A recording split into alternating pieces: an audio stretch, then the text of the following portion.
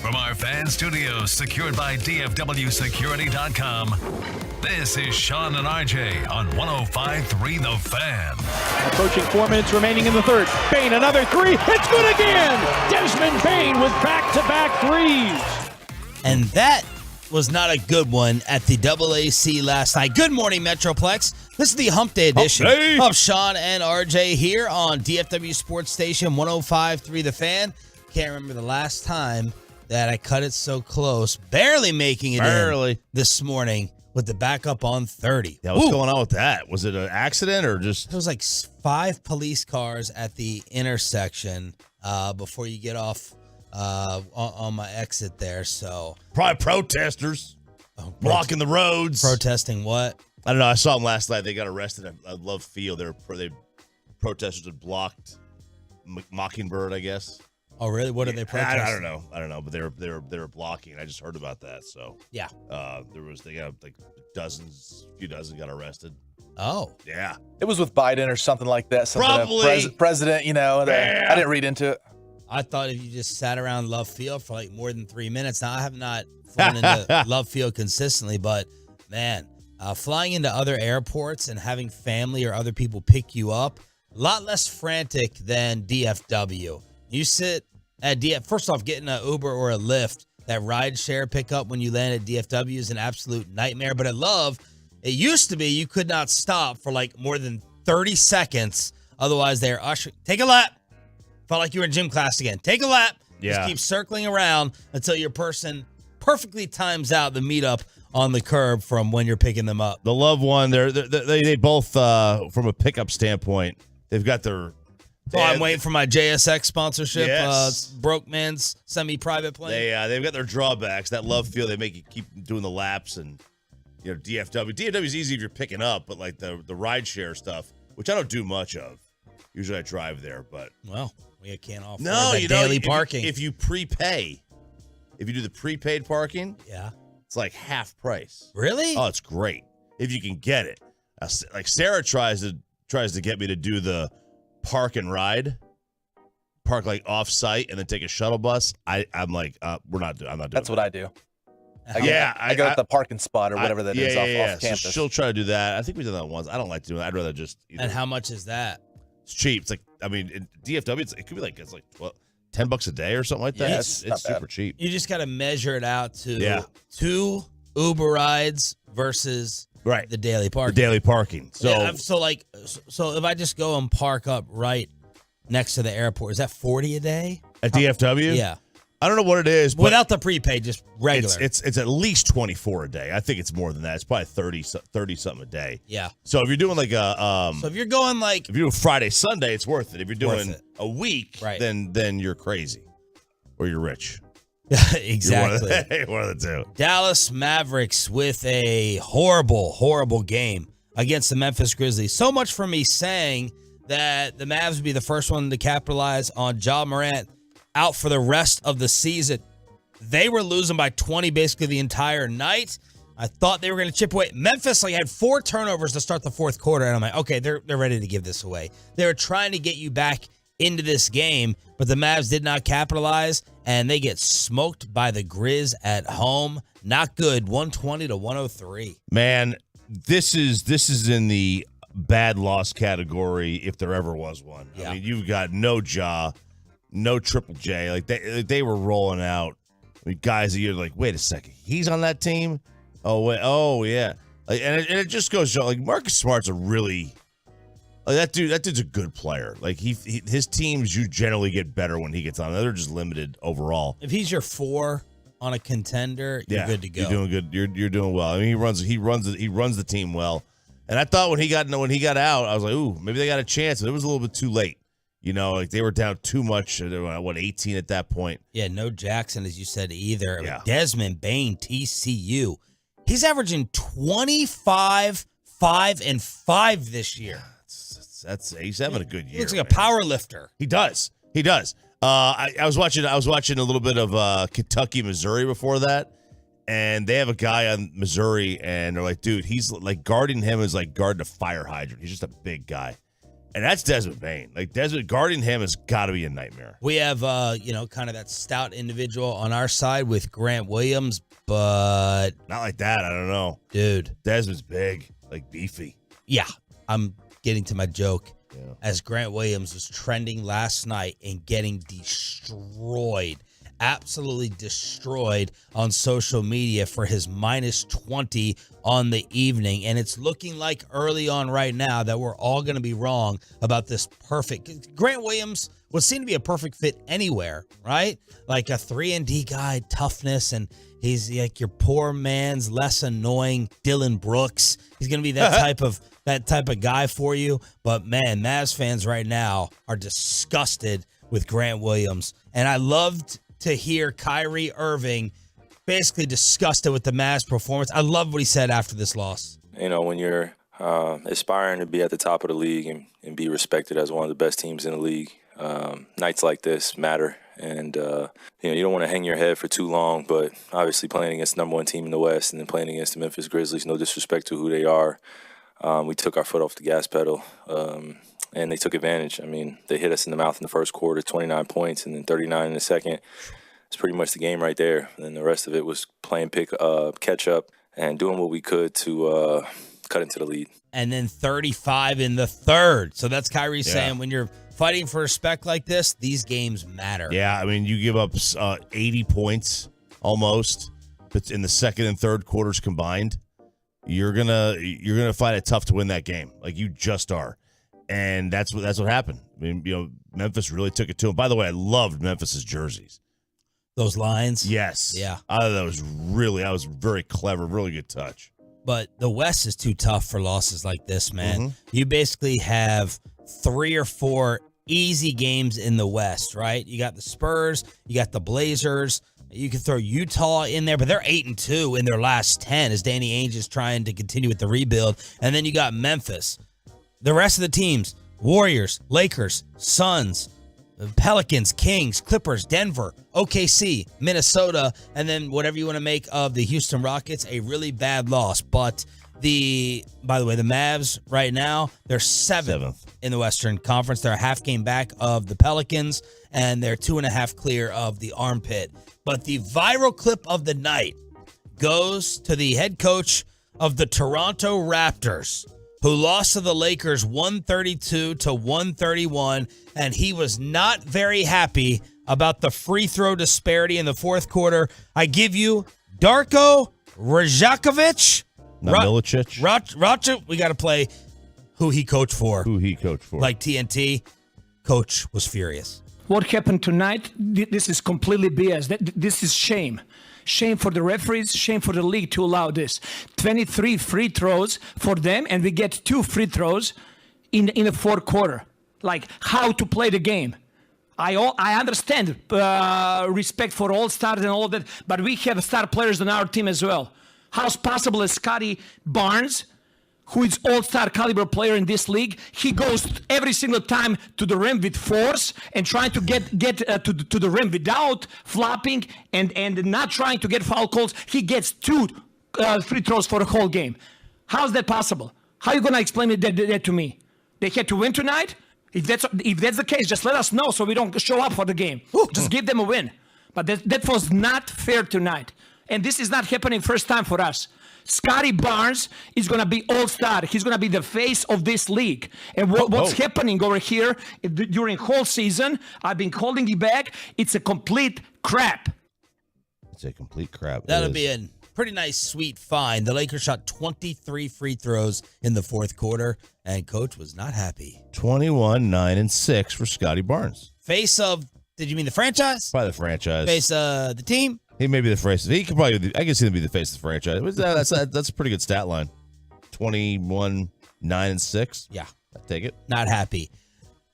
I don't know how. I swear I don't make an appointment for it. I just automatically stumble. I think I was looking for Jerry Jones replays all over ESPN from our interview yesterday, but I happened to stumble on Aaron Rodgers' response to Jimmy Kimmel on the Pat McAfee show. We got A-Rod's response, we got Inside the Star, and a stunning fire in the National Football League. That's just getting you started with the Hump Day edition of Sean and RJ. Glad you're waking up with us on The Fan. Coming up in the next...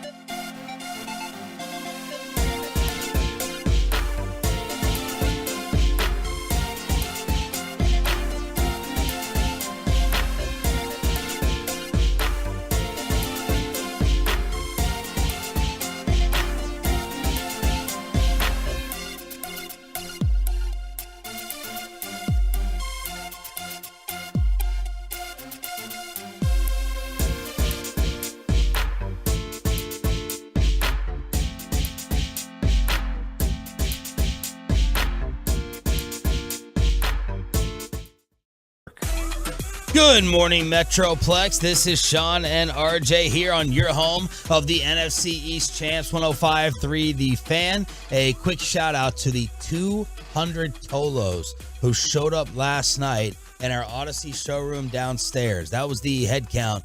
200 Tolos to come and celebrate the news of the Texas Rangers radio extension. They're going to be with us through 2027, according to the press release. And the Tolos got a chance to hang out with Josh Smith, Josh Spores, Jared Sandler for the Rangers Hot Stove and get a picture with the trophy. Pretty cool. Holy smokes! Yes, holy smokes! And then they'll be on the radio station for several more years. That is great to know. And hopefully they will be continuing they will not be a one and done.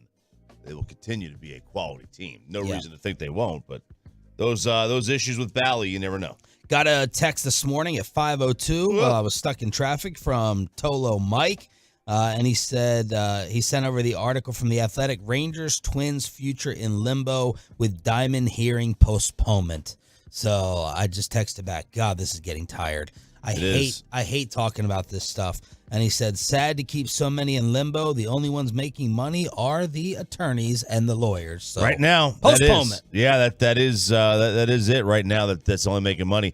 The Bally is trying to restructure their deals with basketball and hockey. And baseball is trying to restructure their deals as well. So like everybody from the Mavericks, the Stars, the Rangers, they're all up in the air. None of them have any idea what's going to happen in a couple years. And particularly affecting three teams, according to this article, us, the Guardians, and the Twins. They do say the delay appears a signal that the sides believe they have a chance to reach a deal on their own if allowed extra time. But the good news is, nothing's happening in free agency anyway. Right. So unless Shohei Ohtani came out and said, my dog was named Ranger and I was intending on signing in Arlington, I don't know how much we have to be bitter over. Jordan Montgomery is still sitting out there. He's still out there. There's reports that he likes the Rangers are his preferred Preference. choice, but there's also the thought that his wife is working in Boston, so maybe he wants to play there if they are interested in him. I know other teams are interested in him as well. I wonder if the Cubs still are after they signed one of the other Japanese pitchers, Shoto Imanaga. Yesterday, if they're still in on Jordan Montgomery, if they're out now, what do the Cardinals want to do? He has suitors. And the depressing talk is that the Rangers don't want to live in the luxury tax this year, which means they have $4 million to spend. That's not going to get it done. So I have no idea what the plan is. The good news is we did already spend. The bad news is we spent on a lot of old, broken down arms. Right. Yeah, Scherzer's old and broken down. DeGrom is broken down, older. Malley is broken down. Who knows how Evaldi is going to respond the year after. He had a great year. He threw a lot, and he was hurt too. But he threw deep into the season. Who knows how these guys are going to respond? How was Aaron Rodgers going to respond to Jimmy Kimmel making fun of his intelligence, junior college shaming him? That was a bad look for Jimmy to be going after people who go to junior college. Jimmy went to a junior college. Arizona State? Yeah. I think they have, someone said it was like a 90% acceptance rate or something. High. They got I know they have the Walter Cronkite School of Broadcasting. Oh. But anybody can name it that. Tennessee should have the RJ Choppy School of Broadcasting. I know Corey Majors is a graduate of that. From Tennessee? No, from the RJ Choppy School of Broadcasting. Oh, yeah. My intern I'd have to at get ESPN. We'll have to read that syllabus one day of what are the top 3, top 5 things that you're going to learn and get from the RJ Choppy School of Broadcasting. Well, number 1 is undersell and overdeliver. Okay. That's number 1. I don't know what number 2 and 3 are. We haven't gotten that far yet. All right. So this is the Aaron Rodgers hour-long appearance. About 45 minutes went into COVID and Dr. Fauci. And I thought, look, I couldn't turn away from it. I know a lot of people were discussing. I saw Jane Slater saying, or is this ESPN or what? I was pretty interested. Even though I don't like Aaron Rodgers, personally, not that we know each other, but in just terms of judging him or wanting to hang out with him, I do want to sit down and listen to what he has to say. And his response and maybe his legal strategy in not accusing Jimmy Kimmel of pedophilia or anything associated with Jeffrey Epstein when he said, I bet Jimmy doesn't want to see that list come out. Rodgers is like, I didn't accuse him of that. I didn't say anything like that at all. I totally understand how serious an allegation of pedophilia would be. So for him to be upset about that, I get it. Did you watch the quote? Because that's exactly what I said. Verbatim what I said on the show. I'm not stupid enough, even though you think I'm an idiot, and you made a lot of comments about my intelligence, but I'm not stupid enough to accuse you of that with absolutely zero evidence, concrete evidence. That's ridiculous. So I'm glad, and I think we can agree on something, is that one, those crimes are heinous, and two, I'm glad you're on the list because those who are on the list, and this is what I think we can agree on, at minimum, there should be an inquiry into their involvement, especially if they went to the island, and at maximum, there should be an investigation into it. I was sitting there, I'm like, wait, am I understanding this correctly? So he is saying that he was not suggesting that Jimmy Kimmel would be on there. I think Nick Wright has a good word for Aaron Rodgers on FS1. Disingenuous. But that was Aaron going scorcher. I texted you guys, here we go. Get ready for it. Were you able to catch any of it? I saw some of the clips. But like that's exactly what we said. That was his out. That's an easy way to say. I never came out and said he was on the list. I said he just doesn't want the list to come out. Right. Like that is that is not me insinuating anything. That's all I'm insinuating is that he doesn't want the list to come out. Right. I mean, as somebody who professional preaches that is beautiful on Aaron Rodgers' part. Preaches what? I just want to hear what word you come up with. Vagueness. Very vague. Very vague. He did not admit. Number 2, RJ Chopping School broadcast. Number 2, be very vague. Be very vague. I'm down with that. I think Rodgers was an A+ performance. Roberto in early this morning with the headphones. So what do we owe this? What's up? I couldn't sleep.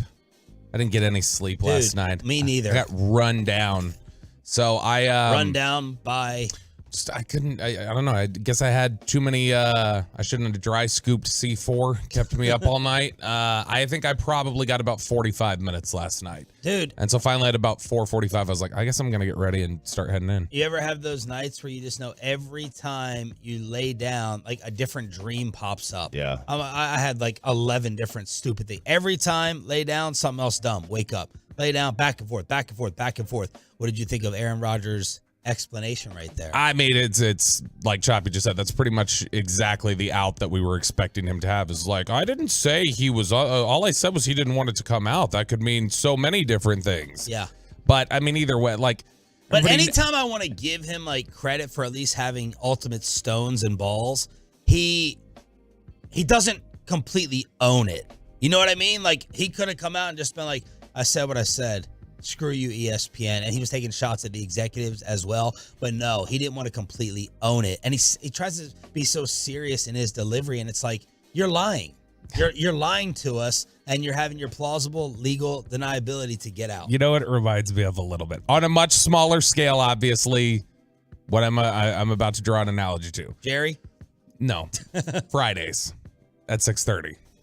Where we get what we tend to get is maybe every now and then he'll throw a little jab, and then when you jab back, he goes, "Whoa, I was just kidding here, guy." Like there's a little bit of that energy with Aaron. I was just kidding. What's the big deal? Calm down. This is what you woke up for. This is what I woke up. It's coming 4:06. Come on. 10 minutes early. This one, Coach probably heading in.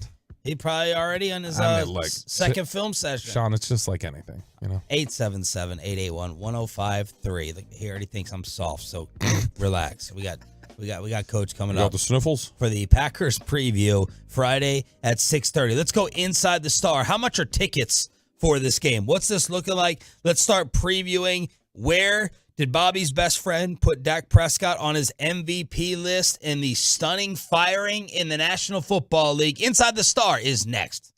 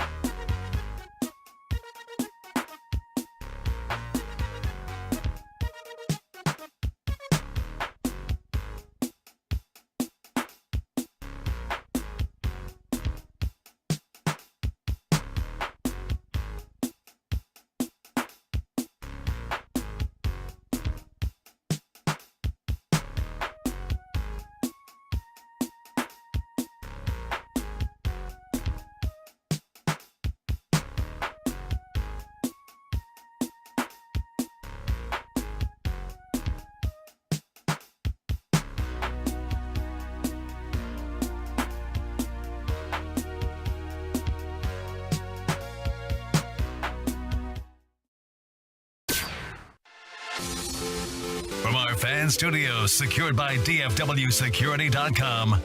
This is Sean and RJ on 105.3 The Fan.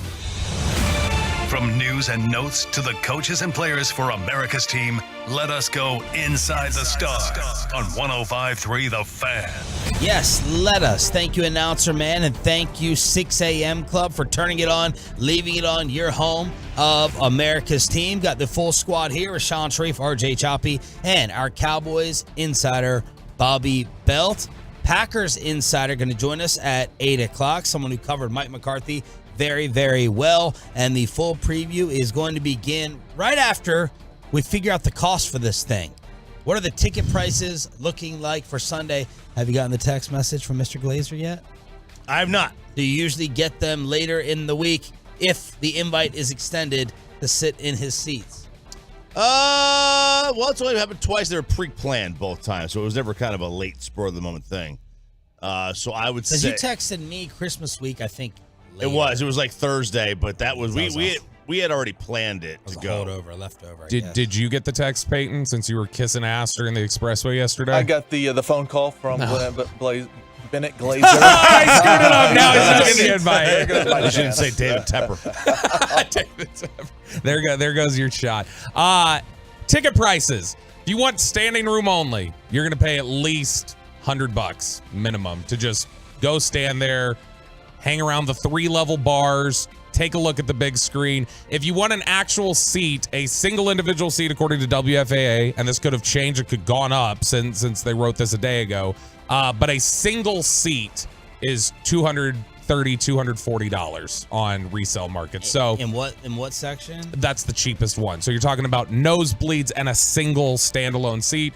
And I mean, because KNC's buddy Ted Cruz has not figured out the ticket fees yet, I'm sure you're paying another $200 just in the fees to sit there. Yeah. But ridiculous ticket prices on this one. You're talking about if you want an actual seat and you want 2 of them, you're probably looking at spending $600. So if I did 90,000, and again, this is not even close to being accurate, but if I just did 90,000 times $200, that's the cheapest seat. $18 million. For one game that you bring in with ticket revenue. And what is his responsibility? And that's the last seat. That's the last seat upstairs, $200. Right. So you wonder now, what the face value is, not on the secondary market, what they sold some of these for, but also what does he have to give to the other teams? Does he have to split this? Does he get to keep it all? I always wonder that. If you want to sit, I'm just looking on StubHub right now. The cheapest seats you can find in the 300 level. So not the very top level, but the second to the top level. The cheapest seats you're going to find together are $400 right now. Wow. Thanks. Yep. Wow. So it's pricey. You're if you want to be out there. You know what's not a bad play though is if you can get the standing room only ticket. It's not bad to just be out there as part of the party and get the energy or whatever else. Texas Live is always a really good setup. We'll be out there in the plaza, I'm sure, Eric Chiafalo and Brian Broaddus setting everything up. So the party atmosphere is worth it if you can get in that area, but man, that's a pricey ticket right And of there. course the storylines are out there, especially for the NFC with revenge. You got it with Tyreek Hill and the Kansas City Chiefs. But Mike McCarthy wants it to be known, I'm not going to entertain that for this game. Last year, I thought it was important for me to talk about Green Bay in the beginning of the week. I did with the team. I regretted it. That doesn't even need to come into our energy base. So you live and learn. This game's about our commitment. It doesn't matter who we're playing. It really doesn't. It's just no time for that. I answered the questions honestly in here last year about my experience up there. It will not help us win. So if it doesn't help us win the game, I'm not interested. I apologize. Okay, so there's Coach with a statement. Not going to be about me. Owning Players it. League. Owning it. It's about playing out. Jerry had said after the game that somebody had said to Mike, walking in, oh, we're playing your team.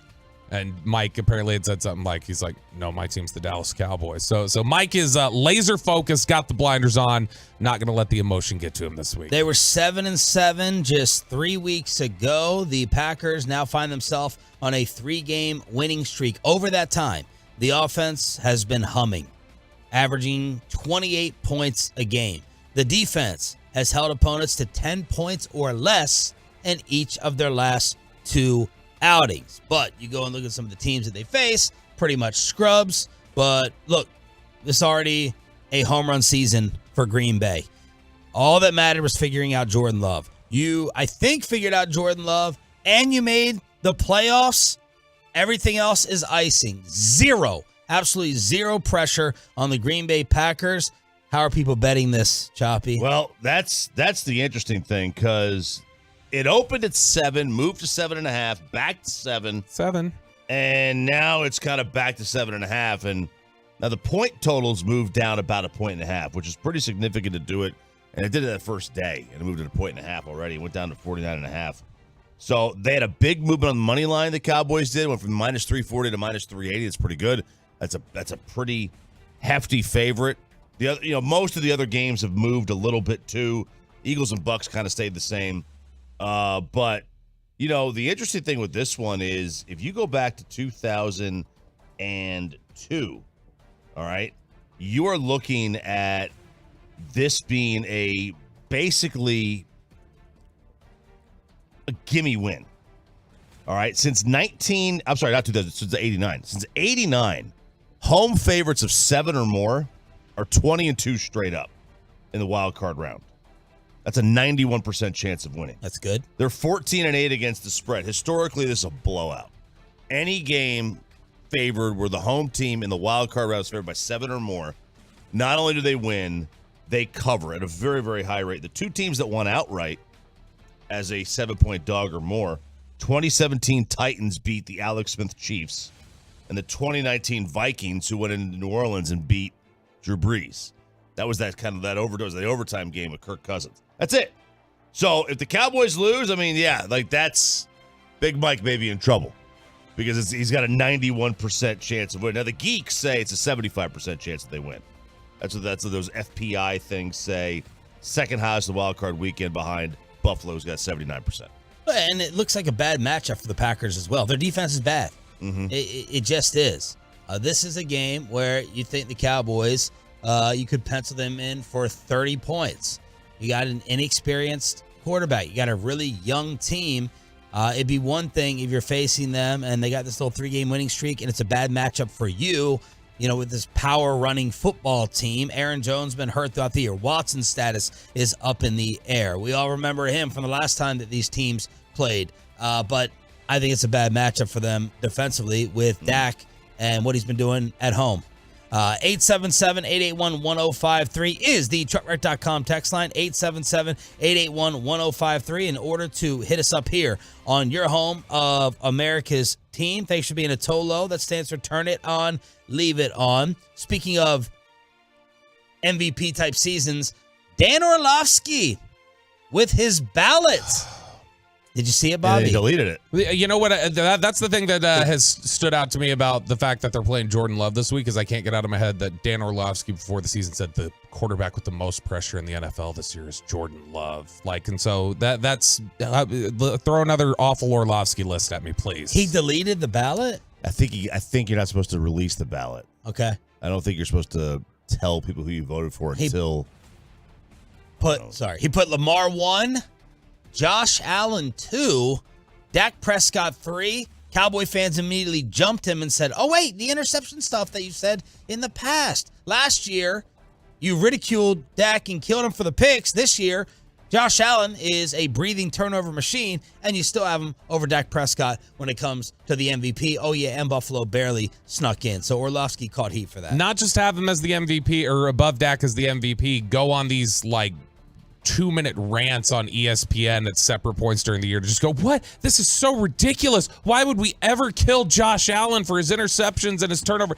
He's just a massive hypocrite. He's a fraud. Everything about him is fraudulent, and that includes his awful MVP ballot. You think his food takes are fake? I think he's just a fake human being who I have zero respect for as a man. You don't think Josh deserves MVP consideration? I think that he's in the discussion, but for somebody who, for the way that he killed Dak, the way that it's completely hypocritical. Lamar, Josh Allen, Dak, McCaffrey, Purdy. Coach of the year, he put Stefanski, D'Amico Ryans, and Sean McVay. I'd have a tough time putting Brock Purdy 5th on an MVP ballot, I think. That's a little too low.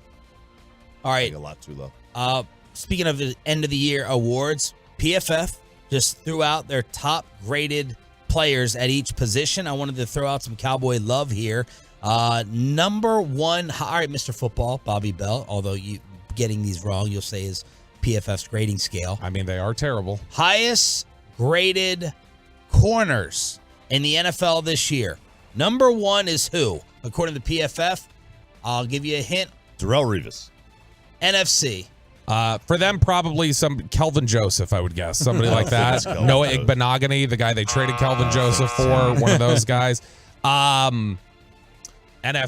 I mean, Deron Bland was up there, I know. He's second, 90.4. NFC North. Jair. Jalen Johnson. Okay. Jalen Johnson, then Deron Bland, Sauce Gardner, followed by Devin Witherspoon. So Deron Bland, according to the PFF, second best corner in the league in the regular season. Highest graded tackles. I mean, every year it seems like it's Trent Williams. He's second. Tyron was up there this year. I know because he kept getting huge grades. Tyron's fifth. Penei Sewell 1, Trent Williams 2, Jordan Mailata 3, Christian Darrisaw 4, Tyron Smith 5. So the Cowboys grading out well there. All right, a little bit more of a Packers preview. I'm going to start with Sandler. All right, I asked him for a scouting report. Interrupt me wherever you see fit. He said it's incredible. And yes, Jared, big time Packers fan, and I trust his sports knowledge. He said it's incredible that their offense is functioning with their all-world left tackle, although he isn't all-world anymore. David Bakhtiari played one game before another season-ending surgery. He's a he's a co-conspirator with Aaron Rodgers. Sandler, yeah. Out there. No, David Bakhtiari. Oh. I think LaFleur is a good coach, definitely a good play designer. He makes them better. They're the youngest team ever to make the playoffs. I think the average age of the receiving core is the youngest in the NFL by more than a year. Wow. Around 23 years old. But they don't have like a true number one. There were times this season you could squint and see a playoff team, but there was always plenty of times when you saw a team who might be fighting for a top pick. Their bad games were worse than their good games good. They seem to have a few wins against like the Bears. They definitely outplayed them, but only won the game by 8. Best win was on Thanksgiving. We remember versus the Lions. I think that was in Detroit. Then they followed that up with a win over the semi-broken Chiefs. But look at the last 3 wins. They barely beat the Panthers, crushed the Vikings, but do so against a backup quarterback, then beat the Bears at home by 8. That coming after losing to the Giants and letting Baker put up a perfect rating against them. So making the playoffs, great step, but they just aren't quite ready. Why? Because their defense isn't good. Joe Barry, their defensive coordinator, just a known thing, he's gone because of how bad they've been. I have heard a lot of anti-Joe Barry throughout this season. Rod Marinelli's son-in-law. Is he? Really? He is. This is odd because they've invested so much in their defense, both in the draft and financially. Jair, highest paid corner ever. Pass rush. Man, what a treat he is, dude. Oh, yeah. He is a gift. He walked up on a news broadcast the other day. And they had no idea who he was. No idea. They're like, this Packer fan yelling behind us saying, Pack is back. Pack is back. He's kind of like he's like the corner version of Jameis's personality. Yes. Yeah. Their pass rush has been good, but they've been eaten alive in the air. Some people believe there's too much talent. Barry is to blame with schemes, and throughout the year, some players have hinted to that. Going into the season, some thought the Packers had a chance to make the playoffs because of their defense. That has not been the case. They're whatever against the run, much better with Devondre Campbell healthy, but sometimes tough to know if that's just because teams can and have passed all over them. So that is scouting report number 1 from Jared Sandler on Green Bay. Yeah, look, I mean, if Dallas is able to hit the seam throw like they've been doing with the tight end all year, if they're able to, it's going to be really difficult for Green Bay to do anything to slow them down, because you can have all the schematic things in place that you want to try and slow down CeeDee Lamb, to take away Brandon Cooks, to do different things to pressure Dak Prescott. But if Dak is hitting the seam throw to Ferguson, they're in trouble. Like, you cannot defend them. And so he's been throwing that with a lot of confidence, and if he's able to attack Green Bay that way, they're in trouble. This is one of those situations where, like, the Cowboys, the only way the only way they really lose is they turn the ball over multiple times. Green Bay sacks Dak 6 times. Like and that theory, like their pass rush is pretty good. They can maybe they get a strip sack or 2. Like that's it. Other than that, they're just not going to be able to keep up offensively what the Cowboys are going to put out there. Do the Patriots already have their Bill Belichick replacement because of the stunning firing in the National Football League yesterday, plus other notes around the league with the playoff games? Zach Wilczuk thinks there's a lock of the week to bet in the AFC around the rest of the playoff scene in a year in which the NFL completely dominated in all the ratings again. That's next. Let's get you over to BetterHelp.com.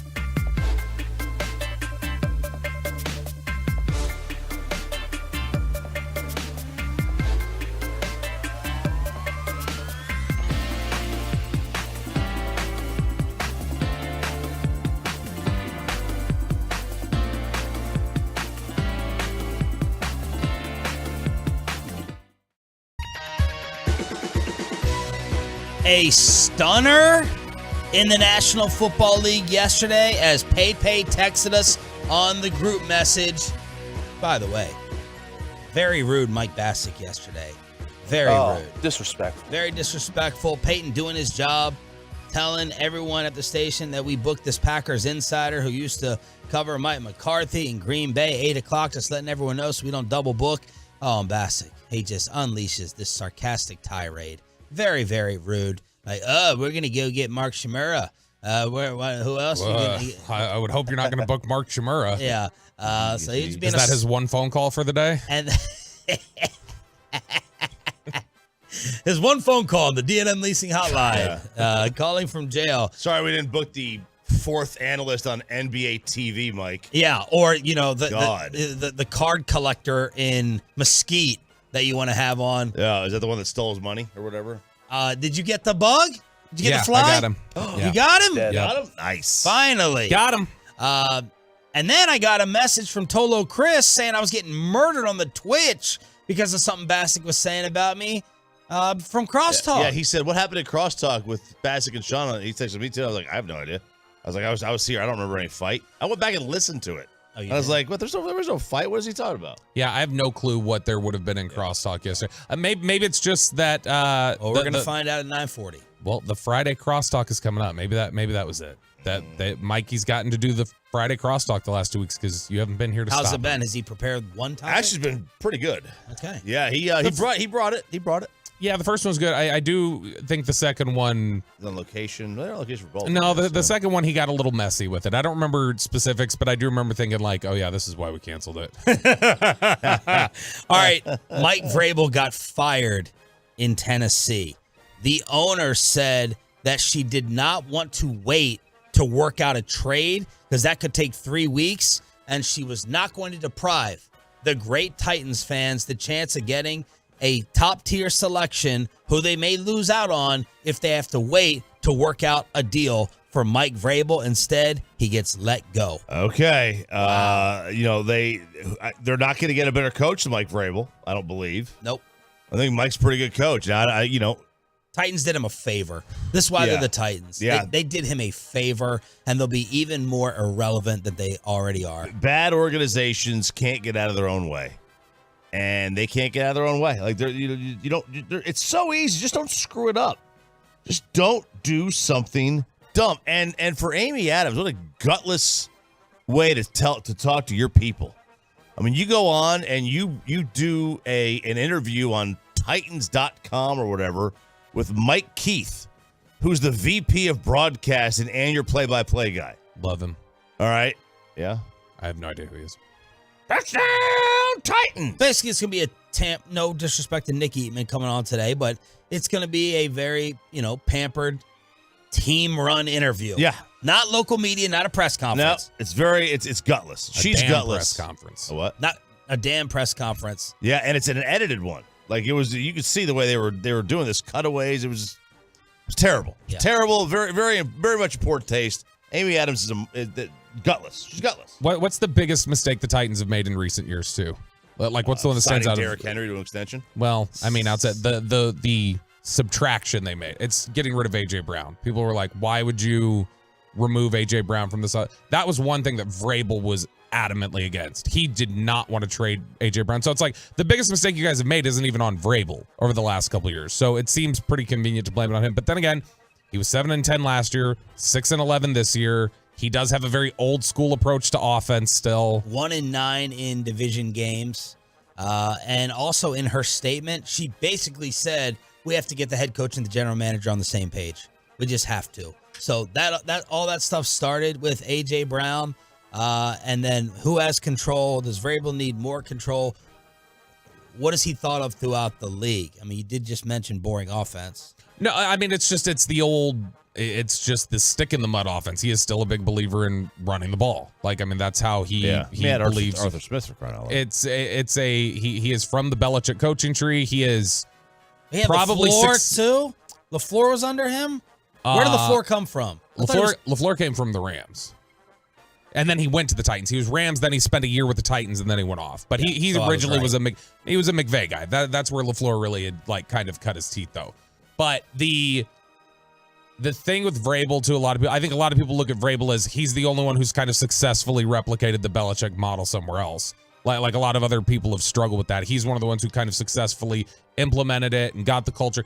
To me, he's on a level of, he's a Dan Campbell type of coach. He's a big rah-rah former player, like we're going to bite your kneecap type of coach, but he's thought of really well. I know the people here in this city think really well of him. The Cowboys think, the Cowboys think really well of him, and he really likes the Cowboys. Not that I'm stirring anything up there. I'm just saying that's a reality. The interesting thing is that, they say, she said him and the GM were on the same page.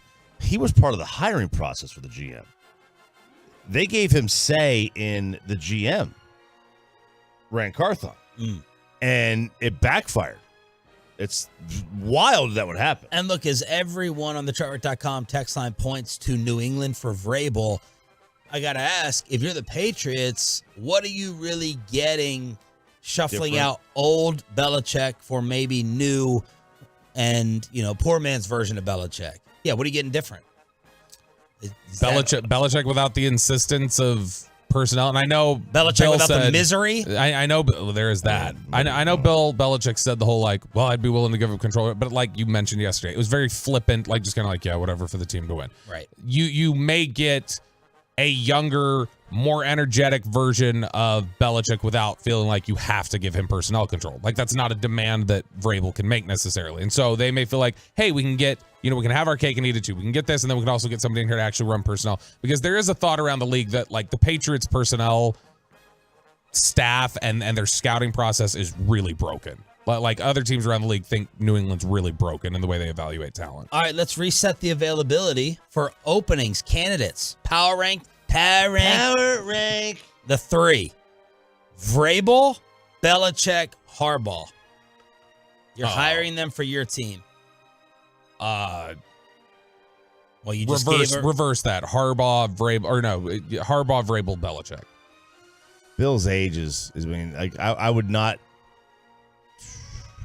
If it's the Chargers, I might do Bill higher on the list. Because there's a quarterback there. I do believe he has a structure that would be in place. That structure I think would be good. Great offensive coordinator. No, I wouldn't talk about that. I'm just saying, you know what I mean, a structure of the organization. But if it's a rebuild, I would go Harbaugh 1, and then probably Bill, then Vrabel. That's interesting because I think of Harbaugh as a guy who really needs to come in, push a team over the edge before he grates on people after 4 years. I don't know that would he grate on people. Well, RJ's saying that too because he can rebuild. Helped to build San Fran. He built Stanford, and then he turned Michigan into a national champ. No, yeah, I initially thought of him as a builder, but the personality thing is a fair point because of the timeline. Yeah, timeline. Yeah, and I mean, not that he can't build that because, like you say, he did it in San Francisco. But I look at him as somebody who he can be. So he can rub people the wrong way. Yeah. That to me, it's just do you have enough time for him to build it up before he makes somebody angry? Okay. We also have a follow-up on Wink Martindale. I love looking for the drama in the NFC East. The New York Post says Wink cursed out Brian Daboll before storming out of the building and resigning as defensive coordinator, and they have not been able to get in touch with him since. So Wink told off Daboll, according to the Post. Rolled on out. See you later. Do not contact me. Lose my number. Lose my that is wild. And then that whole thing fell apart quick. And we all could see that one. That was more obvious. I think that the Giants were going to come back to earth than anything else. More than Minnesota, more than Philly, more than anything else. That was the Giants were going to come back to earth, and that last year was a fluke. And that's what it was. Yeah, I mean, they had an aggressive fall. Even for regression that you would have expected, they were still so much worse than I think you could have anticipated. That team that came to AT&T Stadium in November or whatever it was, that's one of the worst football teams I've seen in the last 5-6 years. They were really, really bad. And I know they kind of rallied a little bit at the end, but you could tell all year that despite whatever they were saying publicly, everything we could tell leaking out of that building was that Daboll and Wink Martindale just did not like each other. Jacksonville firing and Todd Bowles? Yeah, so Jacksonville fired their entire defensive staff. And a lot of the Jags fired coaches are ripping the team on the way out the door. And so they eliminated Mike Caldwell, their defensive coordinator, defensive line coach Brenston Buckner. There's some names on this list. Deshae Townsend, the cornerback coach, Tony Gilbert, Cody Graham, tons of guys. Well, they fired all these guys, and obviously they're all unhappy, and one of them said the solutions are leaving, the problems are staying. That was to Josina Anderson. She posted that on Twitter. They started 8-3, and then you get a little, Lawrence gets hurt, and CJ Beathard starts a game. They wind up going 1-5 down the stretch, including the loss to the 6-11 Titans. The problems are staying. I mean, that may be true, but That's a good line. It's a good line, but that defense was also 26th in the league over the last 6 weeks. Yeah, but is that a Doug Peterson problem? Is that what they're saying? Or are they referencing the guy who's consistently been labeled the problem or anticipated to be the problem in Jacksonville? And they're talking about Trent Baalke. The guy who's incredibly difficult to deal with. Are they just saying, this guy doesn't know what the hell he's doing? There's only so much we can do. That could be it. Who was bringing up Todd Bowles on the hot seat? That's what I want to know. Pat Kerwin? 3 straight years. Victor Newman lookalike, I believe. Pat Kerwin. I don't know who that is. Well, I know who Pat Kerwin is. I don't know who Victor Newman is. Only the 6-year-old women in our audience know who that is. But 3 straight division titles for Todd Bowles. What's he saying? He's saying, and he said this yesterday, people still think he's going to get fired. Wow. He says, you've got to be kidding me. This is his first year without Tom Brady, and he's going to the postseason. But people still believe that he is going to get fired, despite the fact that, as Kerwin points out, he's a leader of men, past the criteria. Don't screw this up by firing Todd Bowles. That'd be ridiculous. I think it would be nuts. But, what are you holding him responsible for? Like when you make a firing, a lot of times it's like, hey, somebody's got to be held accountable. What are you holding him accountable for? Because we all thought Tampa Bay was going to be 4-13. Yeah. So I have no clue what it is that you're pinning on him. And speaking of the South, the rumblings starting to build back up that the New Orleans Saints could be looking at Chucky as an offensive coach. Yes, they are. So John Gruden apparently even met with some Saints brass and had some discussions. Now, the obvious connection here is Derek Carr. That's the obvious one, that his relationship with him from the Raiders, they got along. They always got along.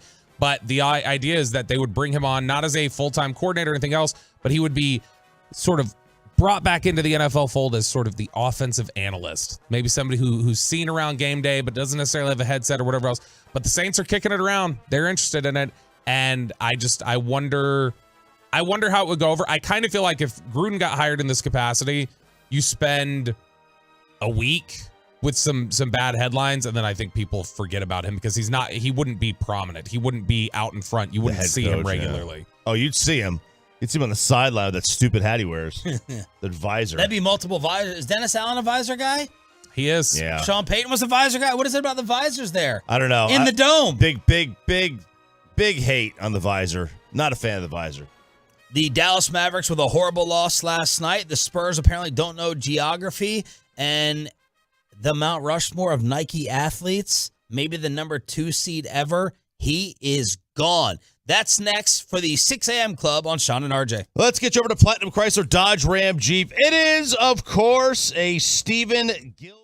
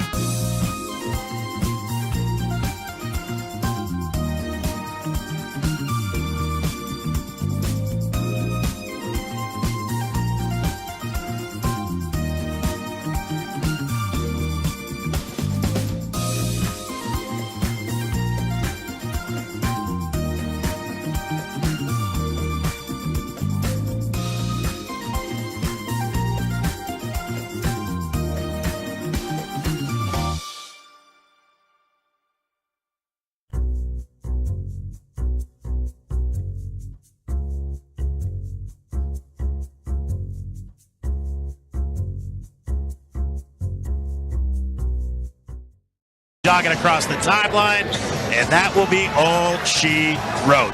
Grizz TV with the call of a really, really bad loss for the Mavericks. They were quietly playing some really good defense over the last 10 games, Luka included, but they get blown out last night by the Ja Morantless Memphis Grizzlies at the AAC, 120-103. They did not have the Defensive Player of the Year in Jackson either. Kyrie scored 33, but he shot 11 of 25 from the field. Luka scored 31, and the next highest Maverick was Derrick Jones Jr., who's looking like a better offseason pickup than Grant Williams.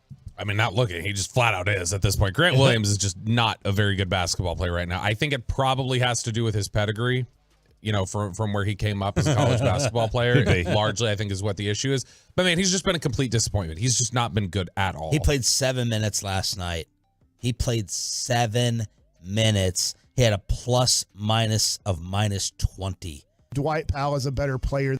0 for 2 from the field for your boy, Choppy. Well, listen, that's not on Grant Williams. Grant Williams, if you expected Grant Williams to be one of your 5 best players, it's not Grant Williams' fault. It's your fault. Grant Williams was never designed to be one of your 5 best players. He's designed to be one of your 8 best. And if you have him as one of your 5 best, that tells you one thing. You are not a He can't be your 5th? No. He is not. You're not a contending basketball team.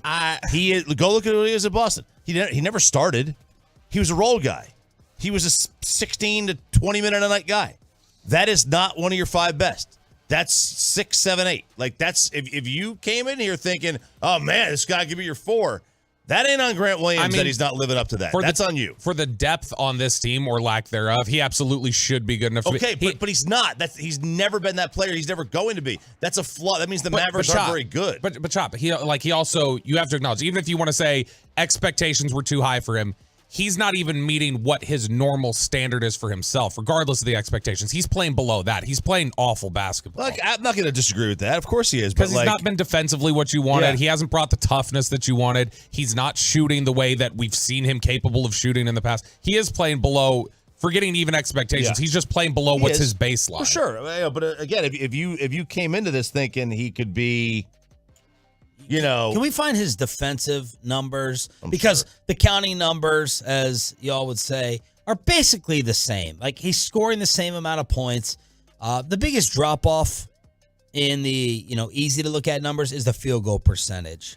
His free throw percentage is the biggest drop-off, but whatever. He's gone from 77 to 66%. But the assists are still 1.5. He has 1 rebound less. He was never going to block any shots. He was never going to steal that many. The turnovers are the same. And the scoring is the same. So it's the field goal percentage that dropped. But I'd like to get like the DVOA for basketball to see what he was in Boston and what he is here. So, I mean, when you look at the last couple years, and obviously offensive rating and defensive rating are flawed statistics, but it's basically an estimate of points, as Basketball Reference describes it. It's an estimate of points produced or scored per 100 possessions by the team when that player is on the floor. Then the defensive side is what you're allowing. So the last couple years in Boston, his offensive rating was 122. His defensive rating was 109. It was 118 offensive rating. His defensive rating was 113. This year, his offensive rating is 111 and his defensive rating is 119. Like, he's not been very good at all. He's not been, and that's the thing, is that the raw numbers look better, but he's also playing career high in minutes. He's just not playing very efficiently is the problem. Jason Kidd, after a really, really bad loss last night. They, out-rebounded the offensive rebounds. 18, that's way too many. The physicality was too much for us, and so they came out and they were assertive right off the bat, and that put us in a hole, and we were playing uphill from there. They were just completely flat. That was one of, and they keep doing this. They'll have like a really nice victory. You go on the road, you beat the Warriors by 10, and then it was like the next game you come out and you get thumped by the Jazz by 40. You have a great victory against the Timberwolves, and that's coming, you lead into this game, but that's also coming off of just recently losing to a Cleveland team that you had no business losing to, that you were up 20 against. This like high and low that they've done all season, it's just a complete roller coaster. They play up to good competition, they play down to bad competition, and that's the biggest problem with them. They had 18 offensive rebounds. Well, you got the bitter rematch tomorrow. Jalen Brunson's coming to town, and the New York Knicks are on fire. I'll be there. Wow. You gonna leave in the final 2 minutes again? No, I'm not. I'll be just with Sarah. I won't be with the boys. So okay. we're not How'd you set that up? She won some I sold Crown Royal thing. We start talking about her boss on the radio. Now she, wink, wink, won the tickets. She won some Mavs tickets. That's a good game to go to. Yeah, well, we get to pick one. We got to pick. There's 4 games. Okay. That we had a chance of picking. All right, what were they? Well, I go look at the schedule. One of them was the other night. Minnesota? It may have been Minnesota. Okay, you have no clue. But anyway, one of them was like a Sunday or a Saturday coming up. I was like, well, I have no idea if the Cowboys are going to be playing. I don't want to go to that one. One of them was another day. I was like, I got the boys that day or that weekend. So this was the only one that really worked. Brunson's averaging 25 a night, 25, 6, and 4. New York made a minor trade themselves, and they're undefeated since. So Knicks, Mavs, double AC tomorrow. Ralph James will be there. And a cool little story from Mark Cuban with the Mavericks and bonuses, Christmas bonuses. When's the last time we got a Christmas bonus around here? I think I got one in our first year or two. Last time, I don't remember getting one ever. Oh, ever. We got a we got these those cool little fleece things. Oh, the jackets. I got my jacket here. So he is business as usual. So he obviously I know some people are getting bonuses. His summer. He sold the team. KNC. Bobby, what is 3.35 million of 3.5 billion? What percentage is that? Who knows? Oh, he can do it on his phone calculator. I know, right? So he is paying the Mavs employees a $35 million bonus, not each, but it's going to be divvied up among all the employees based off of, how long you've worked for the Mavs. You'll receive that bonus, or, what your job duties are. They're going to have this special formula to calculate this bonus. It's very cool. It's a very cool thing to do, especially if you've been working like the marketing department for 15 years and you're scratching by and you've barely gotten raises, and all of a sudden, I mean, how many employees do the Mavs have? 50? 100? I mean, theoretically, you could. Who knows? I mean, are they just counting like those employees, or are they also counting like arena employees and game day people? And I don't know what they're counting. It's even more than 100. What's that? I would think it's even more than 100. I mean, it might be. I don't know, but I've been to the Mavs offices a million times. Wow. And I mean, you go to the Star in Frisco. I mean, you walk around like the Cowboys don't have that many employees, comparatively speaking. So like, even if it's 500. That's a hell of an amount of money for each person. San Antonio Spurs stepped in it the other day as they were trying to troll Ohio. They put a picture out of a Texas boot stomping on a plate of chili. Skyline chili. Yeah. Which is from Cincinnati. Yeah. It says real chili doesn't have noodles. Who's the Cincinnati basketball team in the NBA? The Cincinnati basketball team? Yeah. They don't have one. There you go. And the Cleveland Cavaliers, they were trying to troll Cleveland, I believe, and Cleveland said, wrong city, but a good try. Good try. So San Antonio had to delete their Cincinnati/Ohio stereotype. Is that just a jab back at the state of Ohio, though? Because Ohio State referred to Texas as the desert. You remember? Right. And so is that them going like, we're going to equally get your region wrong, and we're going to claim that you're a chili thing after Ohio State screwed that up? Fair. First called us the dessert. We're going to the dessert, and then corrected that to say desert, and then realized, Texas isn't the desert. We should probably delete this. Tiger no longer with Nike. No, Tiger Woods no longer with Nike. 27 years, and he is gone. Now, I don't know if there's a bigger miss in sports, in business, than Tiger not starting his own Jordan brand years ago. Like, he got the Nike money. Lonzo Ball not going with Nike. Right. He got the money, Big and he brand. became a billionaire because of it. But could you imagine if in 2001, when his original Nike deal was up or whatever, and he said, I'm just going to start Tiger brand, and for the last 24 years, he's been Tiger Woods' brand, like a Jordan brand. I mean, how much more money he would have, but, he is he is leaving Nike, and who knows what the next situation is going to be for him. He'll have any number of places that he wants to go to. They will all gladly say yes. Absolutely. How much Tiger Nike gear did you buy? How much did you seek out Tiger Nike gear like you would another athlete in another sport? Like, we all sought out Jordan stuff. We all sought out Jordan Nike, the shoes, the apparel, all that. Did you do it for golf? I had a couple of hats. Okay. I had some golf shirts. I may have had a pair of shorts. I never bought his shoes. Nike shoes, and like they're narrower, so I don't like them on the golf course. But no, I never really, and I never bought the irons. I never bought the irons, and they did away with it. They did away with their irons years ago. So I'm wondering, so who's third in your mind, Peyton? You say that you're a young, hip kid compared to us. Who's third in your mind, and third and fourth on the Nike Mount Rushmore branding mountain? You go Mike, Tiger. Who's 3-4? Who do you associate with Nike just like that?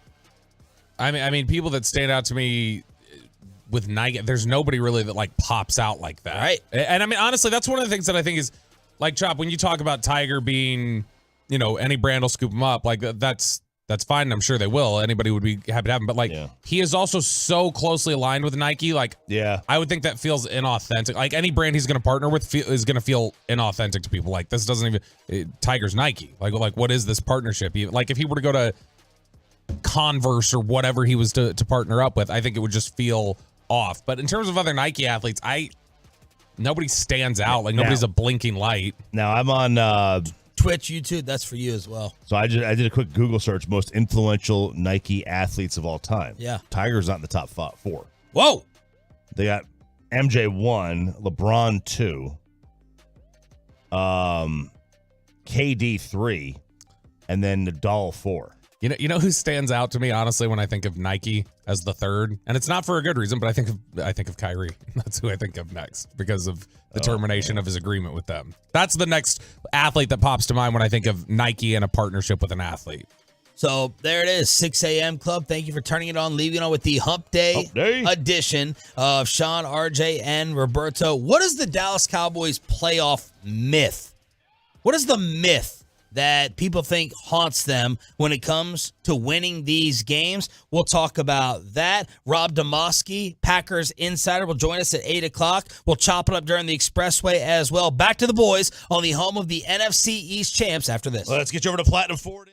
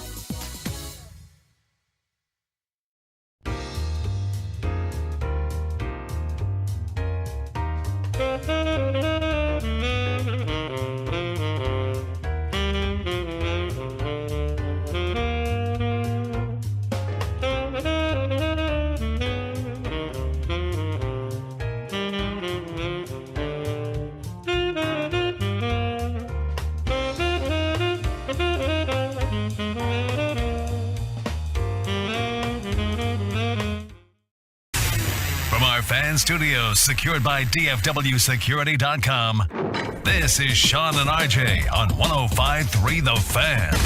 Good morning, Metroplex. It's the Hump Day edition of Sean, RJ, and Bobby. We got Peyton and Rai in the back. We're live on the Fan Cam, Twitch, and YouTube. Thank you for turning it on, leaving it on. Your home of the NFC East champs and the World Series champs, whose radio deal got extended with us through 2027. Yes. Good job.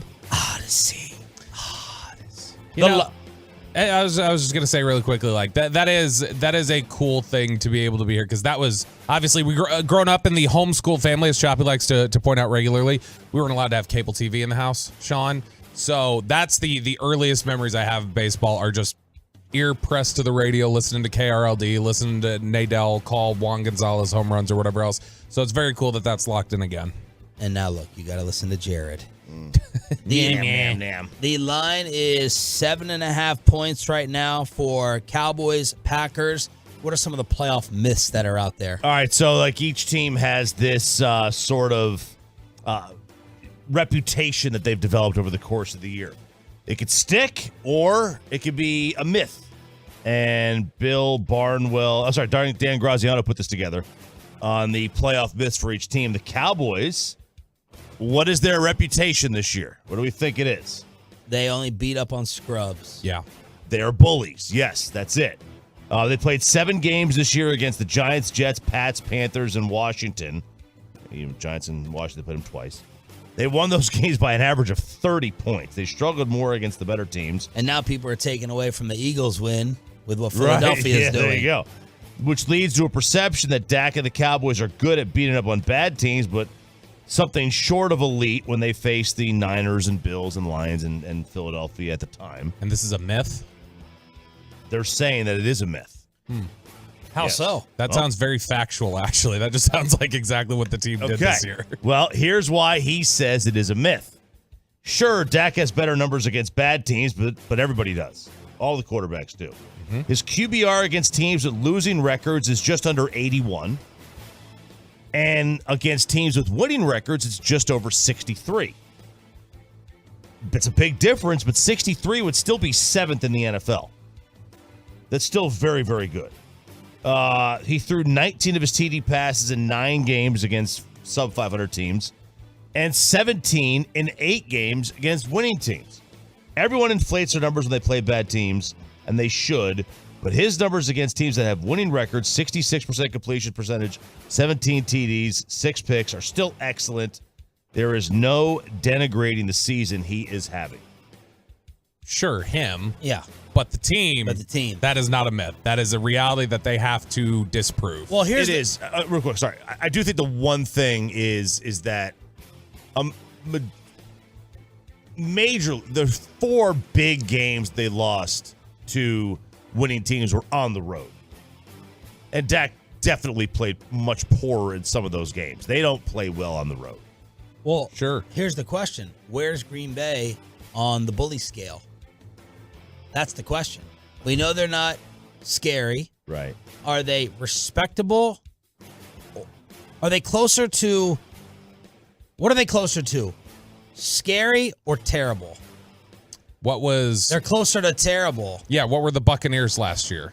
Like even though it was like, yeah, you won on the road, but like the Buccaneers were not great, and so people weren't really good. It's the same. But I was more afraid of Tom. And that's what I'm saying is that was the reputation that you had there, and yet that still was Tom Brady, and it was on the road. This is at home, and there's no Tom Brady, and so I mean you're not gonna feel bad about winning a playoff game regardless of who it's against. But no, I think that's absolutely a team that, I mean, they snuck in. They're the 7th. They are the very last seed in the NFC. You know the other myths? Let's do Green Bay, sir, real quick. Yeah.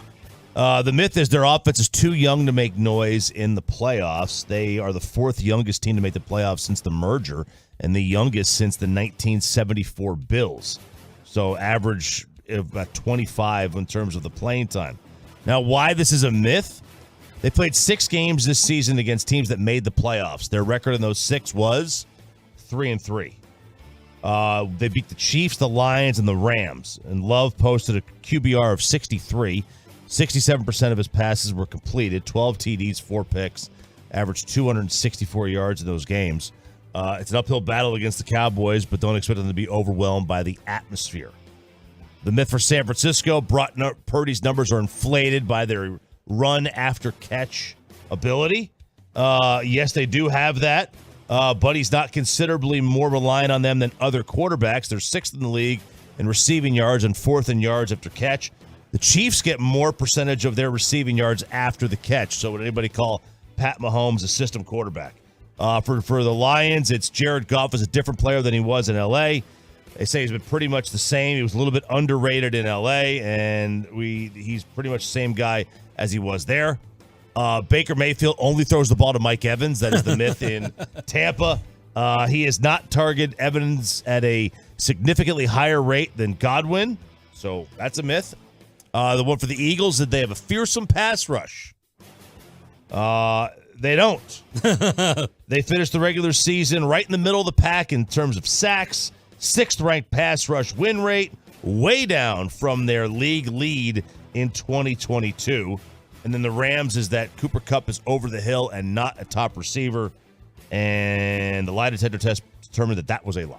So were all of those playoff myths ultimately positives? Like, hey, here's a negative thing you think about this team, but here's why it is a myth, except the Eagles. Where it's like, you think their pass rush is great. They actually suck. They actually stink. Like they're not very good at all. Yeah. They're all pretty good.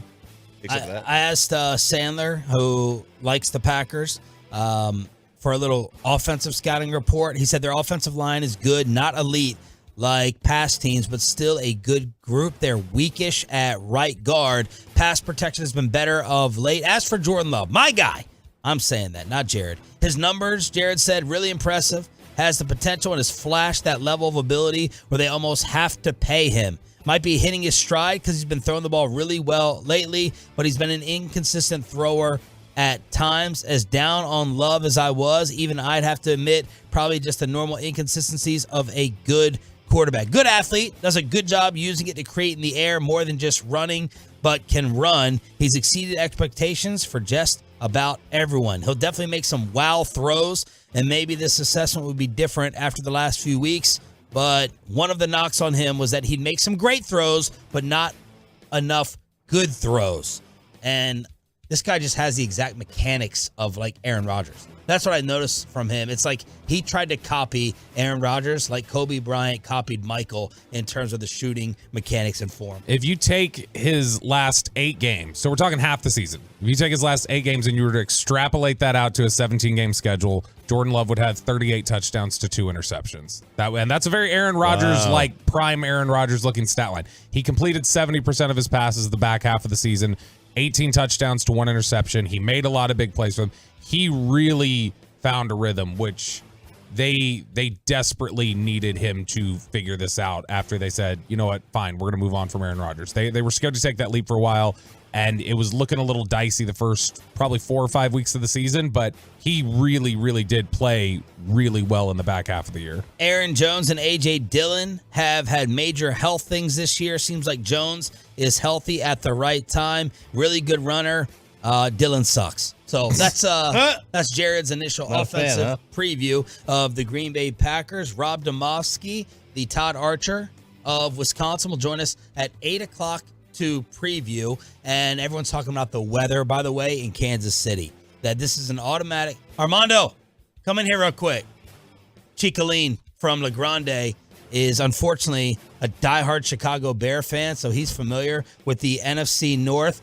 What's going to happen Sunday, Cowboys, Packers? Tell us about Green Bay, since none of us care to watch them that much during the regular season. I mean, I hope the Cowboys win.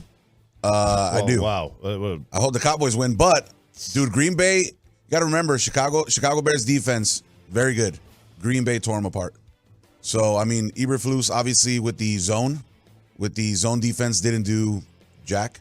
But I think that Green Bay has what they need to probably make a give a big surprise. I think the Cowboys gonna have to play pretty well. Really? Yeah. But you're picking. I'm picking the Cowboys. Okay. I hate the Green Bay. But you don't think it's a beatdown? No, I think it's gonna be a great game. And you think Jordan Love's legit? I think Jordan Love shocked a lot of people. I know first game that we played against him when the Bears played him, I was like, all right, I think we're gonna own this division for a while. But after seeing him play, he's getting better. What do you want your boys to do with the number 1 pick? Man, I'm still on the Fields bandwagon. There it is. I'm still on the Fields bandwagon. Did you see the news this morning? No, what happened? Getsy got a 3-year contract extension. No, he didn't. I'm kidding. I was about to say, seriously, that Getsy's got to go. Getsy's got to go. Getsy got to go. All right, there it is. Chicolini predicted a close game. Getsy hell out of here. Hey, did you? People were yelling at you at the Cowboys Stadium about something about that. I heard something on the radio. Yeah, we were getting something about that. You make too much money or something like that. We were getting heckled. Yeah. I mean, can you guys replay that? Because I didn't get to hear that. I didn't get to hear it. If I had your vacation schedule, I'd be feeling like that. Get out. Stop talking about me on the radio, dude. Like my daughter's golf coach, she knows everything. He knows everything that's going on in my life because apparently he loves to talk about me on this station. There you go. Get out. Turnabout's fair play. Chicolini from La Grande, knowing about the NFC North. Sean, RJ, and Roberto here on DFW Sports Station, but Zach Wilczek said, lock of the week is Kansas City over Miami. The Dolphins are like 0-10 in these freezing temperature games, and it's supposed to be 15, 20-mile-per-hour winds with a temperature of 0 at Arrowhead. Oh, that's chilly. And Miami is hurting and they are banged up. Like, their injury report was Tyreek Hill, Jalen Waddle, Raheem Mostert. I don't like Kansas City. I haven't liked Kansas City all year. I still think this could be a really tight, low-scoring game. But I got Miami going out as well. I think, I'm with you on that one. The weather is going to play a major factor, and I mean, I am still. First of all, the world needs to see Mahomes in a road playoff game. Well, the world's not going to see it. It's on Peacock. Yeah, no. But I mean, for next week. Yeah, I know. For next week, the world's got to see Mahomes in a road playoff game. What it's all about. Man, this game here, as much as Miami feels like they have their trouble, obviously, in cold weather, my favorite stat this week was that New England has more victories against winning teams this year than the Dolphins do. The thing about this one is, though, just like Kansas City has felt so off all year. And even though they beat the Dolphins back in whatever that was, beginning of November, whenever that was, it just does not feel like a year where everything has really been building. You talked about it a couple weeks ago, Chop, just the cracks that are showing with Kelsey and Mahomes and everything. It just, they don't have those steely nerves that they've had the last couple of years. No, but rule number 1 about betting on the NFL, always bet against a rookie quarterback making his first start. In his first playoff start, they never cover the spread. What is the stat again? So rookie quarterback bet against first NFL playoff start? Quarterbacks with previous playoff experience going up against a rookie quarterback making their first playoff start, the veterans covered like 65% of the time. So you're not going to find many odds where you're getting like a 65% trend rate. I mean, it's pretty good. By the way, the NFL wins again, highest regular season viewership since 2015. It's pretty good. Highest numbers since 2015. This season tied with 2010 for the second best regular season on record with the numbers. They averaged 18 million viewers this season. Increase of 7% compared to last year. Further proof. With watered down worse football and injured quarterbacks everywhere. But haven't we, like hasn't this been a discussion point lately? Because we keep seeing every league is setting their records. Wasn't there talk that like these are juiced a little bit because of how they're counting households now? FS1's numbers are like shooting up, so something has to be off. It's how they're counting households a lot. But I mean, what does 2015 season and then this year have in common? It's pretty simple. Oh God. 2015 was the final year of Peyton Manning. Okay, big ratings. 2023 is the first year without Tom Brady. Big ratings. The league's better off. America hates Tom Brady. They're better off without him. Okay? Manning's the guy. So what'll that do to Fox's ratings when he goes in the booth? Plummet. I don't know. He's going to tank him, is what you're saying. Maybe it might tank him. Might tank. That should go along with your theory. So the NFL just ends up winning again, as they always do. Thank you for checking in with us. In case you're new to the show and the station, where you're home of the Cowboys, and we have the Expressway every day starting at 7:20, commercial-free for 40 minutes. What's coming up in the Expressway? We're going to chop it up with Ralph James, and RJ has changed the power rankings. He was desperate. He was panicking. He was freaking out. We can't get rid of power rankings. We're changing them completely. A brand new version of NFL Power Rankings. Then we'll chop it up next. Let's get you over to Zira's. Get your carpet clean. Clean way. Green.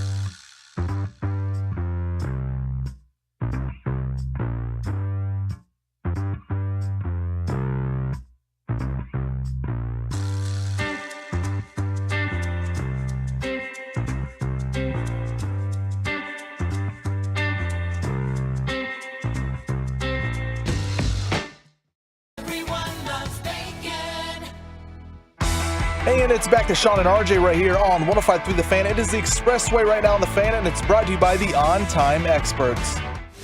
Welcome to the greatest show in sport. The biggest football game in the history of Western civilization. What a ride it's been. Oh, what a surprise on a hump day. Because the regular season is over, we usually do away with NFL power rankings, but RJ said, we're not done yet. No way. We have to be able to revisit Peyton's terrible power rankings. Yeah. So. We have to. So this is the Expressway, and we are commercial-free for the next 40 minutes. Rob Demovsky, Packers reporter from ESPN. He was excellent last time he was on, covered Mike McCarthy for a while. He will join us at 8. We're going to chop it up after this. All right. Power rankings of the quarterbacks whose legacy needs a Super Bowl run the most. Needs it. Okay. And, while I was doing this, I originally had it in there, and then as I went down, I kind of lost sight of what the actual criteria was, and I changed it up. Okay. All right? Because I'm an idiot. That's what I do. Should I go 1 through 10 or 10 to 1? Oh, you did all of that. I did all. Well, I did basically. Well, let's go around the room. Okay. And let's see who everyone puts 1. To me, there's an easy 1.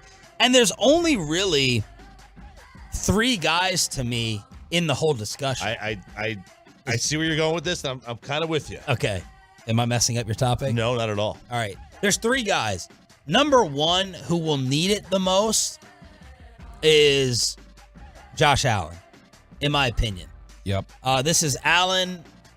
I won't even name the other 2 because I won't ruin in case you guys have different ones. But, another guy to think of in this is Lamar, but Lamar is going to have 2 MVPs. Hell of a legacy. Josh Allen to be the second best quarterback in this third, I guess, with Lamar now, but Joe Burrow and Josh Allen. Like, come on, man. You're going to have to do this. You're going to have to at least get there. So, for me, with the legacy, with all the hype surrounding him and some of the naysayers, Josh Allen for the legacy is my number 1. Bob?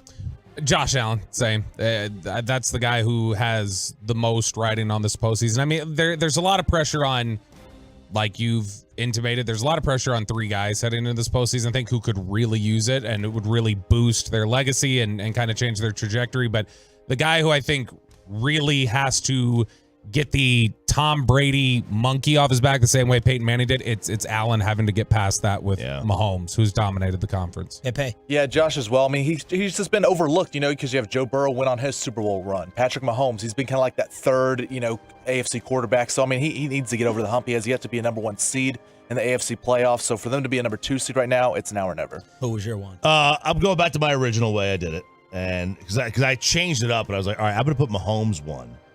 And the reason for that is because he is in, there's 2 ways to go about this. There's 3 ways. It's most pressure. Which he has none. Right. It's who's got the most playoff pressure, whose legacy needs it the most, and whose legacy would be boosted the most. Yeah, like if Mahomes wins it like this, you're talking about, hitting another stratosphere. It's a boost, but also he would pass Manning, he would pass Ben. He'd be with Aikman. He'd be one behind Bradshaw. Well, I mean, in he's Montana. better than Aikman. He'd be equal with Earl Morrall. In terms of titles, yeah. Right? So, and then, in order for Patrick Mahomes to be where he wants to be, which is the greatest of all time, in terms of Super Bowls, he needs all of them now. He's just got to win a bunch. And so his legacy, but I put Josh Allen, because he's the only quarterback of the rest of everybody else other than Mahomes that I feel has a chance to become an all-time great. Yeah. Even though Lamar is going to win his second MVP, I don't think the longevity of his career is going to allow him to be considered in the, all-time great category. You could be in the Hall of Fame and not be an all-time great. Sure. Right? Eli will be. Eli, Ben, but I think Josh got a chance to be in that. It's outside chance, but he still got a chance. So that's why I had him there. All right. Go down the rest of your list. All right. 2. And to me, the 3 in the whole discussion is Allen, Lamar, and Dak. Yep. Yeah. And Lamar was my next one. Same. And his biggest question is, can he win? And I think it would do a lot for non-traditional quarterbacks because winning, he would be the first kind of quarterback that runs a lot to win the title. As a primary function of As his a game. primary function of his game. There's been guys that have moved, but never were a primary function. And also, a second MVP and a Super Bowl. I mean, that you are cemented in the Hall of Fame. I don't disagree. A lot of this, to me, I attach expectation. So, to me, like, Josh Allen and Lamar Jackson still have higher expectations in my mind than Dak Prescott. Dak Prescott had a hell of a season, no doubt about it. But I'm like, okay, I expect more from Josh Allen. And because of Lamar's name, Lamar's it's hard for me to say a bigger superstar because Dak is the Cowboys quarterback. But, like, Lamar, talent-wise, hype-wise, like, Lamar Jackson, I still think of with more expectation than Dak Prescott. He's a bigger name, in my opinion. I think they're right there next to each other. I would slightly lean. I think it means more to Dak. Like Lamar's going to win his second MVP. There's going to be so much. There are plenty of players who have massive legacies who are considered, well, they just couldn't get it done as championship winners. Like, that's like in other sports, Barkley was that way. You've gotten players who that's been their reputation, and then they're still thought of really in a good light. A Dak Super Bowl victory really catapults him in a discussion where you can't talk about him. A lot of people, half the country can't talk about him the way they've talked about him for the last 3 years. Half the Metroplex. They can, Right, yeah. Sometimes more. Those Romo And fans. so I think if you talk about cementing a legacy, there would be something to be said about, it'd be really tough to deny being the quarterback at the helm of the end of this Dallas Cowboys drought. And a lot of people would say, wow, he did that, at a team run by Jerry Jones, where a lot of people think that's an almost impossible situation to win in. Right. And so I think it boosts Dak a little bit more than Lamar. All right. Next one, I have Dak. All right. And I think this is kind of where the list stops of guys that could be legacy guys. I don't know. I mean, I just don't know if there's any on here other than that. But What if Stafford gets a second? well, that's You forget. I just forgotten until I wrote down my list. I'm like, oh, crap, Matt Stafford has one. yeah. And I put him a little bit further down because I think there's a lot of people that think he's already probably in. Orlovsky does. I know Orlovsky does, but I think there's kind of that groundswell of people that think he may already be in. Now this would cemented another one. But I don't know that he quote needs a title, but Dak is hit like cruise control now, man. Like he's just gonna wake up, roll out of bed, win 10 to 12 games every year, and he's hit that groove of his career. I was thinking last night, like, who do I compare him to? I can't compare him to anybody, but like, there was that late 90s to like 05 Steve McNair run where he was just like always winning the division, and they were fighting it out with Baltimore, Yeah. and I think Dak's better than him, but like that was like it was cruise control for Steve. Bruising guy, big arm, or Steve had a bigger arm, And never like in the elite top three conversation. But you could always put them in He won the top an MVP. 10. He was never thought Steve of as did, top yeah. three best quarterback in the league. I don't believe. No, but I mean, I think honestly the conversation has probably had Dak has more consistently been considered in the upper echelon of quarterbacks than McNair was probably. Right. Even with McNair winning an MVP. God, I forgot he won one. Yeah, he He split it split though, it. didn't he? I don't can't remember who he know. I don't split know it. about that statement. I don't. Which part? The one you just made. Which part? I said like three things. I react to things that you say. I know. I said Not like 5 three minutes things. ago. So which one? The one about Dak being as highly regarded as McNair was for a longer time. Is Dak like where would you put Dak in the quarterback conversation? Well, this year changed, but in general, a over the last 5 years, Like, where would he 10. be? Yeah, he would be number 10 or he'd be top 10? He'd be 9 or 10. Top 10. He'd be top 10. See, and I think when you talk about like consistently, he's been somewhere between probably, I think back end of 10 is a straight. I think he's been somewhere between 5 and 8. Okay, and this isn't a golden era of quarterbacks. Well, where- every evaluator and every offseason list would disagree with you. Well, the reality is that over 4 years he was the number one offense in the NFL. Okay. And he was at the helm of it. Okay, well, I'm just telling you what every single GM, and you sat here for the lists. The unemployed ones we talked to, like Mike Lombardi? No, all the people on their anonymous list, 9 and 10. That's where everybody had him. And this year he took a tremendous leap. I think Dak is considerably better than McNair ever was. Okay, well, that's fine. You can have your opinion. I just think this year gave a big jump for Dak, whereas McNair, I have to go back and look at the years and the quarterbacks. I'd like to go look at the quarterback numbers from Steve's prime. Because his prime was To remember how he was thought of. Yeah, because they went to the Super Bowl in 99, and that was like 95 to 05, basically. Yeah, and then 99, Elway had just retired. Peyton was in his second year. Brady hadn't even gotten to the league yet. I mean, he'd just gotten there. Yeah. He wasn't starting. He won the MVP in 03. I'm going to have to go look at the quarterbacks to kind of compare them. I love how we broke out into a Steve McNair discussion. Rest in peace. I had that in your bingo card today. I got a surprise for you, number 4. And the category that you made and changed and went back to is yes, quarterbacks whose legacy needs a Super Bowl run the most. Okay. Joe Flacco. Wow. Like it or not, I said this to Bobby when you were out and he lost his mind, but like it or not, if he wins a second title and he would join Brady and Manning as the only two to win a title with different teams. Oh, my. But like it or not, what are you about to say? He is getting discussed in that room. No, he is not. He is Jim Plunkett. For the Hall of Fame? I'm not saying he should be in, but he will be discussed. Woo! Because every quarterback that's won 2 titles is going to be discussed in that room. Now, that is an interesting topic. He is going to get discussed. I don't think he should get in, and I don't think he will. Right. But they will have a discussion about it. They've made it as such that anyone that's a quarterback that has 2 rings does.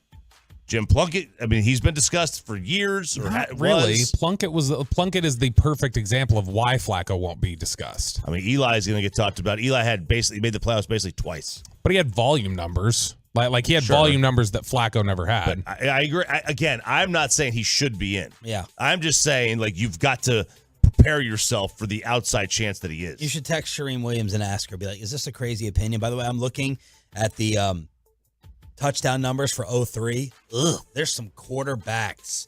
Listen to this league of QBs. In order, Favre, Peyton, Hasselbeck, Brad Johnson, Kitna, Culpepper, Aaron Brooks. Oh, my God. With 24 touchdowns. Trent Green, Steve McNair, Tom Brady through 23, Mark Bulger, Jake Delhomme, Jeff Garcia, Tommy Maddox, Quincy Carter.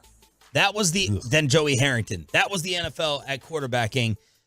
I think that sides towards me winning the argument, but more on that later. What? No, it doesn't. Yeah, it does because not. with that amount of crap, Steve McNair would be vaulted higher with that in terms amount, of the upper echelon with discussion. that amount of crap, we don't think of McNair as being awesome, and he didn't even stand out in that group of players, is what I'm saying. So that would mean that I'm right.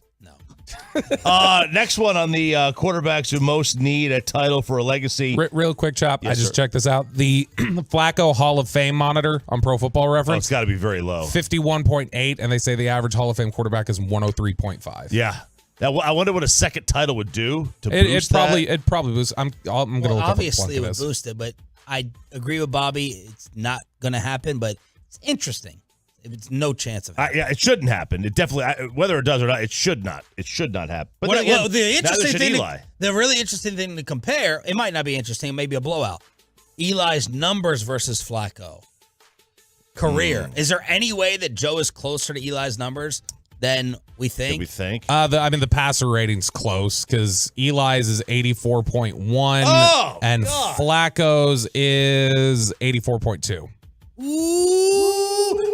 If I could take this to my giant meatball friends and say that Eli is Joe Flacco, that would be second to a Cowboys Super Bowl for me. Yeah, because they're going to use the precedent. Because half those voters don't even know who Jim Plunkett is, I'm sure.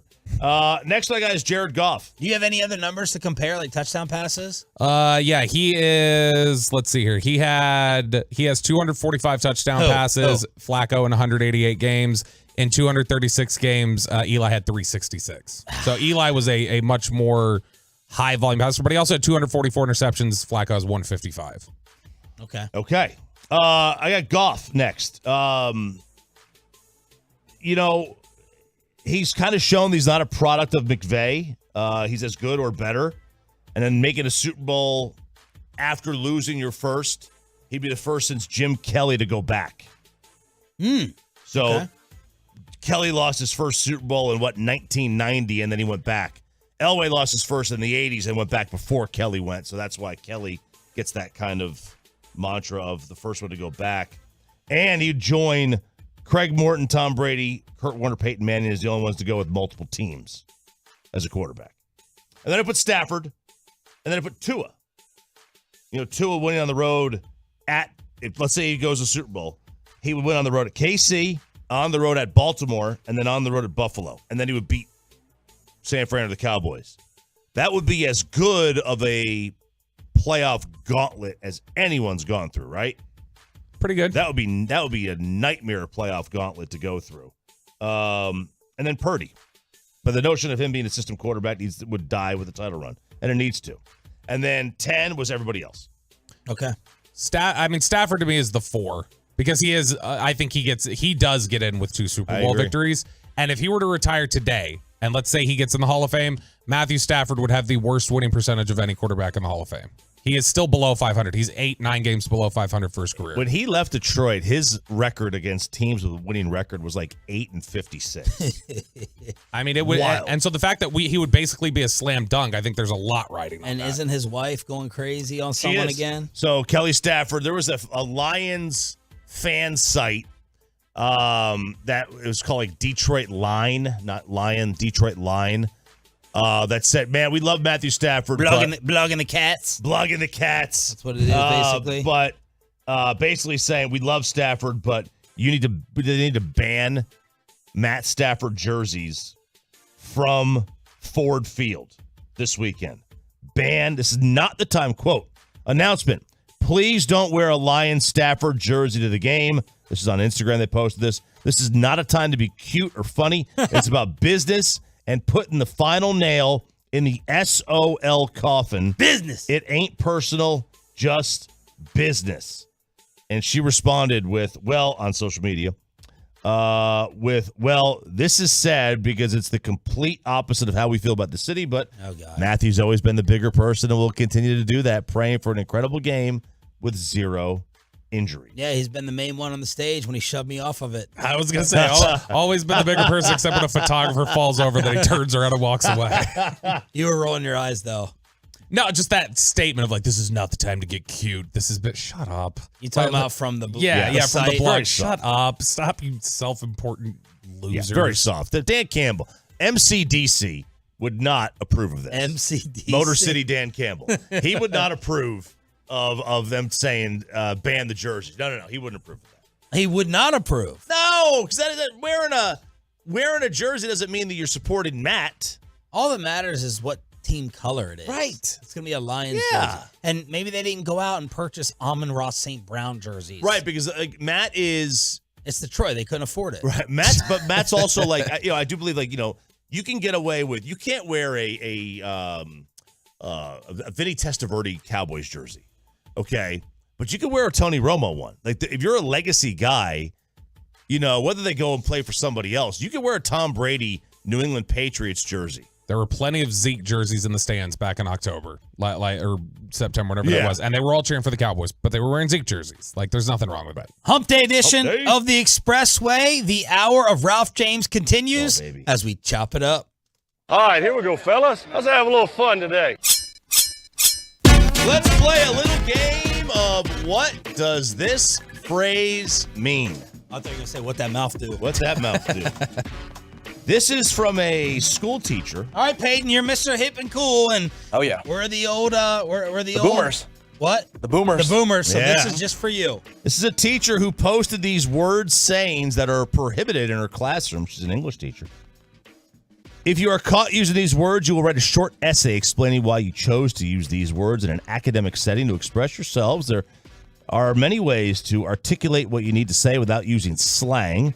Please know that using slang in an academic setting can diminish your capability to become a successful writer, yada, yada, yada, yada, yada, yada. This is an educational institution. You will carry yourself as scholars. Yada, yada, yada, slang class. chop. She gave a list of 32 words, Sean, Bobby, Peyton. I'm going to read some of these to you. I'll read them all, but I'm going to ask you a few questions if you can tell me what some of these mean. I'm going to feel really old here. Number 1 is bruh. Bruh. I think we know that one. I think we know that one. That's a dumb one to say you can't use. Bruh. Can't use bruh. Can't use bruh. Okay. All right. Number 2, standing on business. I like that. It's a good saying. What does it mean? Standing on business like I'm getting it done. There you go. You know? That's right. I heard an athlete say it the other day, so That's how I got educated about absolutely. it. Why would that get you in trouble in class? Did you? Is it spelled? Like, hey, you did a great job on this essay. You got a 98. Yeah, teach. I stand on business. I stand on business. Is it spelled? What you're reading? Is it spelled business with a D? No, it's spelled business. Okay, well then I don't understand why you can't put that in. Where's this? What state is this? I saw this on social media. I did. It's from a Instagram account. I didn't see where. Okay. This took place. The great state of confusion. State of confusion. Number 3 is Ooey. Chris Arnold. Chris Arnold. Banning Chris Arnold. Number 4 is Ski. All right, that one I don't know what Oh, it is. man. What is Hey, ski mean? I don't know. I'm trying to think. I know like skeet, but like. I know what that means. Let's make sure none of these are code for something we're not allowed to say, It by says the way. when you're trying to see what's up. Okay. That's what Urban Dictionary told me. Ski. You try to ski. How many of these can we drop with Rob Demovsky coming up at 8 o'clock? All right, how about this? You ate that. Ate that up. Ate that up. Ate that up. Ate that up. You crushed it. You ate that. Yeah. Very good. Pulled it off. No crumbs. Boy, you ate that. Look. Uh-huh. You ate that. No crumbs. That's right. I've used some of the that's cat. We all know what that means. I hate that. Bet. I know that. The show. Affirmative. Let's see. Next one. On my God, Miss T. Is that like I swear? Oh my God. I And promise? on God's the next one. Yeah, it's like a promise. On God is like, like I swear. Or whatever. By the way, how many people do you know in life that when they say, I swear to God, I swear on my dead grandmother, My dead grandmother, that they lie? Oh, all the time. That used to be me and my brother's checkpoint. Like, I knew he was not lying, and I was not lying. I took it serious. And then Now it feels like a definite you're lying if you're saying that. Right. It's like, It's a cover-up. This is how you can assure. Yeah. By the way, I can't stand on God, specifically the teenagers Jacob's age, that they don't even say on God. They just go ONG. That's what they will write out. ONG? ONG. On God. Yeah, I don't like ONG because I just feel like you missed you fat fingered OMG. Yeah. Mm-hmm. So you got to do a different one there, and they all do it all lowercase now because they've canceled up capital letters, whatever. All right, next one, on my mama, kind of the same thing. I swear. Riz, we all know that one. The Rizzler. Is that spitting game? Yeah, Riz God. Okay. Absolutely. In the Jesse cut. Holly just sent me Ski Yee. It's a sexy red song. Yeah, the Fantex is blowing up telling us that. Sorry, I don't know the song, guys. I don't know the Thank you, song. Jess. Happy birthday. In the cut. In the weeds? It's a Meg Ryan movie. What- Is it a Meg Ryan movie? What does it Yeah, mean? she's naked like the whole movie. Yeah, it's like kind of like, you're in the cut? You're hard, kind of you're at the time you're hard to find. You're kind of off the main drag. You're Okay. secluded. But I mean, it's also, I think in the cut, like, isn't that like an old railroad thing? You were like that when they were building the railroads in that little area where they were digging out. It was called In the Cut. I don't know. I watched Hell on Wheels. And that's what I got. I mean, you got to be aware of the railroads in Roanoke with all the trains coming off. Dude, of them. yes, we do. Absolutely. Okay, just vibe. Right? Okay. Yeah. Go with the flow, relax. Yeah. Yeah. Oh yeah. I can't say some of the other ones. Munyon, Big Dog we all know. Big Motion, What's Up Twin. Were people putting these in their Yeah. like essays? All right. Yeah. How many more of these? I'm tired of this I've topic. basically gone through All them right, all. good. That really That's matter. a lot. That's good. That's a lot. He's tired of it. On God. On God. How often should you change your underwear? Every day. I agree it's every day. But studies, according to dermatologists, say in situations with minimal activity and no sweating, right? Yeah. So they say every other day is more acceptable and more appropriate as opposed to every day where you're using all this water. Yeah. Especially if you wear loose-fitting styles. Yep. If you wear looser boxers, you can actually go 3 days. Yeah. As opposed to 2. I think that's disgusting. I can't. No, I agree. Well, it all depends on your schedule. Yeah. We are home at 11 a.m. I'm not wearing the same. I change as soon as I get home. I do too. I change in a t-shirt and shorts. So like, and sometimes I wear shorts without boxers. Ooh. Yeah. What's the point? Wow. It's just another provocative layer radio here of interference. So it's like, all right, so I'm going to have underwear on from 4:30 to 10:30. I'm sitting in a chair talking about sports. I don't have to change the underwear for tomorrow for that same 6-hour time period. If I go home and change and don't do anything the rest of the day. If I'm working on a 9 to 5, I feel like it has to be changed every day. I would think, from waking up to getting home and all of that. But we have short technical work hours. So that's how I approach it. Right. It's, if you're not sweating a lot, 47%. Oh, this stunned me. Actually, I shouldn't say it stunned me, but 47% said they would never wear underwear for more than one day at a time. That seems low. 47% they'd never wear underwear for more than one day at a time. Okay. Seems low. You would think it'd be higher, right? Yeah. I would think, although I don't know. I definitely like to revisit Ryan's rankings of who's the cleanest one here now. I'd like to circle back on that one. I guarantee you, if we go and smell everyone's laundry pile, yours is the dirtiest. No chance. And that's what Ryan said, that you're the dirtiest on the show. No chance. Oh, I'm dirty, but not like that. I stand on business. What's the last cereal you've eaten? Last night. GMG. Or actually yesterday afternoon. But 36% of Gen Zers admit they would sometimes wear the same underwear for 24 plus hours, the longest period among all the age categories surveyed. Men get jock itch. Got to be careful of that one. So change that underwear, boys and girls. Please. What's that? Please.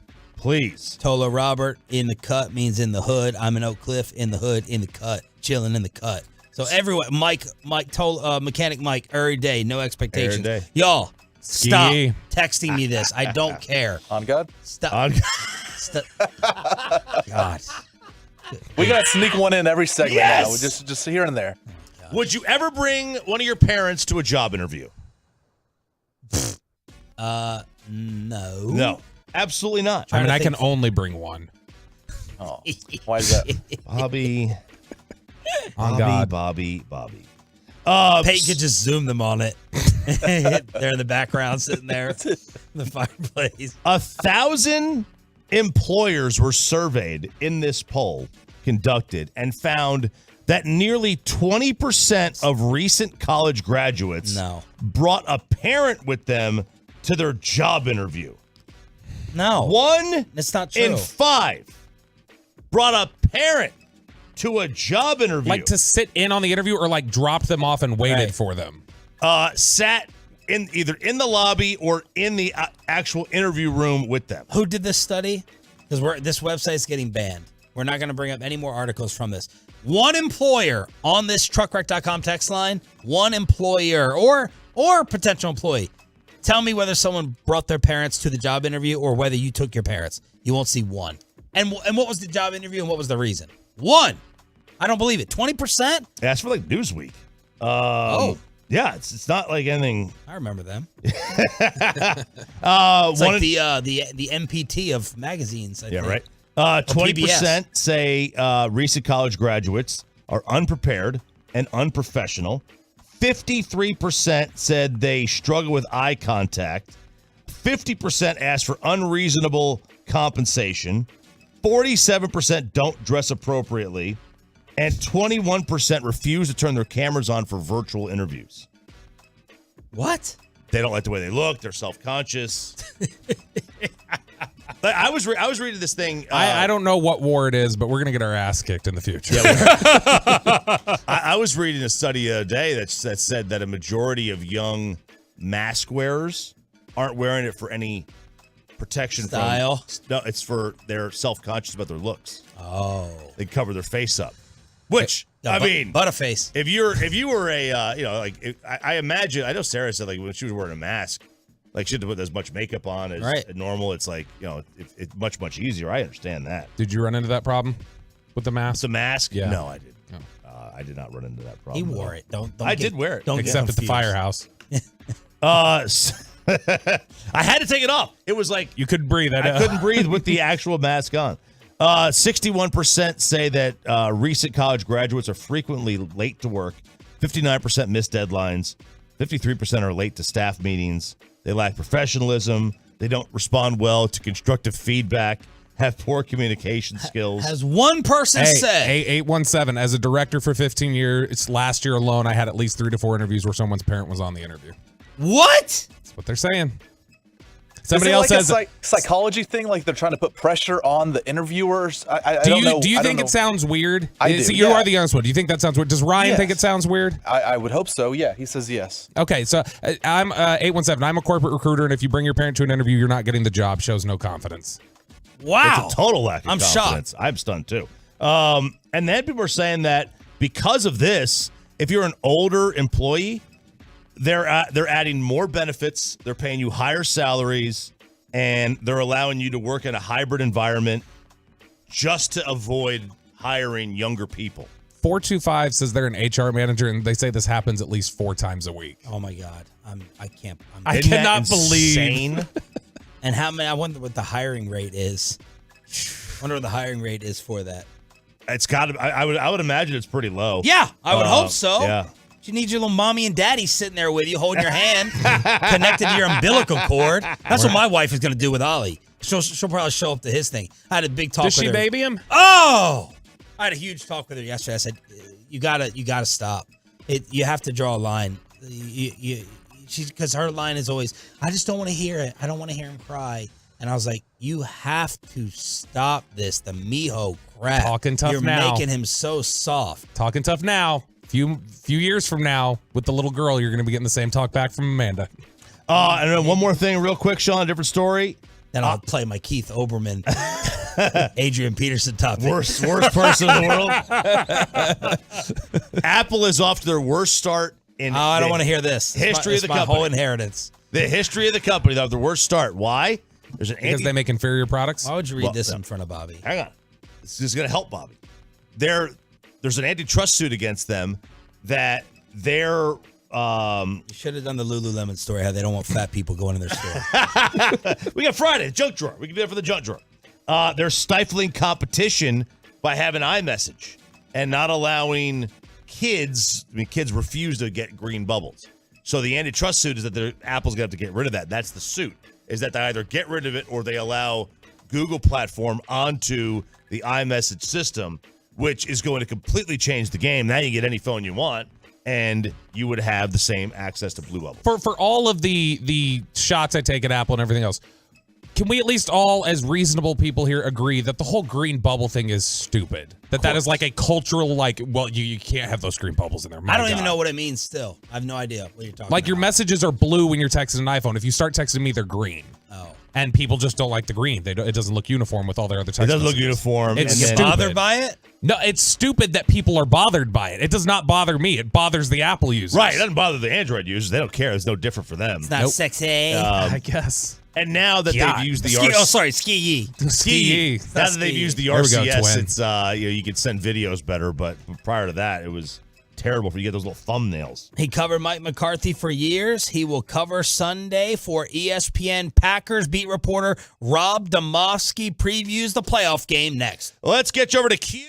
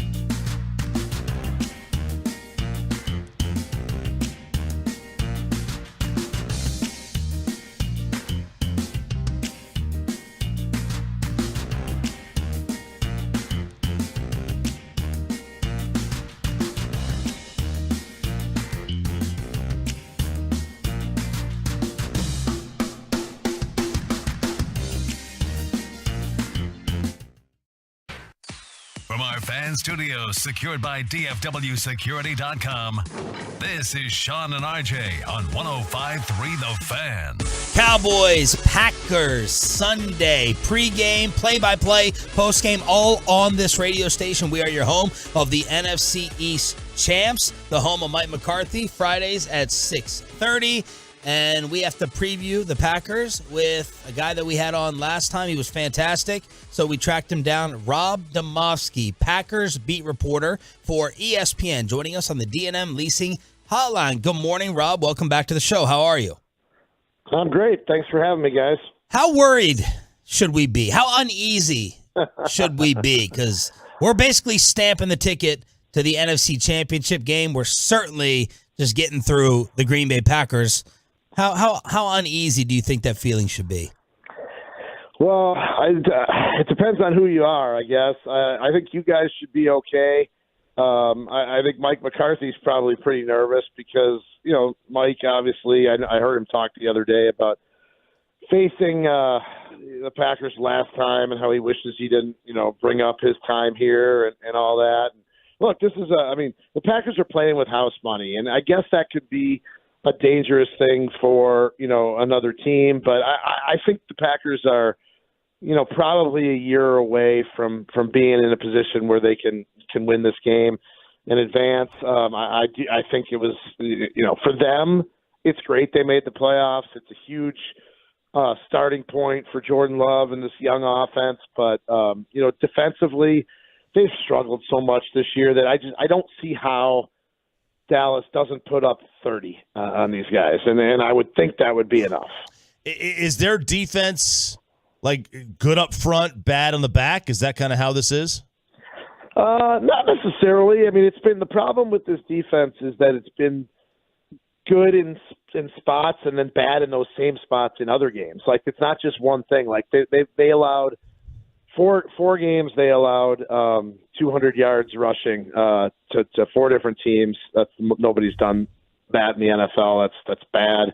And then they've had games where they can stop the run, and a guy like Baker Mayfield throws for 381 yards against them. So it's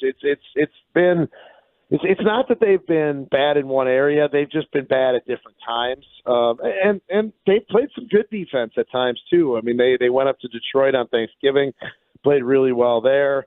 They held up fine against Patrick Mahomes and the Chiefs, and they won that game. But it's just been one of these defenses where you just never know when it's going to go bad and in what way it's going to go bad. Fill in the blank, Rob. Jair Alexander is all about Jair Alexander. Is he a great cornerback on the field? I think when he wants to be and when he's fully engaged, and I'm just not sure that's where he is right now. It's been a weird run for him, and I could say a weird dude too to finish that sentence. He's a different guy, and I mean I still think he's a good player. I just don't know that he's ever going to be the player he was in 2020, 2021 when he was an all-pro guy. Rob, you mentioned Mike McCarthy there a little bit in the reunion. Now that the dust has settled a little bit, it seemed like there were a lot of people ready to get Mike McCarthy out the door in 2018. What is his reputation there in Green Bay now that things have kind of settled down? Is he thought of pretty favorably in that city?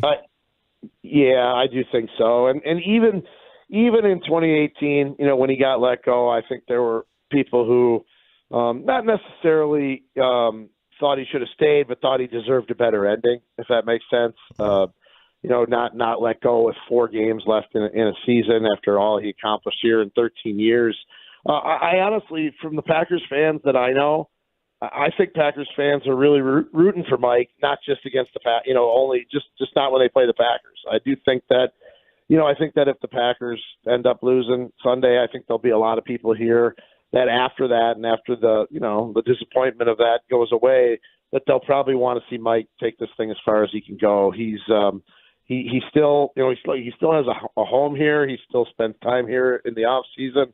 He still led this team to their last Super Bowl win, to 4 or 5 NFC Championship games. I do think Mike is very, very much revered here. Are you surprised, or I guess not surprised? What is your impression of the work from the outside that he's done with Dak Prescott? Or do you think that coupling, does it surprise you that we've seen so much success from Dak, or is this what you would have expected with him taking things over from Kellen Moore? This is what I would have expected when he got the job in 2020. I mean, I was as surprised as anybody that Mike didn't didn't call the plays right away, and because I mean that's what his specialty is. That's why you hire Mike McCarthy. You hire Mike McCarthy for two reasons: one, to work closely with a quarterback, and two, to be the offensive play caller. And now, obviously, Jerry wanted Kellen to be in that role for the time, and I was just a little surprised that that Mike. I guess not that I don't want to say I'm surprised he agreed to that, but that's not Mike's. It's not Mike's way. And so when he took over this offseason, I thought, boy, this could be really good for Dak. And it looks like it has turned out that way. And Mike's really good at those things. So, I guess I'm not really surprised. ESPN's Rob Demovsky joining us here at 105 through the Fan. We're going behind enemy lines. Jordan Love, do they let him try to take over the game? Is he managing the game? What kind of player has he become in the second half of the year? Yeah, different one the second half of the year than the first half for sure. I mean, this is a guy who, quite frankly, you go turn on any game from the month of October and he just looked uncomfortable, looked unsure of himself, just did not look like he had command of the offense. And as we got into mid to late November, he just started to get more and more comfortable in the offense, more and more comfortable with the guys around him. And this is the youngest team, in the league and one of the youngest ever to make the playoffs. And it's especially young at the skill positions. They don't have a catch by a player that has, by a receiver that has more than 2 years of experience, because they don't have a receiver that has more than 2 years experience. So he's been really, really good the second, probably the last, since the Chargers game, which I think was week 11, he's been really good. I think it's 18 touchdowns, 1 interception. And he's just, they've given him more freedom, more responsibility. And he's earned it, and he's done really well with it.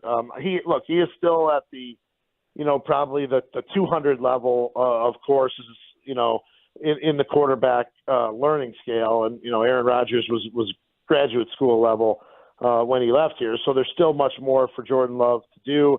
The one thing that he's done really well is take care of the ball. He's got the 1 interception in the last 8 weeks. Now, he did fumble against the Bears when it was still a 1-score game, and but I don't think, the one thing with young quarterbacks that you always worry about is turnovers, and he really hasn't had that problem here the second half of the season.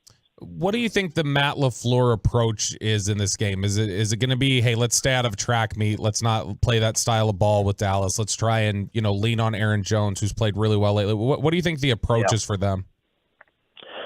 Yeah, I think the approach is a little bit of that, but it's also, you can't stop doing what you've been doing well, and that's been mixing play action and taking some shots down the field. And I don't mean just they're not just, throwing bombs all the time, but they are throwing a lot of, 15, 20-yard crossing routes and things like that. And they got Jaden Reed on a catch and run. That probably, if he was tackled, probably would have been a 15-yard gain, but it turns into a 50-some-yard play. Now, the dynamic also could change if they have Christian Watson back. He has not played in 6 weeks with a hamstring injury, and I thought he was going to play last week, and they held him out. So he either A, had a setback, or B, they were saving him for this game, and I find it hard to believe they were saving him because they needed to win that game to get in. So they may not have their deep threat, their best deep threat guy again, but they've managed just fine without him. But you're right about Aaron Jones. 3 straight 100-yard games. 2 of them were 120-plus yard games. And had he gotten the third, I think he was just under 120, but had he gotten a 120 against the Bears, it would have been the first time in Packers history that any running back had ever run for 120 in 3 straight games. And this team's been around for a little while. Rob, I was going to take it to the Cowboys' run defense because teams have shown they can push them around. Is that you think the biggest Achilles heel for Dallas in matching up? What is the status of the Packers offensive line to go along with Aaron Jones? Yeah, this isn't really – it's not a power running game per se. So if Dallas struggles with, teams that kind of, run it down their throat, then, this is not that offense. It's a little bit more of a get out to the edge and let Aaron Jones turn a corner. When Aaron Jones was out with the injury, A.J. Dillon, who was much more of a bruising back, I would say had, moderate success at best and wasn't able to overpower people per se. This is an offensive line that has a lot of names that people probably never heard of. David Bakhtiari, their star left tackle, has been out since the first game. He played one game this year and then was done. They've rotated guys at left tackle and right guard throughout the season, and throughout the games. They'll play their starting left tackle will play 2 series, and they'll bring in somebody to play a series, and then they'll go back to the guy. It's strange. It's really strange. They're doing the same thing at right guard. John Runyon Jr. is their starter, but they'll throw this kid Sean Ryan, a draft pick last year, in there for 15, 20 plays a game. I've never really seen that done before in my 20-some years covering this team. You don't usually rotate offensive linemen during the game, but they're doing it, and they seem to be doing it with some degree of success. Packers reporter Rob Demovsky joining us here, 105 through the Fan. Is this easily the worst matchup for Green Bay? Were they clearly rooting for San Fran to beat the Rams last week? Yeah, there's no question. And I mean, the only worst matchup would be San Fran, probably, right? Yeah. I mean, San Francisco's ended just like the Cowboys. I mean, San Francisco has beaten Matt LaFleur's teams in the playoffs twice in his 5 years as the coach here.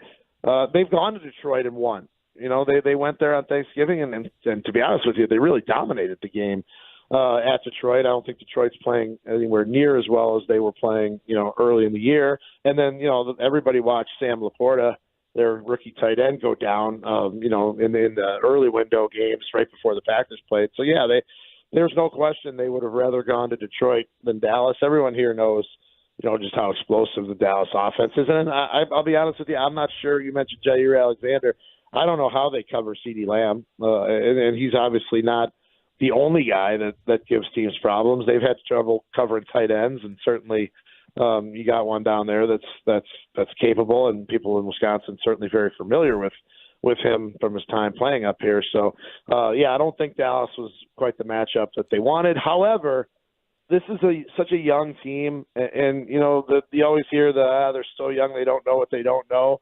I do believe that this team, is that way. They don't know that they're not supposed to go down to Dallas and win. And while I don't think they will, I don't think they'll be, I don't think the moment will be too big for them. I think they'll handle that part of it fine. I just don't think they have enough to stop the Cowboys offense. Speaking of covering, we have to get your thoughts on Aaron Rodgers as a New York Jet and on the Pat McAfee show this year. Your thoughts after covering Aaron for so long on him and all the headlines. I always enjoyed covering Aaron during the season and during his interactions with us. I didn't so much enjoy covering him in the off season and on Tuesday afternoons. So I will say, from a standpoint of a guy of the group of people who covers him on a daily basis, he was always great to deal with us. He always gave really good answers. If you were working on a story and you asked a question about something specific, he would give a long, thoughtful answer, not just play it off. And look, the games were really pretty exciting when he was involved in them for the most part. But the off-season stuff just sort of morphed into a different thing. He tried, for most of his career, he tried so hard to be the anti-Brett Favre. Like Brett Favre was the wild, gunslinging quarterback who, might throw 5 interceptions or 5 touchdowns, but he might also throw 5 interceptions in a game. And Aaron tried to be so different.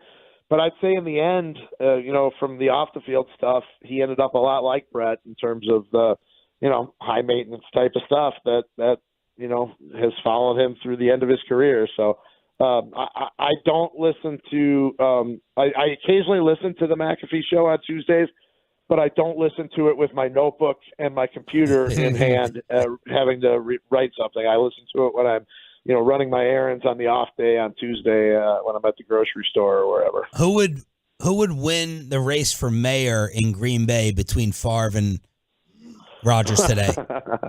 Well, I would have said Favre, no question. But obviously the whole welfare money issue down in Mississippi might have might have hurt his chances at the ballot. I will say this: during their careers and after their careers, we'll say during their careers because we don't know exactly what the post-Rodgers career reaction will look like. But Brett was a beloved figure here. Even after he went and played for the Vikings, I think people got over that pretty quickly. Brett was always more of a man of the people when he was here. I mean, you would see it. Times were different. I get it. There was no social media and all that, but Brett would be a man about town, and it wasn't unusual to see Brett in a bar or restaurant, hanging out with his buddies. And Aaron was much more of the, California cool type of guy that fans loved because he was a great player. I don't know that they ever loved him because of the type of person that he was. Rob, this was fantastic yet again. Thank you so much. Have a good trip to DFW, and we'll catch up with you. Well, thanks, guys. I'm looking forward to getting out of the snow that we just got here, so hopefully it's nice and warm down there. Oh, yeah. Well, as our cold front's coming in this week. Safe travels, Rob. Thank you. All right, guys. We'll be seeing you. Rob Demovsky on the D&M Leasing Hotline from ESPN. RJ thinks that Jim Harbaugh may have slipped up and given away his future plans. A hump day edition of the College Football Kegger is next. But what's next for you? Why choose my...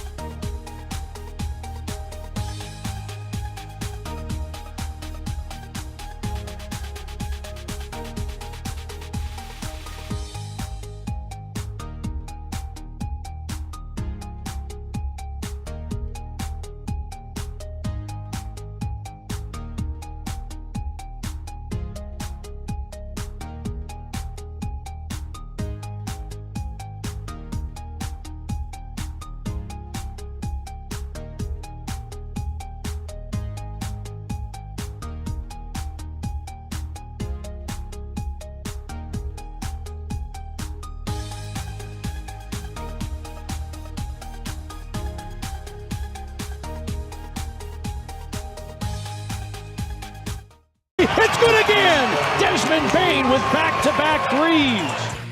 Yeah, that was a bad loss. The Mavericks, so much for me saying, the first team to take advantage of Ja Morant being out for the season against the Grizzlies.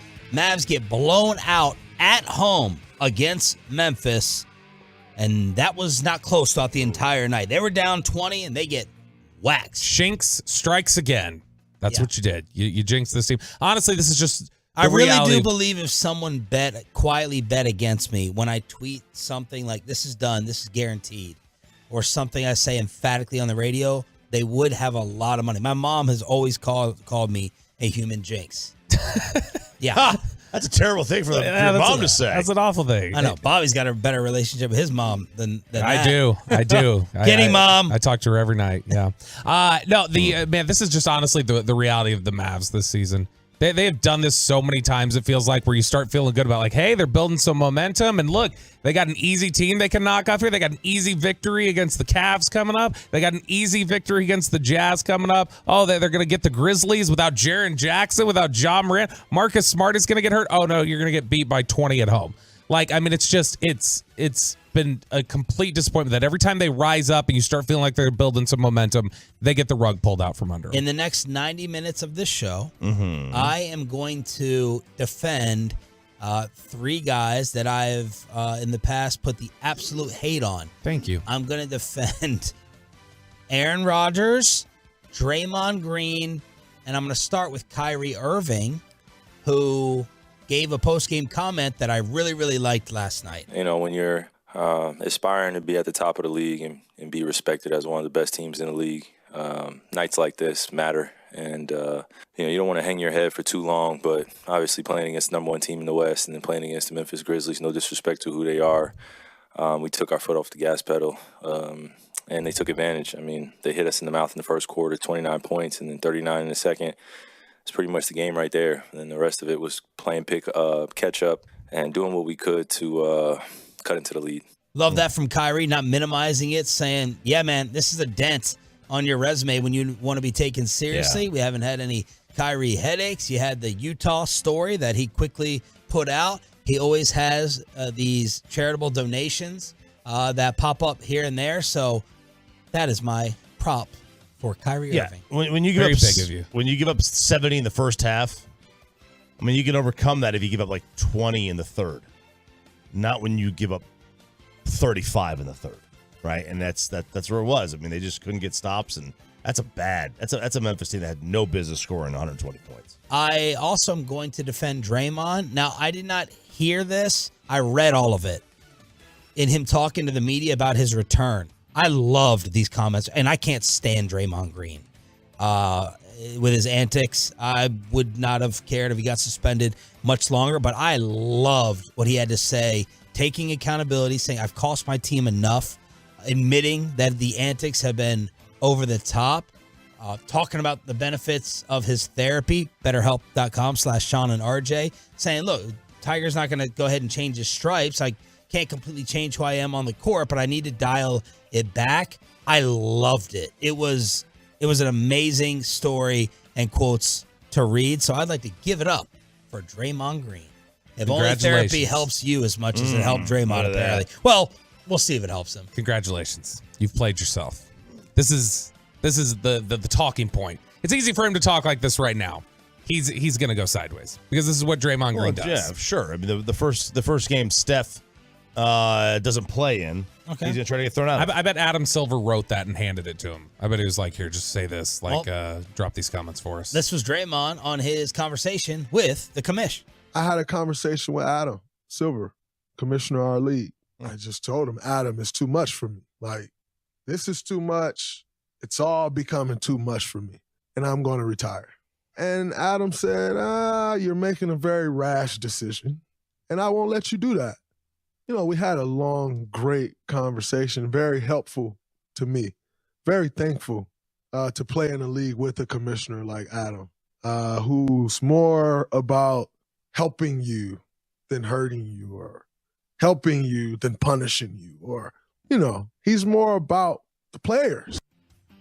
So that was him talking about Adam Silver. So my Aaron Rodgers defense will props, not defense. Props will come at 9 o'clock this morning. Okay. After Below the Bell. Below the Bell. Yeah, I just the You don't think, what are you going to therapy for? You want some growth. You want some change. You want to turn. No. I'm going to therapy to prove to everyone that I'm beyond its reach. That's what I'm going for. It's to prove It's to prove myself right. I love being right. At the end of the day, this is all about me and narcissism. Right. That's what that's about. But Draymond didn't get cured in 26 days. Right. No, he took defensive driving. That's what he did. Right.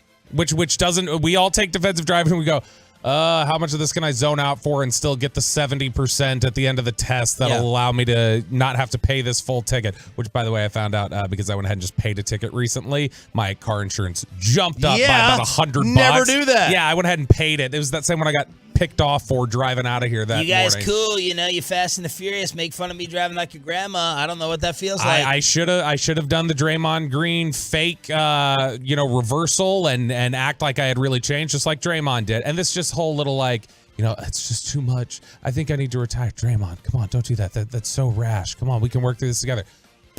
No. Chop Day continues with a special Wednesday edition of the Kegger.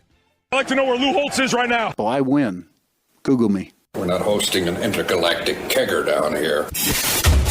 College football! Wait. What did Jim Harbaugh say? Did he say he's not leaving Michigan? Maybe, maybe not. Let's see what you guys think about this one. This is with... By the way, who said I win? Google me. Kurt Cinetti, When did that get added to the intro? It was while you were out. There was this hilarious coach. Where did he get hired? So he was at James Madison. He gets hired at Indiana. And they were like, well, how are you going to, what's your message to the recruits going to be for reasoning to come to a place that never ever wins or that nobody ever comes to? And his response was, I win. Google me. He's like, you can Google me. I win. I win. Wow. Google me, okay? Yeah. It was just totally obnoxious. So totally obnoxious. But Jim Harbaugh was on with Scott Van Pelt on the Scott Van Pelt Sports Center. And I don't know if he slipped or what, but what do you make of this juicy nugget he dropped when talking about, the schedule coming up for him over the next couple of weeks, months? And give the guys some time, too. I mean, I told him 3 or 4 days ago we're moving spring practice back. We usually start on Valentine's Day, February 14th, because we love football. But this year we're going to move it back. We're going to move it back about a month. And that'll be good too. We'll have some nice weather in the spring in Ann Arbor. Did he just drop a nugget that he's staying at Michigan and not going to the NFL? I mean, he's going to talk business as usual until things come to fruition. I make nothing of it. Make nothing of it? That's me because he's still got to continue to recruit.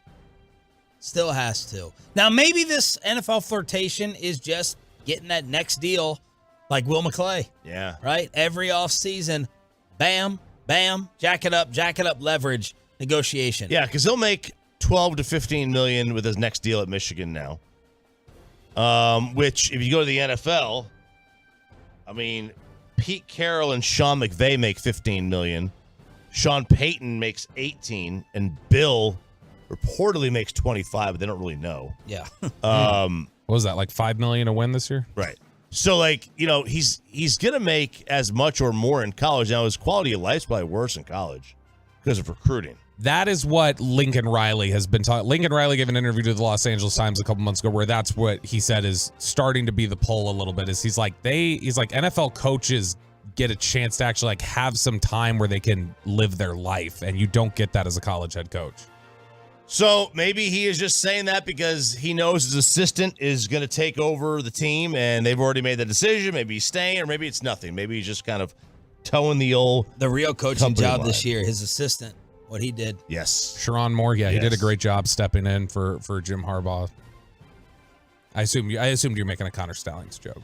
No, I'm making I'm giving props. He'll be the next head coach of Michigan. This is my segment of props. Sharon Moore will be the next head coach of Michigan.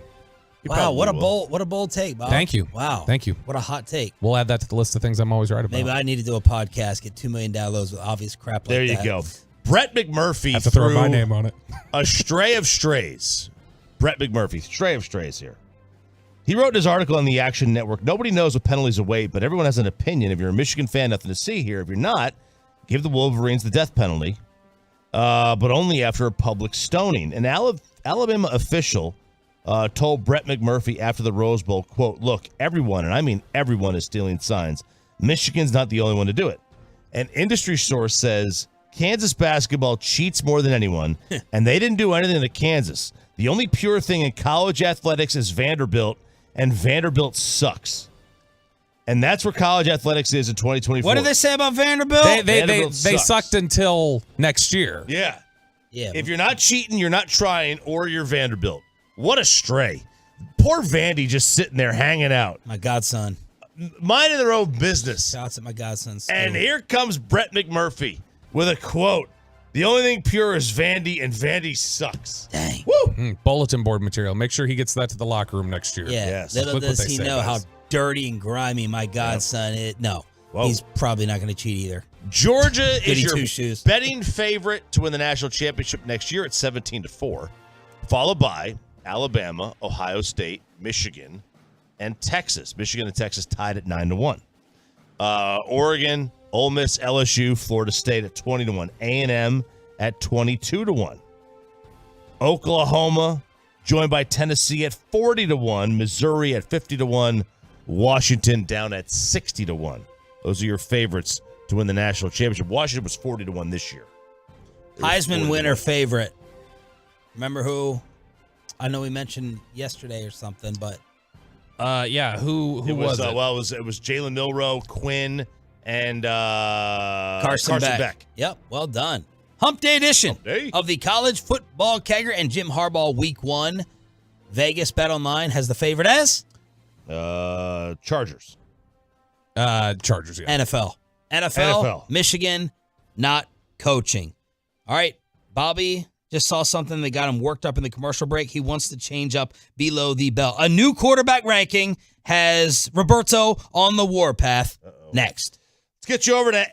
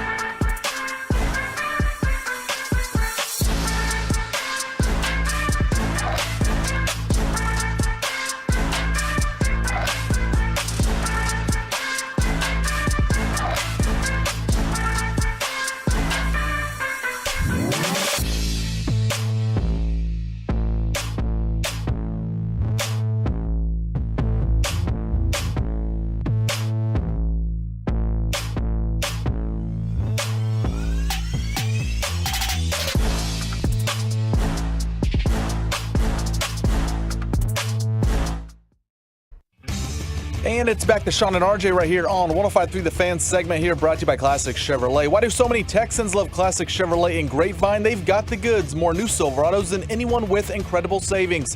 Why go anywhere else? Go see them today or visit ClassicChevrolet.com. This is Texas. This is Classic Chevrolet. Relax, enjoy the difference, and find new roads. The great Bobby Belt. You ruined the morning show. Don't make me take off my belt. Don't make me take off my belt. We're not. Show some damn respect, 33rd team. This isn't even, honestly, the thing that has me most worked up about this list isn't even related to Dak Prescott. I mean, I'm certainly worked up about an aspect of it that involves Dak Prescott, but this is, I now see why this is run by former GMs and former coaches and people who were ultimately pushed out of the league, because this list is stupid.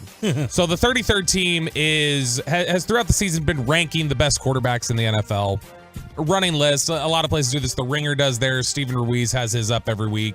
The 33rd team has theirs going. And so now that they've hit the playoffs, they've removed all the guys who are out and they're just ranking the ones remaining in the playoffs. So this is at a level that it's not just, hey, this is who I'd want normally. So even though Patrick Mahomes may be having a down year, he would still be number one. No, this is a ranking of how they are right now. Who are the best quarterbacks in the NFL? So number one on this list is... And who are the people who kind of make up this site? 33rd team. So this is Mike Tannenbaum's outfit, the former Dolphins GM.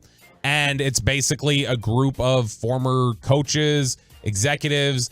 Doug Peterson went and worked here while he was away from the game. This has become kind of a breeding ground where guys continue to stay sharp and do work. So like Mike Zimmer's there right now. We had Mike Martz on. That was from something that he did with the 33rd team. They actually do a lot of really good stuff. So they've got legit other than they hired Ari Myrov or whatever. That was pretty stupid, which I don't understand. But this list here is... I think you guys are going to have some problems with it too. Not the very top, but number one quarterback in the playoffs. Just for the playoffs. Yep. Patrick Mahomes. Obviously, says even though the Chiefs are down, Patrick Mahomes is still the quarterback nobody wants to see in the playoffs. AFC goes through him. It has for as long as he's been in the league, and that doesn't change just because the Chiefs are on the top seed like usual. Mahomes, Andy Reid, and Steve Spagnuolo's defense is still enough firepower to take down anyone in the postseason. Number two on this list, Josh Allen. Lamar Jackson is number two here. Say Lamar Jackson will be your 2023 MVP. Don't care about the defense or touchdown totals or the EPA or team rushing success. Just watch Jackson play football. Number three, obviously, the guy that we were just kicking around number two, Josh Allen. So I understand that. You would if I gave you guys the same team and I said for the playoffs you could have Allen or Lamar quarterbacking them, who would you take? Ooh, man. I don't know that. I think you have to set the team up totally different. I would probably take it. You know what I mean? Like, you can't. I think if you gave Josh Allen Lamar's team, I mean, he would probably struggle with that team. And I think if you gave Lamar a team where it's like, great, we've never seen him with great receivers. Yeah, both teams have been tailored for the quarterbacks that they have. So I think now Josh Allen does do a lot of running. Like, I mean, there's certain aspects that you'd be able to carry over, but I don't know, probably actually Lamar in Buffalo. Whoa! Just because, I mean, I think that the Baltimore structure is so unique to Lamar's talents, and whereas he could step in and just do some different things that Buffalo doesn't have in their game plan right now. Plus in the weather, I mean, that might actually work, running the ball a lot. So here's my first issue with this list. Number four is obviously not Dak Prescott if I have an issue with it. Right. They are going to say... Oh, Jared Goff. CJ Stroud. Nope. Not Goff? Nope. Hurts? Nope. Purdy? Nope. Matthew Stafford. Wow. Yeah, man. The scouts love Stafford, though. They've. I mean, look, and obviously he is. If you were to build a quarterback, right? If you go to the factory, it ain't going to be too far before you get to him. The Los Angeles Rams are the scariest wild card team in either conference. Matthew Stafford, though not alone in his efforts, is the driving force for that. Stafford and the Rams offense has been awesome down the stretch. Run game has come alive, giving the pass and offense more favorable down and distances and easing the load off their shoulders. Stafford and the receivers have taken full advantage of that. Now, look, Matthew Stafford, I think, has played so much better than I ever anticipated he would heading into this year. I thought he was cooked. I was wrong. He's been really good this year, and he's been awesome for Puka Nacua. He's done a really great job. I don't think there's any way you can say that he's been better or has better outlook on this playoffs than Dak. I just don't see how you can make that argument. Yeah, but, I mean, who would you vote? I mean, to me, it comes down to an MVP race. Who would you vote higher in the MVP? no one would put Matt Stafford over Dak Prescott. Not even close. No. Unless you're trusting this playoff Yeah, Rams run. Is it based on this year, or is it like hey, I just trust them? Yeah, it's a career thing. No, it's basically how they're playing right now. It's stacked up of like what their ability is and how the they're same type of list where I completely dissected and took Dan Orlovsky apart. Yes. He has won, 7 of 8, so he's played well down the stretch. So is Dak. Dak's peak was probably, mid-November? Mid-November to early December, yeah. So maybe Stafford's close to his peak, but I don't know about that. Number 5 is Dak Prescott. This is the write-up on Dak. Few quarterbacks play with the command and maturity Dak Prescott does. Other passers are more talented or athletic or a little more creative outside the pocket. But in terms of playing quarterback the right way and winning down in and down out, Prescott is the pinnacle of quarterback play right now. But apparently that's only good for 5th. Just watch Prescott's process before the snap. He's constantly fiddling with protections and fishing for every bit of helpful information. He also has one of the trickiest cadences to get a handle on for the entire NFL. Once the ball is in his hands, there are a few quarterbacks with Prescott's resolve and unwavering confidence. He believes full-heartedly in his offensive line. I don't know about that. The system and his skill players. Sometimes that is to his detriment. No player or play call is perfect, but that faith, more often than not, allows Prescott to operate with machine-like efficiency. So I have an issue with Prescott being below Matthew Stafford, but I have a much bigger issue with the next 4 names or so. Hang on a second. How is, okay, here we go, a hard cadence to get a handle on? I mean, he does lean into, like, he does do dummy calls with it and stuff like that. And so, like, it is difficult for defenders to get a good jump off the snap with because they don't know when the real call is coming in. But that's only when they're at home. When they're on the road, the cadence is completely screwed, it seems like. Number 6 on this list, and I'm just going to run down to the point where I have an issue. Number 6 is CJ Stroud from the Houston Texans, who I think Stroud's been really good. I think it's... Why are you groaning? I don't think anybody would think that he is, right now, is the 6th best quarterback in the playoffs. Yeah, what was it how long ago were we talking about Jalen Hurts as the MVP, like, discussion 6 weeks ago, something like that? Peyton. Peyton loved him, like, deep into the season. And, I mean, we talk about Brock Purdy as being one of the top MVP contenders. Tua's had a really great year. These are the names. No, but I'm gonna defend CJ. Listen up, Nick Eatman, because I know you're coming up at 9:20. I love CJ Stroud. And this is totally, completely forgotten, and no one talks about this as often as they should. CJ Stroud is doing this maybe with the worst weapons of any playoff team. No, I don't know. Green Bay's weapons are not great. Okay. But Jordan Love is second in the NFL in touchdown passes. Okay. Green Bay. Yeah, Green Bay and Houston are right there. Kansas City. Kansas City's got bad ones. I mean, Nico Collins and Tank Dell. Don't forget Noah Brown and Dalton Schultz. Don't sleep on those guys. Exactly. And Robert Woods, old Robert Woods. Don't ever forget CJ Stroud did this. First combo ever, rookie quarterback and head coach to be making the playoffs like this, and he did it with that staff. He did it with that support. And I'll give you this. Let's see. That's 1, 2, crazy. 3, 4, 5. He's 7th in the NFL in the DVOA stat efficiency, per play efficiency, behind Love, Dak, Allen, Goff, Tua, Purdy. Dak Prescott has never played. Maybe right before the Amari trade. I'm not starting to fight. I'm stating a fact. Dak Prescott has never played with that type of talent that CJ Stroud just did. Not to that level. Not to the level that CJ Stroud's played, for sure. Like if you wanted to make an argument that Dak had that, he didn't play as well as Stroud has. And Stroud's doing it as a rookie. And so it's really impressive what he's done. And I think he's got a really bright future as a, for sure, lock top 5 quarterback in the NFL. I think it's interesting that you'd have him this high, though. And number 7, Jordan Love, Green Bay Packers, is next on the list. Number 8, Jared Goff, Detroit Lions. And then you finally get the collection of guys who were in the MVP discussion for the entire year. Brock Purdy is the 9th ranked quarterback according to this list. And that's the biggest problem I have here, because he has silenced every single question or criticism about him being a system quarterback. He has made a massive difference for that football team. And I don't see how you can ever have him ranked 9th. And before the playoff list came out, the 33rd team, when they had all the regular season quarterbacks in there too, they had him ranked 12th in the NFL at quarterback, which I don't see how you can make any argument that he's outside the top 10. I agree. Number 10, just getting in there, is Jalen Hurts. Number 11, Tua. Number 12, Baker Mayfield. 13, Joe Flacco. 14 Mason Rudolph. I mean, you can make an argument Joe Flacco should be up 3 or 4 spots on that list. I mean, the way that he's playing, would you take Flacco right now over Baker? Yes. I think the way he's playing, and I mean, I think you also got to factor into this who he's playing with. Like Amari Cooper Amari Cooper is a quarterback's best friend when it comes to like giving easy throwing windows and making things just super easy on them and getting them comfortable. I think that's been the biggest benefit to Flacco, has just been playing with a guy like Amari Cooper. That has softened so much for him. Be nice to have a guy like that here as maybe your second or third receiver in Dallas. That'd be really cool. Y'all wanted Michael Gallup for that deal, so don't say y'all. Blame yourself. Don't say y'all. Don't say y'all. That was not me. And other people are giving Dak his praise throughout the entire league. You were in love with Joe Burrow. He had to say. I was. Now, Peyton, do we have the Joe Burrow clip? Yes, we do. Okay. Joe Burrow was asked yesterday about the guys who are 5 and 6 on the list. Or not asked about them, volunteered them. He was asked which quarterbacks really stood out to him in the NFL this season. I think CJ has done a great job. It's always tough to go into that situation as, a high pick and perform the way he has. And so that's been impressive. I think, Dak has done a really great job with that group. He's been fun to watch.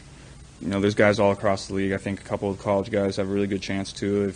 They've been fun to watch. I don't really have an opportunity to watch college much the last couple of years because you're so locked in, but this year I have, and so there's some really good college quarterbacks coming out that I think have a good chance to play well.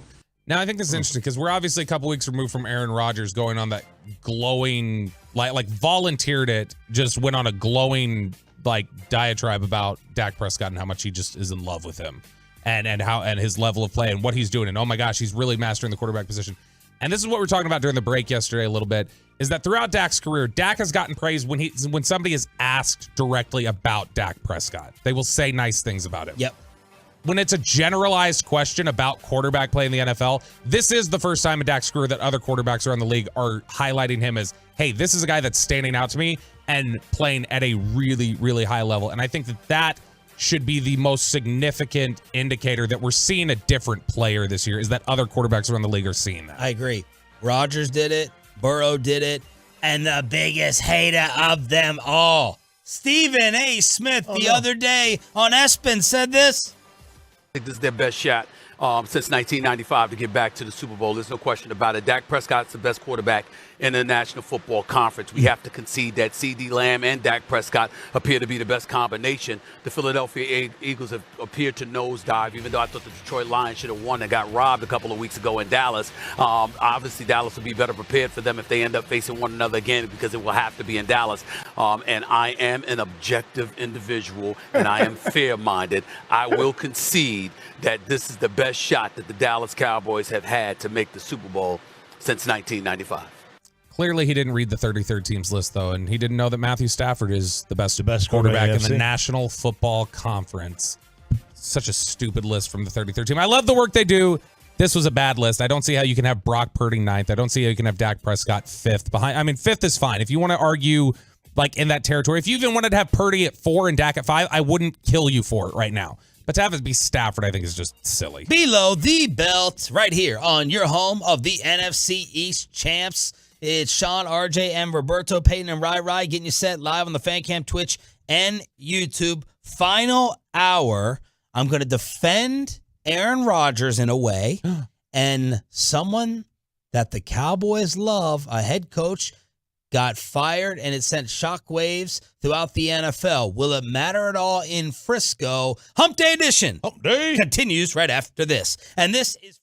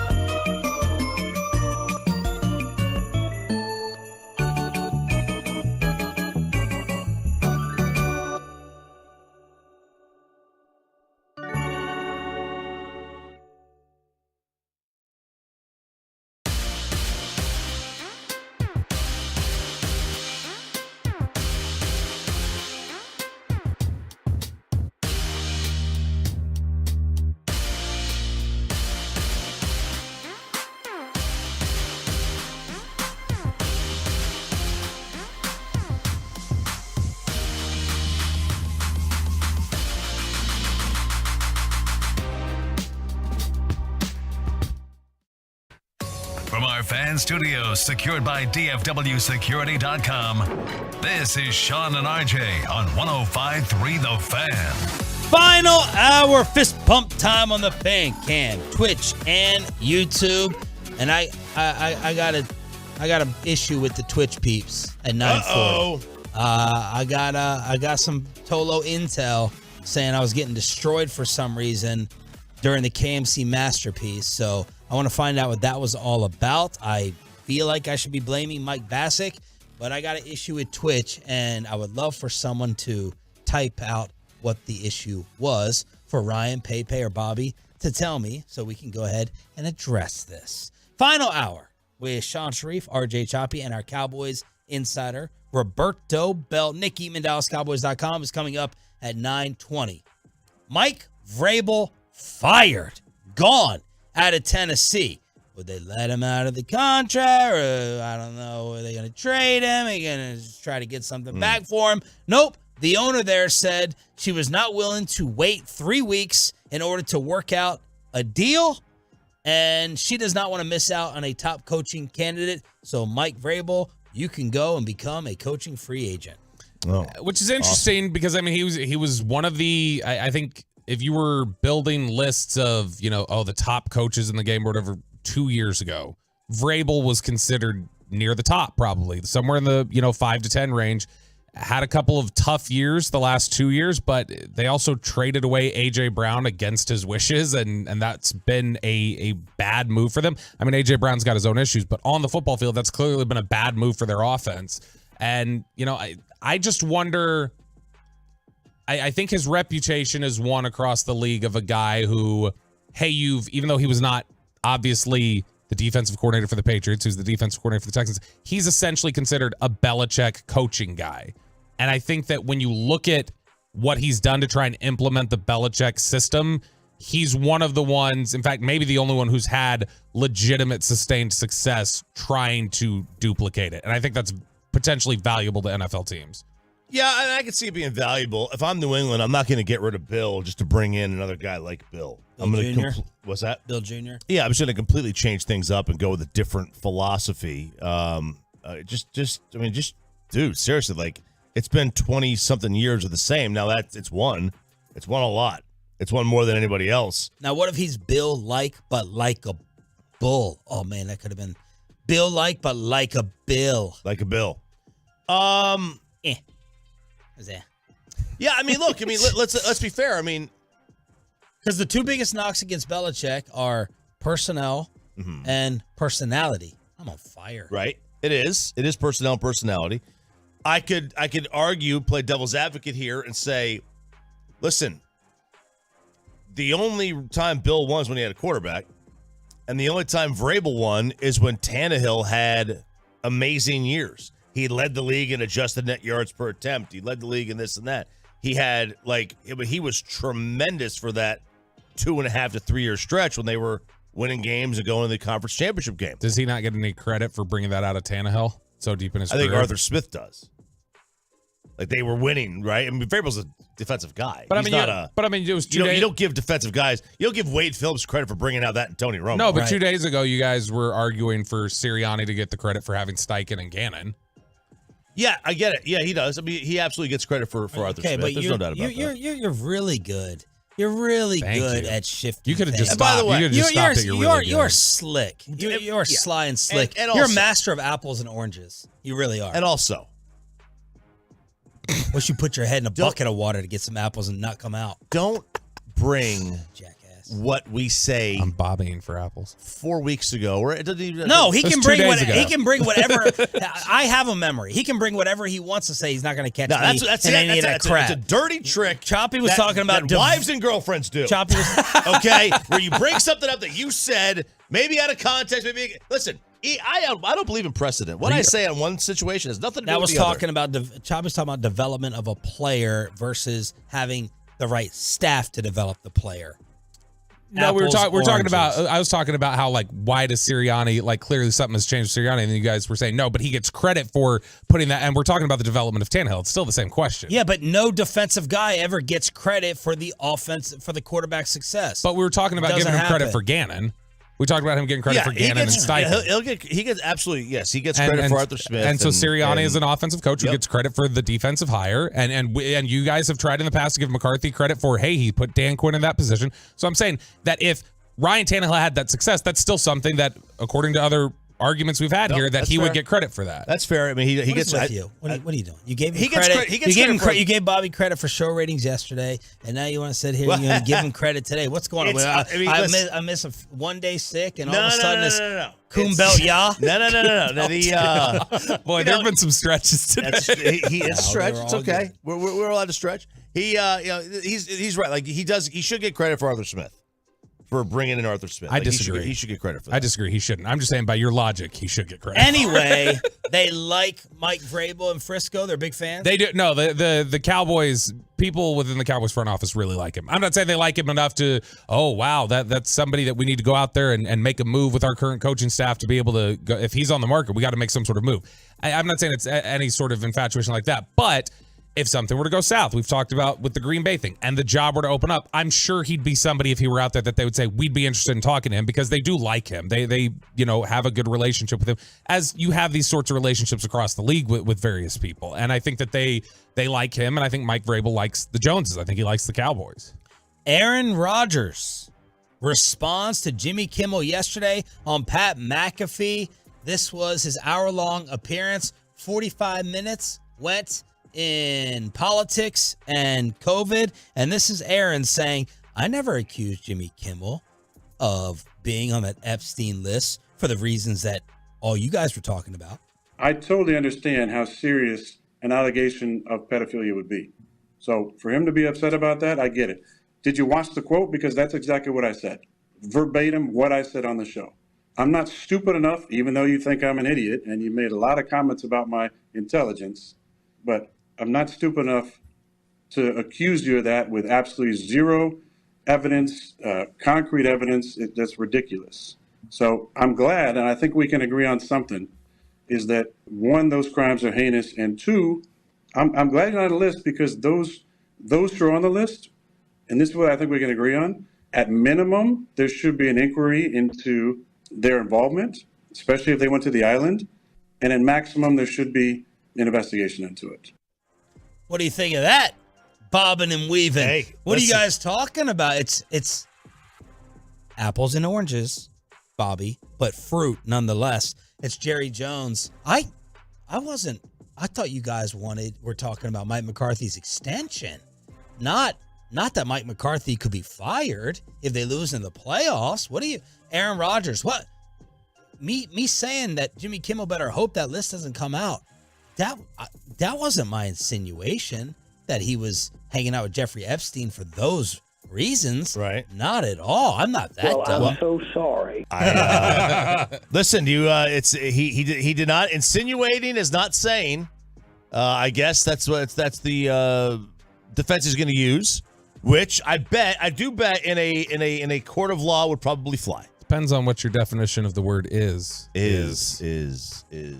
So I don't have any respect for Rodgers, like not owning it. He's taking the smart legal way out, but Mr. I own it and I'm not afraid of anyone yesterday was, as Nick Wright said, disingenuous.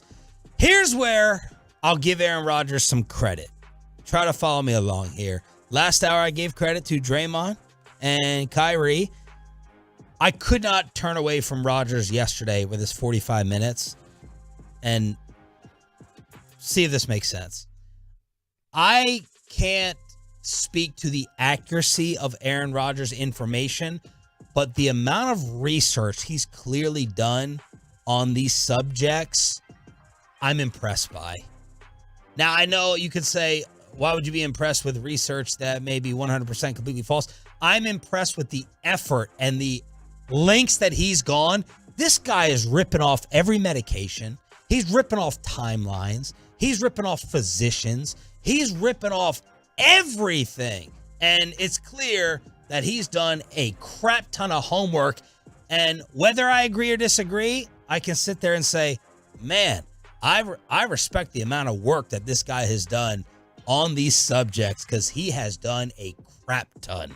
So that was my respect and prop for Aaron Rodgers, even though he cowardly, although probably smartly, ran away from his Kimmel statement. I don't think he even ran away from it. He said it knowing that was going to, as soon as I get called for it, I'm going to, like, he said it with that in mind, I think. But on the research front, there are a lot of people in general, in media, in the world, in society, whatever else, who like to pop off at the mouth about subjects that they have not looked into a damn bit.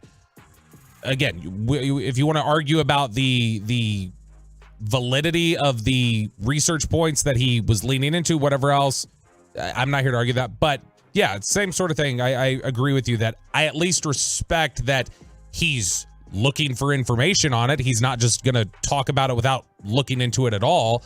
And I at least have an appreciation for that. Because honestly, if you want to talk about taking talking points and not doing research, I mean, Jimmy Kimmel has an entire team of writers. Nothing he says is his own.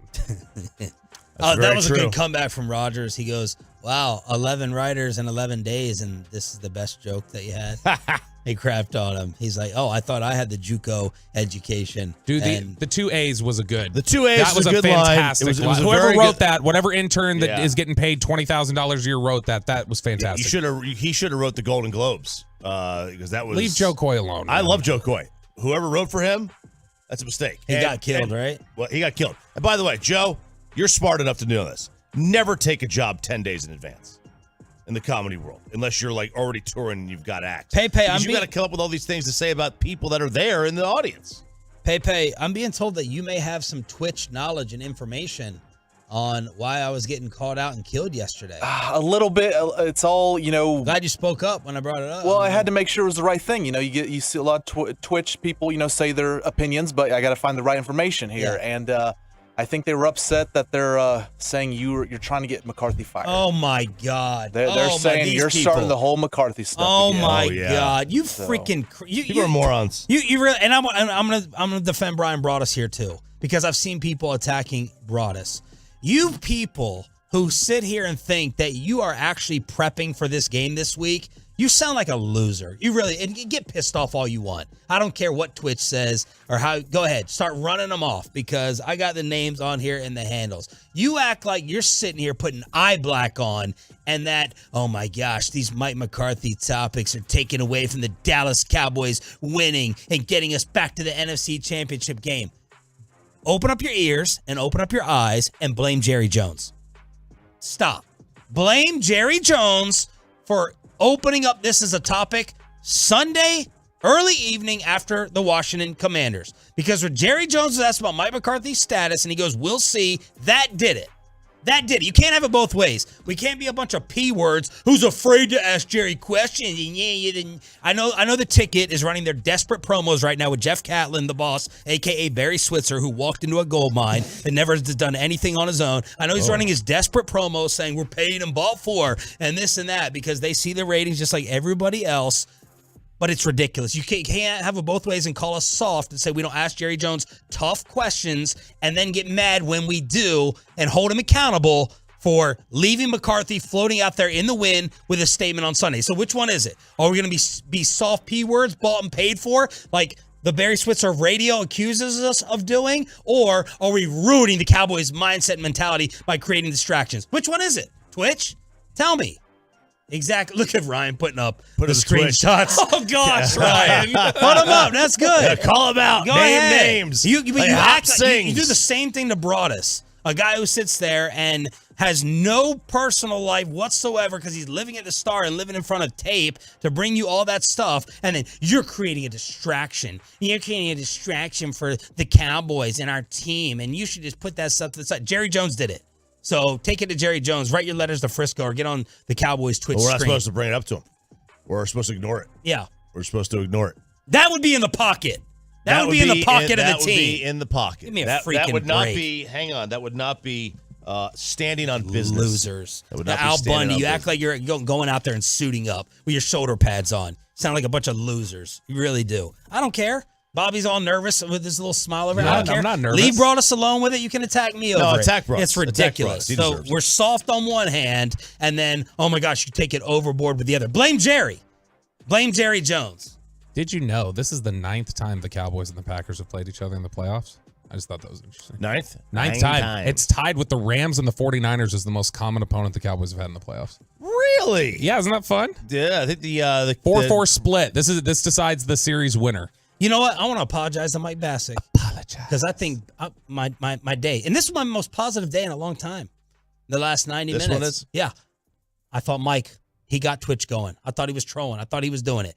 No, it was this Jerry Jones interview reaction with the Mike McCarthy topic from these numbnuts on here. It wasn't Bassick. Morons. People is morons. Mikey B, I know you're not listening because you're stretching and doing yoga instead of show prep, but I apologize, Mike. Nick Eatman, DallasCowboys.com is next. Dang it! Let me talk about DFW Security. They're always down to talk about a ton of sports topics.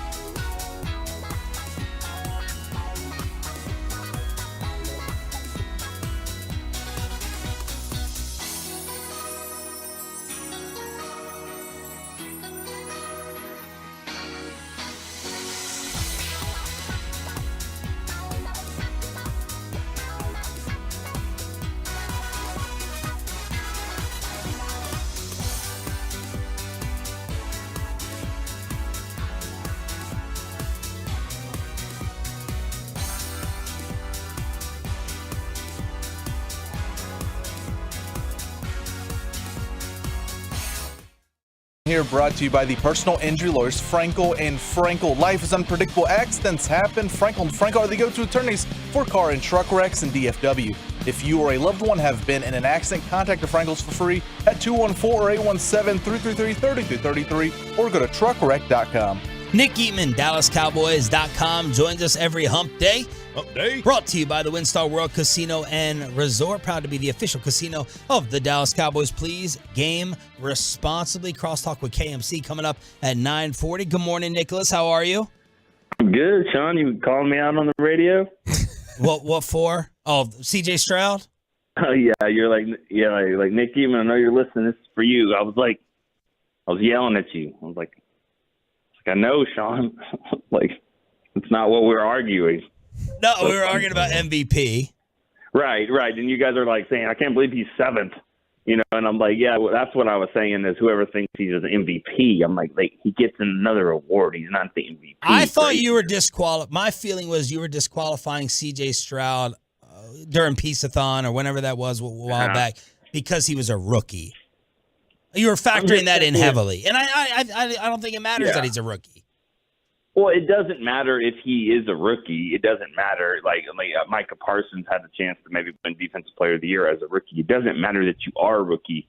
It's just I think he is probably more worthy of the Rookie of the Year than he is MVP. That was my case then, and I think that's the case now. He's not an MVP quarterback. He's a Rookie of the Year quarterback.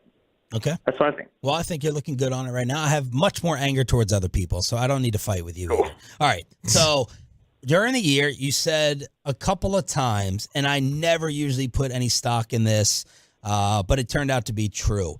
The Cowboys in Arizona, it's just a problem. Something happens there. The Cowboys in Buffalo, and I'm like, it doesn't matter. Different rosters 15, 20 years ago. So since you were right about those two, do you have that same type of feeling with Cowboys-Packers playoffs?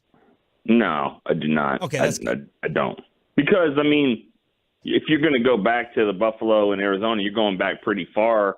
And if you go back far enough for the Cowboys-Packers, you get a domination of Dallas over Green Bay. So I just think it comes in cycles. And, and I think it comes down to players, too. I think that Green Bay's had the better quarterback in those games. And even though the Romo in 14, that was a close one, and it could have gone either way, obviously, with the Dez play. But, I think it comes down to, players, and I think Green Bay's had better players.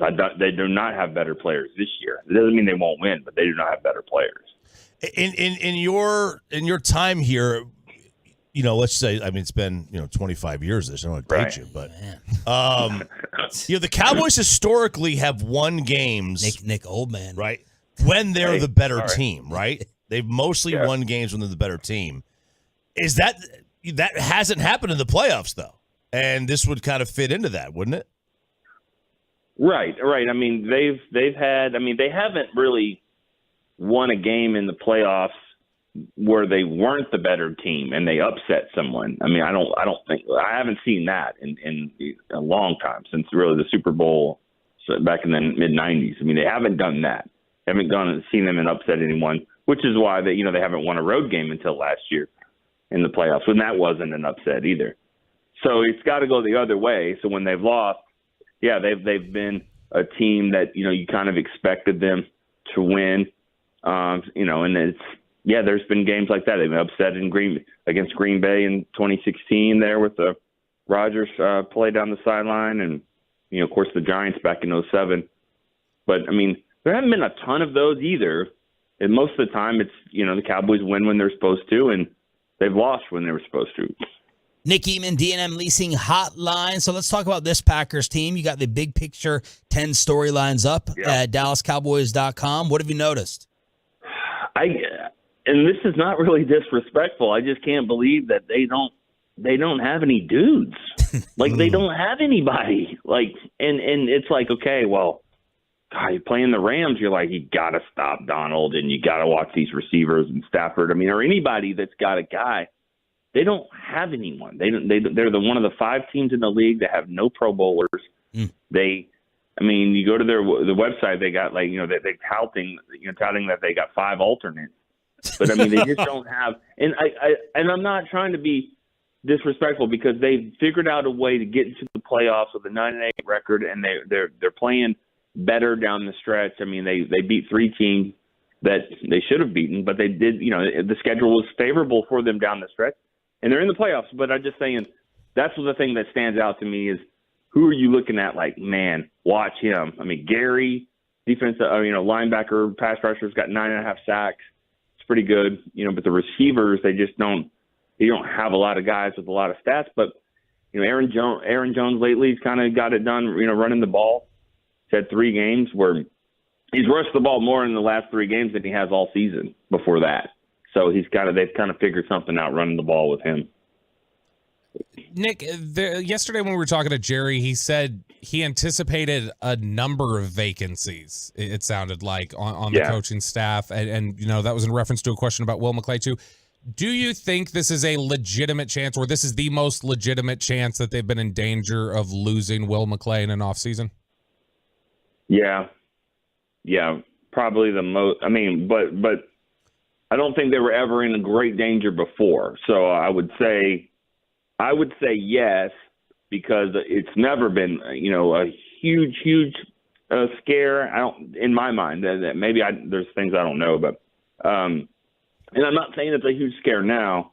I just think, he's probably, he's listening, maybe even more. And, you wonder about package deals maybe with him and Dan Quinn. But I still think Will McClay's got one of the best jobs there is in the NFL. So I think at the end of the day, I think he returns. I don't think he can get a better job than this one. Does he want to be a GM? I think he does, but. Well, that's a better job. I think. I'm biting my tongue. I'm going to leave it at that. I think he's got a great job here. I think he knows that. I think they've built something great here. He makes a lot of decisions for this team, and I think that he's very well respected. I don't know about compensated, but I'm sure it's pretty good. So he's in a really good spot here too. So if he wants to have another challenge, that's on him. But I think I would be surprised if Will McClay left. I really would. You mentioned though that relationship between Quinn and McClay, and that's something we've started hearing a little bit more about. What is that relationship like? And in general, Dan Quinn's reputation, which I know is really good in the personnel department, as a guy who grinds with them. Yeah, I think that. When the reason that it's gone so well, I think with the drafting is that they've had some good continuity and great discussions with Will McClay. He's been a player, he's been a coach, like he understands what they need, and so I think he's had a really good relationship with Quinn, good relationship with Kellen Moore and Mike McCarthy, of course, running the offenses here, and so I think that rapport has been built up over the years. Where you're like, tell me what you're looking for. What kind of players I can help you with this and that. And so that's why, I think the continuity has been pretty good, and that one of the reasons they've drafted so well. So I don't know what kind of relationship, Dan Quinn and Will McClay have, but they're both really, good people, good dudes. And so I would imagine, they're good friends. If he were to leave, is his replacement in-house? Is that their MO? I don't know that. I don't. That's a tough one. I don't know. I mean, they've got some veteran scouts and stuff, but I wouldn't know that. And again, Will's role is so different, so unique. So I was trying to allude to earlier. I mean, he works very closely with. Put him on hold, Pepe. Tell him it's skipping. Nick Eatman, DallasCowboys.com. Brought to you by the Windstar World Casino and Resort. That was an interesting part. To me, it comes down. What I think Nick's trying to say is like what we're talking about in terms of Jerry Jones as the GM and how much Will McClay actually does like so much more than maybe he has a lot more power and a lot better salary than other player personnel people throughout the league. That's my guess. I'm not gonna press Nick about it anymore. Yeah. The other thing is a lot of this has to come down to ego. You are either a person who is cool in the shadow and living the sweet life, or you're the person who has to get the credit. if Will McClay wants a lot more credit for doing the things that he's already doing here, and that credit comes in the form of the general manager title, I get that. If he's cool in the shadows and not being a general manager, that's cool too. It comes down to, ego. Right. Guys like, I think Jerry Jones, at least back in the day, that was the whole Jimmy thing, right? It was ego. Yeah, and like, here's a question, Bobby. Like, maybe you know this. Like, I think Nick's back on, by the way. Is he paid like a general manager, like every other? Is his salary on that same level? Without knowing exact specifics, I know he's paid really well. So, like, the question would be, like, what is your ego for? Is your ego because of money or because of title? Right. Like, if you're paid the same, do you really care what your title is? If you're paid the same as other people doing the same job? That's a question for each individual. Yeah. I probably want the recognition, and you are cooler with just give me the money and I don't have the heat. I don't care what the title is. And I'm like, my ego needs to get the title. And Choppy's like, that's cool with me. Just give me the same amount of money without the hassle. Nick, Stephon Gilmore, Tyler Smith. What are you feeling about them, and what's Green Bay saying about their injuries? Yeah, I think they're going to play. I mean, I think both of them, Tyler Smith's going to play. All right, that's not going to work. All right, we appreciate it. You're appreciated. Bobby, you answer that then about the injuries. I think that Tyler Oh my God, look what's on TV. Shocking. Oh, look at that. ESPN, they must have gotten our demand that they play Jerry Jones yesterday on Sean and RJ. You better play this if you know what's good for you. Well, speaking of playing, I think that's exactly what Tyler Smith and Stephon Gilmore are going to do. They're both going to play. I think they're both going to play, and I think that I'm more concerned about Gilmore's how healthy he's going to be and how well he's going to play than I am Tyler Smith. I think Tyler Smith will be fine. Gilmore, I wonder. I don't think you're going to know that till he's out there taking game reps. But really quick, I want to circle back on, because we went to Nick right before that. When you talk about the ego and what is it that matters, I think Will is incredibly loyal. And I think that a big thing here for Will McClay and a big consideration for him is I think he wants to see this through, not just for himself. I think he wants to see this through as like a reward for like, hey, Jerry, here, I got it for you. We did it. And I think that is very important to him. Wow. Is there something else we should be extrapolating from that statement? No, I just think it's that he wants to. What would you put on the odds of him leaving? What's the odds staying leaving in your mind? Just a guess right now. 75-25 he stays. Oh, okay. But I think there's a legitimate shot that he could go. I don't think it's likely necessarily. And I don't want to speak for his thought process or anything like that, because obviously I don't know that. But I do think that I know that is something that they all have a very close relationship, that group, Jerry, Steven, and Will, and I think they together want to achieve this. I think this has become just as much, back in the day when the thrust for Jerry was, we got to win it my way, I think the thrust for the three of them is, hey, we need to win this together with what we've put together. I think that matters to all three of them. Crosstalk with the KMC masterpiece. Why has Grant Williams been such a bust here? Let's crosstalk with the fellas right after this. And this is Trajan.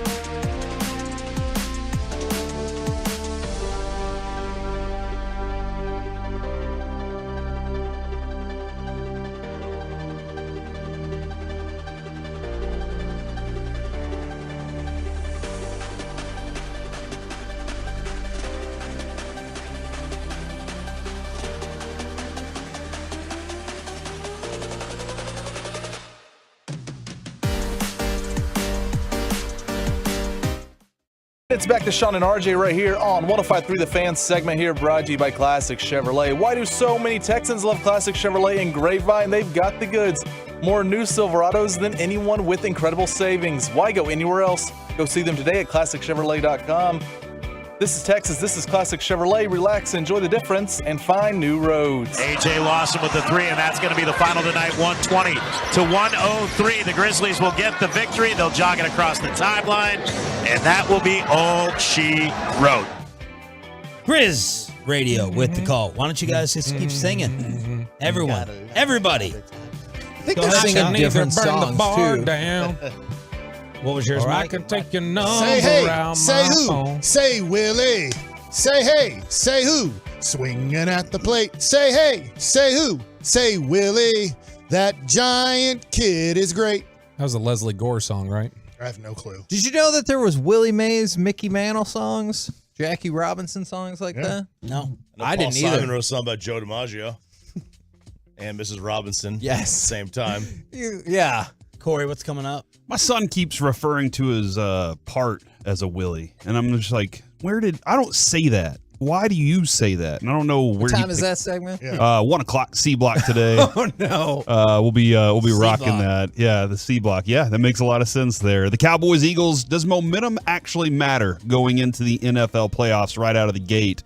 But also, gentlemen, we have a new co-host joining us today. He smells like Colby Sapp. brisket. He does smell like brisket and bricks. He made brisket and brought it. So Kevin, can you explain? Because this was your dream. Yes. You created this part of the idea, and I think this is really cool. So we decided we're not fancy. So Mike, or Pops, is co-hosting the show today. We did a KNC for a Day auction for Peace-a-thon, and he was one of our winners.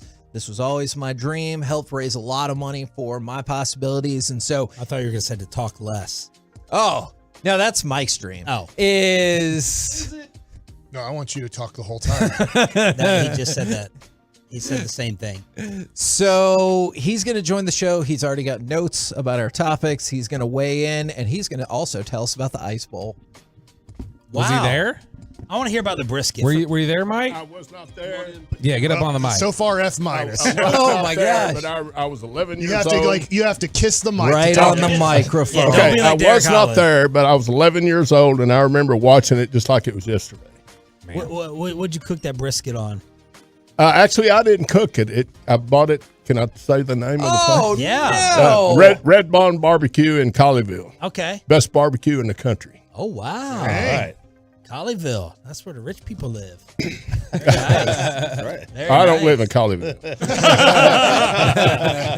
All right. This Dallas Maverick was trending last night for all the wrong reasons. Mikey, I don't know if you've been on Mavs Twitter. Grant Williams, I'm guessing. Cherokee Parks. Grant Williams. When is the last time you've done a Grant Williams segment? I'm sure you've done I one. gave him an F minus last week for his contribution to the team. I think he's. What's the problem? Or did we, as RJ is saying, it's our fault for too high a It's not unfair our fault. expectations? The Mavericks were the ones who told us he's going to be their third best player. Like the Mavericks Well, that's sold just their- him in that's the their own offseason as a great addition and kind of the third guy that they're missing. One of the warnings that we did is like, I like what Grant Williams can bring to the table at times defensively, but one of the warnings we had is he got phased out by the Celtics, especially in the playoffs last year. And so if that's like kind of the level you're looking at, they're like, he's not one of our 8. Yeah, he's like, again, like, and it is the Mavericks' fault for yes, but it shows how far away they are. Grant Williams, if he can't be one of your best 5 players, this is not who he is. He's your 7th or your 8th option. And on a Boston even said championship he's not team. even that, right? Boston Right. said Yep. you're not even that. So why anybody would be disappointed in him is just not paying attention. Like, you're not disappointed. But There's nothing to be again- disappointed But about. again, loaded team. It's different if you're on a loaded team too. Like you don't have to be the 8th best here. You're not as good as Boston. And again, you got to expectations are part of that for sure. But again, we're just talking about what has his baseline been for his career. He's playing below that. So we're not even talking about expectations. Right. He's playing the worst basketball of his career. And that's where I ran into trouble because at the beginning, he was playing outstanding in terms of also contributing more offensively than I thought he could. But it took a sharp turn quickly. Yeah, I don't know if he even plays when Dante Exum, Derek Lively, and if Maxi Kleba ever plays this year. If those three guys become healthy and you have everybody healthy on your team, I think Grant Williams doesn't play. I don't even think he plays. Played like 7 minutes last night, minus 20. Yeah. And I know there's concerns about, you've seen the buzz. I'm sure this is one of the reasons it was trending on Twitter as well, as the shape that he's in compared to the amount of minutes they initially wanted him to play. In love with the shape of you. Is he in bad shape? That the concern is he plays slow. He played slow at Tennessee. Yeah, he's a stout dude. He played center. Yeah. He's And like a less 6'6". Jack Desmond, way less Jack Desmond Bain. Careers die really quickly when you're a 6'5" undersized power forward. Like, people do it. Obviously, Barkley's the greatest ever to do it. But your career ends quickly when you're undersized and you're a heavier guy, because you have to play on pure athleticism at times to overcome your size, that you are too heavy and too short. And so that usually at 32, 33, your career is completely over with. So I do think Grant Williams is going to survive in the NBA for another 5 years, but probably at 30 years old, he's going to either play overseas or completely retire. I wanted to shout out Kevin Gray on this, honestly, because he talked with somebody in the Mavericks, and that was one of their quotes, is he was not prepared to play the amount of minutes that we wanted him to play, like from a physical standard. That's somebody on the team saying that. When did he tweet that? Yesterday. Well, that's not a good thing in the first year of your brand new contract. Nope. And like I said, he's playing below even what, if you take the expectations out of it, he is playing bad basketball relative to what he's done throughout his whole career. He's not playing efficiently. He's not giving you what you wanted defensively. Like I said, I think this is the first year that his offensive and defensive rating is upside down, like of his career. He's just, and you can't say that, while that is a team statistic, his is like 111 and 118, I think. If you flip it over to Derek Lively, who's playing the same amount of minutes, roughly, averaging the same amount of minutes, Derek Lively's defensive rating, I think, is 111, and his offensive rating is 136. Like, I mean, it's not, just, Grant Williams has been a black hole on this basketball team. Matt Eberflus is coming back to the Chicago Bears. I mean, they're going to keep Fields? I don't know. I wouldn't. What's your opinion? I would draft Caleb Williams. Look at him as Mahomes light, worried about all the maturity stuff and the press conference stuff. Don't let Sandler hear you say that. I feel... Does he disagree with that? Sandler came in here in a little 5'5" rage the other day because I said that. Whoa, height shame. Man. Can I ask you this? Would you do this? Because he's played 3 years, so extension time is kind of happening right now for Fields. Yeah. Would you say, hey? And as Michael Lombardi brought up, just to add to your point real quick, he goes, you gotta remember that, because if you're Justin Fields, you're like, you have to pay me at least the Daniel Jones money. And I think he has a very legitimate point to make. Like, I am as good or better than Daniel Jones. So most people are. This whole conversation has to have a $40 million at least cloud a year over our heads. If that's what he wants, then I try to move him for draft picks and take Caleb Williams. Because I was going to suggest, at this point in the stage of your career, we're committed to you. 5 years, $150 million, $10 million guaranteed, or $100 million guaranteed right there. If you say, yes, you're our guy, we build around you at $30 million a year. But I can't go to $40 million the way you've played football in your career, but I am committed to you, and I think that I can build a great team around you.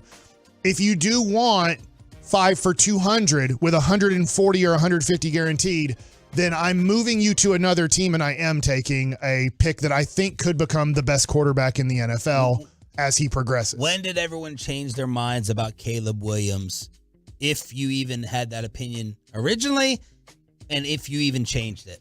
Yeah, I haven't changed it all the way, but I've become a little bit more concerned because, I mean, obviously he looks unbelievable, but I know the thing about crying to his mom in the stands as opposed to going with his teammates, and there was a few other things that I'm not out on him by any means. He's clearly a phenomenal talent, but I would have some more questions if I got to be in the room and ask them. When he was at OU, just because I don't believe in OU quarterbacks. As an OU fan, I've watched all these guys run through, and I've been like, meh, I think they're fine. Anti-Troy Aikman? Anti-Baker, anti-Sam Bradford, anti-Josh White, anti-Jalen Hurts. Jason White. Some Sooner fan. Yeah, Josh Hibble. Nate Hibble. No, Josh Heupel, Nate Hibble, and then Jason He White. combined them all And into they one. were all One really good person. in the system. And they were all, when they went to a place where somebody said, you have to be in this system now, instead of we're going to run the same stuff we did there when you were in college, they don't turn out. So if Lincoln Riley's going with Caleb Williams, I'll take him number 1 overall. But otherwise, just leave him there. I'm just not believing that Justin Fields is going to throw well enough consistently moving forward. So I think it's a tough decision because I do go with the I'd always say Lamar Hunt, but his son's theory, and it's a theory in the NFL that makes all the sense in the world. If you don't believe you have a top 8 quarterback in the NFL, when you stack them up talent-wise and what they're doing, if you don't believe you have a top 8 quarterback, you can't ultimately compete for a championship. And so you have to have that discussion in Chicago. Do we believe that Justin Fields is going to be a top 8 quarterback in his career here, starting now? Because in your 4th year, you need to show that you are in that category. And if you don't believe he's going to be in the category of, I'm not saying he's not ever going to be as good as Patrick Mahomes, but if he can't compete in the Joe Burrow, Josh Allen, Dak Prescott, Lamar Jackson category, then we need to move on. It's the treadmill of It's a Mark treadmill. Cuban's treadmill. It's a treadmill. His QBR is 10 points worse actually this year than last year. Now Well, last he year didn't run as much early on, especially. Yeah, second half of the season, his QBR went up. He was upper 60s, I think, in the second half of the season. 60% completion percentage, 16 touchdowns and 9 picks. Sounds like a guy they'd give the MVP to this year.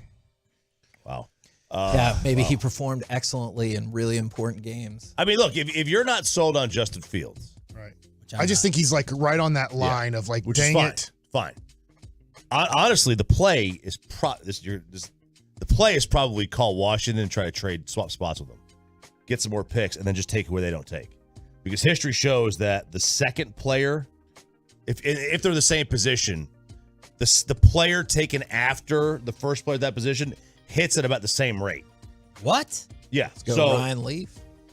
Well, I mean, Ryan Leaf would be the example that didn't hit. Yeah. But like, if you take, say your first wide receiver taken in the draft, and then 10 picks later is the second wide receiver. Yeah. The second wide receiver hits it at about the same rate. Wouldn't you want to though be very specific on quarterback? I think that's different at quarterback over the last 20 years. I'm just talking about the gross stat of. I'm just sitting here thinking. I'm just sitting here thinking like big quarterback questions in history. Lawrence, even though he's not been the best, he's been better than Wilson. Luck was better than RG3. Manning, Lee. Like, I mean, I think you have seen quarterback turn as one of those you don't play with. Like Tua and Herbert were taken 5 and 6. Who was taking 1 that year? I can't remember. Joe Burrow. Burrow was taking 1. And Burrow's the best. And Burrow's the best. But, I mean, you could make the case that, Herbert is better than Tua or other way around, however you want to say it. I mean, years that you'd be right for sure would be Alex Smith and Aaron Rodgers. I know they weren't taking 1, 2 overall, but the second quarterback in that draft was Aaron Rodgers. Yeah, and this is just for all positions. It's not just, I mean, I have to go back and look at the quarterback one or do a quarterback one. But, I mean, if you're not, the point is if one of them is not far and away, just trade down, get the extra pick, take the next guy. He's supposed to be far and away. It's supposed to be Mahomes Jr. Is he? He does throw the ball at times. I'm not watching his highlights. When he has those highlights, he's the only person that has Patrick Mahomes highlights. Shoot, Mahomes is another one. I mean, because he was taken second as the second quarterback to Mitch. We got to go. Who drafted Alex Smith over Aaron Rodgers? Who was the offensive coordinator of that 49ers team? Oh, so I was genuinely curious. I forgot. Yeah. I was curious. Trent Baalke. I was curious. Sean, what do you Say have it, to Sean. Say it. Goodbye. Say it for your colon. Goodbye. Hey, tomorrow's a big day. Why? It's Thursday, man. Goodbye. Baseball DFW's number 1.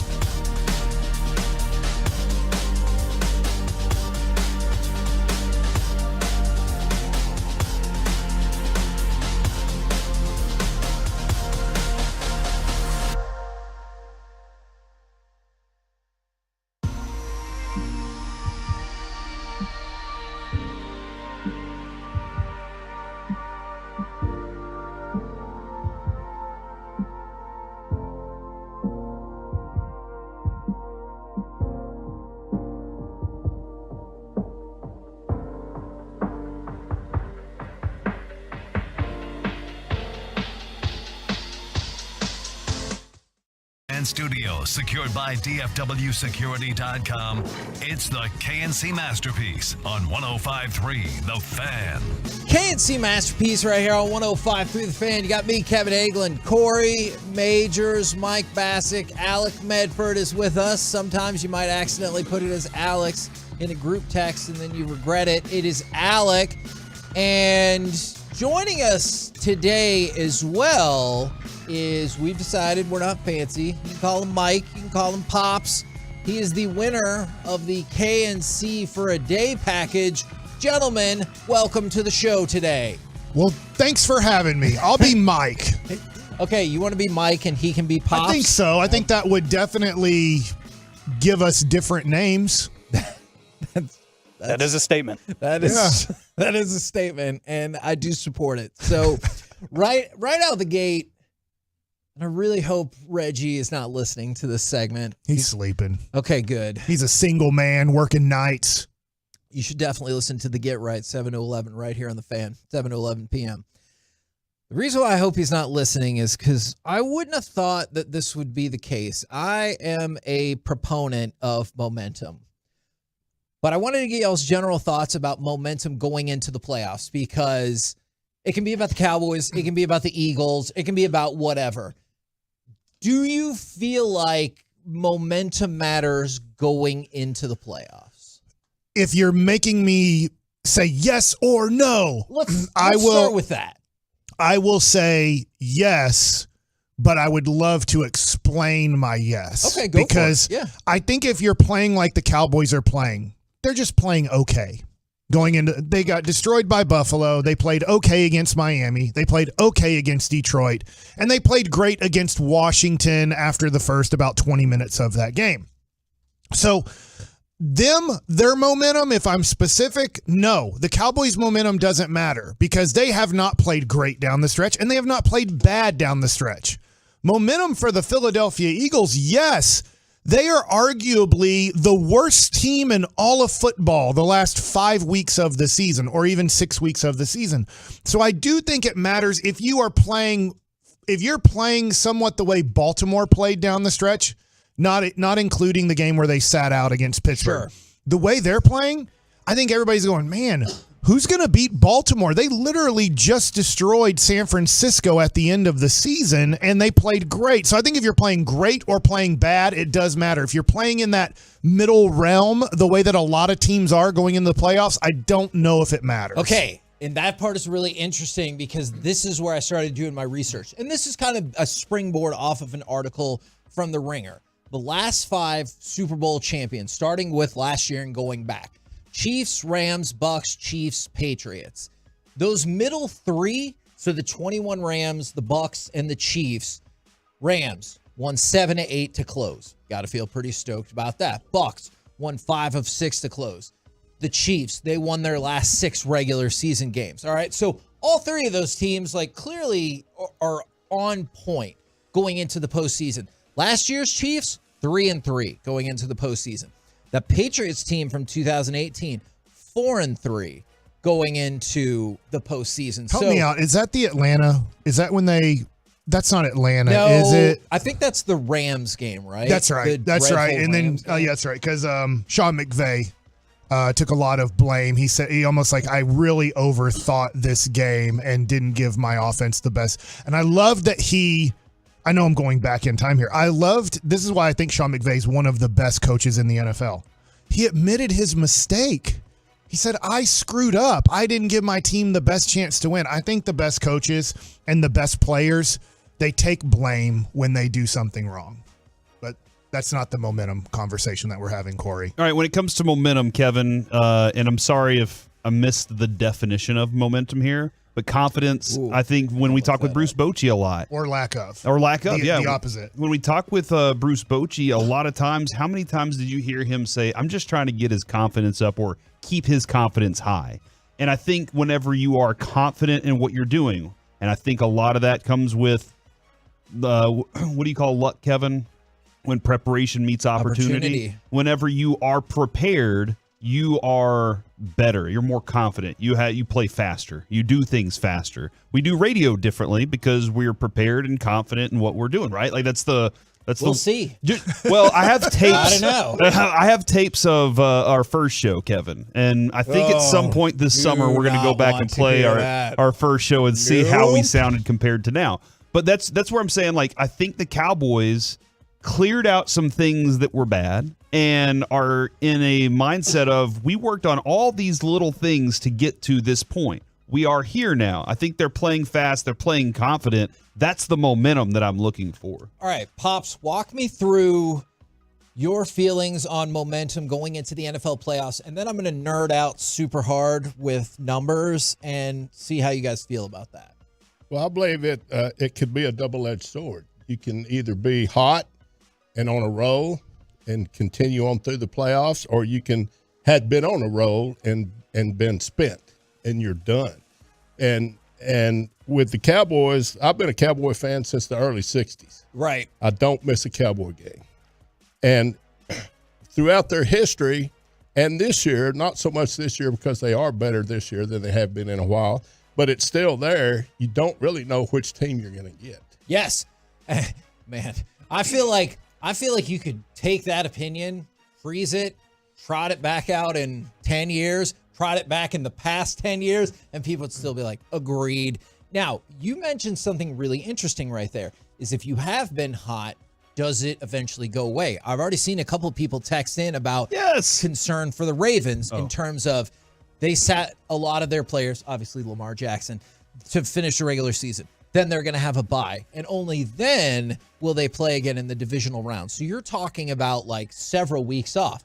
And then somebody texted in from the 817. Thank you for the Super Bowl numbers. Can you tell us the records going for a bigger data set, say 10 years? How about 23 years? That's an even bigger data set. So this is where the Ringer... Since Y2K. Exactly. Have you watched that documentary on Max about Y2K? No, I don't think so. It's like, I don't know, it's like an hour and a half. It doesn't have a narrator. It just jumps from like the news panic of 1999. Yes, and it's really interesting because it goes from news report to interview and everything like that. It's pretty good. Like I said, it's like an hour and a half. So the Ringer did a study since 2000 about momentum going into the playoffs, and this is why I hope Reggie's not listening, because he is not a proponent of momentum, and this really helps him out. So we talked about EPA, expected points added, which is very big, obviously, in the next-gen stats category. Yeah, we expect you to score these points. Yes, and you did even better than that expectation. Okay, all right. Of the 10 teams that jumped the most in EPA after November, so these are the teams that, like, improved the most after November. Those top 10, none of them made the Super Bowl. The team with the worst EPA, the 2009 Saints. What happened to them? They won the Super Bowl. Really? And so onside kicking. It's a really weird dynamic that theoretically going in, here are the best 10 teams that have improved the most. Not one of them made the Super Bowl. Here's the team that did the worst, and then they went on to win the Super Bowl. So this is where I get conflicted, and I think... Because Buffalo's won their last 6 games. Yes, so you would think, like, that's the team, right? But also Baltimore's playing great, too, right now. So they have probably the 2 hottest teams in the NFL are both in the AFC. They are the 1-2 seed, so they have a great chance of meeting each other in the AFC Championship game. I mean... But one of them will lose their momentum or lose their... Sure. And I guess maybe Baltimore, based off of this is the tough thing. Because remember, I can go back to the 2007 Dallas Cowboys. They were 13-1, I believe, or 12-1 going into... And then they stopped playing. They didn't care, and it was like... Guys, like, you haven't cared for 3 weeks and a bye. And unfortunately, to Pops' point, they had lost... all of the first 13 games of the season, they were playing great. And then they decided, well, we have the 1 seed wrapped up. We kind of have nothing to play for here. And they just they went a month without really playing tough competitive football. And then in a tough competitive game, they ended up making enough mistakes to not beat the New York Giants. And so a team I want to ask y'all about then is, how do you feel about the Rams going into the playoffs? Because if we're just going off momentum, theoretically, the Rams should... They're playing great. Yeah, they're 7-1. The only game they lost was to Baltimore. In overtime. And they had no business losing that game. Yeah. That was a falter by them. But I don't think people are saying... I know they're saying that's a good wild card team, but But I don't think most people are like, that's an NFC championship game team. Kevin, not to kill the momentum on this segment here, but from the 469, I'm jealous of Pops because he's seen all the Cowboys' success. I'm 28. Pain. Just wait. That's all the Cowboys' failure right there. You just wait until later in the show. Oh. Let's say about noon. He'll share some real pain Oh. about being a Cowboys fan that has seen the success that comes along with it as well. I think if the Cowboys play the Rams at home, the Cowboys win that game. And I think most people would probably say that, right? Even Yeah. though the Cowboys have been kind of like, along, and the Rams have been on fire. Maybe I'm wrong. Maybe kind of the Nakua, Cooper Kupp, obviously Matthew Stafford playing well. I'm always forgetting they have a pretty good tight end who never has good stats. Who's their tight end that is Higbee? Tyler Higbee. It's like he's good, and then at the end of the game, you're like 2 catches for 26 yards. He does have every once in a while he breaks out, but I get it, man. He's not a focal point of their offense by any means. The Rams are a good team. I don't think they're as good as the 49ers. I do think they give the 49ers issues, and maybe they'd give the Cowboys issues that I just don't see right now. But I would think that the Cowboys and the 49ers, if they were to beat Detroit, that those two teams, and they would play the 49ers, is that the 49ers would beat them in San Francisco. Is it the Rangers' fault, Kevin, then? Yes. It's the Rangers' fault for giving us anybody out there any sense of hope that you can just fall apart at the end of the season and then turn it back on and be the dominant one you were. That being said, Evaldi wasn't ever really – this is the weird thing. He was never really completely healthy until, the last week of the season, and he was back in baseball shape. And then he's like, all right, now I'm ready for the playoffs, guys. And that's why you bought him. That's why you went and got him, so that he would compete big in playoff games. So maybe it was part of the plan all along, Kevin. They were just like, look, dude, we know you're old. You're not going to make it through the whole season at this rate. We don't need a Cy Young. We need a World Series championship. So Take a few weeks off. What I'm hearing from you is they should have lost to the Commanders, and then everybody looked down at Arlington while they were flying over Arlington on their way to go somewhere else.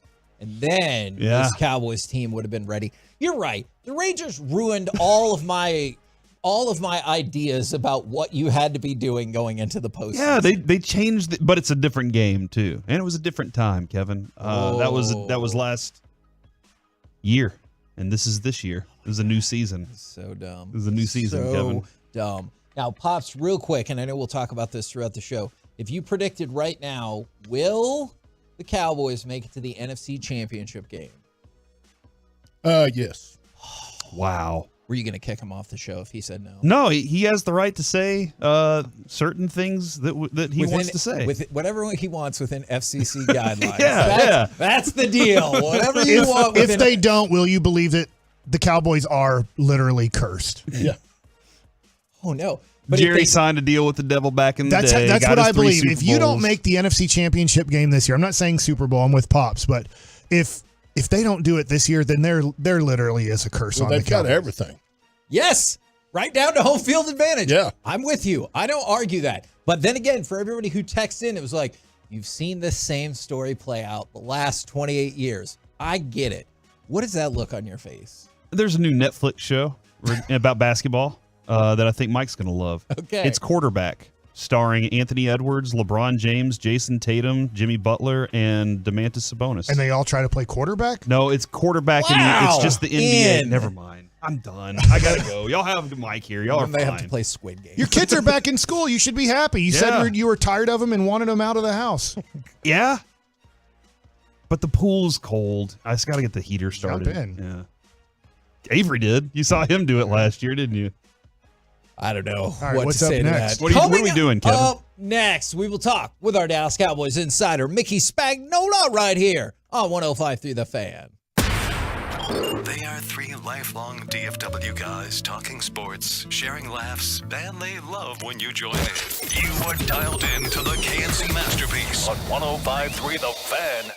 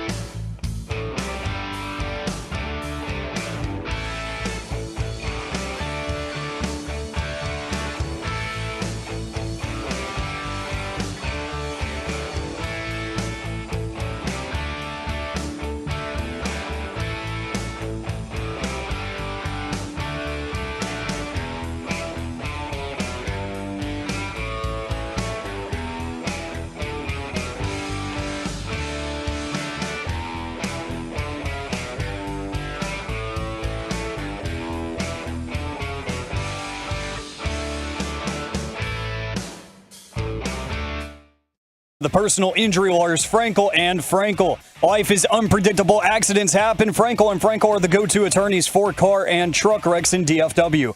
If you or a loved one has been in an accident, contact Frankel and Frankel for a free consultation at truckwreck.com or call 214-333-3333.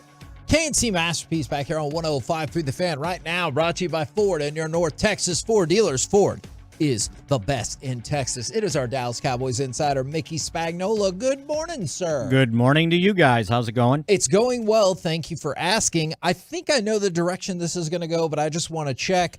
Multiple teams checking in again about the availability or trying to set up interviews with Will McClay, Dan Quinn. I don't imagine this is surprising to the franchise, and they're kind of used to this by now. Yeah, absolutely.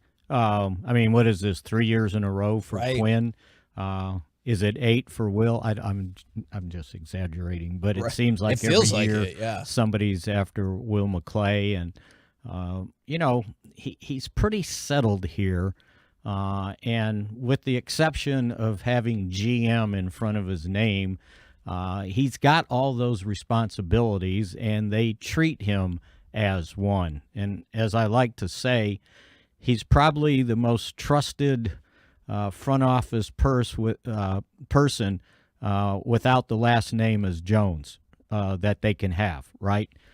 So he's basically doing, in my mind, the GM job without the title. And I think he's pretty comfortable here. So we'll see. Maybe one year he decides, okay, I'm going to go out on my own. But again, there's more things that go into this stuff. Also, family issues, whatever, where you're living, what situation, you're in.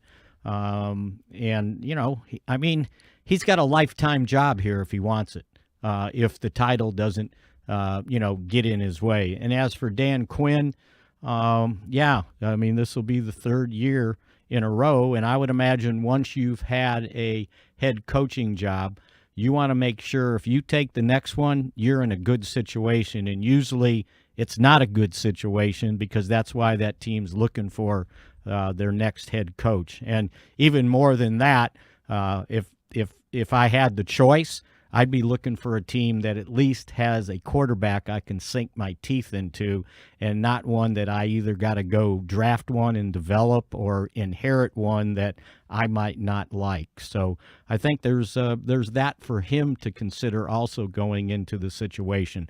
But I don't think either one of those becomes a distraction during the playoffs. As Dan Quinn said when he was asked about it a week or so ago, he pointed out that you prepare for things like this, meaning interest if somebody has interest in you as a head coach in the off season. You figure out what your answers are, or what you would do, because they're going to ask you about staff, like who can you put together? Who do you think you can get for your offensive coordinator? Are you going to be the defensive coordinator, and things like that? And so that's the way he answered it, that I take care of that stuff in the off season, and this doesn't get in the way of me preparing for a playoff game. I'm really intrigued by something you just said, and I understand the concept of sinking your teeth in on a quarterback that you already have. Do you not think for some people out there, they would prefer the method of, no, let me go draft the person I want and mold him exactly how I want? Well, yeah, but are you assured of getting that guy in the draft? No, not necessarily, for right? sure. Yeah. I mean, if I'm looking at these things, I would think, Justin Herbert is probably, I would rather have him than to go into the situations of the other two teams that have to look for a quarterback in the draft. And at least I've got a proven product to work with, not knowing if I use the first pick in the draft on Bryce Young and it doesn't work out that first year. But if I take Will McClay with me to the next one, I know. Then I can, man, that would be interesting. A nice double, right? Hey, we're a pair, and he's been scouting all the quarterbacks that I could potentially get, and we're going to go to the team that's going to get that one. I don't know. I'm just throwing a wild. Yeah, no, that's a really good point. If somebody wants to try and pull that off. Are you guys encouraging this to happen? They're really tight. Those two are really tight. Possibility, right? They've worked really well together. I mean, just look at what what they've done building this defense. I mean, but sometimes title and money is not everything. Yes. And think about how long Will's been here, too, by the way. Coming in as a defensive coordinator in the Arena League / pro scout in the scouting department, with doing both jobs, then became the head coach of the Desperados. And while he was still helping the Cowboys in the scouting department, and then moved up in the scouting department to, assistant personnel director, it's been a long run for him since he first got here. Early 2000s. Yeah, he was a lot of fun. That was when I was working with Mickey. He said, you're going to go interview Will McClay, the head coach of the Desperados. And it was a lot of fun getting to know him then. And I'm sure if I texted him right now, he'd text back and say, I'm a Cowboy. That's just usually the reply I get from Will. Yeah. So, well, and think about it. That good experience for my interns to go and cover the Arena League. Right? That was their job. It was a lot of fun. This Cowboys team specifically, what's your biggest concern with them on Sunday?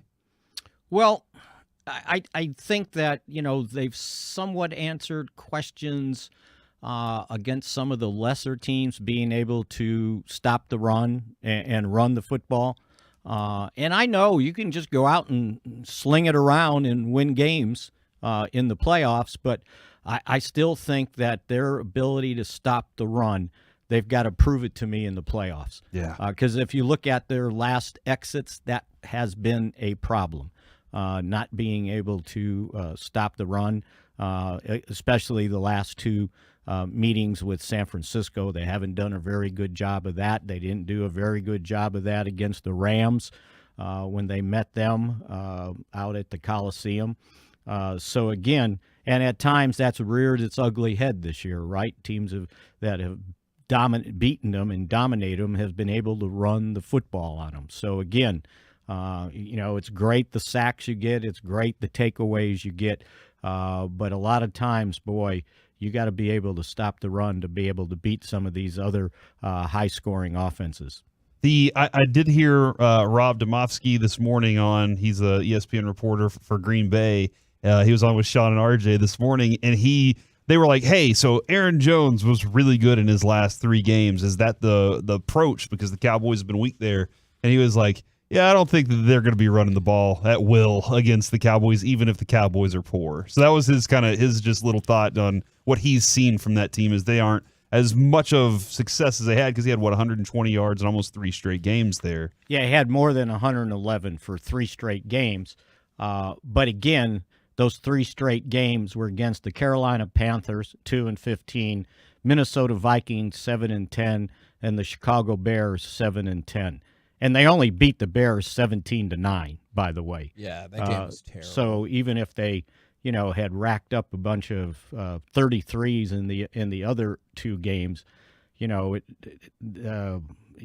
didn't do that, by the way, against the Giants when they got beat 24-22, and he didn't do it against Tampa Bay when they got beat 34-20. So they had a 2-game losing streak there before their 3-game winning streak. But, hey, give them credit. They won 7 of their last 10 games, and 2 of those were beating the Detroit Lions in Kansas City. Yep. Actually, 3 of them, and they beat the Chargers when the Chargers still looked like they had something to gain in this season before they fell apart. I know we talked a ton this year about CeeDee Lamb, and rightfully so. I wanted to focus back around on Brandon Cooks. 3 touchdowns in his first 9 games. Last 7 games, 5 touchdowns, and his touchdowns this year, I think, are the most for him since 2016. It doesn't feel like there's been like a dramatic shift. He just feels like he's been integrated more and more into the game plan. I think he just makes plays, and he makes plays in critical situations. I remember kind of researching some of the things he did the previous years, and a lot of his big games or big catches for touchdowns were in critical situations. It was the same, and I don't mean to get off the subject, but the same thing when I was looking at Gilmore and what he did last year. He had a couple like breakups or interceptions in the end zone to save games, and it's good to have veteran guys like that that can play down the stretch in pressure-packed situations and excel. And I think that's Brandon Cooks. I don't think you look at the volume, you look at the quality of when he's catching the balls and the touchdowns that he's come up with. And you're exactly right. The 7 touchdown catches now? That's the most he's had in about 7 years, or 6 years. So again, I think that he's just come on, and when teams realize, well, you know what? I got a guy over there that just caught 135 passes this season. Maybe I better pay attention to him. And that gives opportunities for someone else, and that includes Cooks and Ferguson that have taken really good advantage of the attention teams are giving CeeDee Lamb or should be giving CeeDee Lamb. I want to see the next team that goes out there and says, yeah, I got a corner that can cover him. I think the Cowboys will take their chances. All right. Excellent insight as always. Appreciate it, good sir. We'll catch up with you again tomorrow. Yep. See ya. There you go. Mickey Spagnola from DallasCowboys.com. Kevin, did you see the NFL Players Association make its announcement for the Players All-Pro team? So I know like you are very big on the AP. Right. Like you're a huge fan of that, but the players were like, we want to do that. I don't know if you want the names right now, but I do have them. Let's All hear right, it. we'll go through They each. probably gave up their vote for one less day of practice. The owners got to do it. CeeDee Lamb was the first receiver named on the list, and then Tyreek Hill. Oh, in your face, Tyreek Hill. Zach Martin was the right guard. Deron Bland was the first cornerback named, and Patrick Surtain was the second one, and Brandon Aubrey. Now, Kevin, as you know, I'm terrible at counting, but I feel like that's 4. Okay. So I feel like that's a pretty good number for the Cowboys to have CeeDee Lamb, Zach Martin, Deron Bland. No Micah? That's what I was curious about. No Micah. Well, who are the defensive ends? Myles Garrett. TJ Watt. Take a guess. TJ Watt. Max Crosby was the other one. Oh, he had a lot of sacks. So there you go. This is a great thing. This is really good. This is a great thing. I hope everybody shows this to Micah Parsons. Send it to Micah right now on Twitter. I hope this is like the Rookie of the Year balloting that Magic Johnson gets to see how Larry Bird stomped him in that, and he's like, yeah, okay. We'll see what happens now. I'll show you I guys. hope everybody shows Micah as like, the players don't even think you're one of the best too. You're All probably, the players in this league think you stink. You're bro. probably behind Watt as well, so Yeah. maybe you're 4th. Yeah, And I mean, like- you might not even be the best in the division. Yeah, let's just see if you can fire him up. Yeah, Montez Sweat not even being there anymore might still be better than Kevin, I'm sorry, man. Oh no! Is he on the linebacker list? Tyler Smith is also on this list. Really? He's tied with Joe Bitonio from Cleveland. So that was why I missed that one. But no Micah? I'm going to relook at this list, Kevin. Okay. Yeah, still no Micah on there. Okay. He's not even at safety. That's weird. That part He doesn't. could play safety better than most of those guys. We're the KNC I think he'd be a masterpiece. top 10 safety in the league if you moved him there. I'm dead I don't know if serious. he'd be top 5, but I top think 10 I safety? think he'd be one of the 10 best And safeties he'd in the finally have some interceptions, you know? Man, well, that's a good point. Coming up next, it's time for Baseball Nuggets with Mike Bassett. league. Well, let's see where the Rangers are next. As we move into 2024, everyone's making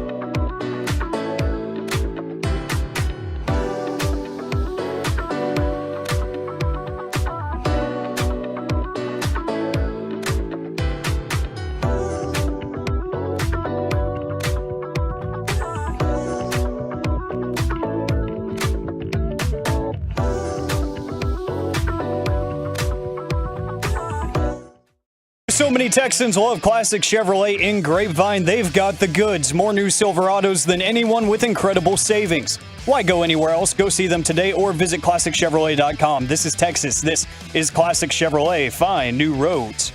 KNC Masterpiece back here on 105.3 The Fan right now. Time for some of that baseball nuggets with Mike Bassett. You didn't like my tease of baseball nuggets. Just deal with it, okay? But where are they now?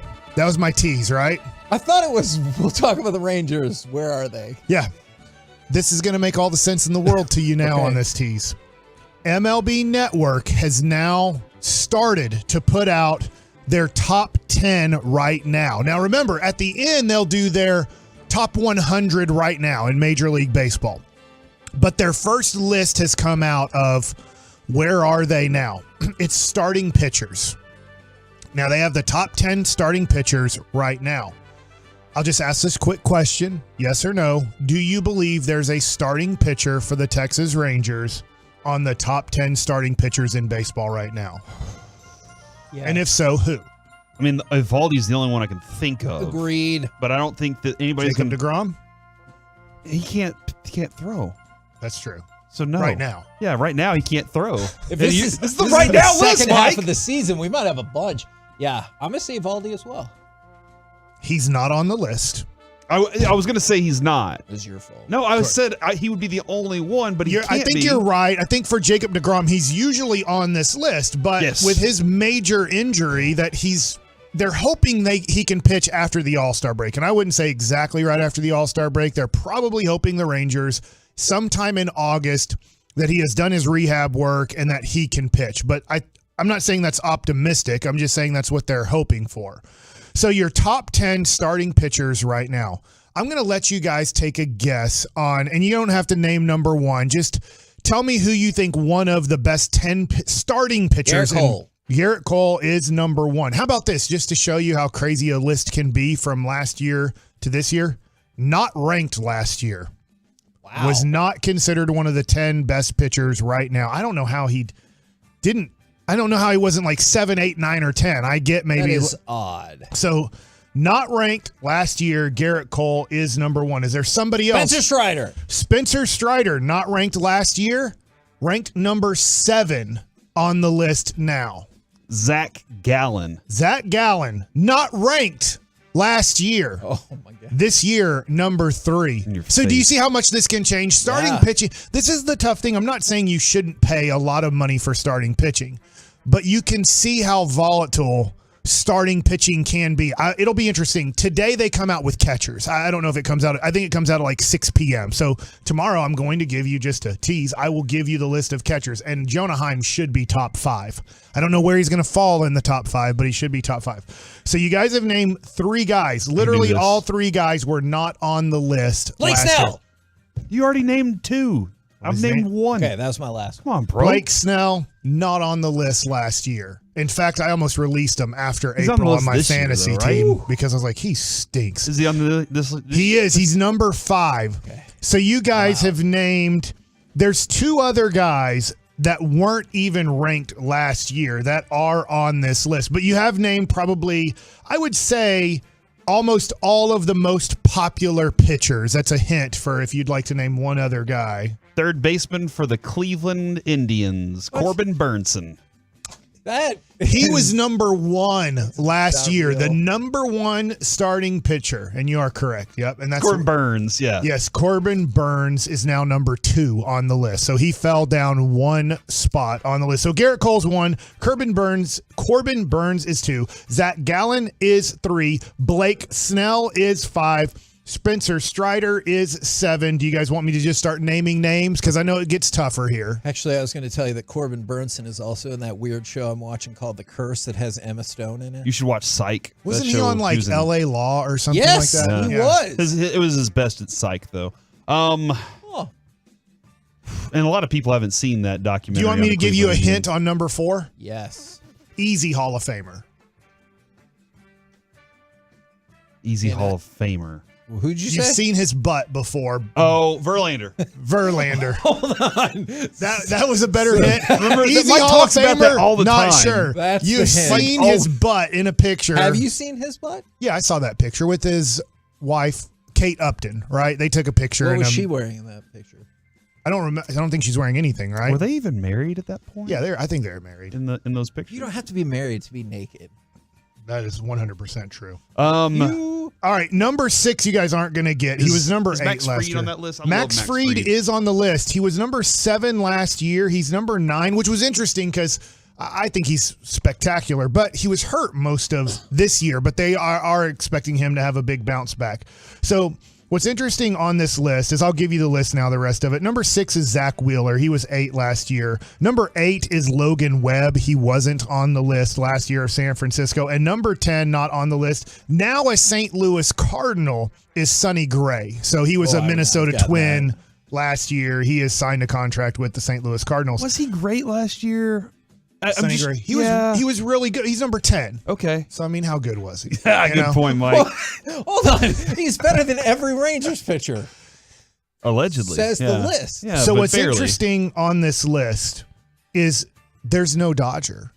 And I want to talk about this for a second on this list is everybody is now thinking the Dodgers are going to win it all. Obviously, Shohei can't pitch, and he didn't pitch at the end of the year. He can't pitch in 2024. He's going to DH every game that he is in. This is the one thing about the Dodgers that I'm wondering about. As great as their lineup looks, and if you didn't see this, they signed Teoscar Hernandez to a 1-year, 23. Yeah, I think it might have been in a half, but who cares about that $500,000? You know what I'm saying? That goes to $500,000. I know, but that all goes to California. They really take all your money.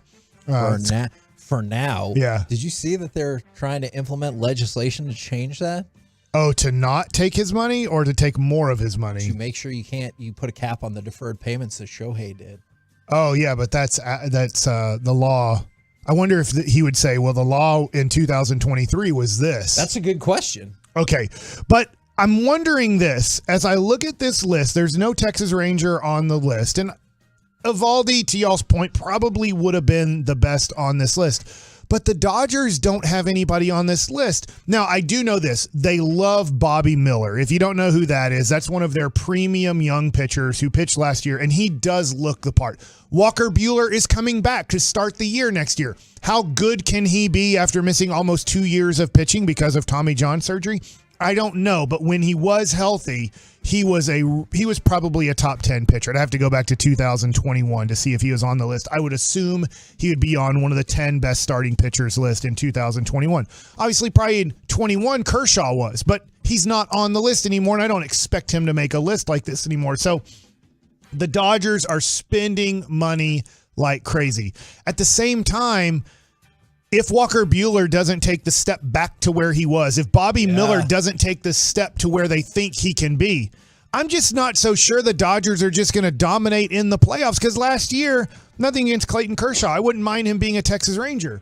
He got utterly destroyed in game 1 of the playoffs, and that was kind of it for the Dodgers because, like, dude, that's the best we have.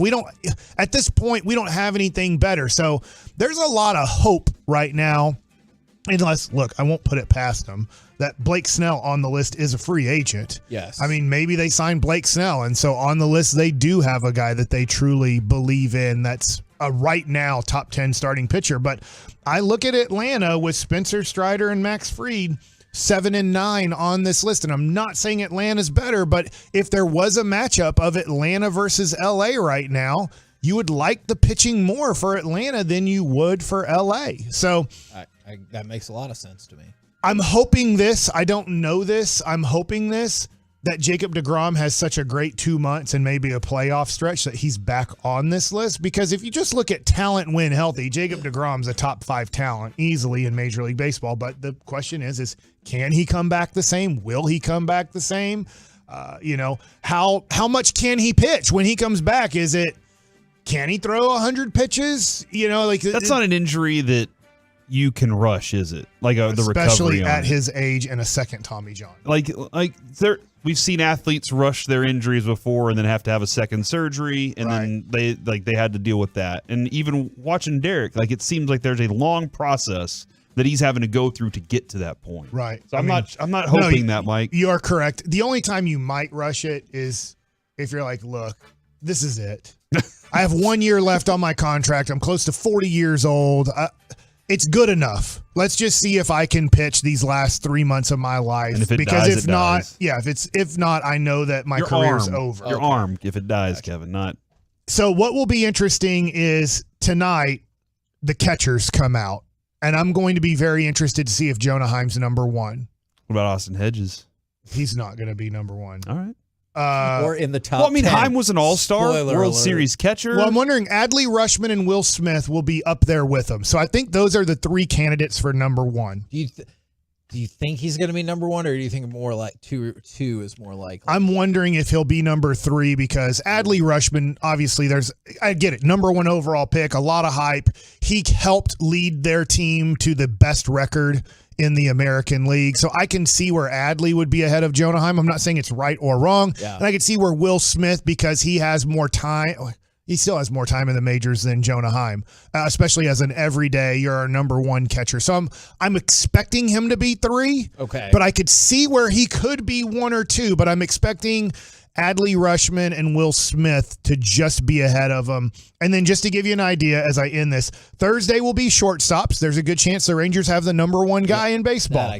Right fielders, there's a good chance that you have Adolis Garcia on that list. Second baseman, there's a chance you have the number one second baseman in all of baseball. First base, I think Nate Lowe might make the end of the list. That'll be interesting if he makes a list. Left fielders, they're not going to put Evan Carter on there yet. Center fielders, I'm wondering if Leote makes the back end of that list. Third baseman, Josh Young will be on that list. And then relief pitchers, I don't think we're going to have a person on that list, but that gives you an idea. This should be fun. Wednesday and Thursday, they will have catchers and shortstops list. We're the KNC Masterpiece right here on 105.3 The Fan. Coming up next, let's talk a little Mavs, Grizzlies, and what Jason Kidd said the team was missing last night. Plus, effort. We might, pretty much. Plus, we might just hear from Mike McCarthy. We'll do it all next right here on The Fan. Yeah.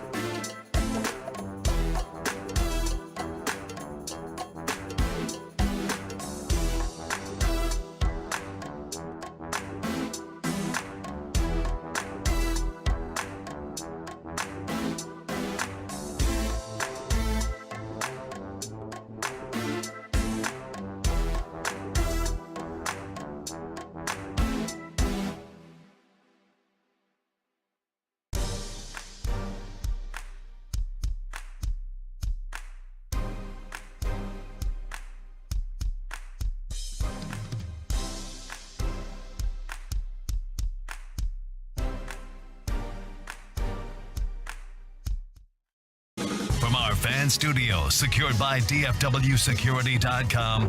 It's the KNC Masterpiece on 105.3 The Fan. KNC Masterpiece right here on 105.3 The Fan. We are supposed to hear from Dallas Cowboys head coach Mike McCarthy's ready now. Playoff time. Right here on The Fan. Thank you. Mike, David Moore, Dallas Morning News. Just kind of start with the nuts and bolts, just Tyler Smith and Gilmore, what their level of participation will be. I'll be limited. Gilly will be in the, or Stephon will be in the rehab group today. Tyler will be limited, excuse me. And with Gilmore, from your understanding of the injury, is it more just about regaining the strength? Is it range of motion as much as it is strength, or what's? Yeah, all those things. So I mean, he's making really good progress, and so the goal is to, get what he needs here Wednesday, Thursday, Friday, and then line him up Saturday and cut him loose. But we'll see how the week goes. So you wouldn't expect him to do anything until Saturday? That's correct. Yes. Yeah. Clarence Hill, Football Star Telegram. How did Hankins look last week? And can you talk about the challenge of stopping their running game? Yeah, definitely. I thought Hank played well. It was good to get him back. Obviously we're smart with the numbers. But yes, this is what it's all about. It always starts with run defense for us. I mean, you just go back to last year's game, the way they started the game. I think the first 16 out of 20 plays were runs. So, it's definitely a focus for us, and is every week. I think, they got two excellent running backs. The offensive line is in sync. They're playing together. They got continuity. So, so we're always focused on our run defense, and it definitely we're expecting them to challenge us. I'm Mike Tarcher with ESPN. We've talked to you a lot about taking over the play calling stuff this year. How much of that was you betting on yourself? I've never thought about betting on myself. Was there a line on there? It's legal now, though, right? Yeah, but yeah, no. I think it's like every season you go through an evaluation process, and there's things that you're looking at during the year, and and we just felt that was the best choice for the team. So and I'm enjoying it. And then the relationship with Dak has been close since you got here. Has it grown deeper or closer? Oh yeah, absolutely, it has to. I mean, your play caller and your quarterback have to spend that extra time together, and both personally and professionally. And yeah, definitely, I've really enjoyed that also. John Machado with The Athletic. In the past, you've done things to probably help motivate the team. In 2010, I remember you said you got the guys fitted for the rings. You've done things like smashing the watermelons and stuff like that. Is there anything that you do that for this week, and when do you come up with those type of ideas? Couldn't find my cheese head, so that was out. Threw that out. But no, I think the biggest thing for us is we're in a 7-day week, and I obviously so tied into what the preparation gives you leading into the game. Now we really are just talking about a regular week, simplify your life, just keep it about us, and there's always extra demands when you get to playoff football. We have individuals in our football space that are fighting illness, so we've just kept it all about the grind of preparing. We as a coaching staff, you could feel the buzz in the coaching offices yesterday, probably about in the afternoon once the plans came together and so forth. So just really want to keep the preparation focused and make sure we go out and play above our standard and do the things we need to do to win the game. Sonny's The Athletic. Mike, what's your outlook on team camaraderie? How important is that, and guys actually liking each other being part of the equation of team success more than just the talent that's on the field? Well, camaraderie, I think that's all, part of the, secret sauce of a healthy culture, no doubt about it. I love this locker room. I think these guys have really, not just this year, have really invested in themselves, the commitment that we have to one another, and it's really, at the end of the day, it's about the man next to you. So, and that's, that's just how we roll, and that's how we've rolled all year. So, we're looking forward to taking our game out there Sunday and getting after it. So, and it definitely starts and ends with our locker room. And I think we've invested a tremendous amount in our guys, and like I said, I think we're in really good shape there. Are there ways to build that? I mean, like Oxnard, for example, like going away for 2 weeks and you're just around the guys. Is there things that you do throughout the year as well that you kind of build that kind of camaraderie? Yeah, I mean, you go through the characteristics of developing group dynamics. I think all those are great opportunities. I mean, there's always, looking for, times to create, growth opportunities and leadership, credibility, confidence. I mean, you're always focused on that as the leader of the football culture, no doubt about that. So going to Oxnard to me is unbelievably beneficial for our team. Just the whole aspect of going away to camp. I think like anything as a coach, you're always worried about when you have a phenomenal facility, when you leave the facility, can the resources match? Can you still get the quality of work done when you leave your own facility? And we're definitely very, very fortunate to have that set up out there in California. So, and everybody loves to go there. So it's a very healthy environment. Obviously the weather's incredible, but just the whole setup out there is really set up nicely for all of us to, and even the new schedule. I think it's, is part of that. So yeah, I think those are excellent opportunities starting the training camp. Aisha Morrison, DallasCowboys.com. Coach, you spoke earlier about the importance of the run game. Your opponent this week does a lot late into the play clock with motion, misdirection, counters. You gentlemen have faced some of those teams that do similar things. Do you think that's prepared you and your defense for this matchup this week? Oh, definitely. I mean, I just think I think the way our defense plays, in the way we play offensively, I think we've prepared each other going back to training camp for these kind of games. And I think when you look at the way they played, they're significant in their pre-snap motion and shifts. Obviously, statistically, we're aware of where we rank against that component. So it's definitely part of our preparation and how we view their offense. So yeah, those things are real important. And then even on the flip side of it, this this defensive front is the highest that we've seen as far as movement, as far as their stunts and games called. So, we practice against a defensive line that moves a lot too. So I think a lot of those variables are healthy for our preparation this week. So, I think it's obvious, everybody's into the details of how each team plays, but that's the beauty of having a healthy week of preparation, and then we'll get up and line up and see how it goes. Michael Kelkin, Dallas Morning News. You've coached a lot of young teams over the course of your career. This is another one of them. What do you think the playoff experience, though, the past 2 years does kind of supersede age? I think playoff experience is very, very helpful because I think it eliminates some of the expectations, eliminates some of the the first time things, and I think the reality of it is it's football. I think you really got to keep it to that and just. But we're focused on our best week of preparation for winning a football game, and I think our older guys do a really good job, and this starts way back in the off-season program of taking these younger guys under their wing. We all understand the importance of a draft class, to your football team. On an average, I know it's been this way my whole coaching career, head coaching career. 20 to 25% of your football team changes every year, and that's something that you have to take into account from the first day you come together in April, because everything, how we train, how we teach, what our classroom looks like, how the meetings are distributed, are all played to that. Getting those young guys in that veteran group coming together, and I think our team, especially this year, has done an excellent job. Yeah. Calvin Watkins, Dallas Morning News. How's your relationship with Dak grown away from the field since you've gotten here? Well, I mean, we don't have a whole lot of time right now. He's a busy young man, but yeah, I think it's the phone calls and things like that. I mean, I think it's more things in the off season, but yeah, I enjoy the one-on-one time we do get to spend together. But just obviously getting to know him more personally has been awesome. It seems as if he lives like a public life. Everything he does is. How do you think he's been able to manage that at times? I don't know if he could do any better, frankly. I think if you just look at the schedule that he keeps, his work ethic is impeccable.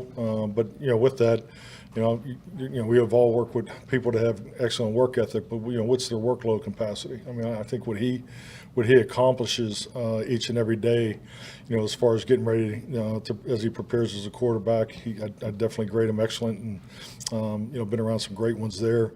But also what he does in self-care and the things away from him, he does all the extra, and it flows for him. You just it's not, once in a while or, 3 out of 4 weeks. It's every day. And I think that's, really is a big part of who he is. Kevin? Kevin Sherrington, Dallas Morning News. Dak has talked about how connected he feels to his receivers this year and on multiple occasions, and he's credited you for that. I wanted to know if that was intentional on your part and how exactly were you able to do that? Well, I think when you're talking this, pure football scheme, technique, the fundamentals, the education of how the quarterback's being trained and the specifics of how his feet are tied to routes, I think he's talking more in regards to those things. And yeah, that thing, it's just really a product of how we coach. And it's not just myself. It's, it's Brian, Scott, the whole staff all the way through. Robert's a big part of that too, but just, it really starts with the coaching staff. And I think anytime you make changes and, everybody does it a little differently. You may have, the schemes may look the same on PFF, but they're not. I mean, it's, it's the way the quarterback's being coached and, when are you calling schemes and, the expectation of how the defense is going to play it. So I think we just have taken a huge step in that area. Mike Jones about the WFAA. Haven't lost at home since week 1 of last year. What do you attribute that to? Like, what goes into that in terms of that success? I think it's just really part of the growth and maturation of our football culture, and I think it's a product of, how this team has performed this year. There's always things that go into why you're successful. I think clearly you got to start with, the convenience and the ebb and flow of being at home, your preparation, how it flows into the game. I think that's, there's a rhythm to that.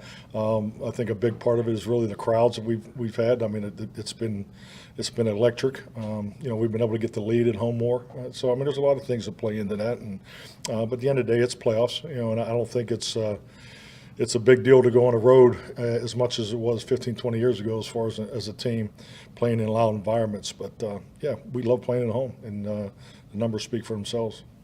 Babe. Babe Lofberg, Cowboys Radio. Mike, so you're big on unscripted looks, and obviously earlier in the season. But has your experience been, once you've been through 16, now 17 games, you get to this week, and there's not a whole lot that they're going to show you that they haven't shown before? Well, I mean, hell, just look at our last game. We saw a lot of deceptive football. Our defense did. So to me, that's all part of the grind of the season. It really benefits your preparation for the postseason. So, yeah, at the end of the day, there's nothing that is going to happen Sunday that we haven't looked at or haven't prepared for. Might be a slight variation of something, whether they change the face of it conceptually, or change the stem on a route, or change the order of their stunts, their CTE games, or the timing of it. So you are who you are at this time of year, and that's the beauty of being a playoff team. You're here for a reason, they're here for a reason, and we're here for a reason, and we will play to our strengths. Garrett. Garrett Podell, CBS Sports. Mike, the Packers receiving core has the most yards, catches, touchdowns by first or second year players. What is the challenge of defending that, and does that kind of situation compare to any maybe that you've coached in your career? Well, we don't discriminate against age, so we're line up and go after them just like we do everybody else. So no, I think it's a credit to their youth movement there, and but yeah, I mean I think the biggest thing for us is, as a coaching staff and as we filtered through, all the video and preparation, really both sides of it, they've played a lot of players this year, in their secondary and their offensive perimeter. So just make sure we're on top of that. Jacob Denimore, The Ticket. Given that home success that you guys have created, have you noticed over the last week and a half a little bit of extra energy, a little extra pep from the team, knowing that you had your own chance to control and now will get to play these games at home? Definitely. I mean, the team is, through this whole trimester, I think has prepared very well. The only negative that we really had, part of our preparation, the last, I guess, 4 weeks now, because it started in Buffalo, was just really the illness that everybody's dealing with right now. So, I do like the rhythm that we're in. But yes, I think historically, every year, there's a different energy with playoff football. Todd. You've mentioned illness a couple of times. Will Zach, is he back in the building? Zach's good. Yep. Just came for the walkthrough. Looks good. Yeah. He's on his normal practice. He'll be on normal Wednesday routine, correct. And then for the other, are there other guys that won't be able to go today because of illness?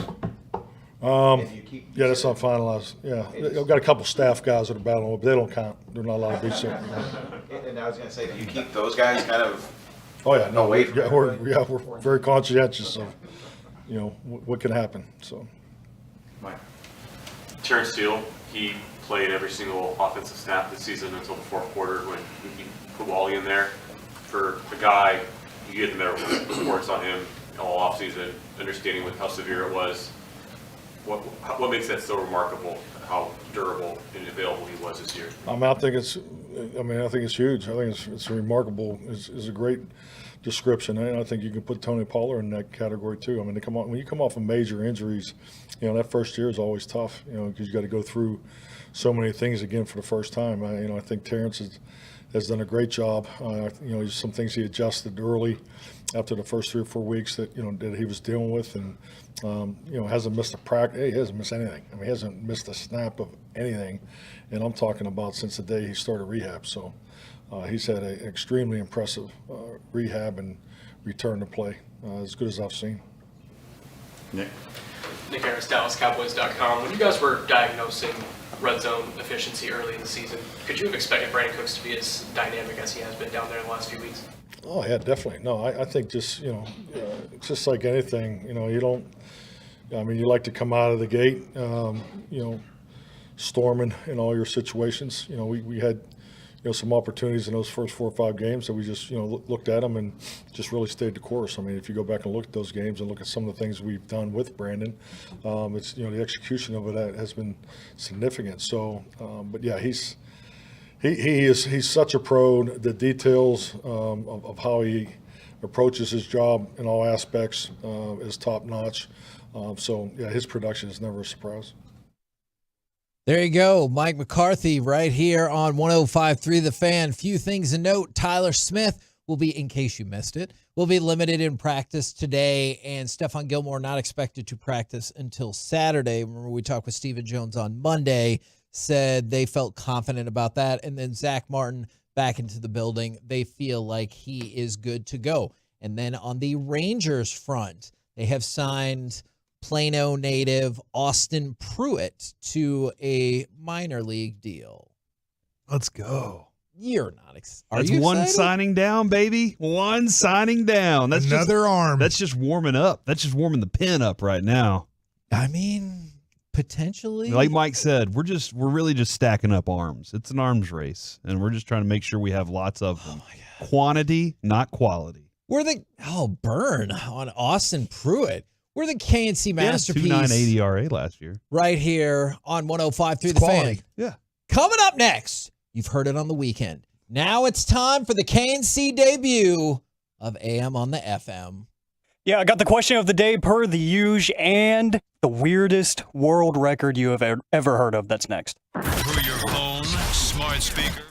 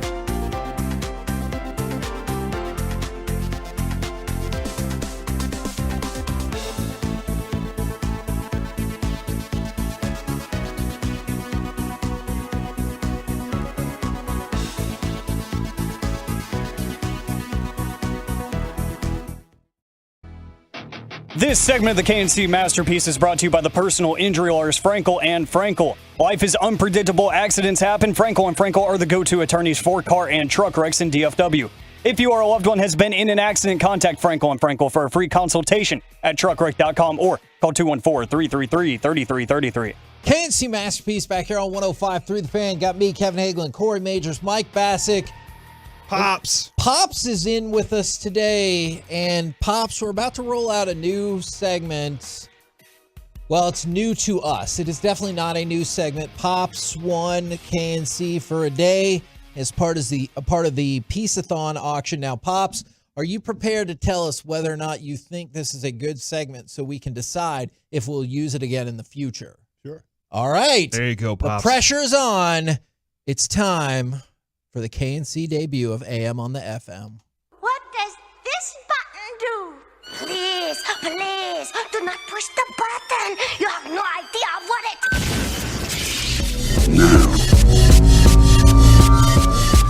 Reality can be whatever I want. Don't you dare touch that dial. Don't you dare do it, because it is time for AM on the FM. The pressure really is on. I've got a lot of spectators here today. Time out.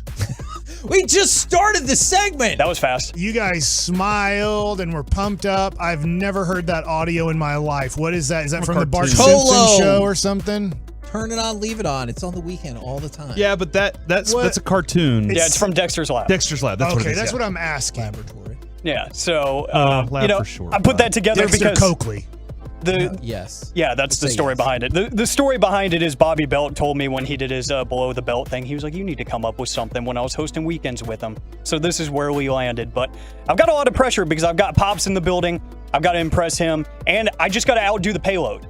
You know, that's all I'm trying to do, because we've got the morning show producer, Peyton. You know, he thinks he's a host, but he can't control his own segment. Oh, so wow. Holy moly. We're going to see if this one can go any smoother. So far, A+. 877-881-1053 is the truckwreck.com text line. Twitch and YouTube as well. Twitch.tv/DallasFanCam or 1053 The Fan on YouTube to answer today's question of the day. And it's based off of an article I read earlier this morning. We'll get to that here in just a second. But if you could set any Guinness World Record, what would you want to set? Oh, man. I'll let it marinate. I just saw a text on the... Read it. Read it. I can't... I'll read it. Go ahead. From the 817, this segment sucks already. No, I appreciate that. That's not the one. From the 940, Hugo Lopez, one player mode. Yeah, went one player mode 83 times in 24 hours to break the record. That's not the one I would aim for. Not the one I would aim for. The one that I was freaked out about as a kid was the lady with the longest fingernails. That always was so creepy. Gross. Because it was next to, in the picture, like, it was next to the lady with the longest hair. Yeah. That's disgusting. But those fingernails went in like circles. Oh, I know. Like, what you can't, what are you doing? Can't do anything. You can't go out like, hey, I'm going to the grocery store. Like, no, you can't do that. You can't type an email. If you have the longest hair in the world, you can kind of ponytail it and wrap it around you and stuff Braid like it, that, and yeah. you can go out. You can't go out with that crazy fingernail thing, and that just freaked me out, and they were not clean. Are you suggesting you use your hair as like a sash? You can do it. You can wrap it around your body or whatever to keep it off the floor so you can go to run errands or whatever. I can't do anything with 40 feet fingernails. So that's the one you don't want. I don't want, but out of all the pictures and all the things in the Guinness Book of World Records when I was a kid, that picture is burned into my brain as one of the most disgusting pictures I've seen. Mine too. I'm right there with you, Mike. I remember that very distinctly. Well, right. I guess, does Aroldis Chapman hold this record for like the hardest thrown baseball ever? I think so. I think in the StatCast era, I think he does. Ooh. So I think that would be cool. I think that would be something, for me loving baseball, to be able to throw a baseball harder than any human being ever recorded. That would be pretty awesome. I would want to score 101 points in an NBA game. That would be insane. Has anybody ever done that? No. Supposedly somebody scored 100 points, but nobody saw it and he got a piece of paper. Yeah, Aroldis Chapman, 105.8. Is the record. And he keeps getting on championship teams. Like, people want him. So, 101. And your mom. Because Wilt Chamberlain also did other stuff, too. Yeah. Oh, yeah. If you have a mom, there's at least We're all Wilt's children. Interesting. Also interesting is where the story comes from. A woman named Lulu Lotus. I don't think that's a real person. That's Lululemon, but close. From Ontario, Canada, just whistled her way into the Guinness Book of World Records by setting a new world record for the loudest nose whistle. What? Oh. That's a talent, I guess. Do you accidentally do that? Do you accidentally do that? And then you're like, I can do that.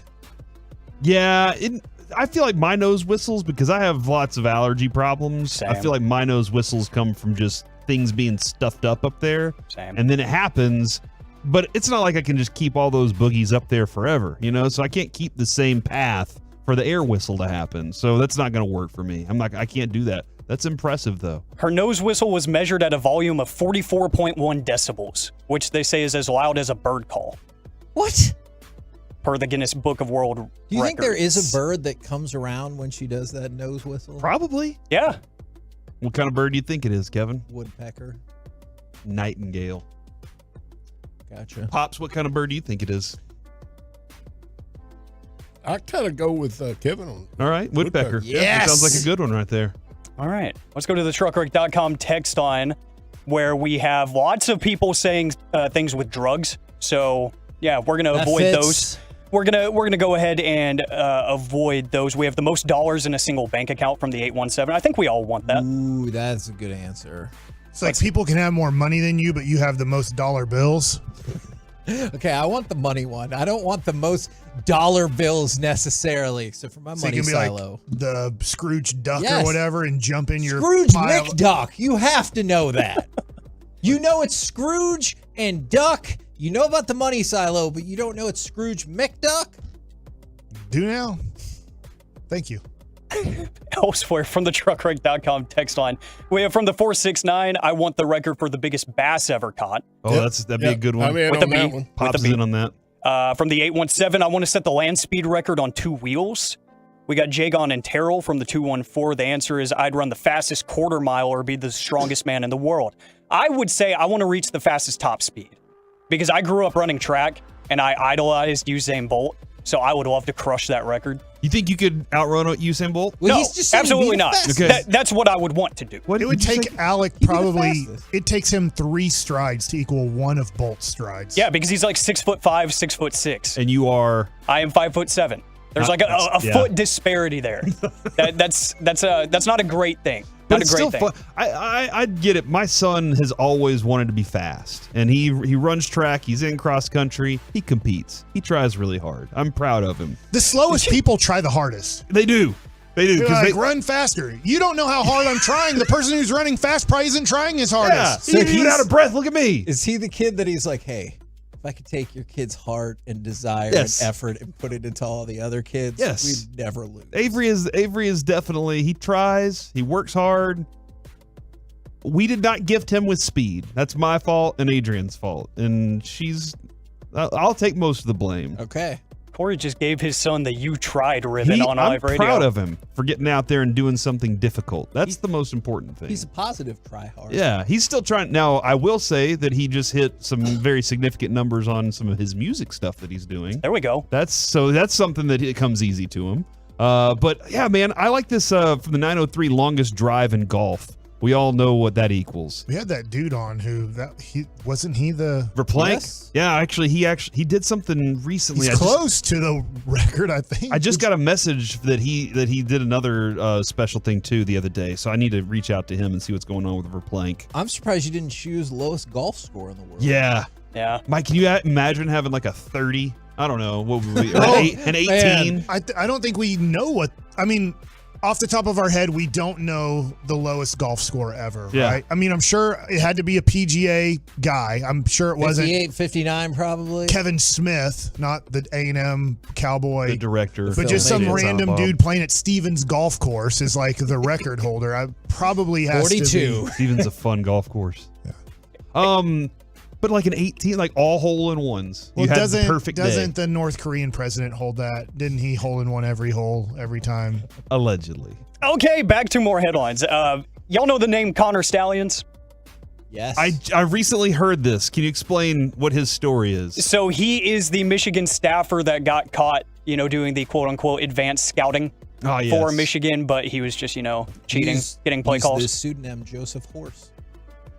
Back to you, Alec. Thank you, Corey. He was spotted at a local bar in Houston after the national championship game, and there's videos of him just getting slammed with free beer. All these Michigan students were just giving him buckets of free beer. And now there's a whole Twitter conversation of him being a Michigan legend. Is he getting a ring? Well, apparently in the city of Houston, at least for one night, he doesn't have to buy a single beer. And people call him a national champion. So if you ain't cheating, you ain't trying, kids. Yeah, I guess that I mean, is, the case. wasn't everybody super happy that Dom is back or something? Wasn't Dom like walking along the side with Sirianni recently, and everybody's for like, the Eagles? "Oh, there he is! He's back!" All right, a couple of things. First of all, somebody has made the suggestion where we just turn it over and let Pops lead a segment. All right. That sounds like it's got crosstalk written all over it. Sounds like a meeting Just after ask the show. just ask all the questions you want, and we'll answer. All right, Pops, you got to experience this along with us. Do you say thumbs up or thumbs down to AM on the FM continuing in future editions? Oh, no. Thumbs down. He said thumbs down. He didn't even say it. He just gave the sign. Sports. Ask a sports question. Then you don't want to listen to the Fan Jam starting at 10 a.m. this Saturday all the way until 4 o'clock. We got 6 hours this weekend, boys. We're the KNC Masterpiece right here on 105.3 The Fan. Coming up next, it's time for Gridiron Gravy. With Joseph Horse. If the Texans called all 31 other NFL teams and said, we'll give you C.J. Stroud for your quarterback straight up, how many teams say no? We'll do it next right here on The Fan.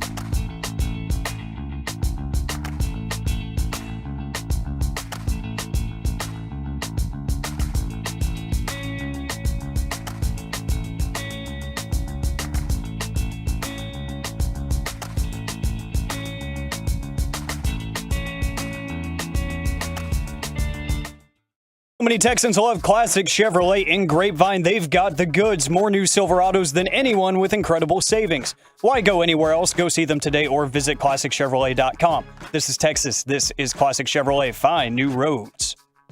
Stroud to the end zone. Touchdown! Tank Dell! Perfectly thrown by C.J. Stroud right in the bucket. KNC Masterpiece back here on 105.3 The Fan. Right now, it's time to go around the entire NFL and dip into some gridiron gravy. So I saw this tweet over the weekend. On Twitter? On Twitter, yes. The Texans call the other 31 teams and say, we'll give you C.J. Stroud for your QB straight up. How many teams say no? I think 5. I forgot to ask you this question during the break, so I'll ask it on the air. Okay. Are we taking contract status into accountability? Let's say you do not. Because that changes my answer. Let's say you're just like... Quarterback for quarterback. Yeah, you do take age into consideration, but not contract. All right. I think...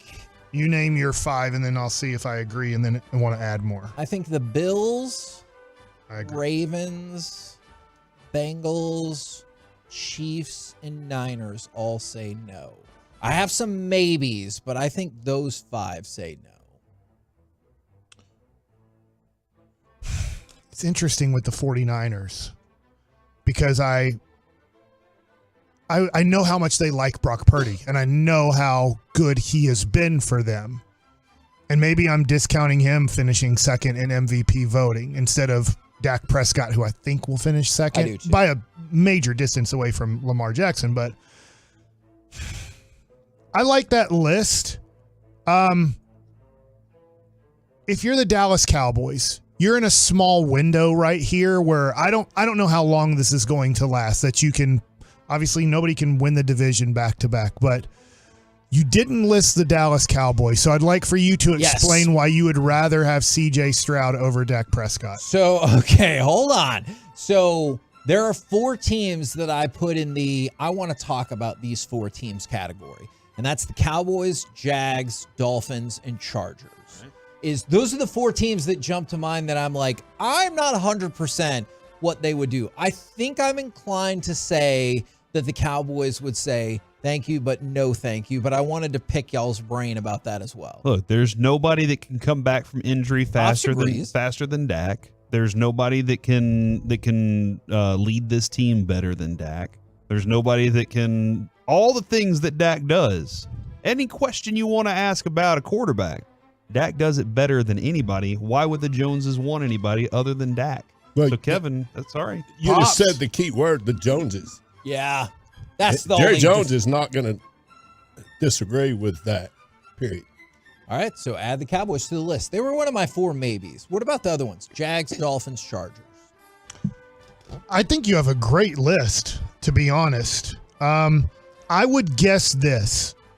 Out of those 3 other teams you listed, the Jags, the Dolphins, and the Chargers, they probably would all just keep their guy, but it would be a really tough decision, and it'd almost be like, let's just stick with the guy who we believe in a lot. Yeah. The other thing, too, is I'm a believer in C.J. Stroud after this year. Sure. But Me too. Yeah. we did see Dak Prescott, and I know he wasn't the number 2 overall pick in the draft, but we saw Dak Prescott, unbelievable in 2016, and be very inconsistent in 2017. And he got better in 2018, but he didn't. It's like defenses knew how to start making things more difficult in Dak's life. And I do think C.J. Stroud is more talented than Dak at this age of their career. But it's almost like one of these things, there's going to be teams that say, okay, and they're going to figure him out somewhat, not completely, but figure out some things to make C.J. Stroud uncomfortable. Your next projections year might not happen. We see that all the time in sports. But I'm with you. I cannot add another team to that list. Let me ask you about this team. The Cowboys are about to play the Green Bay Packers. Jordan Love had a great last stretch of the season. He did. So I'm throwing this out to you guys. I would take Stroud over Love next year if I was the Packers. But do you think the Packers front office, after what they've been able to accomplish this year with Love, would make that deal? No, I think they're just starting to see the fruits of their labor with Love right now. Like he got his first year in. He's worked all this time to get here. They understand where their team is and why their record is what it is. They also understand what the leader did whenever he was delivering the ball. What, second only to Dak in touchdown passes? Correct. Seventh in yards. So they think that Jordan Love is quality. I think when I look at C.J. Stroud, Kevin, I see the arm talent of Herbert, but with better decision making. Maybe like Brock Purdy type decision making. His poise is top notch. Yeah. So those are the two factors. Like when I look at Tua, I can see Mike McDaniel going, look, man, I don't want to tell Tua this, but I will take C.J. Stroud. Okay. And just because I think Tua's very loved in Miami. He and Dan Marino get along great. Dan Marino thinks the most of him, and I know you're like, what does that have to do with anything? He's just around all the time. Every time I watch these shows, he's just there. But I think that McDaniels would look at it and go, look, dude, I can throw it even further down the field to Tyreek Hill now. I can't Tua, and not to say anything bad about Tua's arm strength this year. It's been really good. And he stayed healthy the whole time. The training on how to not hit your head on the ground worked for him. Yeah. Now, will it work the next 10 years? I don't know. And that would be a tough thing for Miami to look at. Go, hey, Tua T stayed healthy this year. For the first time in his 4-year career, he stayed healthy. Do we believe that this is the norm now for him? Because if you believe that you kind of got lucky on his injury-plagued career, then I think you say C.J. Stroud is bigger and stronger than Tua. Maybe the arm strength and accuracy, there's debates on that, but we do know that C.J. Stroud 100% is stronger and bigger than Tua T. The one that I'm still stuck on is, do I want, and I'm a big fan of his, I'm not like rooting for him, but Brock Purdy has played great in his first full season as quarterback. But I just think that C.J. Stroud has so much maybe more skill than him or talent that I would go, gosh, they're approximately the same age. I think I would take C.J. Stroud over Brock Purdy. That being said, how important is it, this is a little bit on topic, off topic, to have the coach that you have? D'Amico Ryans has proven, because if you get drafted by the wrong team with the wrong coach, like you mentioned Jeff Fisher. Jeff Fisher was going to screw up everybody he ever touched. That was going to Jared Goff. He's horrible. And so if CJ Stroud or whoever it is goes to that guy, and look, I'm not trying to defend Trevor Lawrence here. Fingers Magoo made him out to be the worst quarterback in the history of football, but if Urban Meyer was going to screw up anything, he could have had Tom Brady in his prime and he would have screwed, not 1 in 15 or whatever they were, but he was going to screw everything up. There was no way Urban Meyer could lead a team in the NFL to the playoffs. He was too NFL dumb to do it. And to your point, I think that's interesting because I actually have a weird stat that goes along with that. Okay. This is the first time that a team with a rookie head coach and a rookie quarterback have made the playoffs since 2012 with the Indianapolis Colts. And just to show, maybe it doesn't work out for your coach, maybe it doesn't work out for your quarterback, that tandem was Chuck Pagano and Andrew Luck. Chuck Pagano.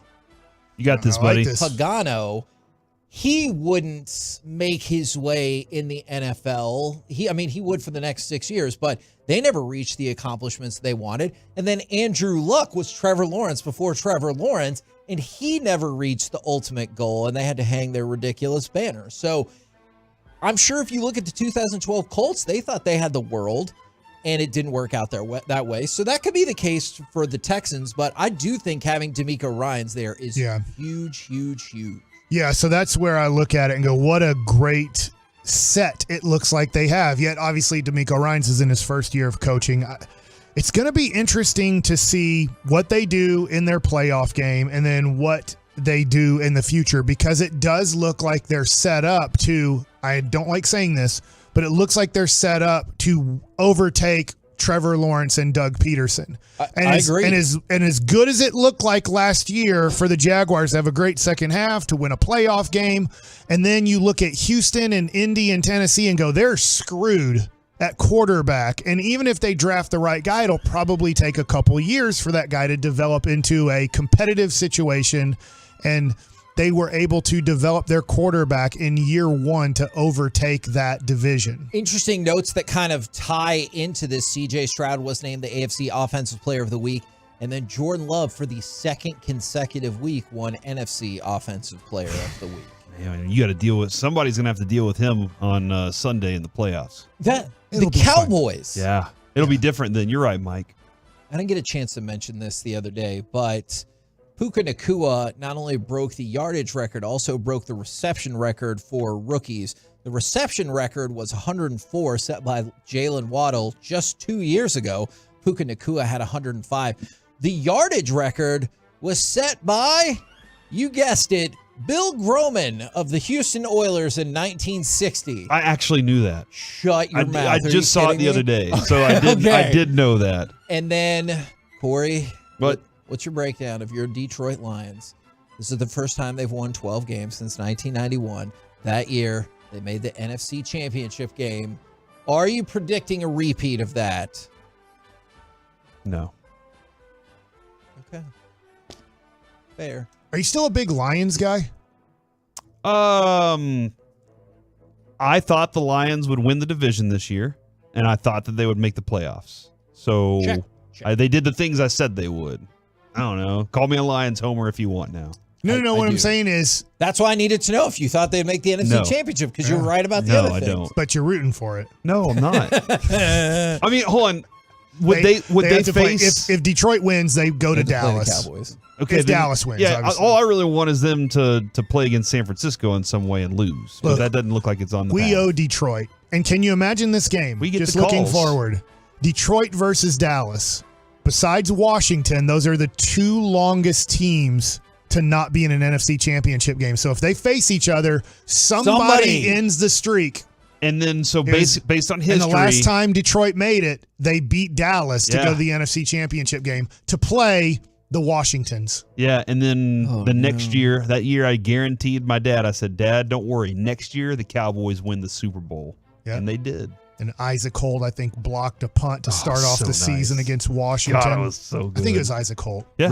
Real quick, the Kansas City-Miami game is expected to be 11 degrees during the day Beautiful. and about 0 degrees by kickoff, with potentially a -9 during the game.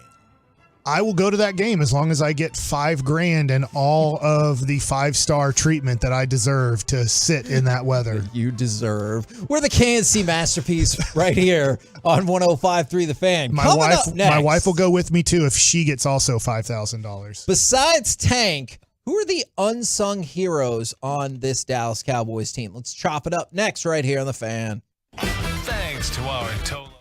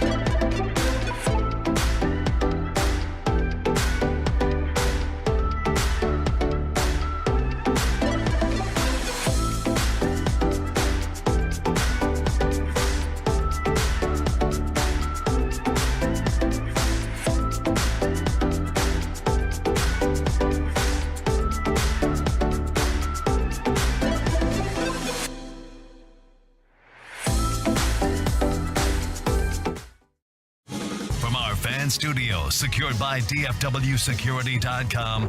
It's the KNC Masterpiece on 105.3 The Fan. KNC Masterpiece right here on 105.3 The Fan. Besides Tank, who are the unsung heroes of this Cowboys team? With us today, we've got Pops from Bear Creek Masonry, because he won the KNC for a Day competition, or I guess auction, not sort of competition, for Peace-a-thon. So Pops, I actually wanted to start with you on this. Do you have a specific unsung Dallas Cowboys player? Yeah, I do. I actually have two of them. Oh. Stephon Gilmore, and I hope his injury is not as bad as it appeared to be when they were carrying him off the field. So when we heard Mike McCarthy earlier, he said Stephon Gilmore won't practice until Saturday. Right. I did feel better on Monday when Stephen Jones told us that he thinks he'll be good to go, but I think that's an excellent one right there. I can't remember, one of you guys brought this up the other day. It's super odd that the absence of Trayvon Diggs hasn't felt like crushing all season. That was me. I'm the best. I'm not. Deron Bland has done essentially, I know it's a few less interceptions, but more touchdowns. He's done essentially what Trayvon Diggs is expected to do, and that is intercept the ball. Usually when you lose your number one cornerback, you're going to get exposed throughout the season, especially how early you lost your number one cornerback. And I'm not saying the Cowboys are better. They're not better or exactly the same, but that usually hurts you tremendously. Yep. There's just not enough cornerbacks to go around the NFL to be like, hey, we lost one of the, let's just say 12 best cornerbacks in the NFL. I think that's where Diggs is when he's healthy. And it didn't really affect you or hurt you throughout the season. I'm astonished by that, and a lot of credit to Deron Bland, who honestly, I know he's a few years away from free agency, who is going to make a whole bunch of money because of this season. Kevin, I got a top three list. Ooh, just Pops not to give it. Oh, go ahead, Pops. My apologies. You had two. That's right. Well, my second one was OSHA. I can't pronounce his last name. Odigizua. He's the person who oversees the work safety and stuff at the Cowboys facility. I had to deal with OSHA once. It was bad. What? Yeah, it's a long story. Oso Odigizua is another good one as well. I want to expand on that, but Corey said he's done listening to what you No, go ahead and expand. I'm sorry, I forgot. I'm kidding. There was a moment of quiet radio, and I was like, well, I think it's my turn to fill the air. So one of the things that I noticed, and you can take or leave Pro Football Focus, I just think this is something everyone can really agree on. His rookie year in 2021, Oso Odigizua, 89th out of 108 defensive interior linemen. All right, so not good. Last year, 41st out of 127. This year, 14th out of 131. So you've seen progression. And if you don't love Pro Football Focus, I know we've talked about it. Some people do, some people don't.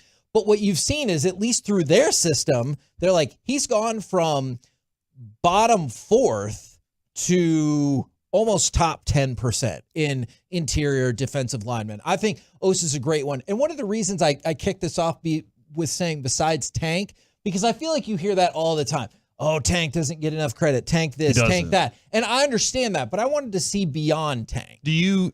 I know you hated Tank for a while. Not true. So much so Not you wouldn't true. call him Tank. That is true. And he said I challenged thee, and then his challenge he didn't get to his challenge. And I also remember you were like, I'm really for him sitting out this season and having surgery in July. No. So all of that. That being said, have you come around to understanding his importance within having better players on the team? Here's the thing. Does that make sense? I guess he was paid as the best player. With the question focused like that, I guess not.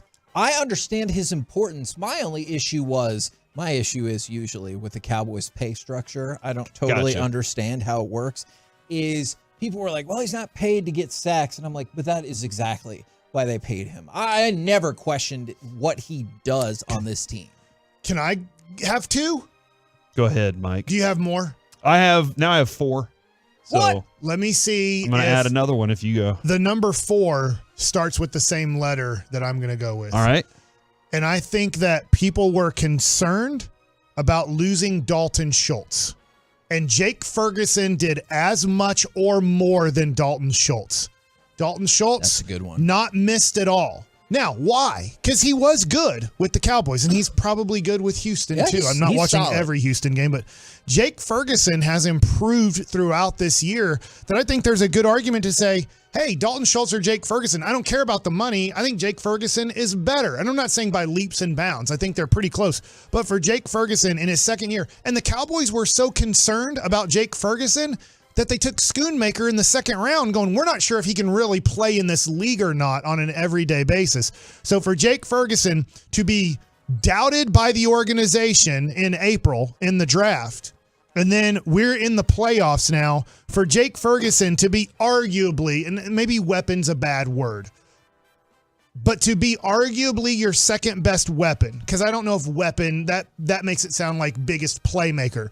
But he had 71 catches this year and 761 yards. He's the second option on offense. Yeah, he has the second most catches to CeeDee Lamb. So I would just like to throw Jake Ferguson answered the call and I think went above and beyond what people thought he could do in his second year. Because at this point, Schoonmaker's going in next year as the backup and the year after that as the backup. And then there'll be a decision when Jake Ferguson's a free agent after 4 years if they want to let Scooney be the guy or if they want to sign Jake Ferguson to a longer term deal or something like that. So for me, a big unsung hero is Jake Ferguson. And don't you remember, Kevin, during Peace-a-thon, when we had him on, how much he talked about the importance of being the hitter, being the tough guy on the football field, and he's become.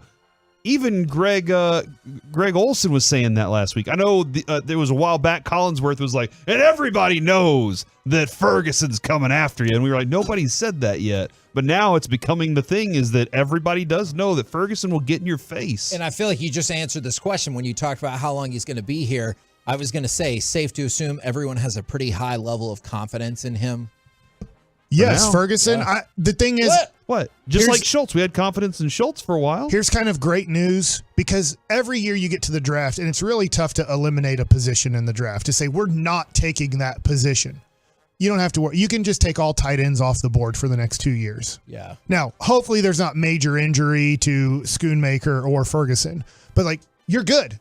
You can draft a dude in the 6th or 7th round to finish off a draft and maybe special team dude or whatever. But like what Ferguson has done, and I know there's a lot of people who don't like Schoonmaker. I'm not liking him, but I'm also not disliking him either. So I think he'll be a solid number 2 tight end for the next 3 years with Ferguson, and then we'll see how much Scooney improves in the offseason. Look how much Ferguson improved in the offseason. Did you have a second one, Mike? I don't want to give it because I want to see, since you have 4 more. No, I added another one in this list. Did you? Up to 5 now? Did you have Ferguson on your list? I did not. Dang. All right. Because I felt like he got his love this year. I felt like that he was. So you don't think he's unsung? I didn't think he was unsung. He thinks your list is dumb. So far. Well, the Cowboys drafted a dude in the 2nd round going, I don't think we have a good tight end on this team.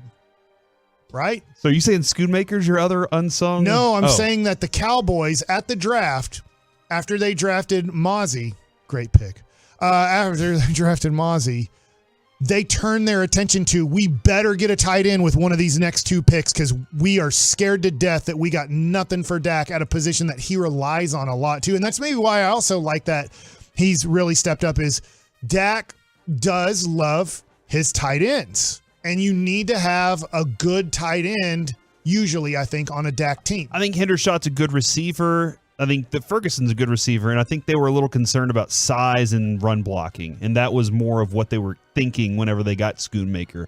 And he can, whenever run blocking is, I think they use that. So I'm with you, Mike. I love Ferguson. My feeling was that he was second option to CD. So second greatest Ferguson in Texas history. I mean, the street, Ferguson Road. Jenkins. He got it. Ferguson Road's really cool. Ferguson Jenkins. Oh. Better. What about Justin Ferguson? Was he I have no clue who that is. He's a golfer. All right.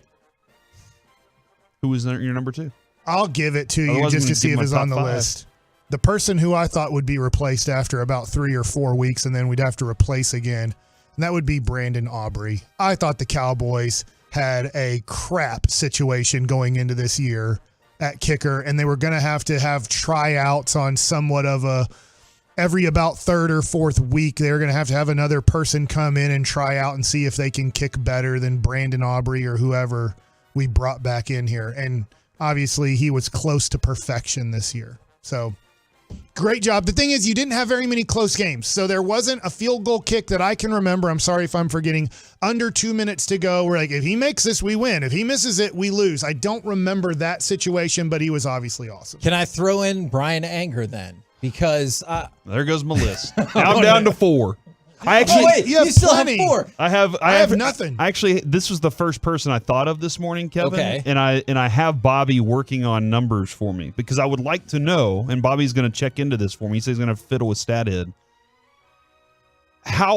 When he punts, what is their typical starting position and average drive length after he punts? Okay. Because if they're not getting a long drives on average against the Cowboys and he's putting them deep in their own territory, that's a plus that nobody even thinks about, right? So that goes under the unsung category in my mind. Now, I don't know if you have any other stats that go along with Brian. No, Anger. I mean, I wanted to throw this out there because he'll probably be on the All-Pro team yet again, he'll be a Pro Bowler again, and I feel like their kicker has gotten a little bit more love and not the punter. I understand why. So I just wanted to throw him out there as well. Yeah, that's a good one. He was number 3 on my list, Kevin. Ooh. Number 5 would be Jonathan Hankins. And I know we talk about him a lot, but I think whenever he was out, you saw how much you missed that dude. And I don't think we even talk about him that much because he doesn't have a lot of splash plays. Yep. It's just something that goes unnoticed until it's missing. And then whenever it's missing, and we thought that Mozzie, I think most of us thought give Mozzie a full year, but a lot of people were like, he's a first-round pick. He should be playing immediately. He's not beating Hankins, and so far, he's not even compared to Hankins. Sure. Jordan Lewis, I think, doesn't get enough respect either, but we discussed him at length yesterday. And he's phenomenal in that last game. And I think just there's an element of toughness that Jordan Lewis plays with. He's willing to go in and tackle, doesn't make business decisions. He does get hurt. Now, that's something that you can't predict. Because you don't make business decisions. Yeah, exactly. But he goes and plays tough football.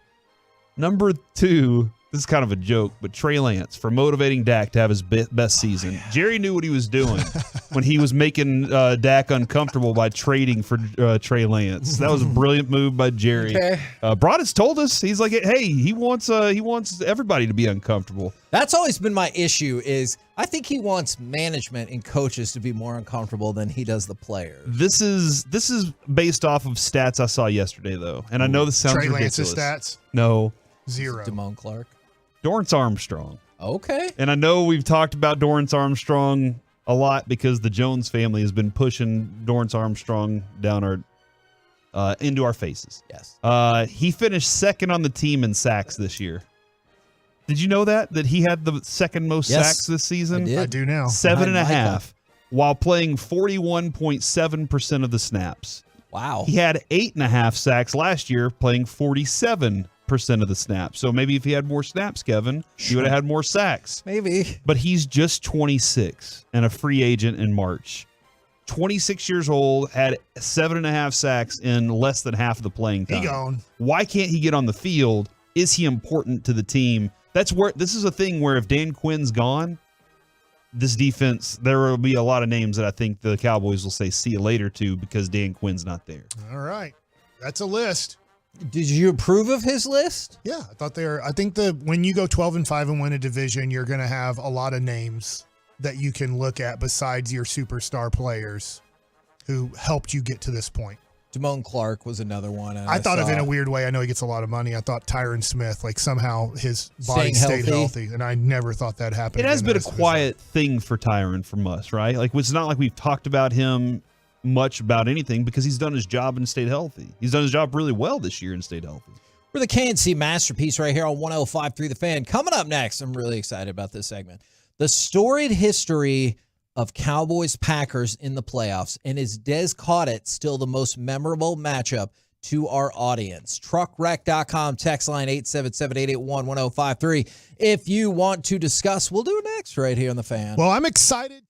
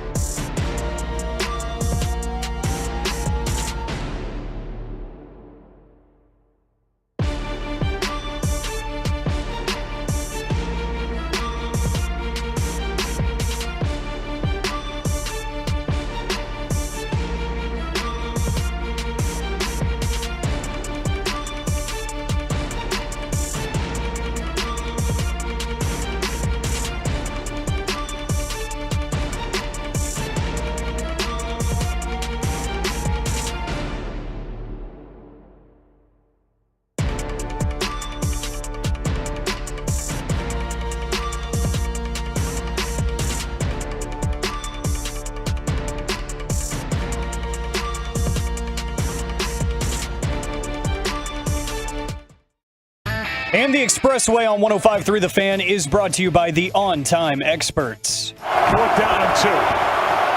Here's one down the sideline. Pass caught by Des Bryant.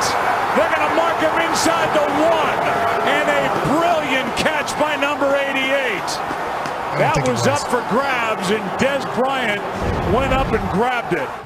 KNC Masterpiece right here on 105.3 The Fan.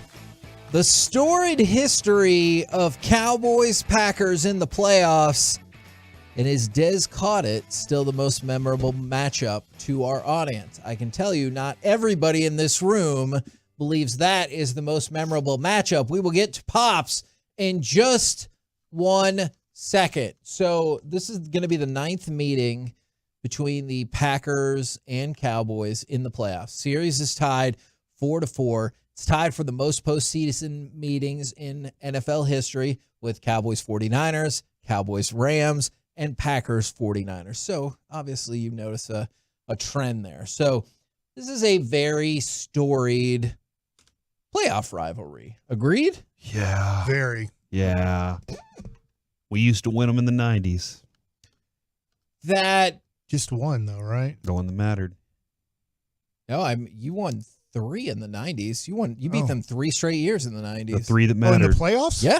Yeah, the 3 that mattered. They were was an NFC championship game at home, right? Yeah. Yes. I guess that's the one I remember. The 2 years before was divisional games okay. to get to the NFC championship. Broadus will tell you. Yeah, remember Broadus is always like, man, we could not. So not 92 though, because 92 we played Philadelphia, Correct. then San Francisco. 93, 94, 95. Oh, 94. That season still exists, even though we didn't win the Super Bowl. I forget who we played before that San Francisco game. But now I remember. None of those teams mattered, you know? There you go. The only team that mattered was whoever we were beating in the Super Bowl. But Corey is right. You have lost the last 2. Do you think, we'll dive into them. Feels like the last 50, Kevin. Only the last 2. Do you feel like that is the most memorable of the bunch to our audience? Yes. I can't decide which one is more memorable regarding Dez or the Jared Cook catch, because Dak Prescott, a lot of people, like, they've only known Dak, or some people may only know Dak right now as the quarterback. And they're looking at that, and they remember he came out slow. Somehow they were able to come back in that game, lose 31-28, and like that's still a memorable moment. But I think Dez is still far more in most current people's minds. Well, that is my answer. Is go to cut number 7. I realize people talk way more about Dez caught it than Jared Cook caught it. But I think this is the most memorable one for me. Bends to his left. Comes underneath, and the pass is incomplete, out of bounds. Now they say complete. The official, the second one came in and overruled the other, Jared Cook, and with 3 seconds left, the Packers are going to have a chance to win it. That is unbelievable. Unbelievable. So I think what you've learned is if you hear Joe Buck calling a Packers-Cowboys game, he's going to get one of the key plays wrong. Mm-hmm. Is he says Dez caught it and he didn't. He said Jared Cook didn't catch it, but I guess he did. So that, for me, is the most memorable one. Because How long was the field goal again? Do you remember? Because it feels like it was a 51 yards. That's a tough field goal, except for Brandon Aubrey. That is true. But like I Or a was guy like, whose there's a name chance. rhymes with it, Mason Crosby. Yeah, there's a chance he misses this still. But I was down. We were supposed to be at the owner's box, but it was so packed. We spilled over to the little Mexican restaurant next door, and we ended up watching it at that bar. And I was like, dude, we're about to win At this the hotel? game. Yeah, down at the Micocina? Omni. Is that the? Maybe I can't remember the restaurant's name, but maybe it's not that. But I was like, this is we're gonna win this thing, dude. Yes. And then that happened. I think I went home and I went to my buddy's house and drank the rest of the night, and I just stayed at his house. It was so depressing. It was bad. I did. Why is that funny I called Adrian. to I was you? like, I'm not coming home. I can't This drive. part. Yeah, I was like, I can't drive. Oh, well, I guess that's a smart Yeah. thing. I thought you were like, I'm not going home to you. I can't look at you because the Cowboys lost. They were all wearing Cowboys gear, too, at home. Like, Adrian watched the game. Maybe that's why we lost. And I just remember. Never watches the games. I remember that game because of the interception, and you fell behind 21-3 in that game, and it felt like the Cowboys were cooked, and then fought back, tied the game, holy moly, and then this ridiculous play, and you end up losing it. Yeah. So we brought up 14 and 16, and... Oh, which one was 14? That was Des? Yes. 16 was I was Cook. with Mike that day. It was a great day, wasn't it? We gave great speeches, Kevin. You should have heard. We got to see the speeches last we gave. Cowboys game of the season together. Was it a great day, though? They lost. Do you remember that room? Do you remember how fun that room was up until that last moment? It was so much fun, Kevin. Because it was the two games that make it different is in Green Bay in 2014, the Cowboys were somewhat in control of that game for most of the game. You got to the fourth quarter and you felt I know Reggie doesn't like this, but you could feel the momentum change. All of a sudden, you can't move the ball anymore. Aaron Rodgers, who's playing hurt, is moving the ball. I remember that. Yeah. And you're just like, crap, Aaron Rodgers is turning back into Aaron Rodgers, and the Cowboys can't do anything offensively in this second half. And then they take the lead later in the game, and you felt like maybe you could come back. And then obviously the catch, non-catch situation ends up ending your season. And then the other one, I remember because I was having to do Cowboys postgame back then. And I was at the game, and I remember at 21-3, Atolo and one of my buddies, Ryan, I texted him, who's a big Cowboys fan. I'm like, we just lost this game at 21-3. I'm like, it's over. You're not going to come back from 21-3 against Aaron Rodgers.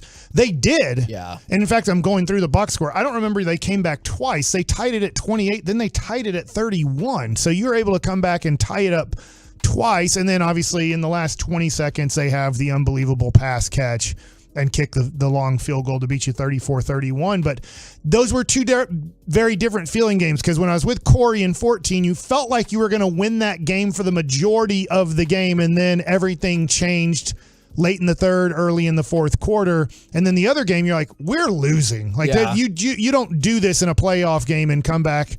And then you had the emotions of that fourth quarter comeback that ended up not happening. And I saw this texted in about 2014. Somewhere along the way, it does kind of feel like DeMarco Murray's fumble has been lost to history, but that was a huge impact play in that as well. But, Pops, I want to kick it over to you. We've got Mike Cantrell with us, winner of K&C for a day. Is the reason why I specifically said our audience is because I thought we would get a lot of feedback about 2014 and 2016. But historically, you have got a different Cowboys-Packers game that you would like to discuss. I do, and that would be on December the 31st, 1967, the Ice Bowl. In the NFL's top 100 greatest games ever played, this is the number 3. Wow. It was at the wind chill during the fourth quarter, the last minute and 16 seconds was 70 below zero. Which is crazy because even at kickoff, and so it'd get darker and stuff, it was minus 13 degrees with a wind chill of minus 46. So even then, it was already the coldest game in history. Right. And the referees couldn't use their whistles. They used the whistle for the opening kickoff, and the metal whistle froze to his lips. And he pulled it loose, and of course his lips started bleeding, but the blood didn't scab over. It froze. Oh my gosh. And the band was supposed to play the opening ceremonies and the halftime. They couldn't play because the woodwinds froze up and they wouldn't make any noise. And the brass players' mouthpieces froze to their lips. And there was even a spectator, an elderly spectator in the stands that died from exposure. Are you kidding me? No, yeah. I never heard that part. I have to say that doesn't surprise me because at the minimum, 5 players in that game developed frostbite, toes turned purple, and Packers players openly wept when they got back to the locker room. I know Pat Summerall, I listened to him talk about that because he was the sideline reporter on that game. And he said the coffee in his cup froze. But he said the most important part was they have a very specific camera angle where you can see a false start that wasn't called in that game. And the only reason they have that camera angle is because they couldn't move the camera because it was frozen in place. Mm-hmm. They couldn't. So he said that they were trying to get it down on another spot, but they ended up it was landing there. And so he was like, so we got that play specifically because we couldn't move it because it was frozen. Well, I remember I was 11 years old, and I remember watching this game just like it was yesterday, and it was amazing that the Packers drove it down and to the 1 yard line, and they had they had two failed plays. The running back slipped on the second play. I can't remember his name, but Slippy McSlip. Yeah. But anyway, Bart Starr went to the sidelines and told Lombardi that he thought he could get in, so they called the play Brown right 31 wedge, which meant that the center and the guard would wedge and the running back go in between, except Bart Starr didn't hand the ball off to the running back. He took it in himself, and the score was very selfish, 20-14. And then they kicked the field goal to win the game 21-14. And I remember that just like it was yesterday. So that's my favorite play of all of them. The interesting thing about that game, and I don't know how many people remember this or just knew this information, that game fed into Super Bowl II. That was the then NFL championship game. Mm-hmm. And then the year before, they played in the Cotton Bowl, and that fed into Super Bowl I. So not that Vince Lombardi wasn't great. Obviously, he's an all-time great. But I have always wondered if the Cowboys win those two games. And the Cowboys, one would assume, would have won those first two Super Bowls, how different everything would be. Would they call it the Lombardi Trophy? Nope. Probably not. Landry. See, I kind of wonder that. But yeah, so the Ice Bowl is what fed into Super Bowl II. But that's one of the 8 meetings is Green Bay won the last two NFL championship games before I guess it was a couple more before we got to the merger. And then the Cowboys won 4 straight in 82, 93, 94, 95. And then we haven't beaten the Packers in the playoffs since they won the last 2 divisional round games. This is the first time these teams will ever play in the wild card round. My brother-in-law and my father-in-law were at the 95 NFC championship game. And their recollection is that's the loudest they've ever heard that stadium. And beating Green Bay in that one. I'm sorry, Kevin, did you say that was the first team to beat the same team 3 straight years in the regular season and playoffs? I'm not aware of that, if that is the case. That was the first time that had happened. Dallas, they won in 93, 36-14 in the regular season and 27-17 in the playoffs. 42-31, then 35-9, 34-24, and 38-27. No wonder Broadus always brings up how much they whoop their asses every year. He was like, we did not want to play the Cowboys. He brings that weird. up. It felt like only Eric Williams was the only person who could block Reggie White on a consistent basis. It was a battle. It was a battle that we loved to watch. Reggie would dominate every human being he ever played football against, except for Eric Williams. I probably never paid attention to offensive line, defensive line battles, except John Madden told me this one I had to watch. How Reggie would always club you, and it would work against everybody, except somehow Eric Williams could take that because he would hit you in the ear hole. That sidearm punch and still not be knocked off balance. It's interesting. Some of these responses, I want to know where this documentary is because I guess I've never seen it. From the 817, just watched a documentary on the Ice Bowl. It was unbelievable. And from the 214, I'm with Pops. I was 12 years old watching that game with my parents. It was the first game that made me cry and understand what it means to be a fan. The first one, huh? Oh, I mean, look, if this was in 1967 and you're a fan of the Cowboys or just sports in general, I guarantee you've cried since then. You ever go back and watch games on YouTube? Because I do this a lot, whether it's the Ice Bowl, which I'll be honest, I've never watched that from start to finish. I don't know if it's on YouTube or not, the whole game, but I'll go back and watch games in the 80s or 90s. Last year I watched, some Packers, Cowboys playoff games. It's amazing how our eyes were okay watching that bad of pixelated sports. Yeah. You can't really tell the numbers until they get really close to Bart Starr or Don Meredith or whoever. You're you can't tell the numbers. It's, you know that it's them. That's a blurry person in a green jersey, and that's a blurry person in a white jersey. So you know that's the Cowboys, that's the Packers.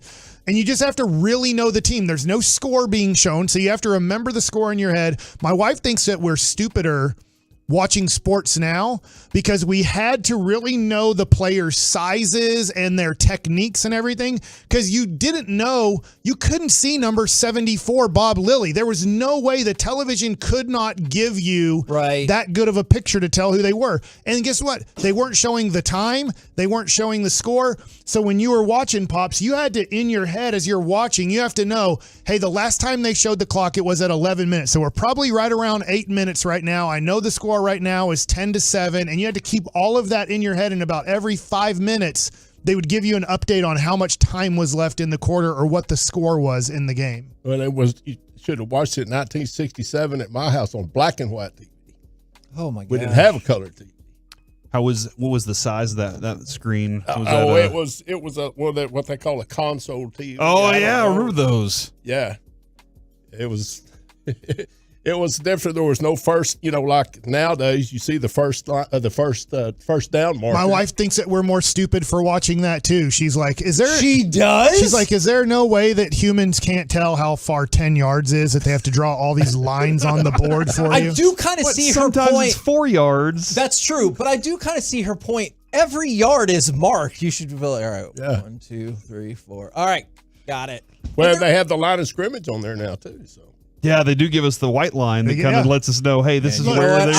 I might be coming around. She doesn't watch football, but the other day when she was watching football, she was like, God, they have dumbed this thing down so much for the viewer that they are like, you don't have to know how many yards, you don't have to count anything. You like, it's just all just right plastered on the screen for you. But from the 214. Now I want to hear Broadus do a Krusty's Corner all about those 90s games. I totally get that. And from the 903, tell Pops, if he was born in September of 1956, we're almost twins. I remember the Ice Bowl too, but this person is a Packers lifer, so sorry about that. Yeah, sorry. Do you want me to block that person? Yeah, go ahead and block them. No, I'm not going to do that. Keep them around just so we have somebody to beat up on after this game. All right. Are you that confident right now?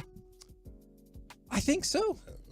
We'll get to that at 1 o'clock. It's time for Mike Likes It. Mike likes it. All right, so we are mentioning the Ice Bowl. We were just talking about that. Now, this game is not going to be as cold, and we mentioned it earlier, the temperature. The Chiefs game is going to be right around 0 degrees with a negative wind chill.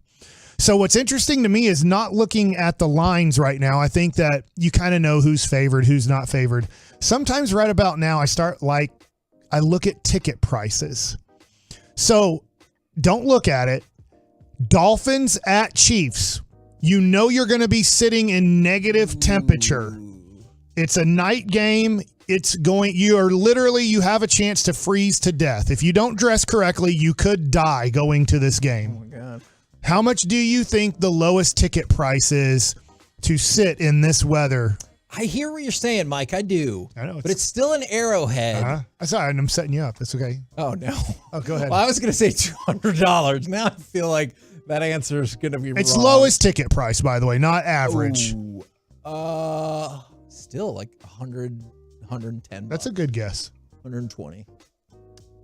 Lowest ticket price for the Chiefs game. 150. Okay. Defending champs, Pops. How much can you go to this game for? Well, how much would I pay? Or what do I think? What do you think that right now, if you got a ticket, even for a friend of yours who they're a big Kansas City Chiefs fan, $75. Pops is close. To go to this playoff game right now, which I think tickets are going to still go down more. Because of how cold it is? Yes. Yeah. It's $66 to get. Holy so moly. You're right. The Chiefs have such loyal fans. That is one of the loudest buildings. Every player will tell you Seattle and Kansas City are usually the two loudest places to play at in the NFL. And right now the weather is so bad that the defending champs with Patrick Mahomes to a T, you can go to that game right now for $66. And I'm thinking this.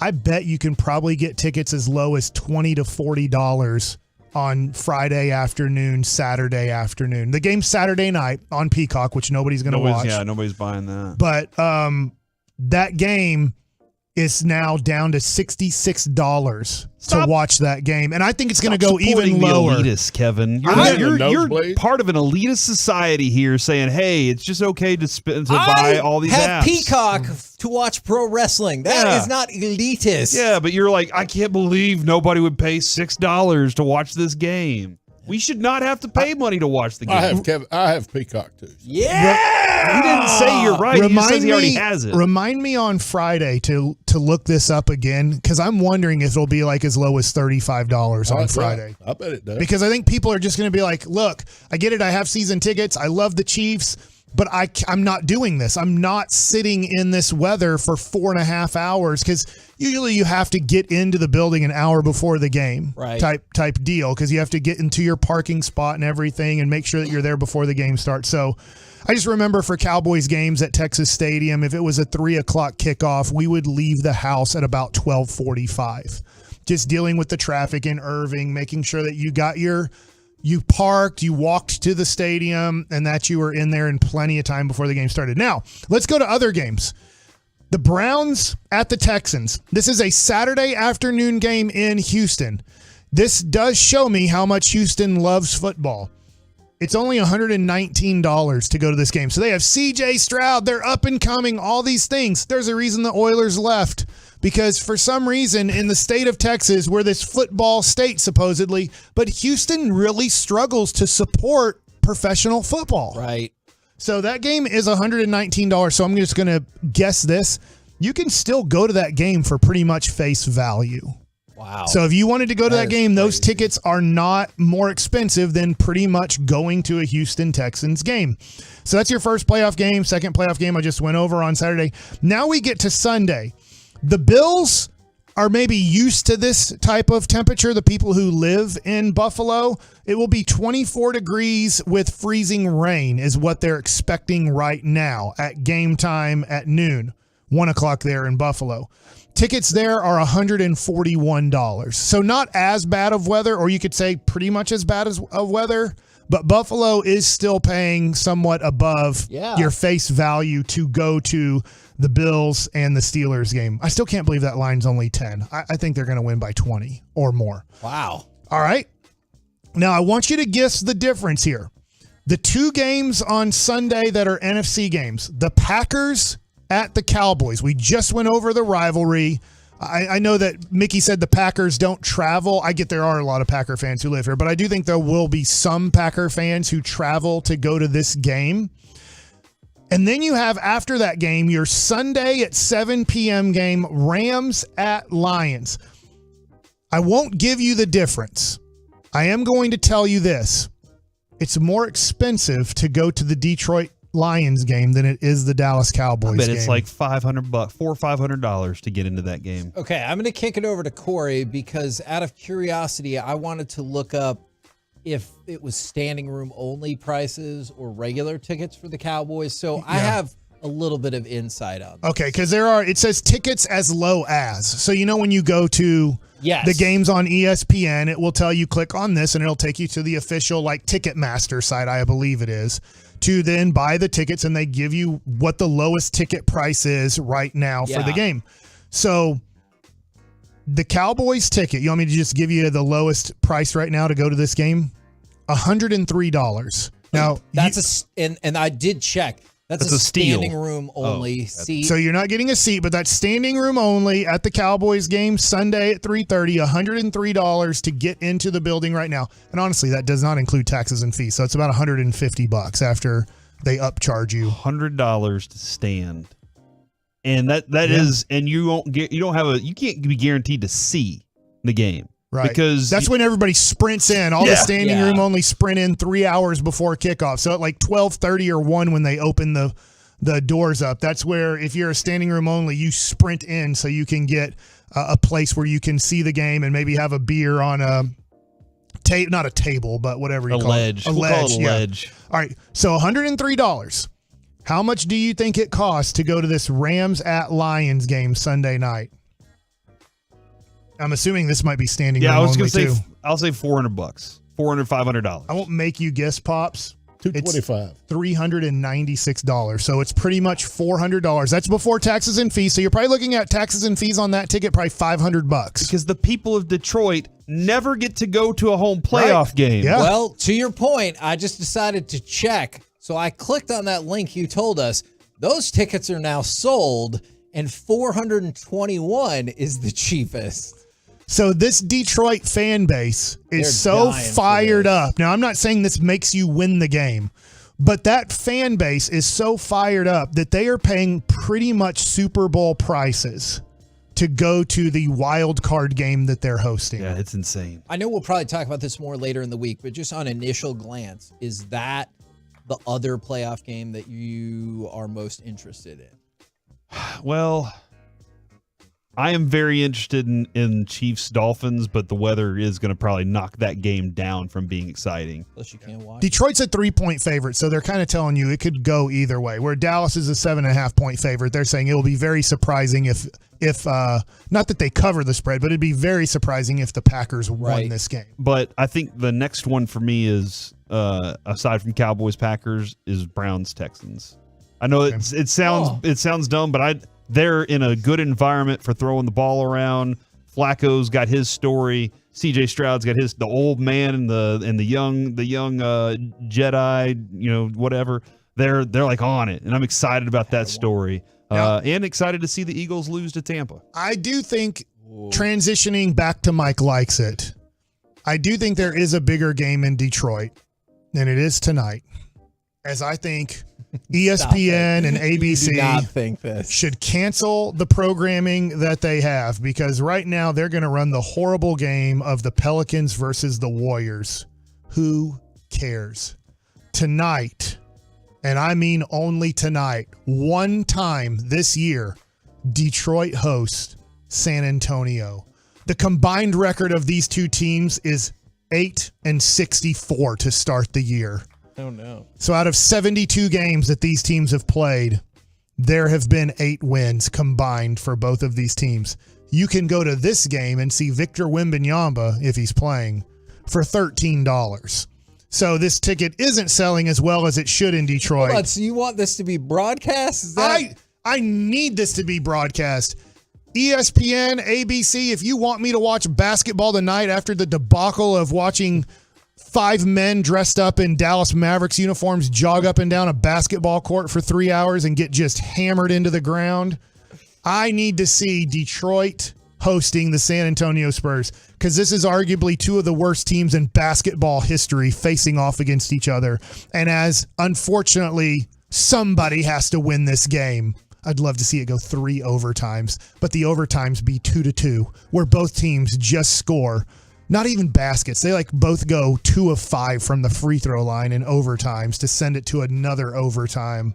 So anyways, the Pistons are hosting the Spurs, and I just find this interesting to see, can the Pistons win their 4th game over the year, or will the Spurs look at the Pistons? Remember, there's no difference between finishing the worst record or the second worst record. It's all the same odds. Yeah. So there's not really much tanking going on anymore from these teams. They have both established themselves as, we will both be 3 of the worst teams in the NBA this year.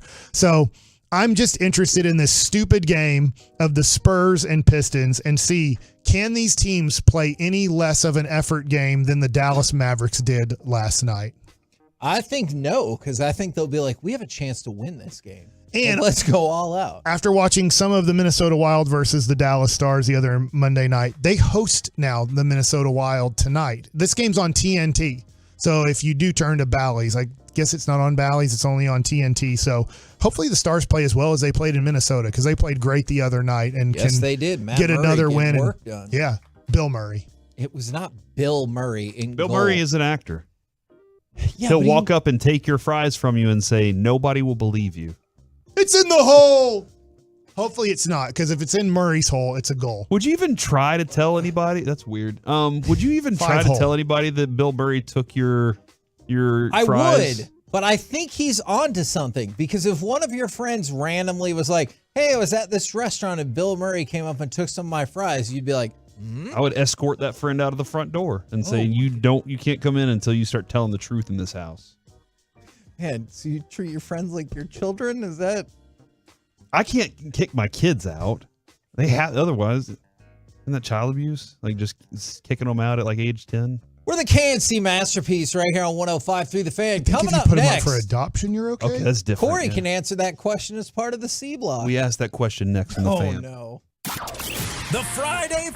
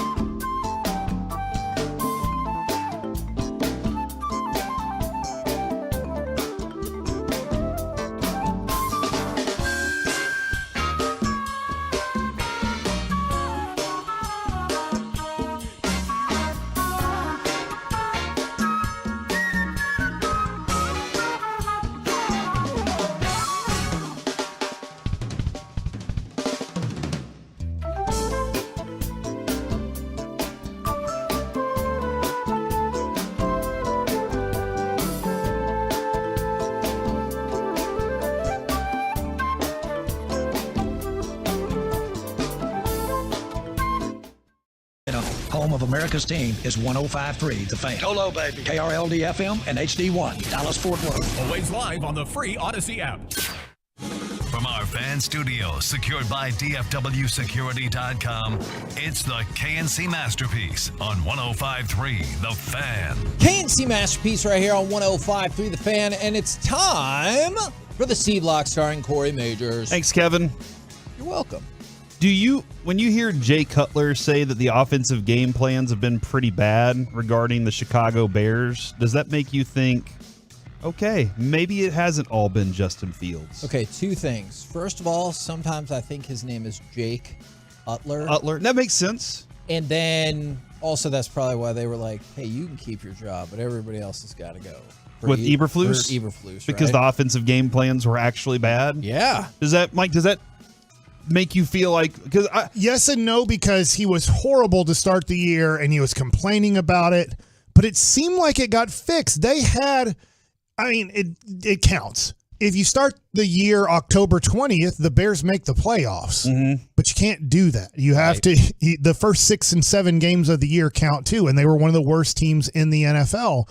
And so they couldn't overcome the horrible first half that they had. But the second half, I thought they got a lot of things corrected, and that's why there's the true discussion of, should you just keep Justin Fields and move the first pick for more assets around that team because Justin Fields played so well? That conversation in week 8 of the regular season was, no, you don't move that pick at all. Justin Fields is horrible. Yeah. But he wasn't horrible the second half of the season. He was, I'll say, an above average quarterback. Not great, but above average in the NFL. He looked like he was playing freer and with more like an understanding of what he was supposed and so connecting with DJ Moore. Yeah, I felt like they had to change some things to become that bad at something to become above average at something. Yeah, so what you're saying is, Kevin, you have very little to zero respect for Jake Cutler, but Jay Cutler, I got some respect for him. Okay, all right.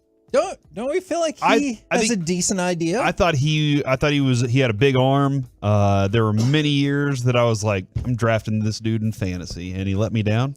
So now you're done with him as totally? For the most part, I always thought that he was kind of one of those guys that didn't study much and didn't try really hard. But he was very talented. It also looked like he didn't try very hard at his marriage either with that Cavallari girl from. I'm not judging him. How do you know that was his fault? I don't know. Just when you watch clips from that show, not that I watched that show, but when you watch clips. Sounds like you watched that show. He seemed very disinterested in his marriage. But was he beat down by her? I Is think that so. why? I'm Okay. like, you married a Beverly Hills girl. Like, you know what you're getting into there. You're like a Tennessee kid or something. Yeah. I think he is. I know he went to Vanderbilt, but I know he was on Harvard of the South. He was like part of that podcast with Bargatze. Oh, yeah, the Tennessee kid. Yeah. Oh, yeah. So that's where I get the Tennessee part of it. I don't know. No, he has to be from Tennessee. What other human who's good at football would choose Vanderbilt for their school? Well, for education purposes. Yeah, for education, 100%. That's why they're horrible at football. They're all there for education. And they're really good at baseball, though. I need most of my kids to just want to pass. Not the football. Yeah, that means they care a lot about their sport. Baseball, though, they're really good at baseball. How'd that happen? Well, in baseball, in a weird way, you have to have kids that you know are going to pass. If a kid fails in baseball, because baseball is not considered a very good sport to make money off of in college. If a kid, let's say, gets a 50% scholarship, which is a lot of a scholarship, that's about as big as a scholarship as you can get in baseball, is 50%. Wow. If he fails out, you lose that scholarship next year. So he's failed out. That 50%, you only get 11.7. Now your school is down to 11.2 scholarships in baseball for a year. So if you talk to college coaches, they really can't have a kid on the border of, I don't know if he can pass at, I'm just using Texas A&M for an example. Fair. Harder to replace. Yeah, because that. You don't get that scholarship back. In football, they give you 8,000 scholarships for 40 spots. So you literally have kids on full scholarships that never play a down in their life. Yeah.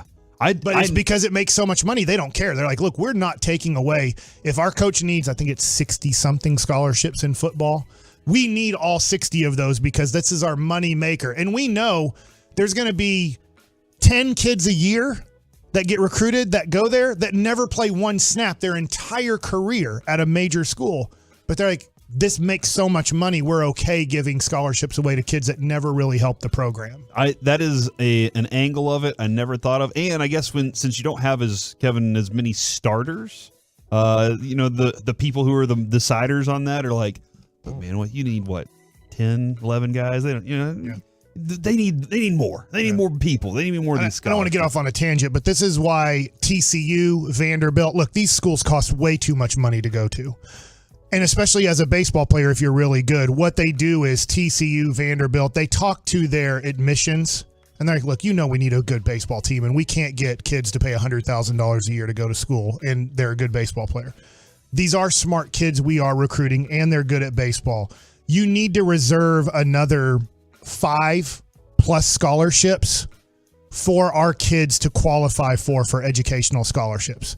And they're not doing it for dumb kids. They're like, not only are they good at baseball, but they're smart enough to qualify for these scholarships, hold these back for baseball players. So instead of having 11.7 at Vanderbilt, they probably have closer to 20 scholarships, but about 8 scholarships there, and they can split them up in different ways, are used for educational scholarships. Yesterday, the G-Bag Nation at 520 did have the big announcement that the Rangers are back through 2027. Kevin, are you happy to have the World Series champions back?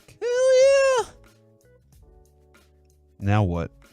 Now we need to win 4 more World Series in that run. 4 more? I like on Twitter on this one. Okay. I like that. Like now the Rangers have enough money for Montgomery. I have no clue how much we're paying the Rangers, but I don't know if it's $25 million a year. It might be. I mean, it's free. I think it's $0. Yeah, $0. I think I think that's how it is. I don't know. I didn't see the contract. They make their money by selling I think the Rangers should charge more then if they're just putting their product on for free. Yeah, it's too late. I don't know what it is. They already got the deal done. I've never. See you in 4 years. I'm going to call up Ray Davis. They already signed it. Ray, you should charge money for Why this. would you do that, Mike? Well, we want better players. But you want to be able to hear the games when the sun goes down. And so other places don't necessarily give you that option. Yeah, that's a really good fact there. All right. The other thing, too, I just had this banana pudding.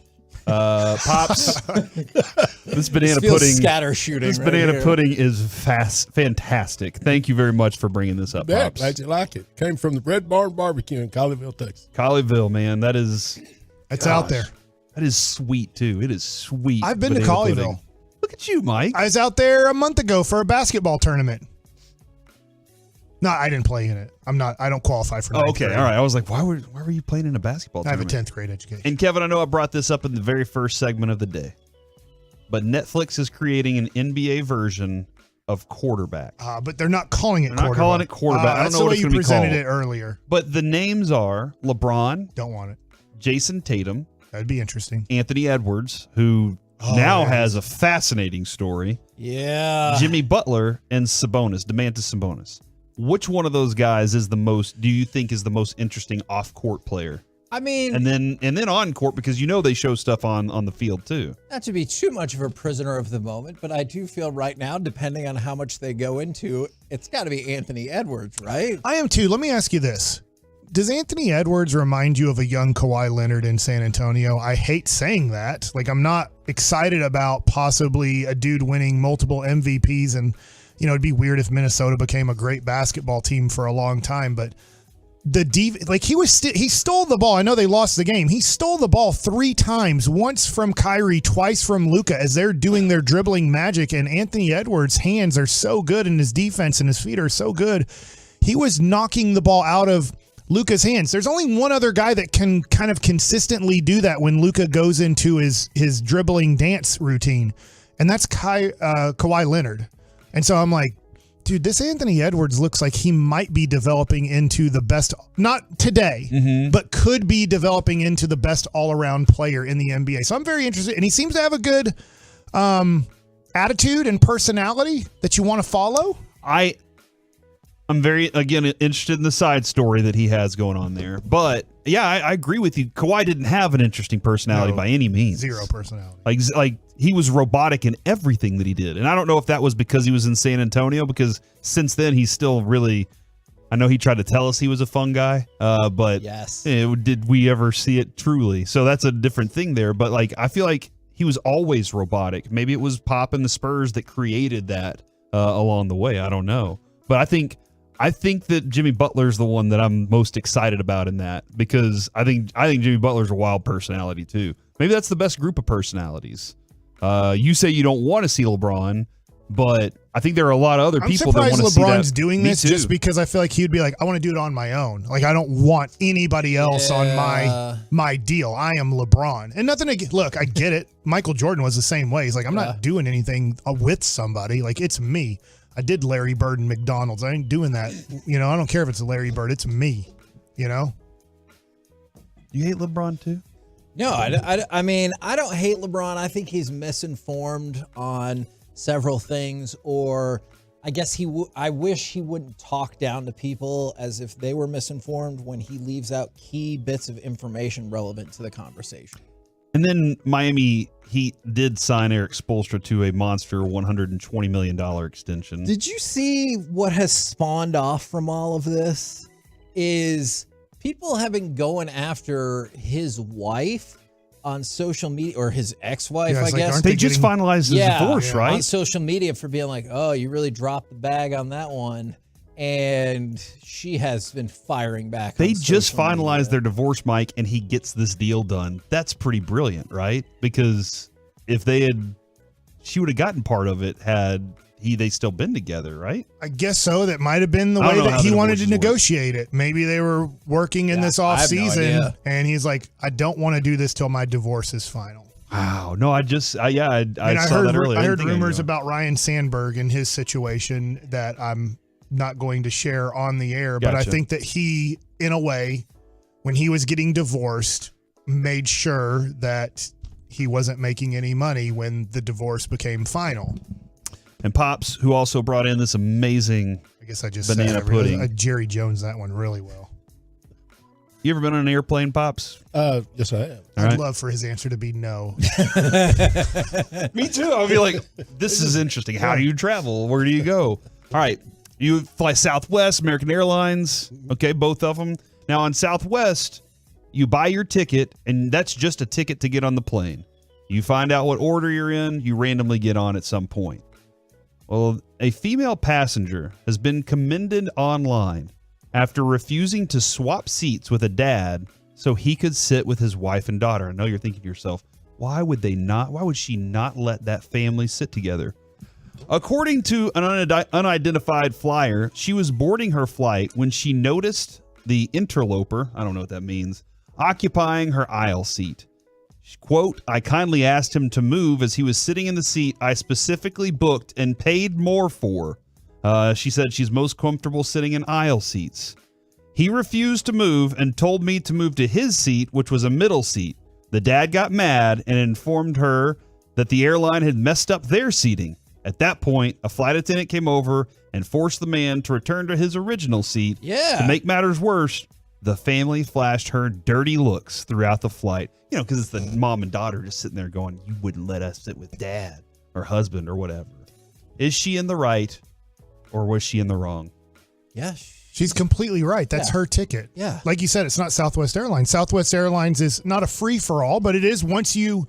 It's like the party pass. It's like whatever's available, you get what you get and you don't throw a fit. But when you're American Airlines or Delta, you have an assigned seat. Now, if you want to change it, as in you want to sit with your family, you can ask one. But if they say no, you got to break out your wallet and have straight cash, homie. And he's right. And that's a weird take of, no, I'm not going to move, instead of going, hey, yeah, I'm never really asked. sorry. Yeah, he never asked her. If you went up, because this happened with me and Brandon once before, and if they said no, they said no. We were going to be like across from each other when he was younger. But I go, hey, I'm really sorry to ask you this. This is my son. We're in these seats. I think we were in the seats like right across from the aisle from each other, and they were both aisle seats, but he wanted to sit like next to me. Because he loves you. Yeah, which is lovely. But we were very polite about it. It's weird to go on the offensive when you're trying to steal someone else's seat. Yeah, when we travel with Lucy, I don't know why it ends up that way. If I go as well, it's what? Sorry, we might have some breaking NFL news right there. Pete Carroll done as head coach of the Seahawks. Wow. Sorry. I'm really intrigued by this story, but I'm Breaking news on really 105.3 The surprised by Fan that. is presented by BetQL. Smarter bets start with BetQL. Download the BetQL app or visit BetQL.com today. That might have been too much of a reaction, but that was more surprising. I'm to me shocked than by it. anything. No, I'm shocked as heck about that. It was dramatic reaction. Yes, That was a very dramatic it was. reaction. That was about the person asking me to just move seats rudely. I would have been like, "What?" To Pete Carroll, I was like, "Oh wow." Does that Because mean he's old? Does that mean they're about to get busted by the NCAA? And he has to be like, "I had no No, idea dude, that happened a these long time infractions ago, and it's stupid the way they did that anyway. That was dumb. That's fair. NCAA is the worst. Always. All Wow, that is interesting. So, Back to you, Kevin. Pete Carroll out as head coach. Are you following the same line though? As shocked about it? No. Sean Alexander in? No, if you're gonna move seats, at least Dan try Quinn's to be going polite. back to Seattle. Oh no. Mark McGuire's brother finally goes back to Seattle. Dan McGuire? Dan McGuire, new Felix head Hernandez, new offensive coordinator. Coming up next, Sean Kempsa available. your wild The Rain speculation Man. about anyone you've ever heard related to the city of Seattle Nirvana? potentially being the new Seahawks head coach. Plus, we will power rank the NFL power rankings next The right Foo here on the Fighters. Fan. You can hear Kevin, Corey, and Mike anytime and anywhere. Take the KNC Masterpiece wherever you go on our Odyssey app. Presented by Comerica. Hey Tolos, it's Jane Slater here with the NFL Network. The new year brings new benefits, and it's the perfect time to get in for a teeth cleaning with Kissable Dental to start 2024 off fresh. What I love about Kissable Dental is the fact that it's always paid free, and they handle all the insurance and paperwork for you. There's no upsell or surprise fees because they have that no-bill guarantee. To claim your free teeth whitening kit, book online at KissableDental.com. KissableDental.com. The Kissable journey starts today. Hi, it's Pete Thompson from the Consumer Team. If you're replacing a roof, get the peace of mind of a lifetime workmanship warranty from Blue Nail Roofing. Other roofing companies might back up their work for a year if you're lucky, but because of Blue Nail's training and the quality of their team members, you're protected with a lifetime workmanship warranty. Call today and also learn about Blue Nail's flexible financing that allows you to get work done now and pay later. 855-255-1975, BlueNailRoofing.com. Are you tired of falling short on your health and fitness goals? It may be your hormones. Optimizing hormones can have a dramatic impact, both physically and mentally. BioT is the world's leader in training healthcare providers on bioidentical hormone optimization. BioT's providers treat low T, low energy, muscle loss, low sex drive, and performance. Get your edge back in 2024 by visiting myhormonelevels.com to see if you qualify for a reduced cost program offered by a BioT certified provider. That's myhormonelevels.com. Buying, selling, and refinancing is a daily headline and conversation. Get the latest up-to-date information on the market with your questions to help your decision on the Texas Lending Mortgage Show, Saturday morning from 8 to 9 and on the Odyssey app. The Texas Lending Mortgage Show is paid for by Aspire Financial Inc. Mike Bassick here, and I've had AT&T fiber internet for years, and we need the best internet with a family of 5. AT&T internet is extremely fast and highly reliable. My wife's a doctor, and she likes going outside on her computer and doing her charting. That's no problem with AT&T fiber internet. If you're tired of internet dead zones, add some Wi-Fi square footage to your new home or your existing home. AT&T fiber internet with All-Fi is now available. Now you can stream from the little bedroom that never used to get a signal, or even from the attic if you want. With straightforward pricing, there's no data caps and no price increases at 12 months, so you won't have to switch providers every year to get the best deal. Don't settle for spotty internet. Live like a gigillionaire. Get AT&T Fiber with All-Fi now and unlock new possibilities for your home. Limited availability. Go to att.com/allfi to check eligibility. I lock up my Old Spice Fiji aluminum-free dry spray to keep that 24/7 lasting freshness safe for myself. Fresh coconuts, palm trees.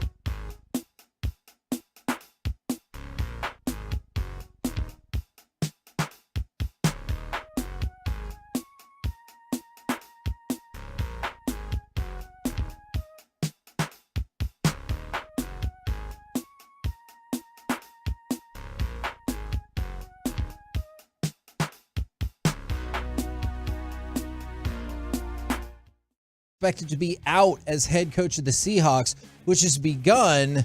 Wild speculation, including this from the 325. Sir Mix-a-Lot will be in as the head coach of the Seahawks. He's from Seattle. Multiple people are saying Dan Quinn or Ichiro, or maybe Broadus knows who the next head coach Jay will be. Buhner, offensive coordinator for them. What about Ken Griffey Jr.? Why haven't we not named him? He's too busy doing commercials. Blowing bubblegum bubbles. Exactly. Yep. All right, you guys ready to power rank the power rankings? And if you want to send in your preposterous prediction. What's going to be interesting when we did this last week, how much did things change? You know what I'm saying? Like, Baltimore has to be one in San Francisco too, right? Both those teams had nothing to play for. So there's no reason you would change those two. Do they? Well, they don't. If they did, I quit. Oh my gosh, you wish you could Did leave. they? Did they? Now, did they? Do you want to go? Well, it depends on where you pick. Oh, crap. Do you pick CBS Sports, The Athletic, or NFL.com? The NFL, I think, would accurately rate the NFL. Number one, the Baltimore Ravens. Oh, I thought it'd be the Texans. Looks like I'm not quitting yet. Number two, the San Francisco 49ers. I'm staying around for one more day. One more day? Yeah. You never know. You got to hold on for one more day. All right. They're not from Seattle. Where would you put Pete Carroll? Not Pete Carroll. He's not going to be in Seattle. Well, Buffalo's my number 3, but I do think it's between Buffalo and Dallas, Corey. So I will let you choose between Buffalo and Dallas. I think Dallas. Okay, I'll take Buffalo because they beat the Cowboys, but just barely. It was tied when the game started.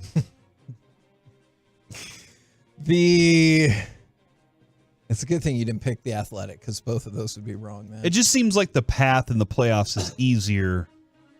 Is in the NFC than the AFC. Am I wrong about that? Oh, no. Okay. I do not agree. think that is incorrect. So that's why I went with Dallas. Because I think most likely Pittsburgh's going to lose to Buffalo. I do think Miami's going to beat. I know, but either way, playing Kansas City or playing Miami doesn't seem like a fun thing to do, especially if you are Baltimore and you get Miami as your first game. I know they destroyed them, so maybe they do again, but it's not Edgar Martinez that's going to be the next coach. Tino Martinez. They both were there at one point. I know. I was there with a guy who was yelling at Edgar Martinez at the Rangers game.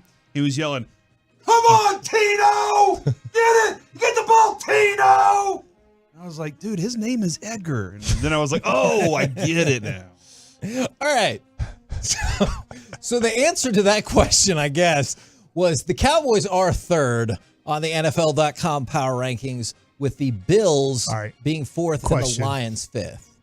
is that weird to you guys? Yes. Buffalo destroyed the Cowboys, and it wasn't in October. It was in late December that game happened. I stand by. I think that the Cowboys are the higher up team in the NFC, and it's an easier path. So they're just trying to be more right about who's left by the end of the thing. I don't know. That's just my feeling. All right.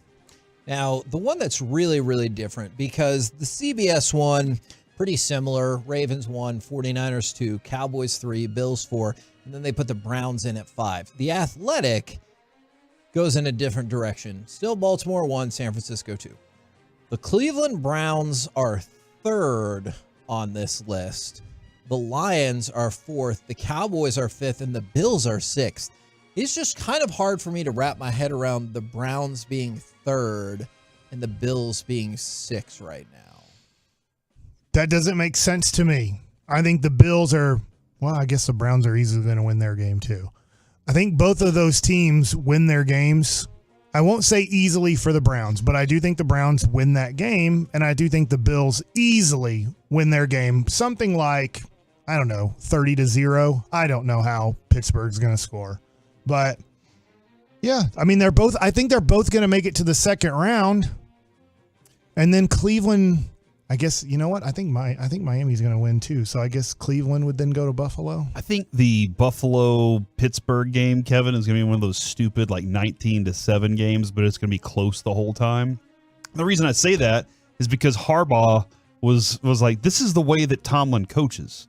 Tomlin wants to keep it close and then make a big play. And then something like whenever he realizes he isn't he's out-talented. He doesn't have the same talent you have. He has ways that he likes to keep the game close and then have a big play here and there, but I don't think they're going to be enough. So I do agree with Mike, except for that I don't think it's going to be a 30-point game. Would we like to do quarterback power rank? I have them right here. I'm hoping. Oh, all right. So I'm really confused. I'm going to be honest. I'm really confused with these quarterback rankings. I'm trying to read why they did what they're doing. So it says this. Let me read this kind of paragraph here to give you an idea of what they're doing here for the 14 quarterbacks left. This is how we sort them right now entering the postseason. These power rankings, unlike off-season QB rankings, are focused more on current standing than the bigger picture in an effort to tell the story of each QB's representative rise and fall. I'm shocked by these. I just I read that myself. Joe Flacco, number one. What are they doing?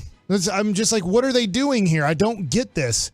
Who would you say the number one quarterback is on a playoff team right now? Patrick Mahomes? I'm really intrigued to see where this goes. I understand where you're going here. Lamar? I would guess Lamar easily, right? He's the easy winner of the MVP. I'm just going to tell you, the two that you guys threw out, Patrick Mahomes is number 3, and Lamar Jackson is number 4. Oh. So I'm confused on these rankings just right off of the bat, because if we're going off of this year, Patrick Mahomes is the best quarterback in the NFL. I totally get it, but I just don't think he has a good team. He hasn't played well because of his team. So I'm like, Patrick Mahomes. Dak? Dak is number 6. Okay. So as he's going to finish in the top 3, I think, in MVP voting, Dak, he's 6th behind number 5, Jalen Hurts. Have they watched football lately? Like what? Jalen Hurts, there's an argument that he's turning into Carson Wentz. Like, I can't believe this is happening again to the Eagles, and I hope it does. But it looks like they had an MVP candidate who's turning into a guy that you're not even sure if he's a good starting quarterback in the NFL. Because after Carson Wentz 2017 season, we're like, great. They got Carson Wentz for the next 10 years that we're going to have to deal with. And then 18 happened, and you're like, that wasn't very good, but we'll give him a pass. It'll be okay. And I feel like that's where we're at with Jalen Hurts. Is like, hey, that was a really bad finish for a good 7 or 8 games. But we're going to give him a pass, and we're going to say he's going to be really good next year. Let's see if he Carson Wentz's this thing. Number 1 is Brock Purdy. Okay.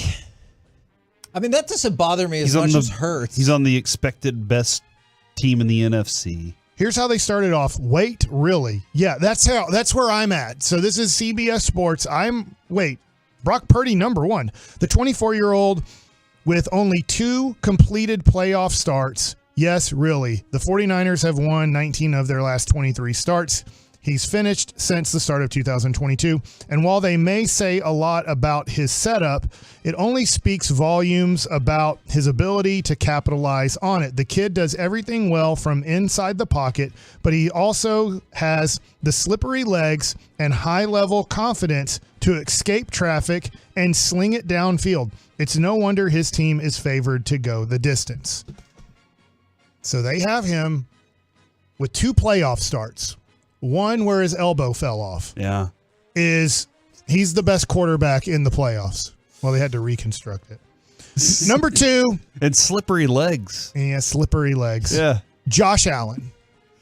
Josh Allen, number 2. Now, I can understand why he's number 2. He had the most touchdowns in the NFL. If you combine passing and running touchdowns, obviously Dak had the most passing touchdowns.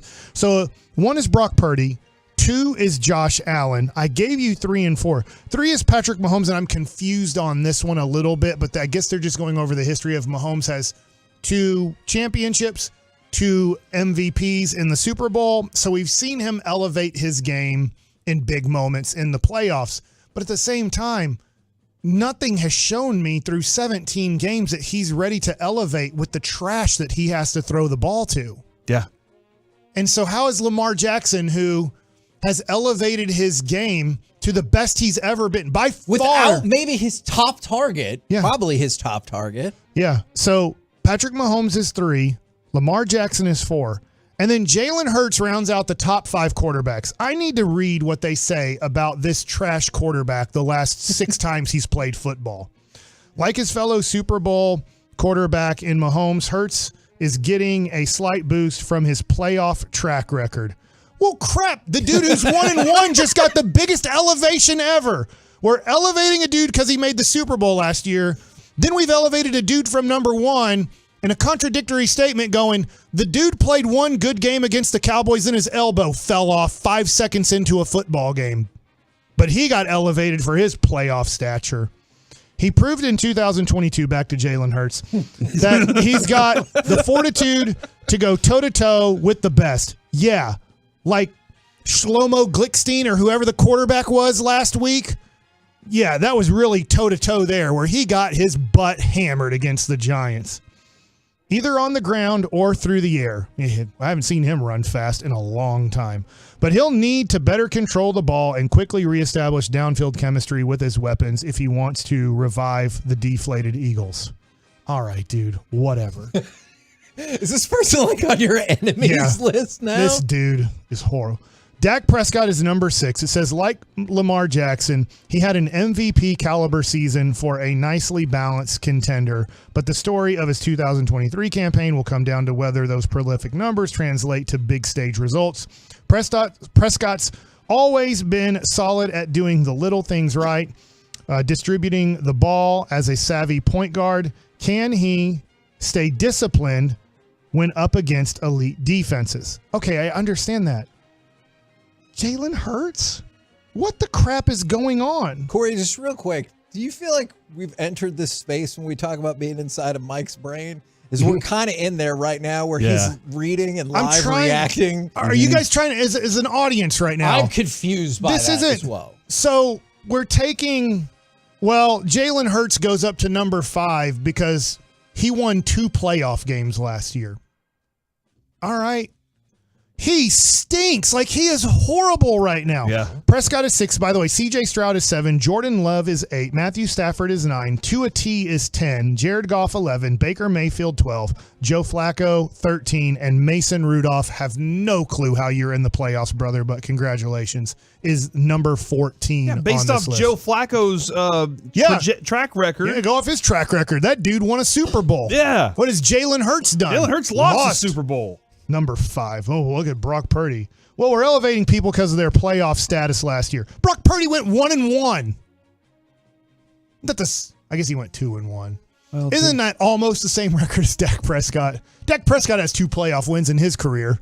Maybe, does he have 3 now? I think he's 2-4. Oh, great. No wonder he's number 6. Dak, pick it up, man. They put Jalen Hurts ahead of you. A guy who runs like he's trying not to, like as my grandfather said, it looks like he's running, he's trying not to have crap fall down his pants. That's the way Jalen Hurts runs the football now because of his knee. He looks hurt. He looks like he's hurting really bad. Isn't that a great saying? My grandpa used the word, the S word, instead of crap. I have to change it to that. What's but that he word? said it looks like he has crap in his pants and he's trying not for it to fall down his leg. That's how Jalen Hurts has ran the second half of the season. But do it with your legs. Hurts. Couple other quick notes for you. Kawhi has signed a $152 million 3-year extension with the Clippers. Who? Kawhi Leonard. Because they're working on extending Paul George, It's too. like $1 million a game And that he plays in. And the Michigan win over Washington, not surprisingly, drew a lot more viewers than last year's Georgia win over TCU. Just over 25 million viewers this year, the most since LSU beat Clemson in January of 2020. For the KNC masterpiece right here. That's Trevor Lawrence. On 105.3 The Fan. What happened to him after that? He got drafted first the next year. And then what about after that? He made the playoffs. What about now? He just missed the playoffs. Coming up next, let's chit-chat with those fellas from the G-Bag Nation right here on 105.3 The Fan. Sports with lots of laughs mixed in. Sean and RJ, the KNC Masterpiece, G-Bag Nation, and the Get Right. Turn it on, leave it on. 105.3 The Fan and the Odyssey app. Hey there, folks. Want to tell you about our friends Mark and Scott Frankel at Frankel and Frankel. Look, if you or perhaps even somebody you know, because this is what happened to me and my wife twice in the last year, get into a wreck due to someone else's negligence, what do? You call the Frankels at 817 or 214.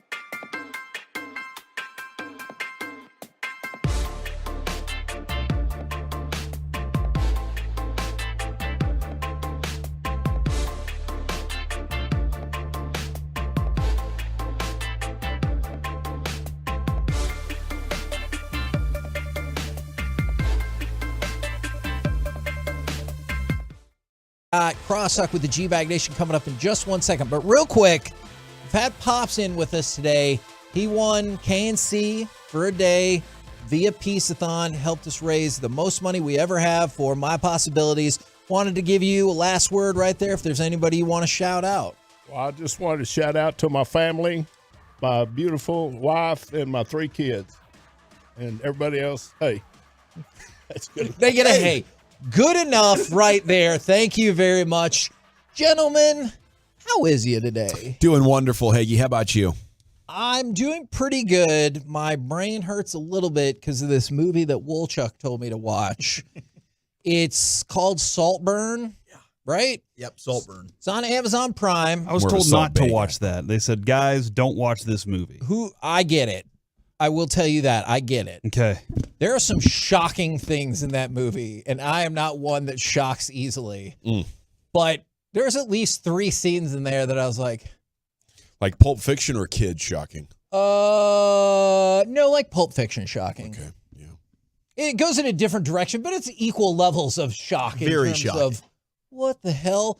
How did you come across this movie, and what was your take? How would you describe it to people? Oh, man, describing it to people, I would just say be prepared for certain scenes to be very cringe for you.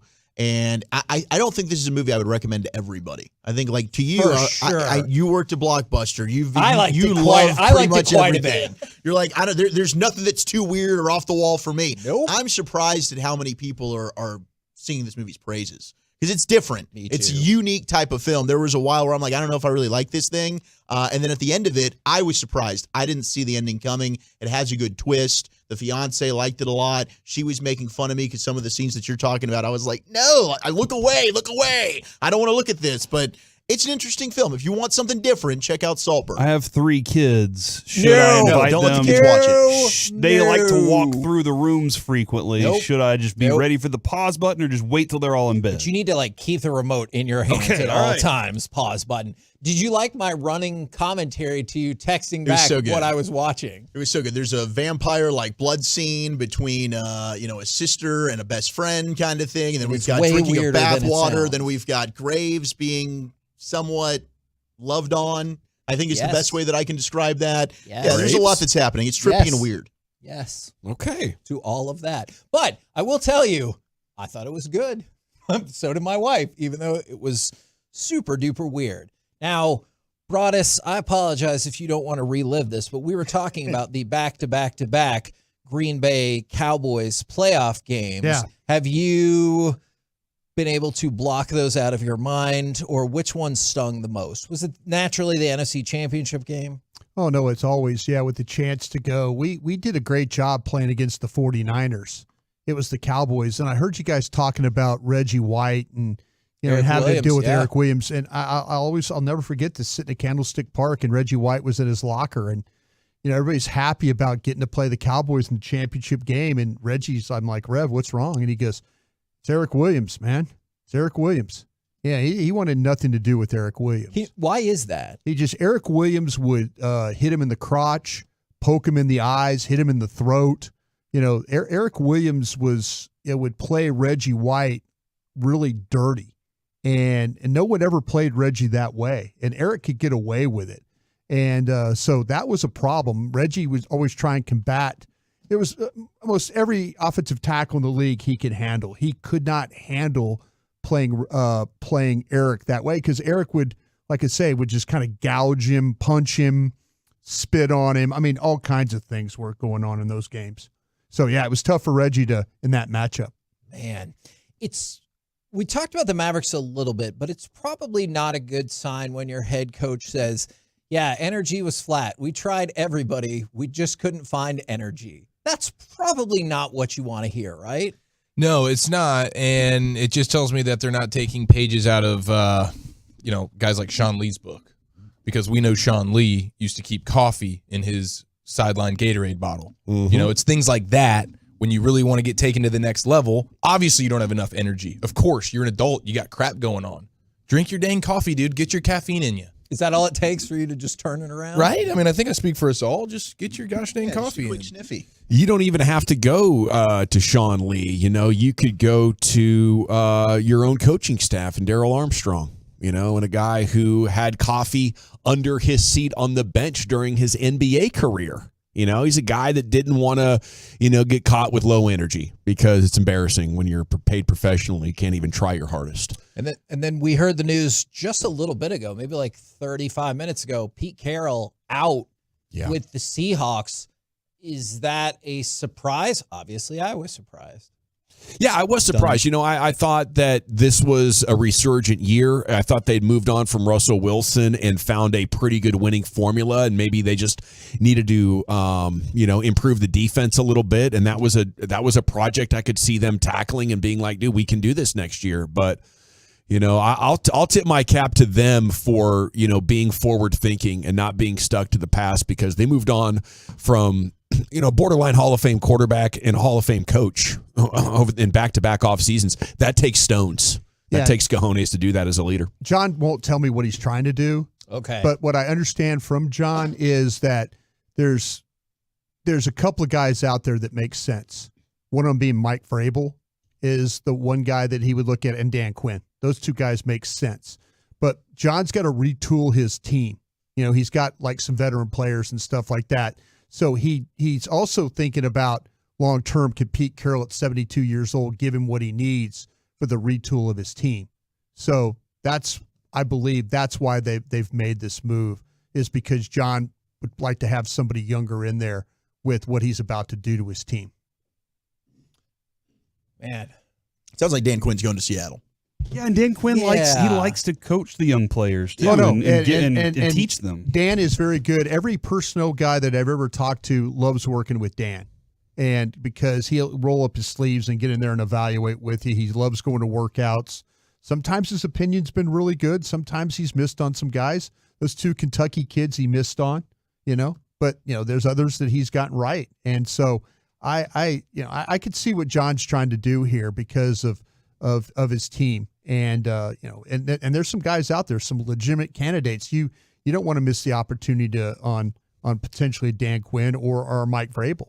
Depending on there's whispers now that Belichick's going to stay in New England. Yeah. So if that's the case, then maybe Mike Vrabel doesn't have a place to go there, or he would like to go right now. What do you guys got coming up on the program today? Pure Gold, as always. Thanks for asking, Heggie. We'll continue to discuss that storyline after the break here at the top of the hour. And do we think Dan Quinn's going to Seattle? Plus, Mike Golick Jr. is going to join us again. He's coming up at 3. And David Helman at 4. Outstanding. Hollywood David Helman coming up at 4. Roll home with the G-Bag Nation. We have been the KNC Masterpiece. Make your way back with us tomorrow, 10 a.m. to 2 p.m. right here on 105.3 The Fan. Say goodnight, Pops. Good night, Pops. The Fan continues.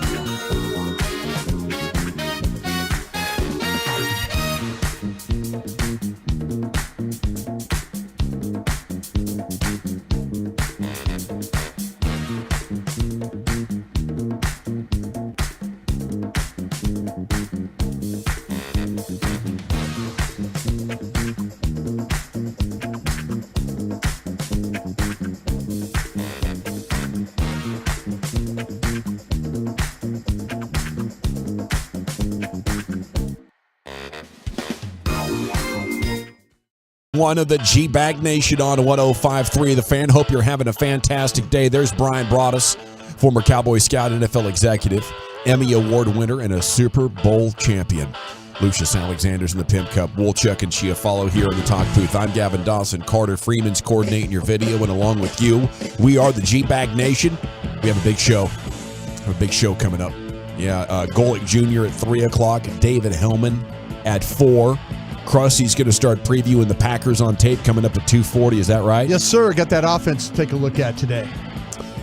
Biggest Cowboy thing, once again, is talking about them losing guys to other teams, though, is Pete Carroll getting capped from being coach in Seattle, maybe going to the front office. Ian Rappaport saying Dan Quinn would be quickly considered. All the other media members are saying similar things. They do consider Dan Quinn to be a pretty serious candidate there. So there's a lot to talk about. I do think this is going to happen.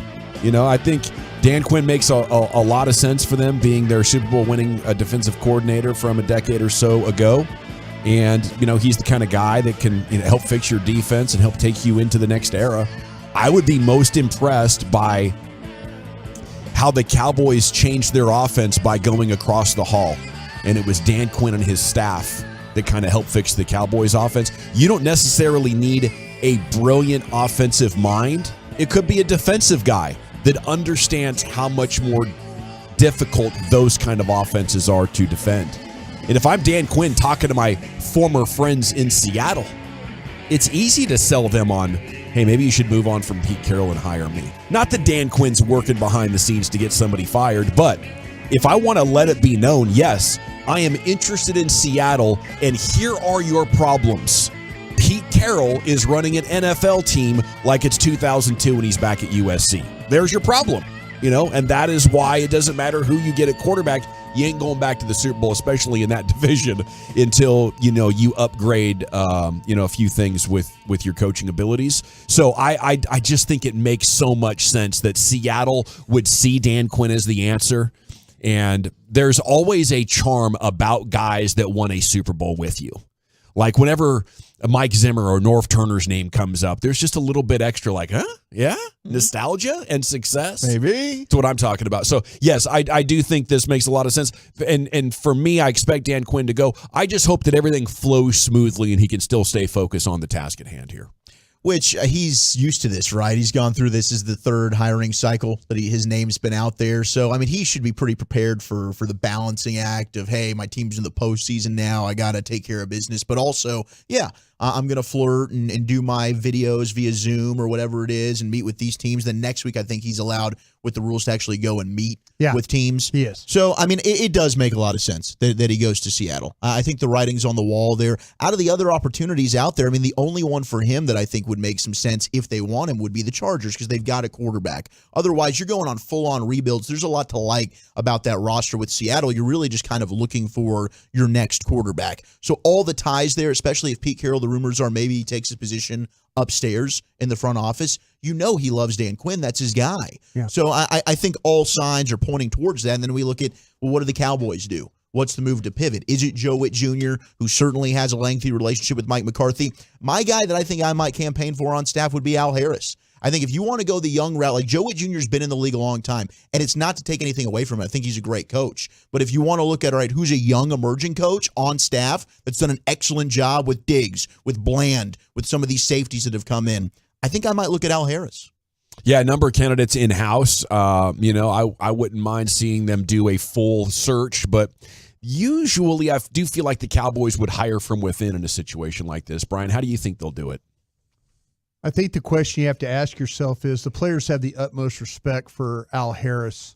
The question you have to ask is, are you willing to go with a first-time coordinator here? That's the thing that, and we've seen what happened in Philadelphia with Brian Johnson as being the first-time coordinator there on offense. Well, and with Kellen Moore. Yeah. That's, there's always the things you have to weigh. But yeah, I think to me that Dan would, if Dan could take a guy with him, I think he would take Al with him, or he would try. How loyal would Al be to Mike McCarthy here? I think you'd have to name him think you'd have to name him as the DC for him to order him for him to stay.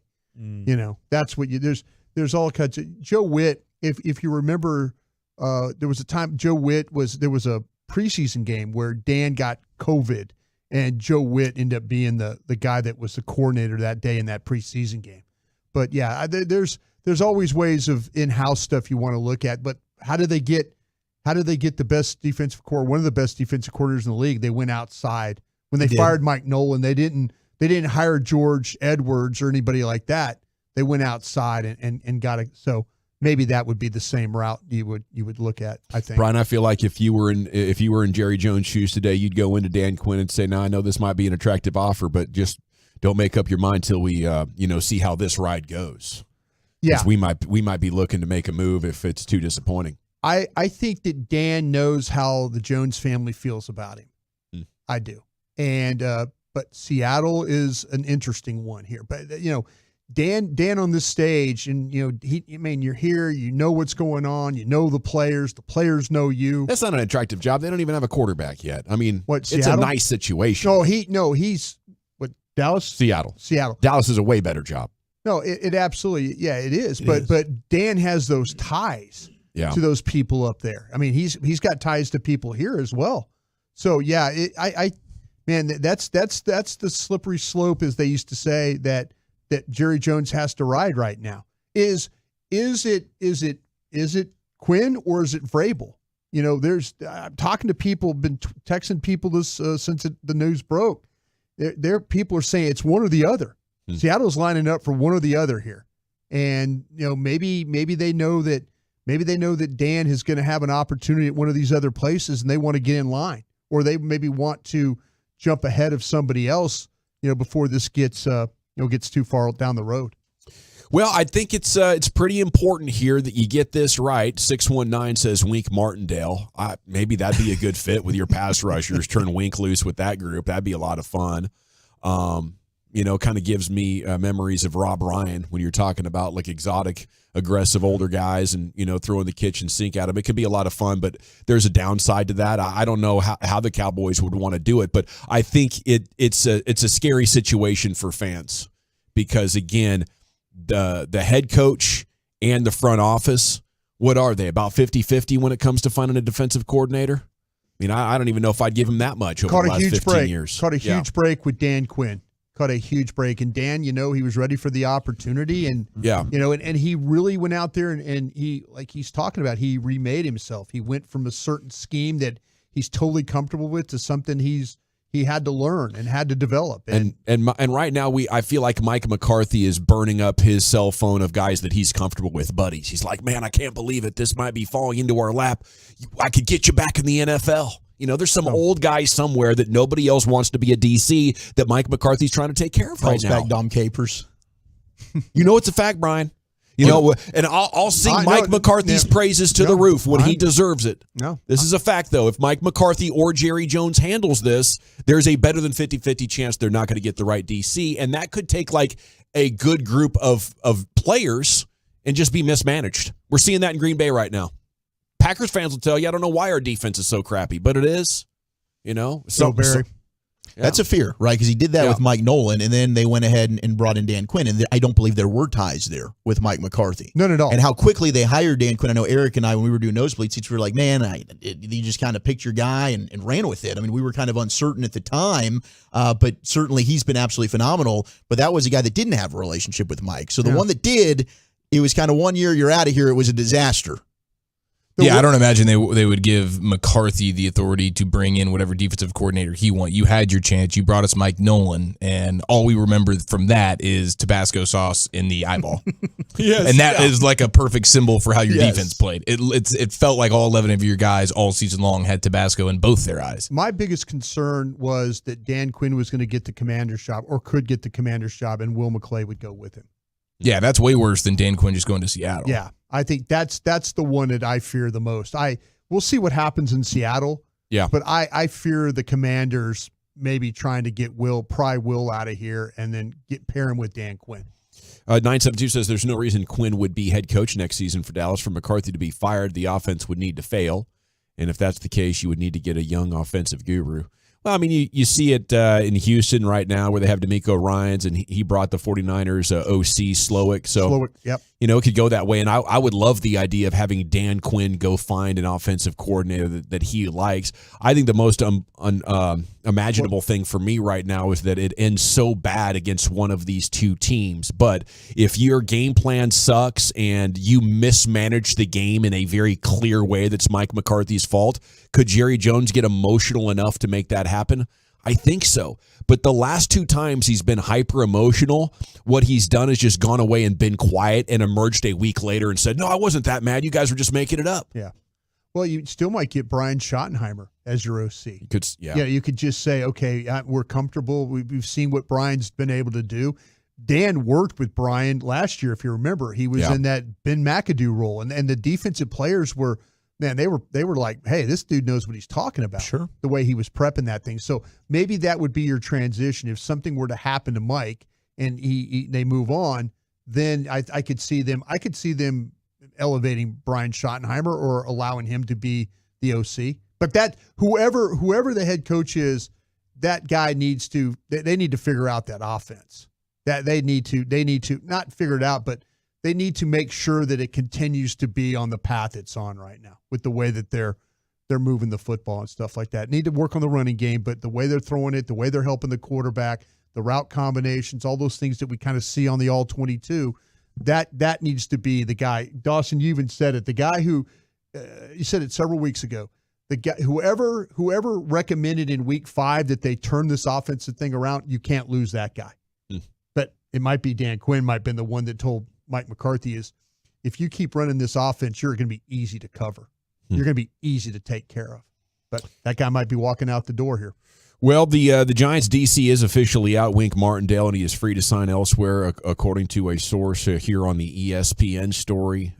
So a lot of qualified candidates. I mean, it's not a bad year to be looking for a DC at all. There's a lot of hot names, and a lot of defensive coaches have emerged in recent years because they had to bust their ass to figure out how to slow down modern offense.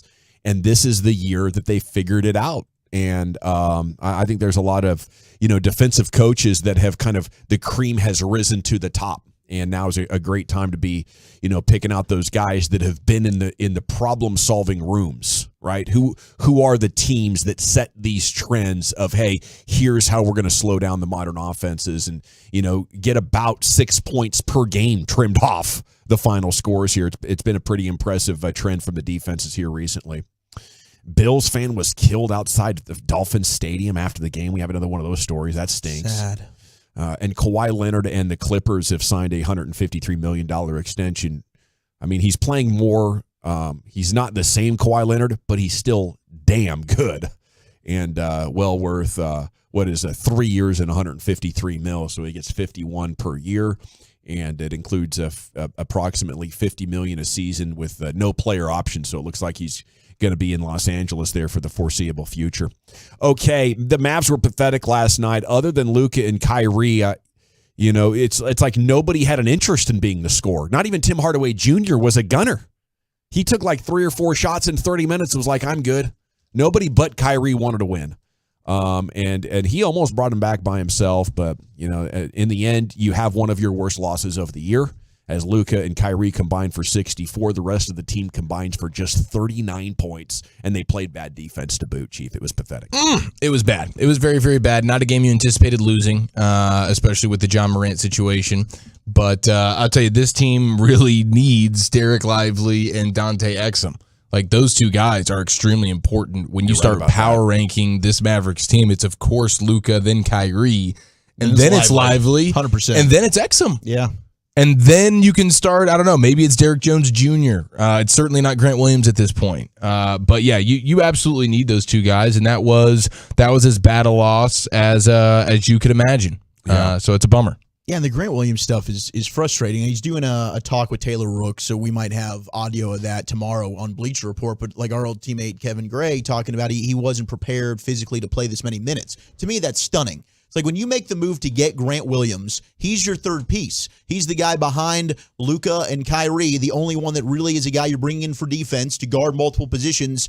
You've got to be prepared for that. How are you not prepared to play this many minutes? And now you're already talking about all-star voting. Like, we're very deep into the season here, bro. You could have at least played yourself into game shape. The Grant Williams thing is very troubling to me.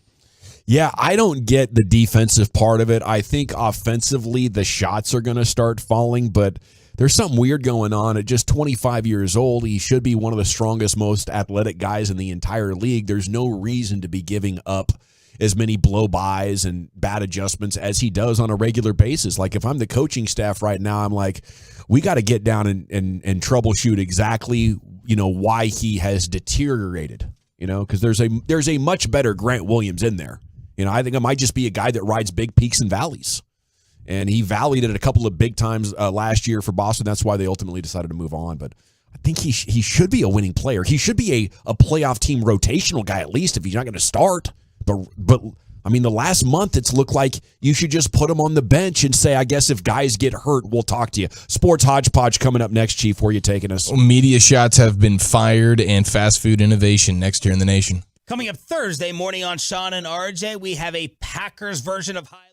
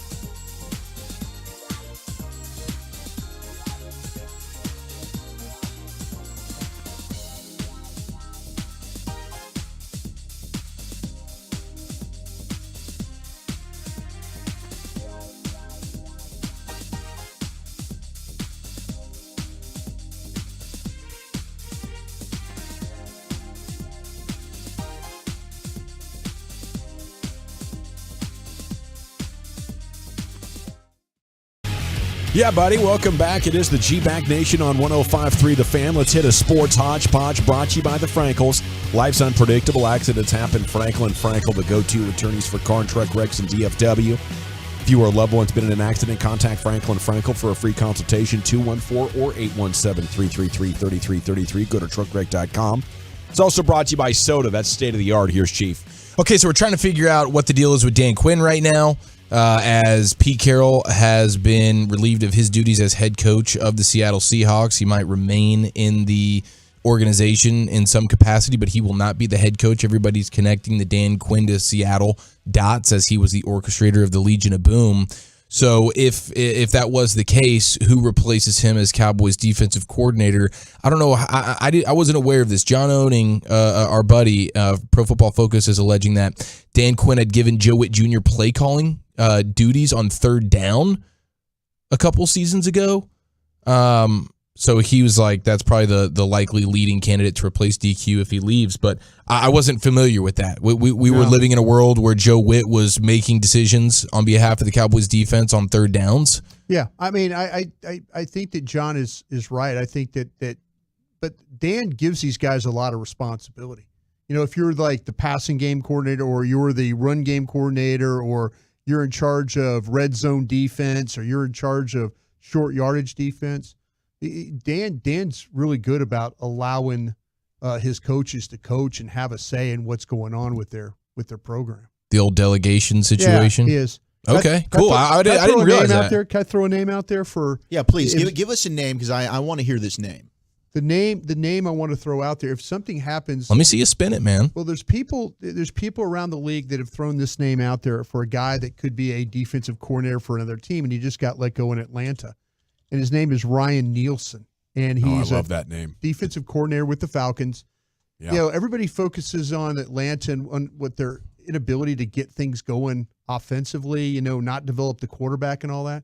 Atlanta had a top 11 defense when you look at yards and things like that, you know. So keep an eye on this guy, Ryan Nielsen, because everybody's talking about this. Atlanta wasted one of their best defenses they've had in years, you know, and had, you know, because of what was going on with their quarterback play. Maybe Seattle wants him. I mean, he did play for Carroll at USC. Yeah, but it's just a name, because there's other guys off other staffs that get let go, and the name Ryan Nielsen, several guys have saying, hey, keep an eye on that guy as a possibility showing up as a defensive coordinator who was already in Atlanta. He came from the Saints, and we all know about the Saints. He worked with that defensive line. He was really good. They got all those sacks and stuff like that. They developed those guys down there.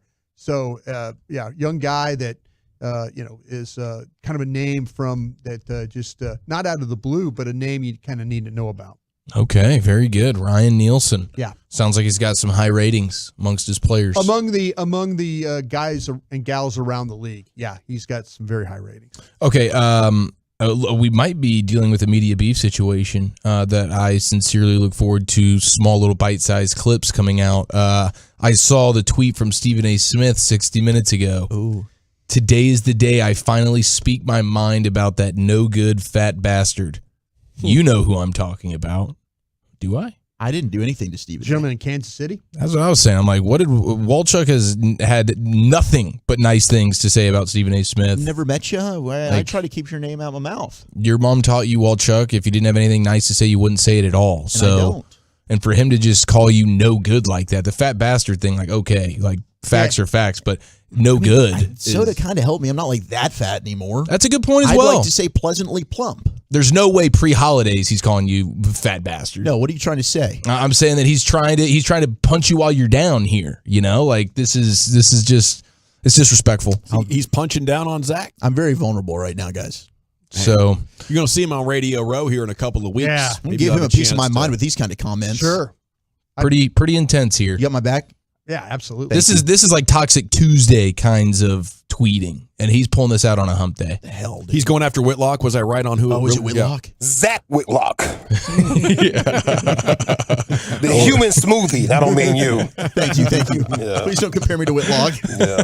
It looks like he built like an avalanche. Yeah, I gotta draw the line somewhere. I didn't. Okay, so I can't stand that guy. It's for sure Whitlock. I Gotta believe. be. But do we know if there was anything that recently happened, or if this just like a build-up accumulation? He just woke up and chose today as the Whitlock day. being a human being. Yeah. Okay. It's been bubbling. Somebody need to check him. Yeah. He's earned it over the years. Trust and believe that.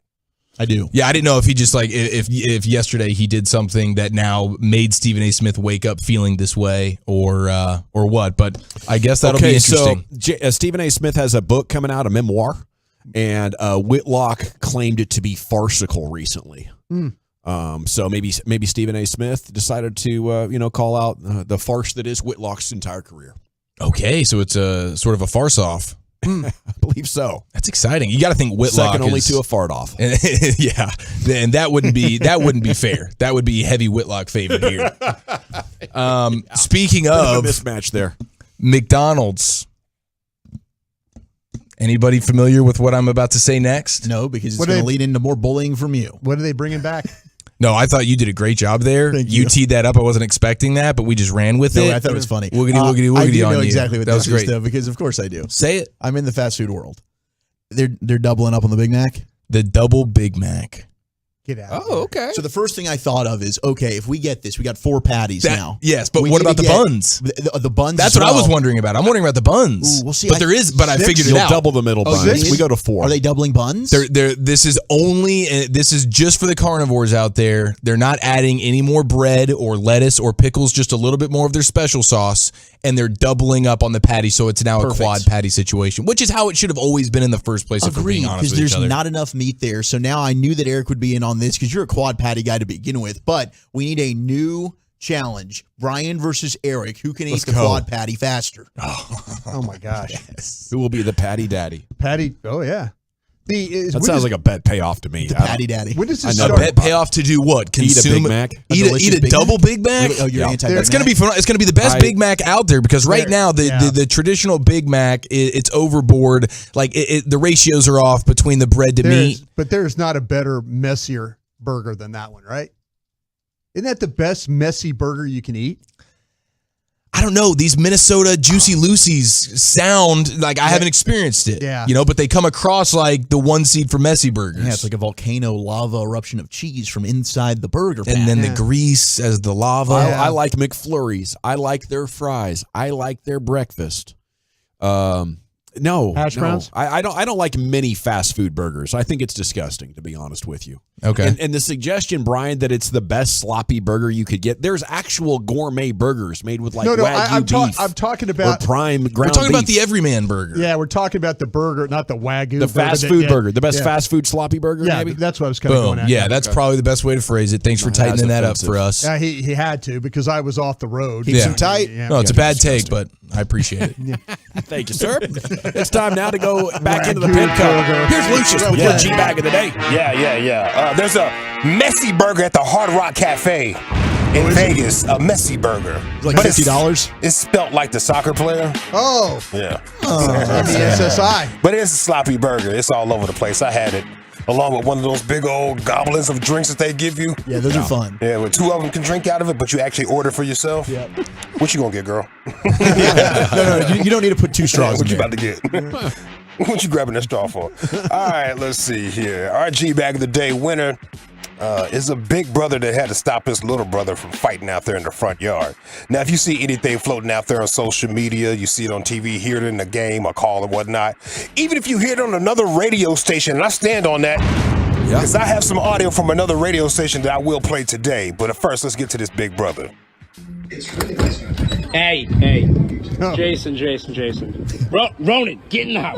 You. Get in the house. Shut up. Jason, go to your house, please. He threw the first punch. Ronan. Yeah, he threw the first punch. Ronan, please. The f*** away. I'm going to send this to I am going to call the cops. Ooh. Who's going to call the cops, Jason? You're starting fights. Get the f*** off of me. Go to your room. Rapist. Oh, man. Rapist. I'll call Mom. Jason, just keep walking your house. It's in your best interest. Ronan! Shut up, you bitch! Dang. Ronan need a butt whooping. Ronan, don't. Yeah, because you're scared. Yeah, Now sure. shut up. I'm so sorry, Jason. You, Jason. Wow. I'm sorry. Yeah, Ronan needs some switches. So who was going to call the cops? Was that Jason or Ronan? What? Was it Jason or I Ronan? can't imagine. Ronan was never picking up the phone. Ronan's not calling the cops. His fists do the talking. Yeah. He did say that, but he ain't calling no damn cops. Yeah. All right, let's see here. What else we got, you boys? Ronan going for the game misconduct. Hey, threw the first punch. 10 for fighting. That's just like a bully, too. I'm going to goad you into throwing the first punch, and then when the cops get here, after I kick your ass, I'm going to claim assault. Yeah, he hit me first. Let's go to Culver City, California. Oh. City council meeting right here. Chad and JT have an idea to save humanity. Yes. What up, council? My name is Chad Kroger. As you may have probably already heard, Jeffrey Epstein's list was unveiled this past week. I'm stoked to see that none of you are on it. But I was super heartbroken to see many of my idols' names pop up, namely Stephen Hawking, which I think we can all agree none of us saw coming. Yeah. Trust in the American institution has officially bottomed out and hit dry reef. At the moment, it feels like our country is run entirely by pervy douche nozzles. Yeah. And I, for one, am no longer stoked on listing bad dudes. The American people need something to kickstart our engines and revamp our stoke. That is why I'm requesting, council, that you release the Keanu Reeves list. Celebs, politicians, and world-renowned astrologists who have kicked back with Keanu and exemplify his moral fortitude. Altruistic and hot. And hot. It's time we have some heroes to guide us back home. Thank you. Thank you. Thank you. Thank you. It's hilarious. Stroke of genius for these guys. Speaking of Stephen Hawking, is your timeline full of little tiny thotties all of a sudden on Instagram? Just a whole lot of tiny thotties. They're sexy as hell. Don't get me wrong. I've had one pop up. But it's a whole lot of them. You haven't seen just one. One? They're getting their 15 minutes. Well, I don't know. It just seems like it's just an abundance of it. I think it's in. I think it's in style right now. The little tiny thotties. You know It's what I'm talking trendy about? for sure. Yeah. Yeah. Fire, Was it bro. true that he would have them like trying to do math on a board That's that what was they too said. high? That's what it said. Have them up on their tippy toes trying to do math up there. You know? That's a great detail. Hey, man, Cat Williams said all lies will be exposed in 2024. Let them know. Just saying. Who's more dangerous, Elon Musk or Bill Gates, huh? Y'all tell me. Let's go to syndicated radio show. It's a morning show, Way Up with Angela Yee, excuse me. Caller called in with a wild confession. Hey, Anonymous Caller, how are you? Hey, good. How you doing? I'm good, thank you. It's me and Mano here, and we are not going to judge you. You hear me, Mano? Okay. All right, what's your secret you want to share? Okay, so about 2 years ago, my mom, she passed away from COVID. Oh, I'm she had sorry. lung cancer, and thank you. And there was someone who she was giving shelter to. He had lost his home. He caught COVID. He knew he had it, and he went around my mom, and she passed away from it. So, so every couple of weeks I go and I beat him until he's, can't walk. He in the hospital right now. He ain't woke up since the last time. But I mean, listen. Hey, yo, listen. Sometimes you got to do what you got to do, right? Oh my gosh. Listen, I think I'm a godly man, but it don't say in the Bible I can't. I find peace. What if he dies? It is what it is. Yeah, I mean, it is what the it man is. got to do what he got to do. That you only get one mother in this lifetime, and I mean, it is what it is. You you're doing what you got to heard over do. that every day. Right. I am so sorry to hear about your mom. Now, this solution? No, I mean, say, so you beat him senseless? He's in a hospital. From time to time. Yeah, just if I'm having a bad day, it could be anything, man. Wow. Could be anything. Go over there and beat him up. For 2 years straight, every 2 weeks, somebody showing up at your joint just to beat you up. Hey, man, come on outside. It's time for your ass whooping. It's 3:30. Wow. Yeah. Quite a phone call right there. Yeah, I feel like I might have the same reaction if, I knew that guy came around my mom knowing she had lung cancer. Yeah. Killed my mom, basically. Killed my mom, bro. Especially if she was a younger lady. She was whooping cancer. Put her over the top. I don't know if I beat him up every 2 weeks. I mean, I think at some point he's going to have a gun. Yeah. Waiting for me. But. Yeah, at some point, right? Yeah. At some point, you'll be like, I can't take these ass whoopers no more. Or could you just move? This is going to be the last one. Just move. That's going down in a blue city only. Yeah. But that's New York, man. It's hard to move, brothers. Is it hard to move? It's hard to move, man. I'm in New Jersey now. I'm not in New York. I'm moving to New Jersey. Yeah, you got to get out of here. Get out. I'm not letting him walk in and beat me up every 2 weeks. Especially if you're still in the hosptal. Yes. Nah, we're up against it. I got one more, but you know what? Hold on. Let me see. Let me do this real quick for you. I can do it from this position. Buccaneers house DJ doing a little.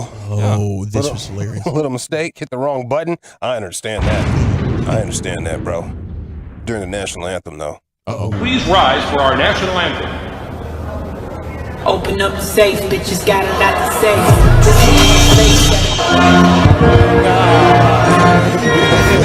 Happening. Open up the safe. Them botches got a lot to say. Hey. I've been shocked for years at the cuts they'll play at the stadium. I love it, bro. Yeah. Okay. Somebody went audience was like, that's what I'm talking about. All right. Is it Ronan protecting his front yard from Jason, our two-time champ? Is it Culver City, California, getting a visit from the bros, Chad and JT, advocating for the Keanu Reeves list? Angela Yee took a phone call, and she'll never forget say, it. you know what time it is, right, bro? I'll be over there in a week. Or the Buccaneers house DJ. Heal up, get beat up. Yeah. I'll go with Chad and JT. Chief. I think I'm going to go with the DJ. Luke. Big champ energy, riding with the champ. Bowie? Yeah, I'm taking Ronan. Brian. Hey. Yeah, Ronan for sure. By a score of 3-1. Well, you guys like bullying, don't you? Yes. Were you a bully as a kid, Brian? No, not at all. You hesitated there. No, I didn't. You went to school in the 70s. You know you were a bully. You had to be at least a bit of a bully. DISD? We fought a lot, yeah. You were dealing out wedgies and wet willies and swirlies. It's time for your wedgie. Come here, buddy. You got another thing coming, pal. That's what you said back, didn't you? No crab legs for you. Yeah. The next sleepover. Yeah, but you never did the pants, step, and push. No, that was. We took it to another level. I wish we would have had that one in the 70s. Yeah. The greatest bully move I've ever heard. It was good to have in the arsenal. Well, you do get the last laugh, of course, because you host Afternoon Drive in the G-Bag Nation, and Krusty's Corner is next. Where are you taking us? Yes, let's talk about this Green Bay Packer offense. We'll do that next. Okay, I want to chat Frankel.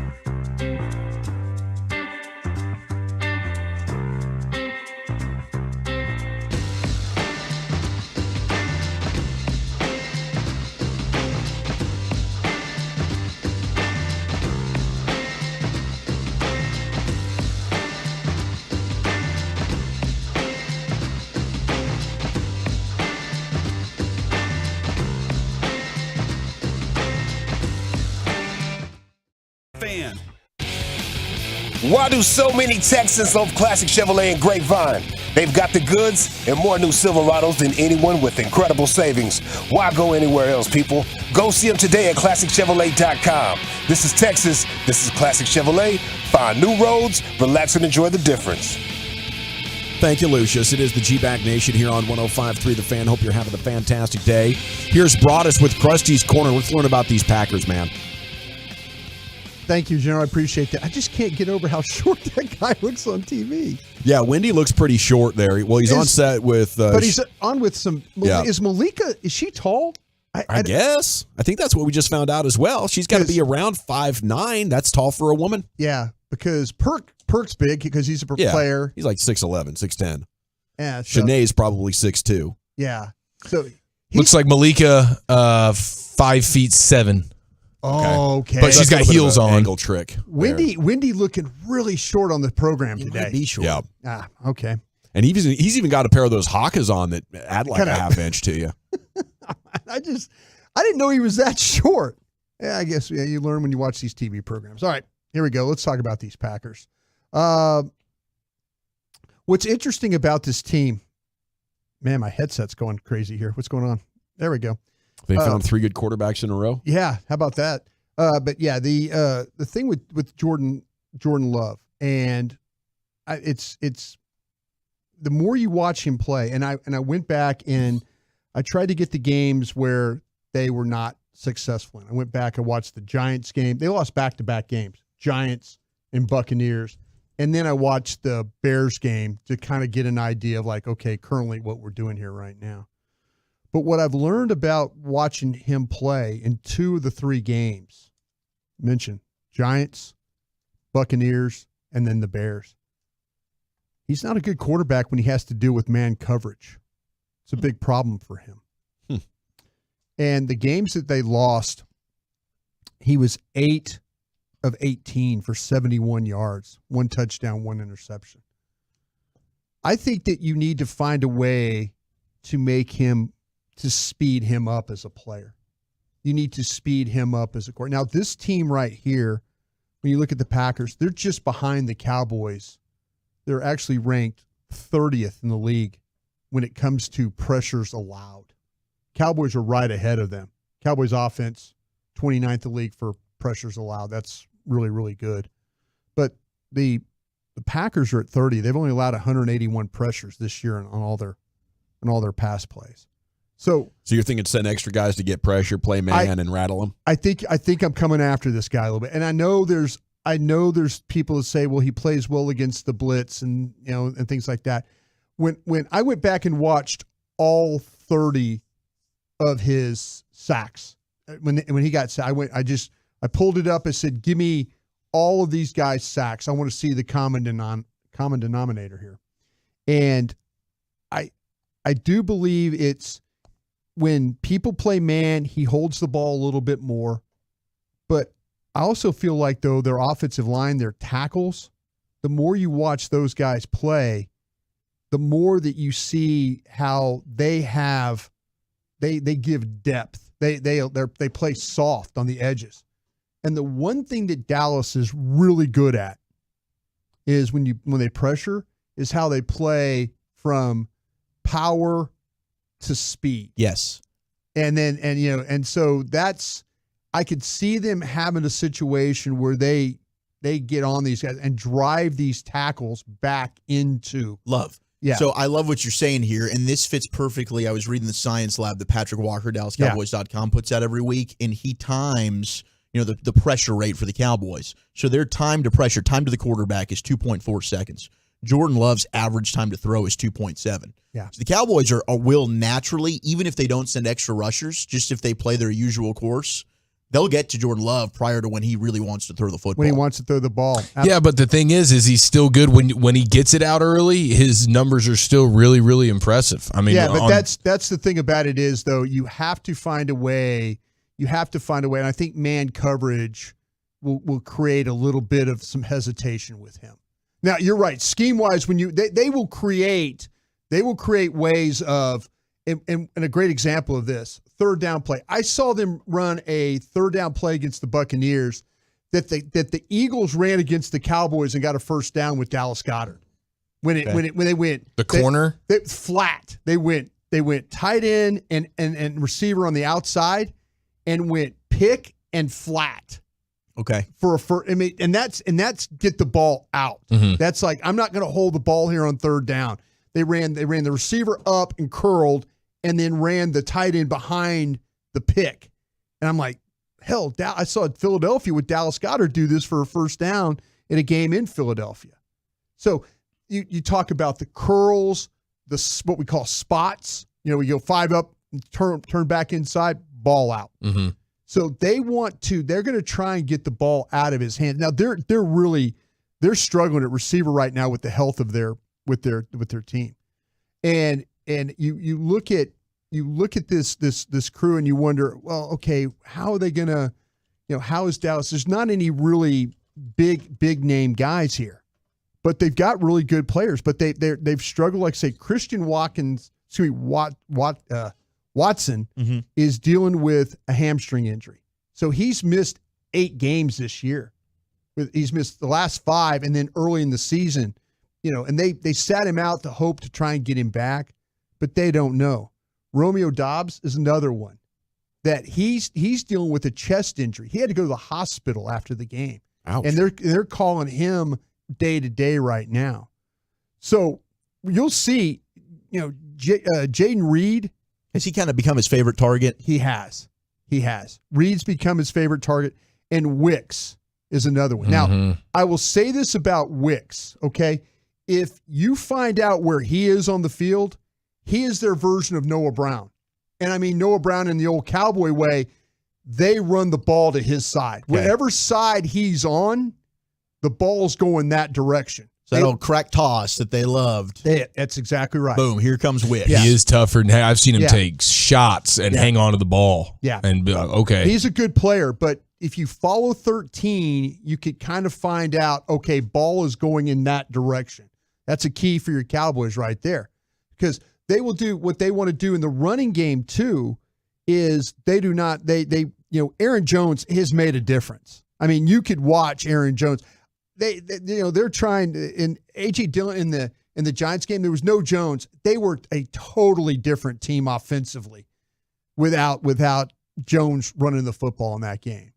But you're going to get, like I say, but they're going to run. They're going to try and run, and they're not going to let the backside guy run them down in the running game. Because what you get is everything is across. Like, so the ball's going to the left, tight end's always blocking back. Every time they run the ball, it seems like motion or tight end going to the backside.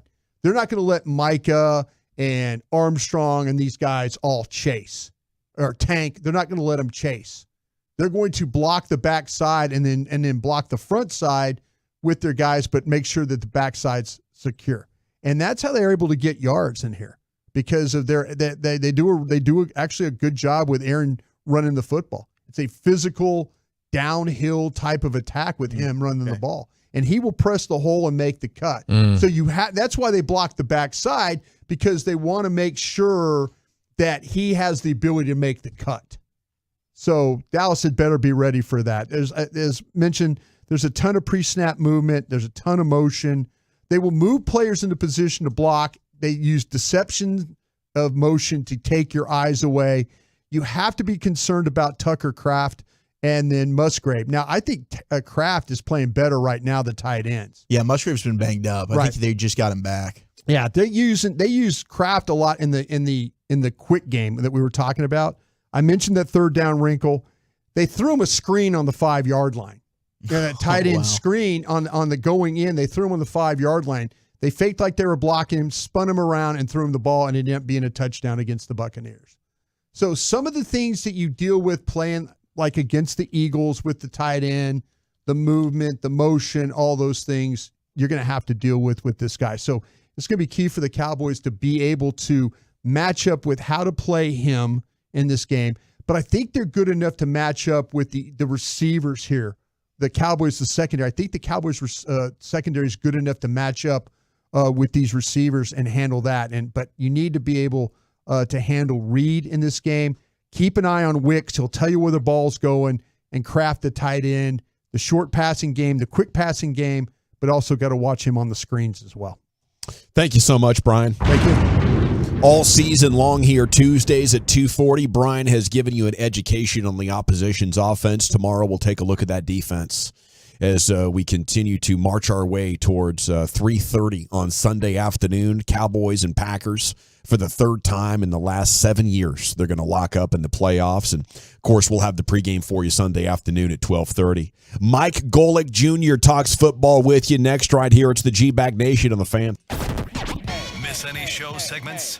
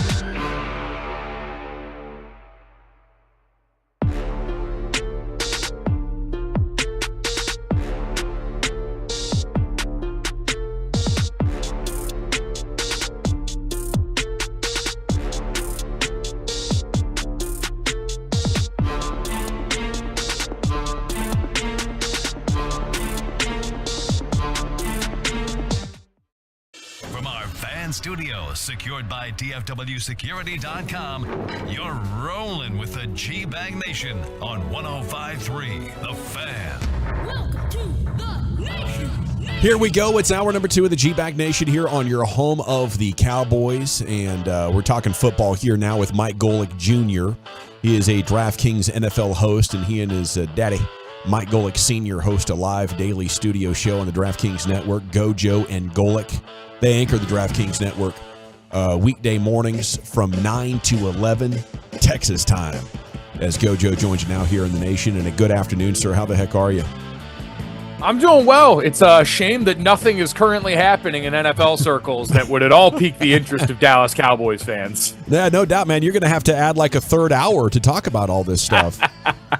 Man, you're not kidding. It is it's so weird because usually this is the kind of stuff you pray for in the offseason. We know Black Monday at the end of the regular season usually comes with this, but in the same way that sort of the retirement of guys like Drew Brees and Peyton Manning and even Tom Brady much later, but that wave felt like a real changing of the guard. It kind of feels like we're doing that to some extent with some of the head coaching around the NFL right now, with news about Pete Carroll, what we expect to come down the pipe potentially on Bill Belichick, a lot of the fixtures in our lifetime at certain institutions in the NFL. A lot of change in the air, man. It's a wild time. How much of a favorite do you think Dan Quinn is to get that Seattle job? That's what we're all wondering here right now. Yeah, I got to imagine that's near the top of the list. It's sort of the same word association when Vrabel got fired that everyone in New England thought, given the background there.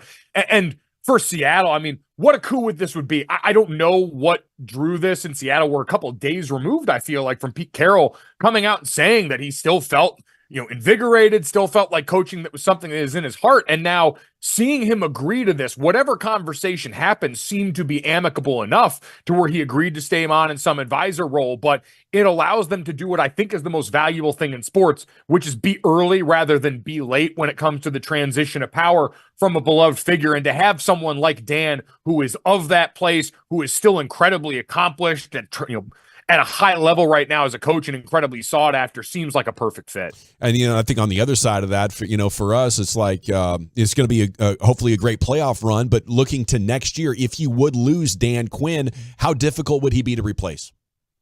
Well, I think someone of Dan Quinn's caliber as a coach, obviously you see what he's meant, especially in the development of young guys, Trevon Diggs in the back end, Micah Parsons on the front end. You've heard these guys talk about the importance of Dan Quinn and keeping him around as long as you have now. Every offseason's felt like a win. That being said, those same pieces that I mentioned are also a great sell to any prospective defensive coordinator on the other side who wouldn't want to come in as a hot name trying to make their way through the coaching ranks, or even a veteran name right now as we see guys like Wink Martindale get on the market to come in and have the kind of pieces on the defense to play with that you've got in Dallas right now. So I think you're incredibly well positioned. Everyone's linking DQ to Seattle now, but if you were Dan Quinn, is that the place that you would want to go? If you had your pick of the litter, these open jobs, is Seattle the most attractive? No, I would say not, but I would also say I don't know for how many people Dan Quinn is going to be the number. Like, this is a pretty robust offseason in terms of the coaching candidates, both in terms of, let's think about established head coaches, a guy, like Dan Quinn, who obviously has some of that in his background, but the guys that are recently let go with Vrabel, with the potential of Belichick being there, with the Jim Harbaugh potential of a guy making his return to the NFL, and then some of the coordinators that we know are going to be involved in this offseason, like Mike McDonald in the Baltimore Ravens, Shane Steichen, Bobby Slowick in the Texans, to try and go the Shane Steichen route. It's a competitive marketplace and a great opportunity for organizations with what all appear to be quality candidates. It's not like one of those off seasons where it feels like we're reaching a ton. So it could be that perfect middle ground of familiarity breeding enough comfort to say, let's do this without having to wade through too much of the rest of the marketplace, even though you do the proper search, you vet all the candidates, knowing full well that this could be the best opportunity for both parties because of that relationship. Over the last couple of years when this topic has come up, we would throw out the idea, would you fire Mike McCarthy to keep Dan Quinn? And obviously now that's not even a starting conversation, is it? Well, I don't know. You guys tell me. I heard the Jerry Jones quote from last week when he got asked about Mike McCarthy's future, and he said, well, and I understand, this is what Michigan fans are used to with Jim Harbaugh flirting with the NFL offseason, every offseason. Dallas Cowboys fans, you guys, I have to imagine, are pretty used to Jerry saying the thing that will draw the most interest. And so when Jerry says, we'll take it game by game in the postseason and see what happens as it pertains to Mike's future, I also take that with a grain of salt because I understand somewhat of the showman there. But it is still an interesting situation. You've got that mounting up. You've got a roster that seemed to be designed to kind of peak this year that's only still getting older up front in the offensive line in those key spots. And certainly from a quarterback standpoint, still haven't figured out any change in the financials. Did something happen last time I checked? No. Rearranging all that money that's coming towards Dak Prescott next year. So there's a lot of stuff hanging in the balance with Dallas that doesn't make this seem like the most stable situation to me should things go wrong in the postseason. It's amazing how Mike McCarthy doesn't get recognized, I guess, as an absolute definite good coach. How things ended in Green Bay and then started with Dallas. But, all he does is just stack up double-digit win seasons. And at least in the regular season, he's a hell of a coach. What do you think of him, Gojo? I'd agree. And I had someone frame it to me like this that I thought was interesting because when Mike Vrabel got fired, we were all pretty shocked because we looked at that Tennessee roster and said that's been a lot of making chicken salad out of chicken at times, given the moves that were so bad they decided to fire John Robinson last year, admitting, hey, this is probably a personnel problem. And even when you heard from Ron Carthen today, he said, I don't know how good you could expect us to be down the stretch with 9 starters on IR and a rookie quarterback who is also now missing time, being injured at the end of the year. But I likened Mike Vrabel to what we've seen from Mike Tomlin, where he's not a guy that comes with a specific exo background on one side of the ball that's hot coordinator track, right? Like we see with the Shanahan McVay guys where you're a scheme guy. Vrabel, Mike Tomlin, they seem like true culture guys when you talk about their appeal, why so many organizations feel like they'd be lucky to have them. And someone brought up, why is Mike McCarthy not talked about in that same day? Now, obviously, Mike's back to calling the plays again. He's got a little bit more of an association with that side of the ball. But you're right, as someone who has been around a lot of winning football, I do think he probably doesn't get enough of that credit, mostly because, quite honestly, of the way it was framed as him versus Aaron on the way out of Green Bay. And we've obviously seen the way that that's aged a little bit. I think all of us might look back on that relationship and wonder a little bit more of, hey, maybe Mike was keeping more together than we ever realized and probably deserves a little bit more credit for how things went there consistently over that relationship. Hey, Mike, Zach missed the game last week because of flu. I'm a little disappointed in Notre Dame now and the toughness of the player. I noticed you're wearing your 3/4 zip there right now. What about that? Lineman, Notre Dame missing games because of flu? What do we need to reevaluate the toughness of the Notre Dame player as we're going forward? Like a Joe Alt, could be the best tackle, but do we have to think about flu now in the Notre Dame evaluation? Yeah, you know what? I didn't have that on the bingo card there for Zach. We're gonna have to get the tribunal together of him, Ronnie Stanley, Mike McGlinchey, Quentin Nelson, the NFL representatives for the Golden Dome right now, and figure out where this falls. As I check up this morning and I had to go through my brain like death, taxes, and then seeing Zach Martin make another all-pro team. Right. I'm glad that in this chaotic world, there are a few things that I can count on as steadfast in my life. And I know it was the NFLPA. It's the second year that they've done their version of the all-pro team. But there was a nice tie at left guard that involved Quentin Nelson. There was no debate at right guard. It was Zach Martin, and we kept that thing moving. So I'll give Zach the lifetime achievement in year 10 right now. Okay. We'll give him flew off of this game, understanding that he's going to come out this weekend and probably strap up everybody on the inside of that Green Bay defense. You're absolutely right about that. You talk about that list. Micah Parsons wasn't on that list. Is it strange because players don't know where to put him? Is he an edge? Is he a linebacker? Is that why he doesn't appear on this list? Well, I think that's certainly part of it. Is maybe we're still at a point where people kind of see that hybrid role for him, but it's also just there's an embarrassment of riches right now at the edge in the NFL and the way you look at it. And, we talked about the triumvirate a lot when it came to the defensive player of the year voting, him, Myles Garrett, TJ Watt. Like, there's really no wrong answers in there. And so it's one of those where it's going to look kind of funny in the light every once in a while because based on how this is structured, we're going to have an odd man out every so often. I don't think anyone, especially if you pulled offensive tackles around the league, would think any less. God forbid. And I want to go on record of this. Everyone wanted to talk about the brotherly shove and outlawing that and how this wasn't football. If you want to talk about outlawing that, I want to speak up for interior alignment. We need to outlaw putting guys like Myles Garrett and Micah Parsons over the center. Yeah. That shouldn't be allowed. When you sign up to play center, you're doing that to escape the monsters on the perimeter. Even if you ask Zach in an honest moment, I bet he would say, man, I like being down here playing this guard spot, not having to deal with the guys that Tyron and those dudes do on the edge. Yeah. You shouldn't have to have that waltz into your dojo down in the middle of the offensive line. So if you're going to ban the brotherly shove for being too violent, ban bringing edge rushers over the center for being far too athletic. That's mean. Yeah, treat the center like the long snapper, man. Just give this guy a break for a second, okay? He's got a lot going on here. You mentioned Jim Harbaugh earlier. Best guess, does he stay at Michigan or does he move on? Trying to game this out is difficult because I understand all this could be a leverage play to try and get the most amount of money out of a place that once forced this man not too long ago to take a pay cut. Like if Jim Harbaugh was really trying to wring every last dollar he could out of Michigan, now that he's given them the greatest thing they could ever want, that gift of a title, I wouldn't blame him. That being said, when I think about the Harbaughs, we all saw the pieces done about the family, John and Jim, all that stuff. Alpha competitors, like guys that want to go and perform at the highest level. And now that Jim has done this back at his alma mater, he's gone and he's given them that gift. The last thing on the bingo card for this dude is to try and get back to and win the Super Bowl this time. And I do think the way these guys are wired, he wants the competition of competing at the highest level of football. The professional football, the NFL, is the best thing that we have to offer in the sport. And so I wouldn't be stunned if he made the jump, especially now because there are some enticing openings, especially we know the Chargers having a quarterback ready-made in there. For a guy in Jim Harbaugh, who we can say anything we want about the personality quirks, the guy is instant paddles on the chest for any organization he's walked into, get you up and running and get you competitive in a hurry faster than most coaches are capable. But Mike, are you worried about, and we had this discussion yesterday about, is his way of offense, does, it worked with Colin Kaepernick in San Francisco. Does that work in today's football? Does that work in today's NFL with his insistence of just going out and trying to run for 300 yards in a game like he did the other night?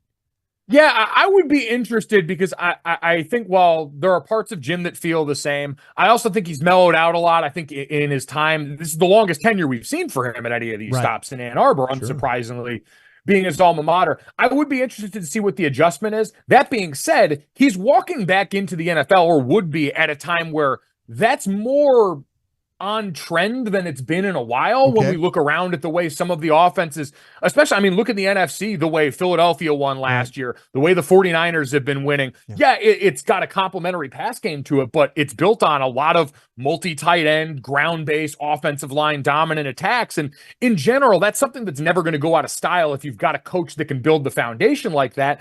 I think the question for Jim has always been, for a guy that got that quarterback whisperer moniker, never really translated outside of like one guy that, we all know was a bit of a transcendent talent with Andrew. So if you're bringing him into a spot where that's taken care of, part of me worries a little bit less about that, especially if the right hire is made, which that's the one thing you could definitely point to at Michigan. He hired the right people. Like Sharon Moore, their offensive coordinator, is a future head coach. Jesse Minter on the backside. We know, got defensive coach over there.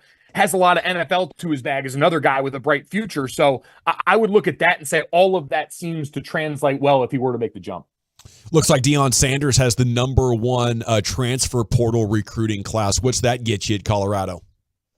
You know what? I really don't know at this point. Year 2 of trying to do the experiment like that, where I think I saw they only had 5 or 6 high school commits. I know we're limited sample size with all the portal stuff right now, so it's hard to draw any too far-reaching conclusions. But in general, the way we've seen the best programs operate is you use that as something to supplement, not to full-on augment the way that you build your roster. And we've seen Alabama, Georgia, a lot of the big-time schools like that. Certainly Michigan has operated in that way, largely kept the core of that team intact. And then, for myself personally, hearing Marcus Freeman talk after the early signing period this time around, saying, make no mistake, we're making a splash in the portal, but we want to major in high school recruiting because that's your bedrock. In a day and age where roster attrition in college football without real contracts is going to be a constant, you've got to do everything you can to give yourself the best war chest of talent. And doing that through the portal seems like risky business, especially when right now the foundation of their football that we talked about is cracked along the offensive and defensive lines. They don't have enough quality up top for getting the depth that it takes to sustain in Power 5 football. So I do have some worries about that as a strategy right now.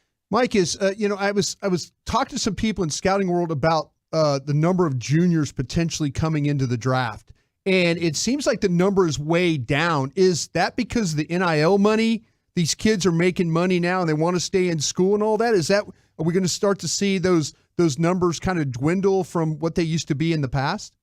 I'm sure it'll make some more guys think twice, because there used to be a lot of those juniors that would leap way without looking and all of a sudden wind up as late round guys, undrafted free agents. And there's any number of reasons for that. Like, I heard years ago about a guy who left early, went undrafted. And it's like, yeah, well, he had a kid on the way that he had to take care of. He didn't have the means otherwise. And so he had to start earning money now. Guys have real life stressors on them that are often factors in these decisions, in addition to pride and the normal things we think of. And so I'm sure the NIL money available can assuage some of those fears if you're a guy that's on the bubble and thinking about making a move out of necessity rather than out of the best possible interest of your professional future with the information that you have. All right, Gojo. So Aaron Rodgers has lived rent-free in my Cowboy nightmares. He's no longer a Green Bay Packer. Thank goodness. Is this finally the time that the Cowboys slay the Packers in the postseason since the 90s?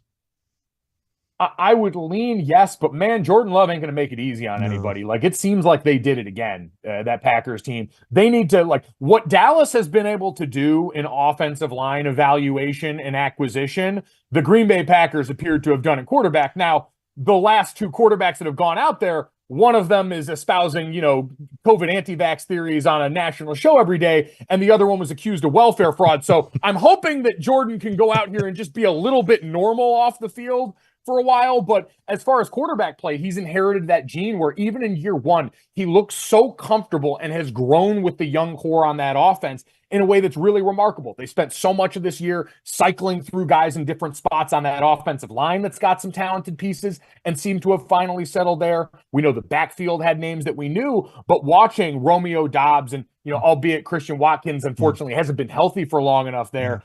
Everyone's kind of grown with Jordan, who seems to have a real command of what Matt LaFleur is doing. So I still think Dallas is further down the line, much further, maturity-wise with where this roster is at, and they'll be able to get him. But Jordan Love is proving that the NFC North is by no means Detroit's division from here on out. You're the man, Gojo. Thank you so much. We'll send everybody to watch you and your dad on DraftKings. Appreciate it, guys. Thanks. Cheers. Have a good one. There he goes, Mike Golick Jr. here with you once again on your home of the Cowboys talking football. That's a lot of fun, and thanks to those guys for setting them up. Now I believe that is 2 weeks in a row. Yeah. Okay, and I'm sure we'll get them on Radio Row and maybe even between now and then as well. Okay, more football for you. We'll check where we going. Oh, we got a Stephon Gilmore update, jersey bans. We got angry Jags fans and coaching rumors. That's next. Sports with lots of laughs.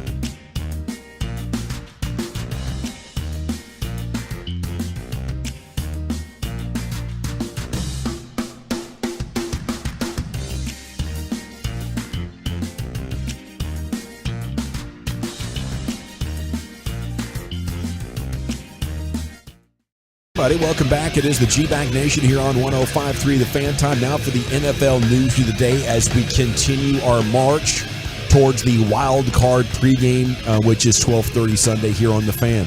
Segments brought to you by the Frankels. Life's unpredictable. Accidents happen. Frankel and Frankel are the go-to attorneys for car and truck wrecks in DFW. If you or a loved one's been in an accident, contact Franklin and Frankel for a free consultation, 214 or 817-333-3333. Go to truckwreck.com. It's going to be a cold one on Saturday, isn't it? About 34 degrees, something like that, around kickoff. Be chilly. It's unbelievable. Yep. Here's Wolchuk with your NFL News of the Day. Thank you very much. I guess our guys will not be at the Miller Lite West Plaza for the pregame show. Now, we don't have to worry about this for the postgame show because we're inside. You know, we're at the Miller Lite Club downstairs, which is very, very nice. But for the pregame, typically you guys are at the Miller Lite West Plaza with those frigid temperatures. It does not appear you'll be outside. I had my sideline parka ready for Eric in this game. I was going to bring him on Friday. I was going to bring a jacket for him so he was able to, be able to function out there. Postseason pregame party outside, man, with the Tolos and the Cowboy fans. I think so. Handle the tundra. Watch the Green Bay fans walk in. They'll have on like short sleeve shirts. I bet. I lived there 5 years. I never went swimming one time. Yeah, never got close to water. I mean, freezing. I went over water every day going to work and stuff like that, but never ever thought about getting in a pool or anything there. Is it true? Is it true about the Road Packer fans? They do the pocket brats. I've never heard this. I've never heard but this. it wouldn't surprise me. The pocket dog. Yeah, but they go pocket brat obviously because they have a hubris about their brats, and so when they enter a road stadium, I love this idea. They wanna bring in their own potluck style, but it's not for anybody else. It's just for them. So they wedge 3 or 4 brats in the pocket, and I don't know if AT&T Stadium would let them do that. I think it's a sneaky bit, like sneaky situation, taping it on the inner thigh type of deal. And of course, it's not going to buzz as you go through security. It's that is true.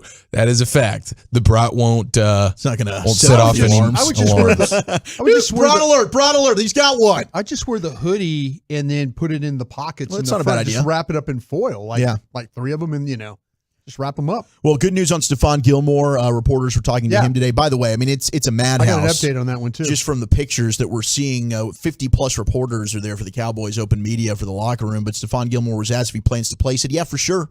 He did indicate that he's going to wear a harness. He could test it tomorrow at practice. He said, quote, I'm looking forward to the opportunity this week, whatever it takes. So confirmation on the harness? Yeah, absolutely. It's a strap. It's with shoelaces on it. It goes under the jersey, of course, and you hardly notice it. And so I also asking about how about the range of motion on that thing? He says, no, it's good. Everything's fine there. Yeah, he's going to play. You talk about playing man. You're going to need Gilmore and Bland out there and Jordan Lewis lining up and taking on these guys. Now, the NFL Players Association released their all-pro team. We talked about this a little bit with Gojo just a moment ago because Micah Parsons does not appear on this, but some Cowboys did. Wide receiver CeeDee Lamb, left guard Tyler Smith, right guard Zach Martin, cornerback Deron Bland, and our kicker Brandon Butter Aubrey are the NFL Players Association All-Pro team members from your Dallas Cowboys. Still stunned that Micah Parsons did not make this. Dak? And Dak, yeah. I mean, Lamar Jackson got it, which I think he's also going to edge Dak out for MVP. So maybe that makes some sense. But yeah, an upset that Dak didn't make it as well. Certainly some Cowboys left off that had a chance to make it. But I think Micah Parsons probably the most egregious. But hopefully he gets on the regular AP. I know they've interviewed him before, and the one that there's the Pro Bowl one he's not a big fan of, but he appreciates the top 100. Which, I mean, it's the players vote on that. And here he is. This is the Players Association vote, right? Yes. So I think this will take him off. He pays union dues for this thing. He might not be paying his dues anymore. Absolutely. He might say, the heck with your dues. This is ridiculous. What the hell are we doing? So it's official. I do feel like, though, that players don't know where to put him. And that makes sense. Maybe that draws, but he's clearly an edge. He lines up the majority of his snaps, 90+%. He's lining up as an edge rusher. So you put him at defensive end, and we move on. But it's not that Max Crosby's not deserving, College Heritage Zone. Yeah. He absolutely is. Not a slight on the players that did make it. But Micah Parsons, who's regarded as maybe the best pass rusher in the sport, led the league in pressures, not on it. Now, Wink Martindale and the New York Giants have officially agreed to mutually part ways. Did they MF each other on the way out? They sure did. The reports are that Wink Martindale cursed out Coach Brian Daboll during a meeting on Monday. A source confirmed. The New York Post reports that, Martindale said his piece, which I imagine was a lot of F-bombs, got up, slammed the door, and walked on out of the building. So Wink Martindale's out there. He's still technically under contract, so I don't know what that means for him just going and signing as a new DC for a new team. But now the Giants are open for business when it comes to hiring a defensive coordinator. Did see yesterday that Antonio Pierce, if he doesn't get the Raiders job, would certainly be of interest to go back to New York where he won Super Bowls, be their defensive coordinator. But the Titans have just requested to interview Antonio Pierce as their head coach. So that's an interesting development there for Antonio Pierce. We still don't know if the Raiders are going to go ahead and bring him back as head coach. The Bears fired offensive coordinator Luke Getsy today. That was expected, along with 4 offensive assistants. But it appears their head coach, Matt Eberflus, is going to remain as their head coach. As you know, they had Ryan Poles talking, their GM today, and he was speaking very highly of Justin Fields, but he did acknowledge we're in a unique situation. Very unique situation. Doug Peterson let go of a bunch of guys yesterday. They cleaned house on defense. Completely clean house. I mean, down to like defensive assistants, guys like that, the way down the line guys. So, wow. That's what the Bears keeping Eberflus is hilarious, though. I mean, my gosh, what are they doing? I don't know. They felt like, though, that his situation, he started calling defenses. And the defense got better. And the defense got better. Which makes sense. It's his forte. And he's going to start doing, that's what we're going into next year. He's going to be the defensive coordinator, and the head coach is what he's going to be. Well, speaking of Jacksonville, we had a disgruntled fan that was inebriated, but she was arrested Monday night after she intentionally crashed her car into the Jags practice facility. So she crashes through the gates, then tries to crash through the glass doors of the facility. The Jags acknowledged this. It was a 32-year-old woman. She ran into the glass of the Miller Electric Center where they practice, and the Jags issued a statement that it was damaged. They're currently gathering information. We're mindful that there is an ongoing investigation, but, hey, this is an angry fan taking matters into her own hands. Like, this isn't good enough. I'm going to go ahead and just wreck into your practice facility. It happens. It's more common than you might think. Cars driving into businesses.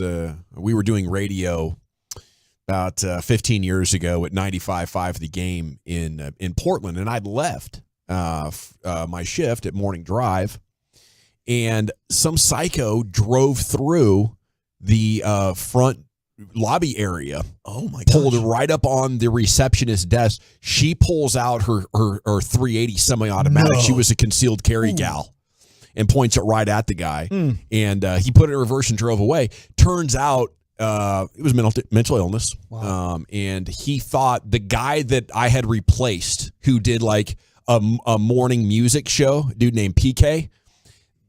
She thought that he was like saying things to her in like, coded messages. Gosh. And that he'd left, so she was looking for, the person that was giving the coded messages. Like the movie Talk Radio. Yeah, right. Essentially. That's a great movie. You guys should see that. Started here in Dallas. The guy that was doing all the talking reminds me of Arnie Spanier. Yes, Dead Ringer. Arnie. That movie terrified me, actually. Hell yeah, it still does. When I walk to the parking lot. Yeah, you give me a late night shift out of here. I'm going to think about that show as I'm cruising through that parking garage. Yeah, 682. They were 7-3. I understand how she feels. They were 8-3 to make it even worse. I mean, terrible collapse there at the end of the season. Yeah. Now, what do you guys think? Fair or foul on this? You have a Lions fan group that is trying to put out a jersey ban for Matthew Stafford jerseys. The announcement, please don't wear a Lions Stafford jersey to the game, because, of course, they're hosting the Rams, whom now Matthew Stafford's with after they made that trade for Goff. They said this is not a time to be cute or funny. This is about business and putting the final nail in the coffin. It ain't personal. It's just business. Well, Kelly Stafford, Matthew's wife, not happy with this. She went ahead on Instagram, reposted this, said this is sad because it's the completely opposite of how we feel about this city. But Matthew has always been the bigger person and will continue to be that, praying for an incredible game with 0 injuries. I'm sorry, but Kelly Stafford talked crap about Detroit on their way out. I think she should hush. That's probably the 4th time I've said this on this show. You have. Yeah. You've told her she needs to sit down and pipe it down. It's not good. It's not good for the player. Like, her podcast was bad. This is bad. This is making it worse. This is going to make people want to boo her husband now. I don't think there's an issue with wearing a Stafford jersey to the game. It's still a Lions jersey, and he went through a lot of crap years with that team. The real problem is with the fan groups that, it's like 40 guys. They're mostly incels under 30. And they think they represent like all fans, but there's just so many fans out there that will never hear of your silly attempted protest. Well, Aaron Rodgers has been kicked off the Pat McAfee show for the remainder of the football season. Pat Season's McAfee over, announced isn't it? that today. Well, he was going to do it. He's going to do it all the way through the Super Bowl. Oh, he was supposed to go through the Super Bowl? Yeah, but because of this whole Jimmy Kimmel thing, even Pat McAfee said he's not upset about it. This has caused a lot of drama, so he's not going to be returning. We also have seen reports coming out of New York that he wants to have some type of input in the personnel this offseason with the Jets and who they bring in. So we had our guy, Aaron Schatz, whatever it is from ESPN. Spelled like Schatz, but pronounced Shots. Yeah. He said what Rodgers wants, Rodgers gets, and he wants more playmakers. So the Jets will bring in receiver Odell Beckham Jr. in free agency after his contract with the Ravens automatically voids. There's a lot of rumors about Devontae Adams. Are they able to reunite there? Can they get a trade partnership? Might be Odell Beckham Jr. that they pivot to because the Raiders might be unwilling to trade Devontae Adams. I'd imagine Michael Gallup will be available for before too long. Boy. But yeah, I think that's a promising team. That's an interesting team. The drama is what the drama is, and I think it's probably been a long time coming that Aaron Rodgers interview ends. I'm surprised that he's made it this long. But before creating, I believe, enough of a distraction and a weird one at that. It was like we just transported back to June of 2020 all of a sudden, and listen to people throw food at each other. Oh my gosh! Okay, love a good food you fight. You brought up transporting. All right, let's just get Bill Barnwell. Just put this out. I saw it a little bit ago. Pete Carroll got fired today. For those that didn't know, from Seattle, he might end up taking a role in the front office. We'll see. But for perspective, Pete's going to California. He's just retiring. He deserves it. Pete's tired of the rain. He's had a great career. He really is. For perspective on how long Pete Carroll was in Seattle, the other class of the 2010 head coaching hires were Chan Gailey in Buffalo. Wow. Leslie Frazier in Minnesota. He's doing NFL Network now. And Mike Shanahan in Washington, who had Sean McVay as his assistant tight ends coach. Dang. Wow, there was only 3, or I guess 4, including Pete Carroll, head coaches hired that offseason. A light year. I think we've already doubled that this year. We certainly have. Thank you, Wolchuk. There it is, your NFL news of the day. Cowboys Twitter. The guys are talking following today's practice, getting set for the Packers, and we'll give you the highlights next to the nation.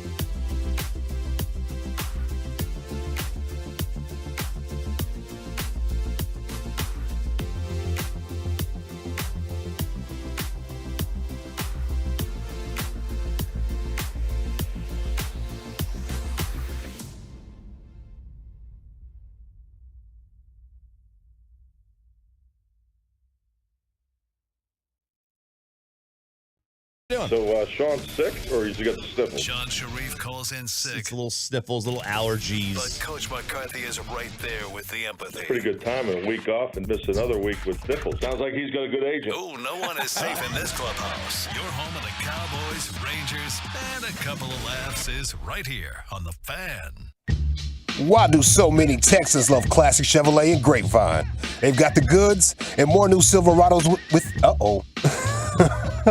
They've got the goods and more new Silverados than anyone with incredible savings. Why go anywhere else, people? Go see them today or visit ClassicChevrolet.com. This is Texas. This is Classic Chevrolet. Find new roads, relax, and enjoy the difference. Oh. Yes, sir. Thank you, Lucius. It is the G-Bag Nation here on 105.3. The Fan coming up at 4 o'clock. We'll have an edition of Football's Finest with the Chief. We got the Top 10 coming up at 4:20. At 5 o'clock now, David Helman's going to join you at 5.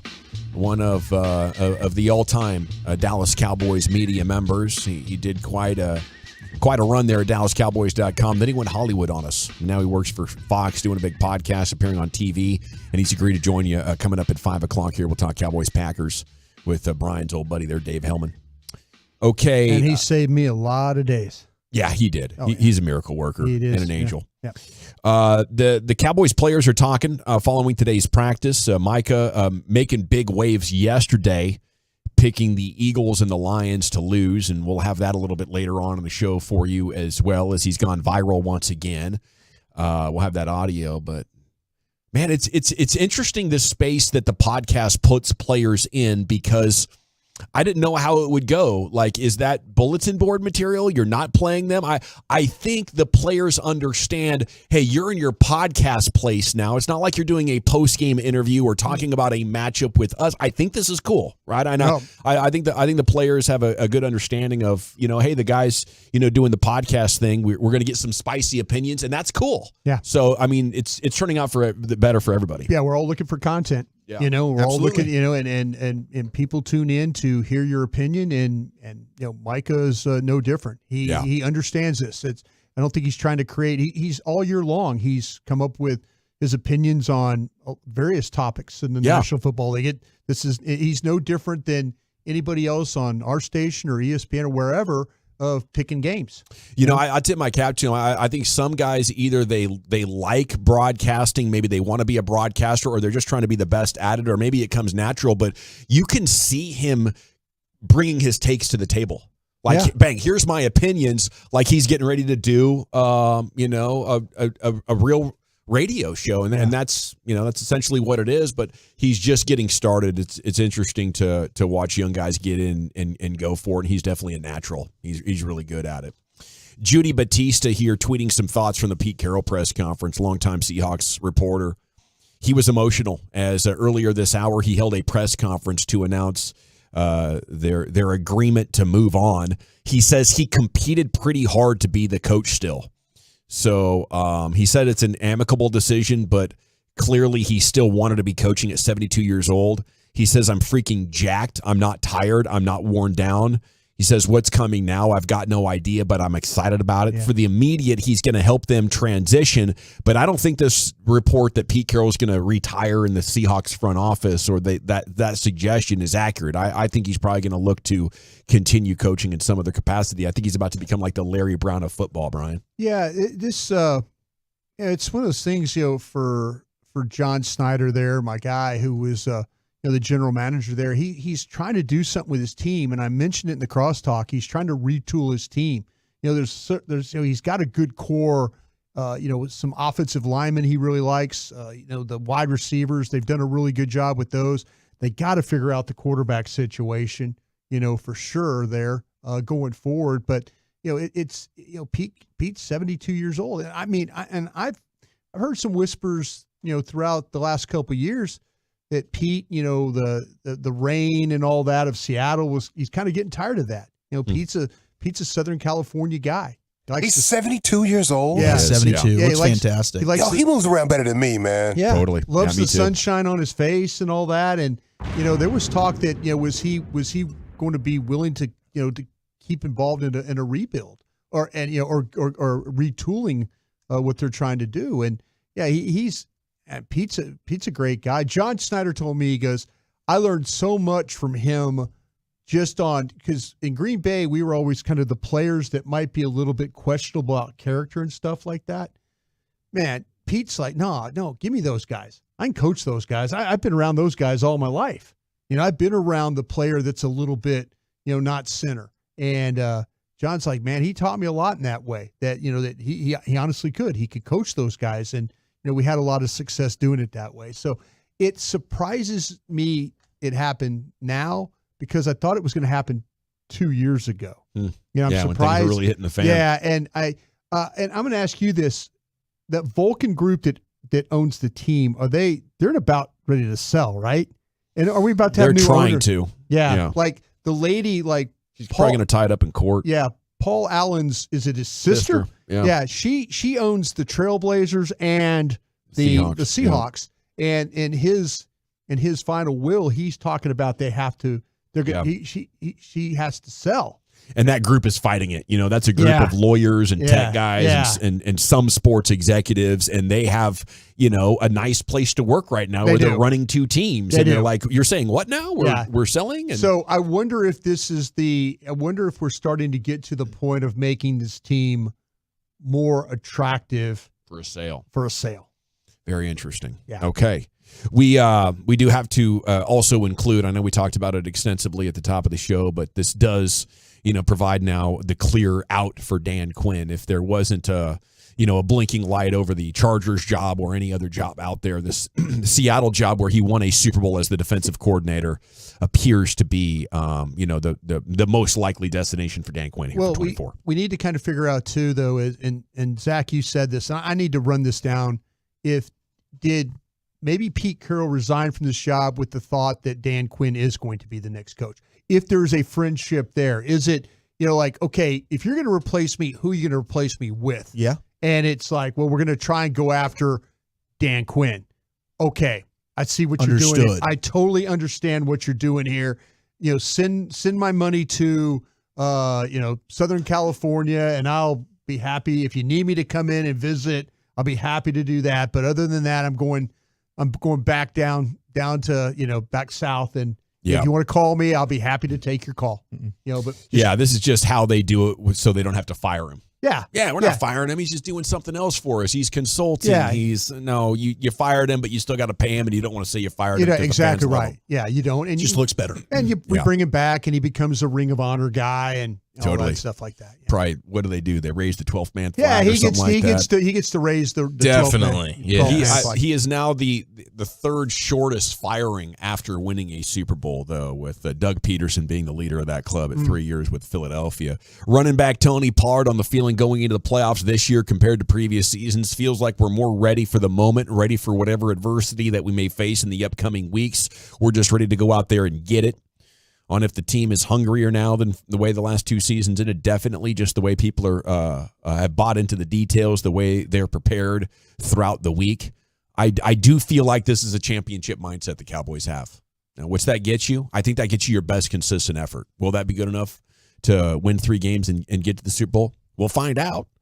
And Brandon Cooks was asked if the Cowboys are under more pressure than the Packers because the Packers are playing with house money. They just barely they backed in here. Yeah, weren't expecting to be here. Says I don't know if that's the case. Maybe that's the outside noise. But at the end of the day, when we look on film, we're looking at a great team that's played at a high level to finish the season. As far as pressure, no, because we know what's in front of us. Playoff ball. That's the best of everyone's ball. So we got to show up, continue to be who we are, and not put more on ourselves than we need to. I mean, you got to put your best ball out there, Yeah, it's win or go home time, man. I mean, can't hold anything back. No, definitely not your best ball. Do you know which of yours is the best ball out there if you had to play it? Well, when I had to, I felt like it was my left. I've always thought the left was the best. More than I expected to find out about you, but appreciate the candor there. Mm-hmm. Hang right. And the honesty. Vasectomy, man. Okay, again, David Helman's coming up. David Helman's coming up at 5 o'clock. Football's finest is next with the Chief. Where are you taking us? Cowboys and Packers, things to know, plus a sprinkle of college football news for you next year in the nation.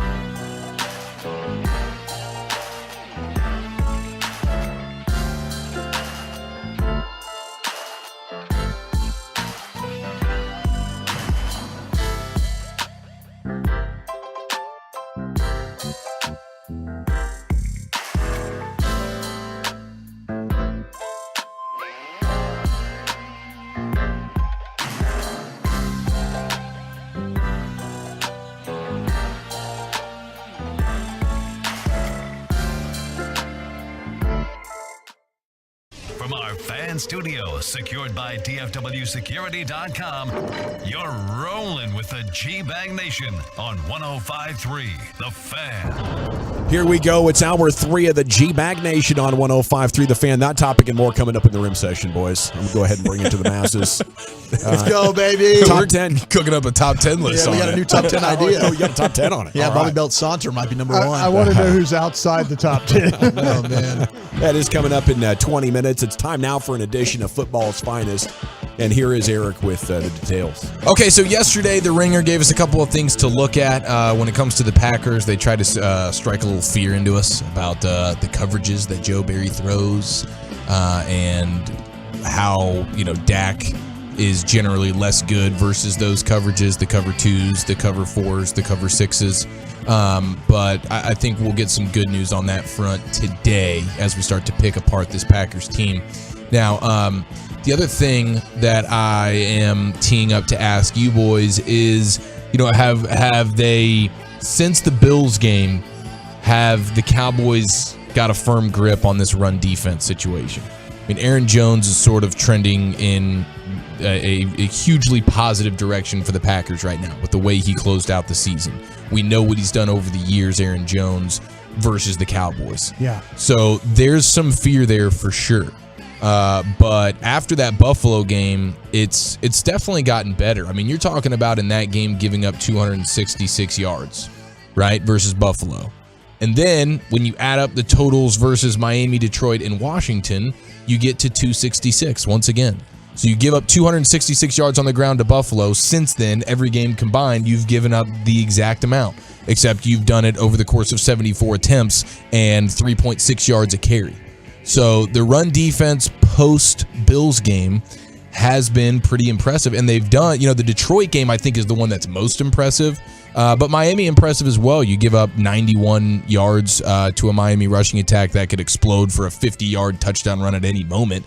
And you do Detroit and Miami both without Jonathan Hankins. Right. So, I mean, do you feel like you can be confident in the run defense going into Sunday, or is that still one of the higher priority, nerve-wracking things that you have as you go to sleep at night, Chuck? I think it still is a concern because you're right. I mean, the Lions, I was concerned. Like, would they just run the ball all over you? They did have a couple of chunk runs, but I don't think couple called back too. They did have a couple called back. But I don't think that they ran it as much as I was expecting, and some of that might have been okay. The Cowboys got the lead, right? So then they had to throw the ball around. I think if they got a rematch, it might be a little bit different in terms of Ben Johnson's play calling. But yeah, I think last year, Matt LaFleur knows what worked, and the Cowboys were not able to stop Aaron Jones. But specifically, it wasn't even, and with the Hankins return, it'll help because maybe he's able to keep your linebackers clean. But it was what we've talked about with some of the pill and pull stuff and the crack toss stuff that has caused you issues when you've played against teams like Arizona and San Francisco, and then what we saw with James Cook in Buffalo. So I think they still have to prove it in a postseason game against a guy that's kind of had your number before I'm really not going to feel like it's an issue. I think it still is probably my number one concern heading into this game.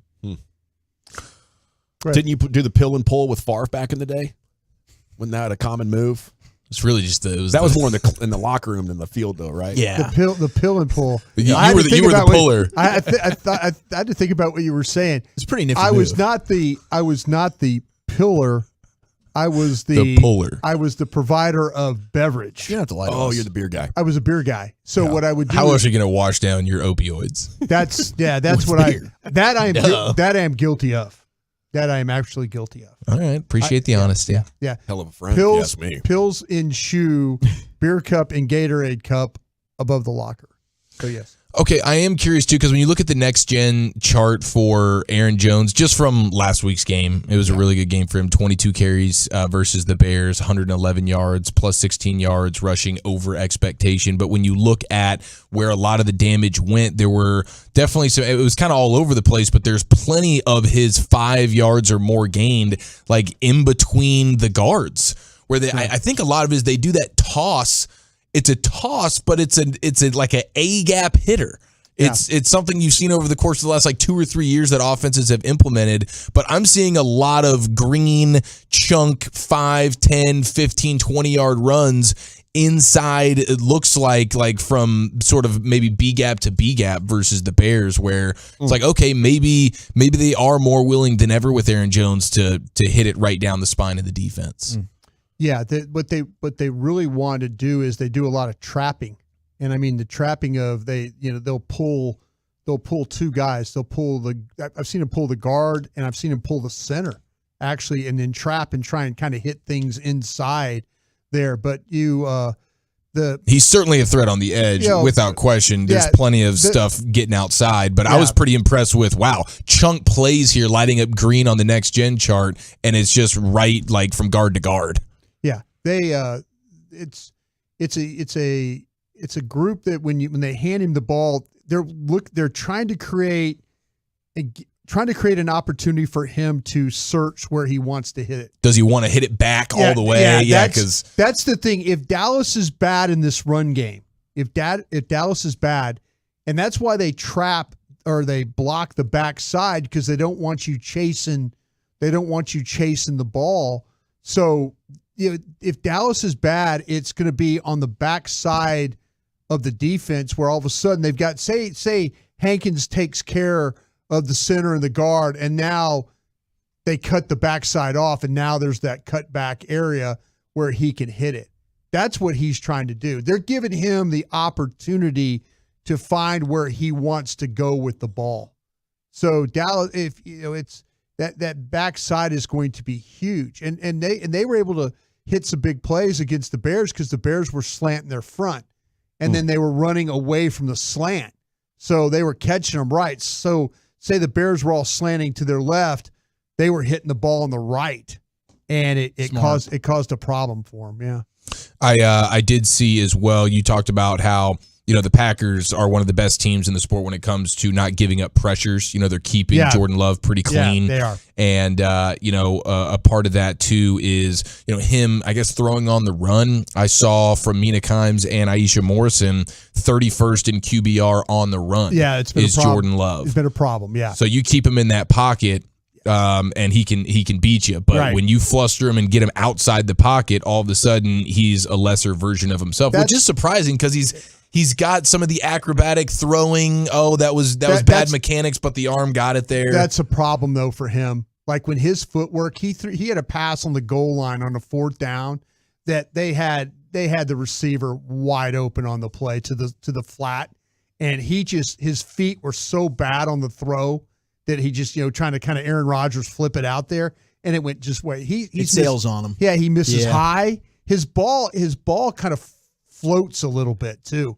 When you watch him throw it down the field, it floats. It's not a direct, and it might be because of the conditions that they're playing in. When you're evaluating games in Green Bay and it's 23 degrees or something like that, but his ball tends to float a little bit, and when his feet are bad, his accuracy becomes bad. And that's why I said I think you need to kind of try and speed him up. Make him have to kind of hurry his throws because he's not as accurate when that happens. Yeah, because I from what I've seen, when he's just sitting unscathed in the pocket, he can just slice and dice you up, and that'll get bad on you. But okay, so yesterday we talked about their defense. They run a lot of coverages that are advantageous when you're playing against a quarterback like Dak. But when you dig into it further about this Packers defense, and we know generally they're not well thought of, but I think it's even worse because some people have been hammering home, well, the Packers top 10 in scoring defense. They don't really give up that many points. But when you break it down a little bit more, I mean, the Packers offense plays at an extremely slow pace. Yeah. So when you break it down to the points allowed per drive, the Packers defense is actually 22nd in the league. So offensively, they slow the game down. They minimize the amount of drives that there are, but their defense is still bottom 3rd in the league when it comes to points allowed per drive. And Sumer Sports, when they run the simulations for the game, the Cowboys project 29 points this week.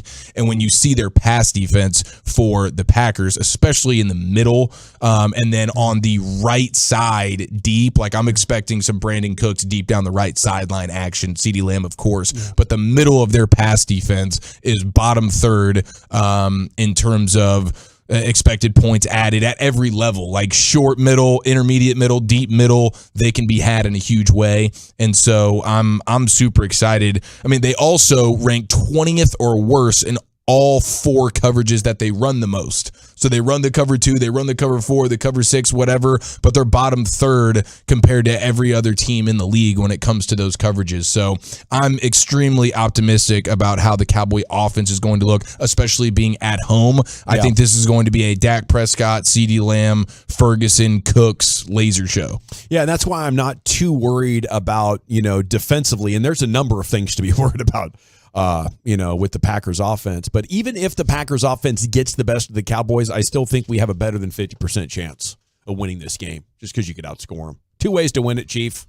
No doubt about it to me. That's right. 2 ways to win it, but there are 3 phases. And I saw Next Gen having their Next Gen kickoff returner all pro style would be the Packers' Keyshawn Nixon. And it looks like he's got almost 300 yards more total kickoff return yardage than the second best guy, and plus 81 kick return yards over expected, third most league wide. Like he's pretty much taking them out every time. Like anytime you kick it off, he's the guy that wants to give it a shot, even if it's in the end zone. He's your Huckleberry on special teams. So when you look at but Aubrey's one of the best in the league when it comes to touchbacks, right?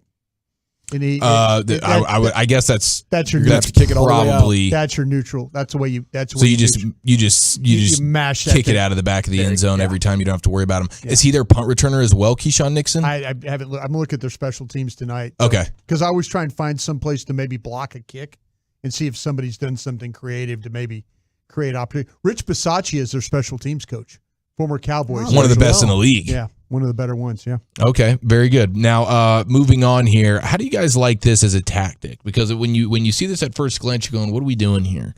And then I think this is actually something the Panthers might be sort of evolving the interviewing game at a pretty high level. Because you'll get the notification from Adam Schefter 5 hours ago that the Panthers are going to be interviewing Eagles offensive coordinator. Is this real? Yeah, a little breaking news here on The Fan, brought to you by BetQL. Smarter bets start with BetQL. Download the BetQL app or visit BetQL.com today. Nick Sabin retiring. Yeah, I just saw. I thought, are we getting ball sacked here? But no. I'm glad he saved this for football's finest. This was perfect timing by Nick. Yeah, this is official. Have you guys confirmed this? Yes. Yeah, it's confirmed. You're not getting sacked. I got wind of it 2 minutes ago. 1 minute ago, Marcus Spears tweeted it. Jeez. Number of reporters are just echoing it. It would be the ball sacking of the year if this is not true at this point. Of coaching news. Pete Carroll the older coaches are moving on. Nick Saban's retiring. Holy cow. Bill Belichick, is he going to be the next domino today? No, we're going to find out about him? Bill Belichick's going to coach Alabama. Boy, perfect timing. Oh, wow. Perfect timing to go to the SEC, isn't it? Wow. Oh, if you're Texas and Oklahoma. Man. Everything just got a lot easier. Wow. I wonder if Dabo Swinney's going to get that Alabama job now. Is that where he came from, or did he go to school there or something? He's a Bama guy. He's an alum. I think that's always been the job that he said, look, I'd leave Clemson maybe for that. Yeah. So that would make some sense. Dude. That is wild. Lane Kiffin, the way he plays the NIL deals and the portals and things, maybe an opportunity for Lane Kiffin there at Alabama. Wow, dude. Okay, this is very surprising. And Micah Parsons quote tweeted, said NIL played a big part in this, I bet. Maybe it did. Maybe the landscape of college football changing. The way it's changed, he might just say, I don't want to do this anymore. Yeah. 6 national championships at Bama. Yeah. And he's had 7 overall because he won one at LSU. That's right. Yeah. Is he the greatest of all time? Absolutely. Yeah. I think so. Absolutely. Yes. Doing it in multiple schools. Yes. Yeah. For college football, not just football in general, but for college football. Yeah. Yes. College. Yeah. Yeah. You could put him up there with the Newt Rockneys and the John McKay's, Bear Bryant, Joe Paterno's. You can put him up with all those guys. Kudos to him, man. I mean, this is probably the most human thing he's done that we could really point to. I mean, most of these guys can't let go. Most of these, it's like you have every reason to not be doing this anymore, dude. You've accomplished it all. Why are you still slaving away 365 days a year trying to get back? At what point do you just say, I'm good now? I got it, man. 6 titles in at least. Yeah. What happens is, though, I think you get to a point where you worry about what's going to happen to you afterwards. Because we've seen coaches that have your identity is so wrapped up into it, kind of thing. Well, if you're that good at it, like I would walk away much earlier if I was just a 500 coach. I'm like, man, this is stressful. All this losing, it takes a toll on you. But if you're winning, that's when I would have a hard time walking. And maybe Nick Saban foresees less winning in where it's at, and so it's not worth it. But but I think you also he's got other interests though. He's got other things outside. He's got Ferrari dealership, his car dealerships and stuff. Oatmeal cream pies. Yeah, I mean, he's got other things. But we've seen coaches that have retired have passed away 2-3 months later. They just don't. They just don't know what they don't want to do, and they just they're into that every day, that same lifestyle over and over and over. Getting ready for games, getting ready for seasons, getting ready for recruiting, getting ready. You live that life. And then all of a sudden you're out of it and you're like, then you just stop. And then, we've seen these Bear Bryant. He literally passed away 2 months after he left Alabama. How attractive is that Bama job now compared to some of these NFL gigs? Oh my gosh. Yes. If they could probably pull from the NFL ranks if they want for their next head coach. Yes, absolutely. I could see them going to get a younger. Like I say, I think Lane Kiffin's got a great shot at that job. Lane Kiffin knows how to play the NIL game, going there and having that kind of budget for Alabama. Alabama football raises $100 million a year just on itself. Wow. Just on itself. So the money that they could generate there, a young coach like that with, that makes a lot of sense. Definitely feels like a huge win for all of the SEC, but in particular, OU, Texas going in, no Nick Saban. LSU, glad to see him gone. I mean, it's very difficult to rethread that needle. Bama's a legendary program, but for most of my childhood and well into my adult life, they weren't a power. They had like one year was a run. In 91. There was a run, and it really I'm trying to think, after Gene Stallings left there, they had a run where Mike Shula was there. DeBose was a coach there. They've had some runs where they weren't Alabama like we know it. This gives you a breather. Yeah, absolutely. Absolutely. Yeah. And who knows? Maybe it could be 20 years. Hell, it happened to Michigan. It's happened to Nebraska. Happened in Nebraska. Wow. Yeah, probably more difficult now considering the SEC power and the network and everything that he's established. But him not being there, I think, allows everybody else to dream quite a bit more. Top 10 at 420 is coming up next. Bully, where are you taking us? Yeah, I know we love our Bill Burr audio. He is talking about Vrabel possibly replacing Belichick with the Patriots. But on this day 20 years ago, the Romcom Just Married was released. I know that's near and dear to Eric's heart. So I've got the top 10 best rom-coms of the 2000s, specifically 2000 to 2009. That's next. All right, you've heard me talking about D&M Leasing for a long time. I've been talking about them here on The Fan for over 10 years now, and I love them. I have 3 easy leases in my driveway every night. The most recent, Nissan.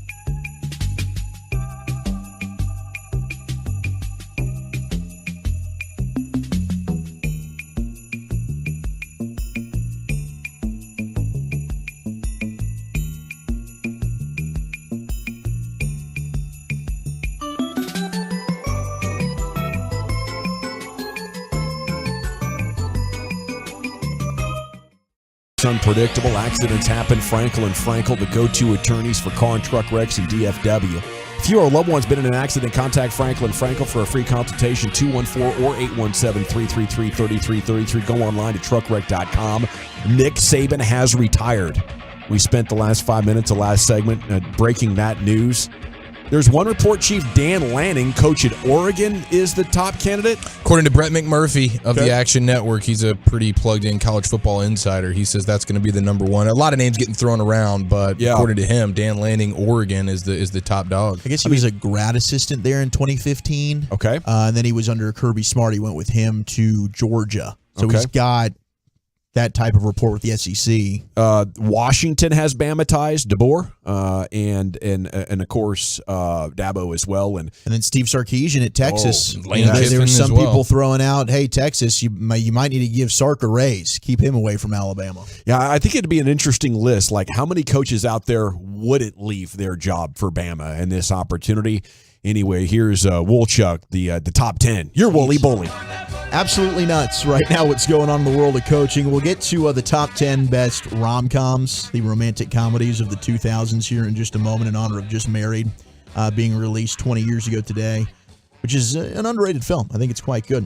But I did want to play, of course, we've got Mike Vrabel in the news. He has been let go by the Titans, and there was a lot of rumors, right? Would he be the heir apparent to Bill Belichick in New England, giving their ties? And then he got into the Patriots Hall of Fame, gave a speech there that apparently rubbed ownership with the Titans the wrong way. Maybe that's a reason what led to him being released. He didn't shy away from those Patriot head coaching rumors ever.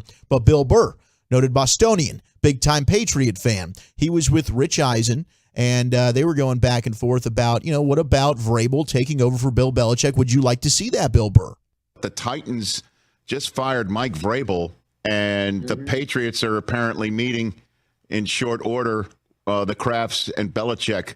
I know you were very full-throated for wanting to keep Belichick last appearance here. Would you want Vrabel instead? Where do you stand on this front today?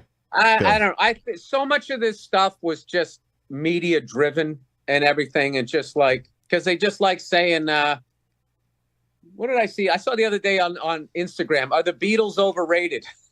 And it's just like the ultimate clickbait. You're going to get all the boomers be like, the level of influence that they have cannot be measured. And then you're going to get all these young kids that grew up listening to rap going, it's old people music. And then they got what they want, a bunch of people interacting on their app. And I feel like sports journalism, because of the amount of places people can be watching now, it's just all about creating all of this stuff. I would much prefer if they could sit down with Belichick and maybe he agrees, to let somebody come in and be a GM, and we can build through the draft or whatever. But these things are always hard. When I look at it, all the great coaches I saw growing up, Don Shula, Chuck Noll, and all of that stuff, they're always it's part of coaching that just becomes a point where I don't know. I don't know. I just I'm sad that if it's over, that it's over. I love Bill Belichick. I love Mike Vrabel too and everything. But how do you replace this guy? But then it becomes also, are we all hanging on too long? I don't know. I hate this question. I don't blame you. It's a tough one, brother. I just love that. I mean, he's literally going through it all in his mind right there. He's like, you know what? F this. I don't want to talk about it. It's hard. It's hard to see these legends leave. And now you've got Nick Saban leaving, Bill Belichick maybe going. What happens afterwards? It's absolutely nuts what's going on with the coaching carousels right now in the National Football League. Maybe Mike Vrabel goes to New England. Maybe Bill Belichick ends up staying there like Bill just said, and they end up hiring a GM. I like the idea of the old heads coming together, forming their own coaching staff together and going somewhere. It's Belichick, it's Sabin, it's Carroll, and they go and we're going to take on the Shanahans. We're going to take on the McSexes. Just keep it out of Washington. The LaFleurs, the McDaniels. Just we're going for Commanders. these new age guys. Just don't have that job. Apparently, Bomani Jones had this nailed with the Saban stuff a week ago on his show. He was talking about, is Nick Saban retiring? I had not seen anybody else. He was reading the tea leaves, huh? Even have this as a possibility. But shout out to Bomani Jones, who deserves his flowers for this one. Absolutely incredible. It's shocking. Shocking news. Nick Saban retiring from Alabama, and we'll see what ends up happening. Dan Lanning, if he ends up getting the job, I mean, Phil Knight could definitely say, hey, I'll pay you whatever Alabama's going to pay you, and then some, just to keep him in Oregon if he wants to. But some of these coaches are probably going to benefit because they're going to end up getting a raise because you've got these other schools, the Alabama maybe trying to poach them. Mm-hmm. This is phenomenal. You know what's amazing though? You talk about Dan Lanning. How many coaches has Oregon gone through now since Chip Kelly? He's probably their third, fourth, maybe. Mario Cristobal, and then we had that guy that ended up down at Florida State. The coach that got Norvell. No. Oh, before him. Yeah. What was I'm sorry, I can't remember. I can't think of who that was. He went from Anyway, somebody will text it in. But we've gone through like 4 coaches, I believe, from at Oregon since Chip Kelly. And you would figure with all the money and stuff and facilities. Helfrich, Taggart, Cristobal. McClendon. Willie Taggart. McClendon was an interim, then Dan Lanning. Okay, say him again, please. Helfrich was the first one. Right. Willie Taggart was the second one. Mario Cristobal, then Dan Lanning. There you go. Yeah. Chip Kelly left in 2012. Yeah. I thought Bill Burr's point was really interesting about how the media is just, throwing stuff out to get engagement, and you see it way too much now. I think we give the national media a hard time for how stupid they are with this Jerry Jones story. Like, wow, he's looking over Mike McCarthy's shoulder again. There's no way they actually believe this stuff. Because what they do is they call local media people and say, hey, what's really going on there? And a guy like Brian will tell them, it's just Jerry trying to sell interest in the game. Let's see how these games go, right? He's trying to get as many eyeballs. Like Mike McCarthy's job is on the line all of a sudden. They don't really believe it, but they're doing exactly what Bill Burr just talked about. And that is trying to throw out a topic that's going to get the most engagement, And then you go to the refs. They're not trying to officiate the game based on what's a foul and what's not. They're trying to hit a quota for number of flags thrown throughout a game. Our eye is totally off the ball in all of these different ways. And, I guess it doesn't matter because the ratings are still great. And football is king and the media plays a absolute huge role in it.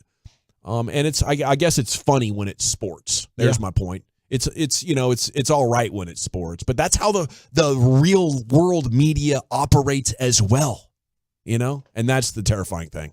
It's crazy. So we'll discuss that a little bit more, I'm sure, throughout the show. Let's get into the top 10. Okay. In honor of Just Married, we've got the top 10 best romantic comedies from 2000 to 2009, as Just Married released, of course, in that window. Now, Eric, I know you're a noted rom-com guy. Of this period, we might have had some of the best that have ever been made. This was kind of a golden age for rom-coms. Do you have some that stood out to you? Yeah, I mean, there's a lot of McConaughey's, there's a lot of Hugh Grants. A lot of Hugh Grants. Man, Love Actually was a banger. Is he funny? Hugh Grant? Yeah. He's just, he's charming, I would say. He's charming. He's got the accent going for him. He does the rom part. Yeah, that's his wheelhouse for sure. Like when you start talking about range, with actors, like I think he's probably a touch limited there, but he's been in some bangers. And in this time frame that we're working with here, I would say, 2 weeks notice, music and lyrics, him and Drew Barrymore. That's a classic, dude. This is great. But him and Drew Barrymore in music and lyrics was fantastic. If you're saying that Wedding Crashers is considered a rom-com, yeah, so like the texters is like not getting love and on that's this list. That's fine because I go Which more comedy me. there. That's fine with me. I mean, you could make any movie a rom action. Almost every movie has some level of love something for the most part. I think that is a romantic comedy. I mean, it's set around a wedding, and both of them end up with girlfriends at the end. So I think that would qualify here certainly. Yes. Because of the disrespect it's getting on this list, we're just putting it as a comedy, or else I would be really upset and offended. The Holiday was really good. Fantastic. With Jack Black, as a matter of fact, and Cameron Diaz, Jude Law. But I'm trying to think. There was Hitch. Hitch is involved here, Hitch right? Is an honorable mention on Fever this. Pitch. Let's put some sports in the rom-coms. Fever Pitch. You didn't? I loved it. Oh yeah, no. I saw it in theaters. That's a movie that seemed to be on TV a lot on HBO. Fever Pitch was always on. Lucius. Yo.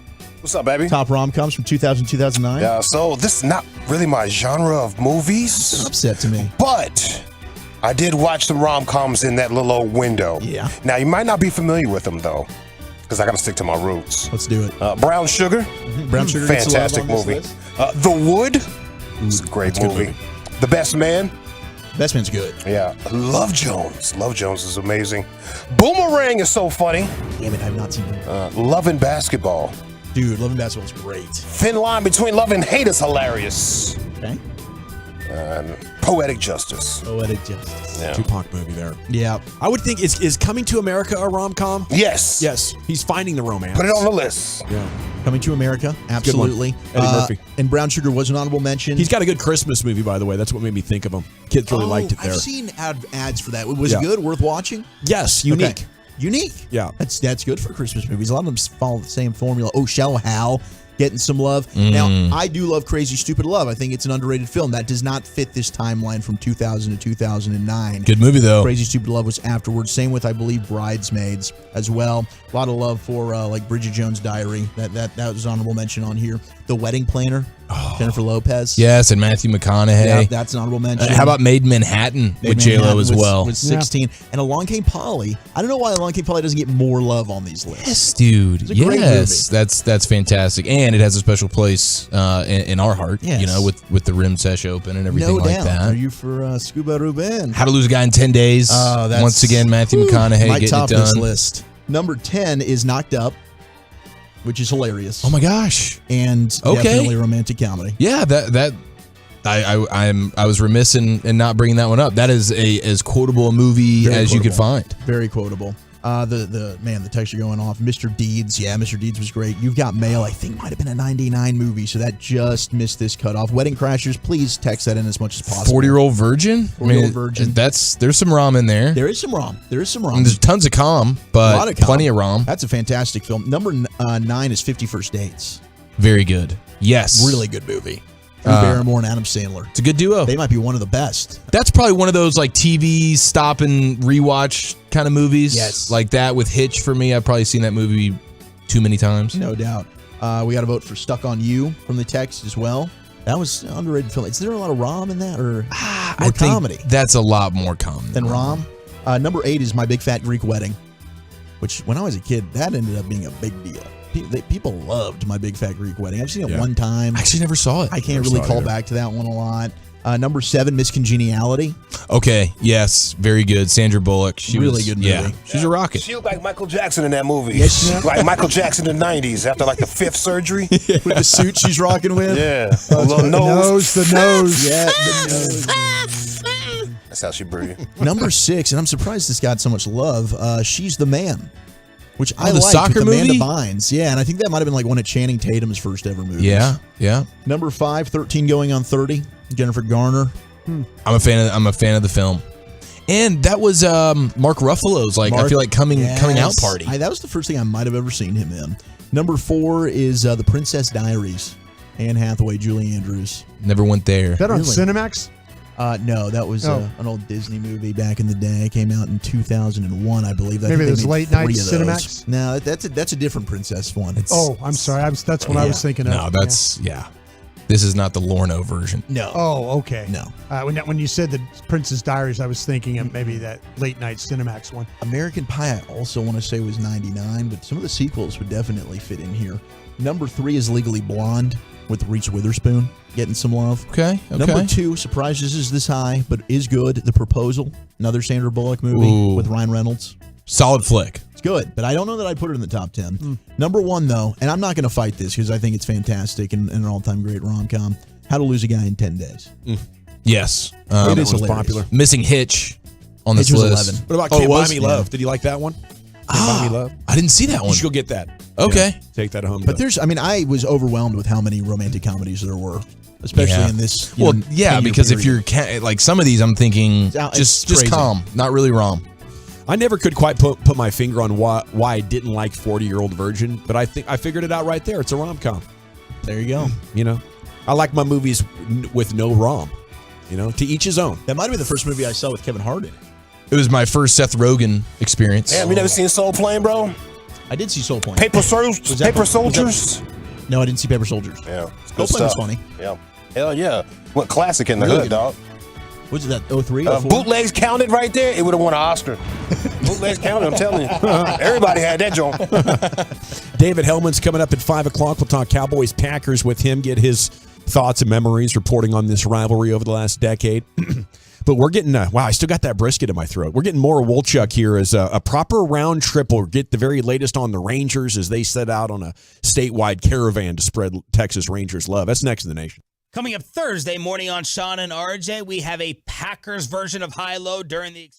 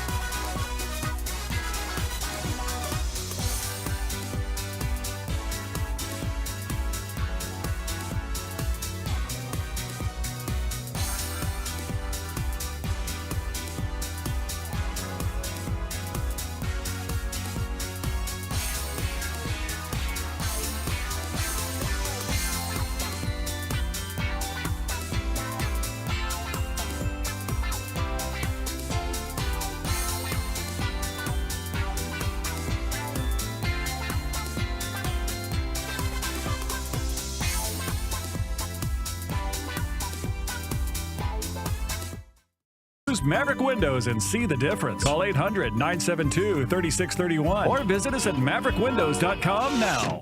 Tolos, it's been a heck of a Rangers ride, and the celebration will continue at Globe Life Field for the World Series edition of the Rangers 2024 Awards Dinner presented by Coca-Cola. It's Friday evening, January 26th. Awards will be given out to Corey Seager, Josh Young, Leody Taveras, Nathaniel Lowe, Dane Dunning, and Gold Gloves presented to Lowe, Jonah Hyman, and Adolis Garcia. You can be a part of this special evening by purchasing a table or an individual ticket at rangers.com/awards dinner.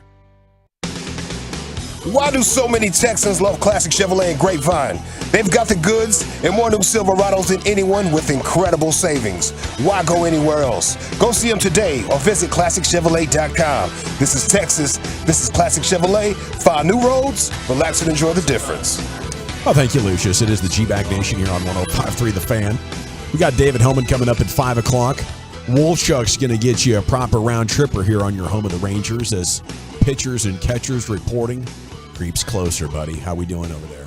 Yeah, well, they have added a couple of arms here. The Rangers have signed right-handed pitchers Shane Green, Jonathan Holder, and Austin Pruitt to minor league contracts with spring training invitations. Pruitt is a Plano native. He grew up in the Woodlands, had 38 appearances for Oakland last year, did have a sub-3 ERA. So that's probably the most notable. He's 34 years old. And that's a guy that, hey, I mean, I think that they're trying to just compile as many of these dudes as they can. And credible arms. And, and maybe they've dealt with a change of scenery, some injury issues. You never know. You catch lightning in a bottle. They were able to do it with Will Smith for a few months last year, and that's what they're trying to do here. Yeah. And maybe that'll work out.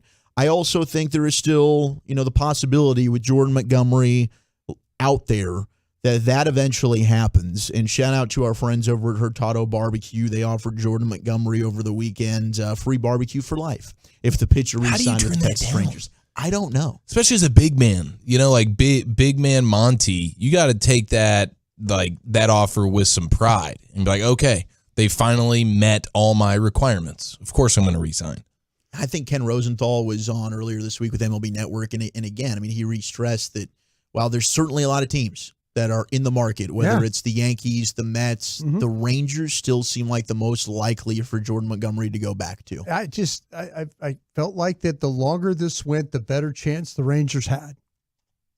Seriously. Getting emotional.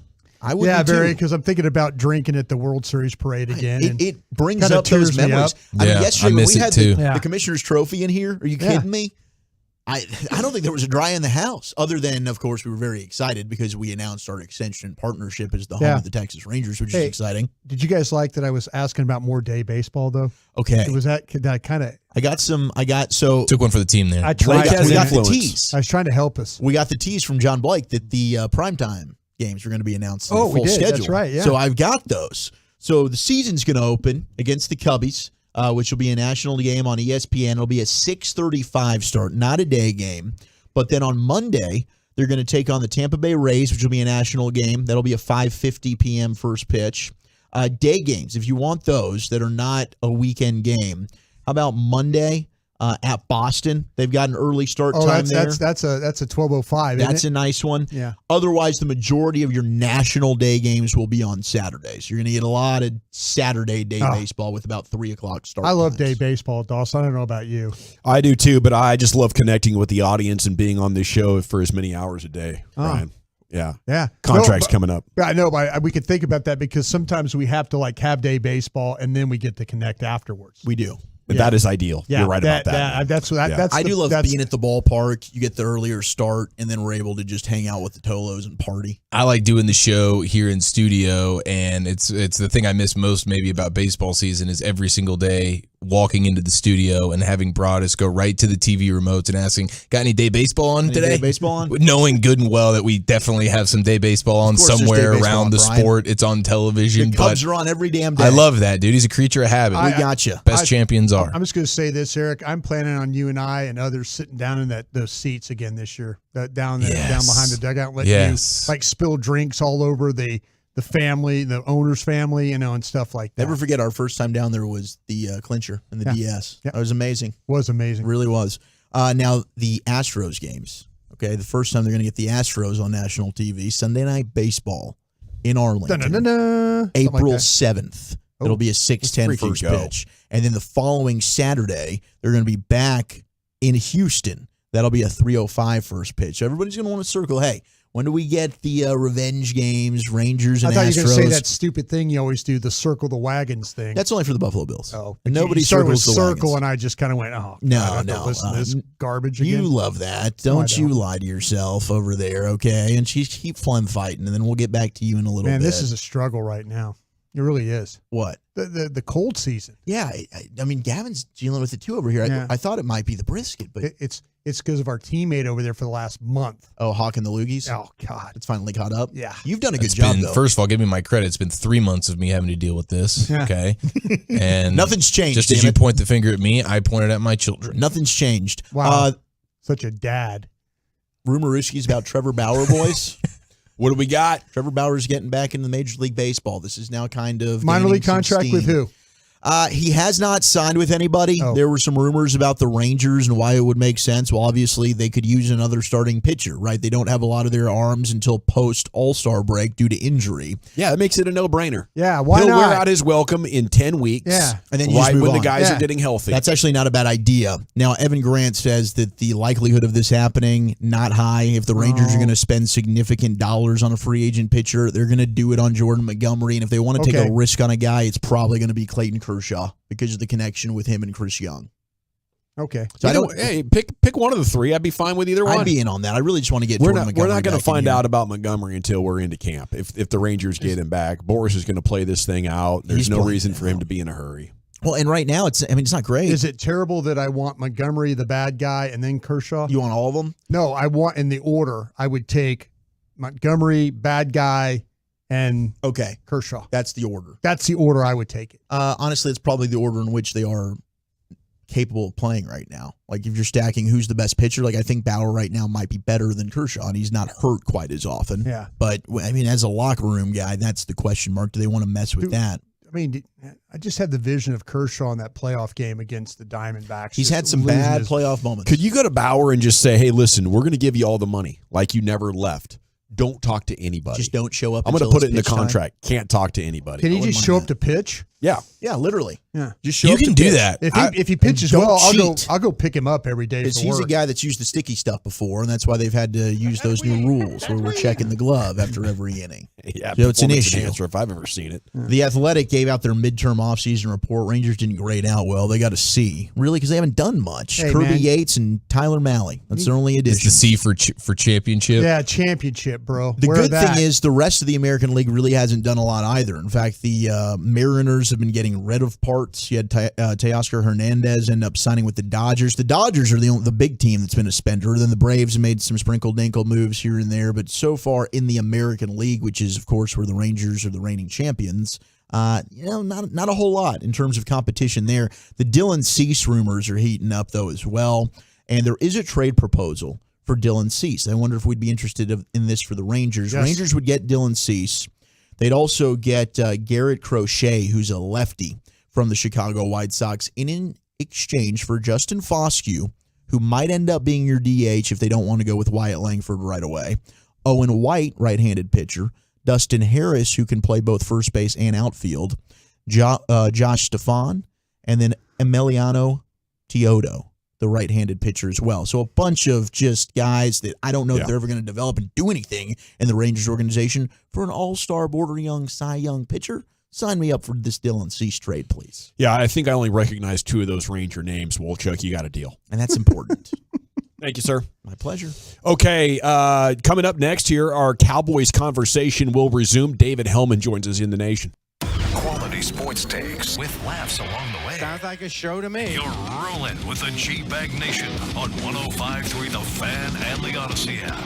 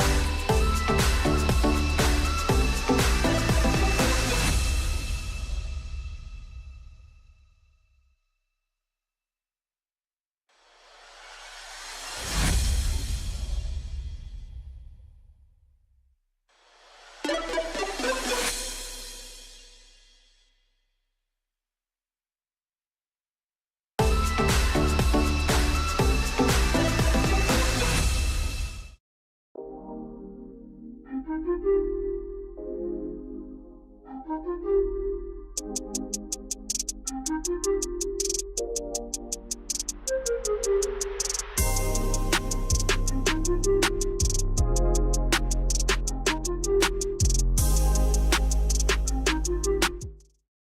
on the free Odyssey app.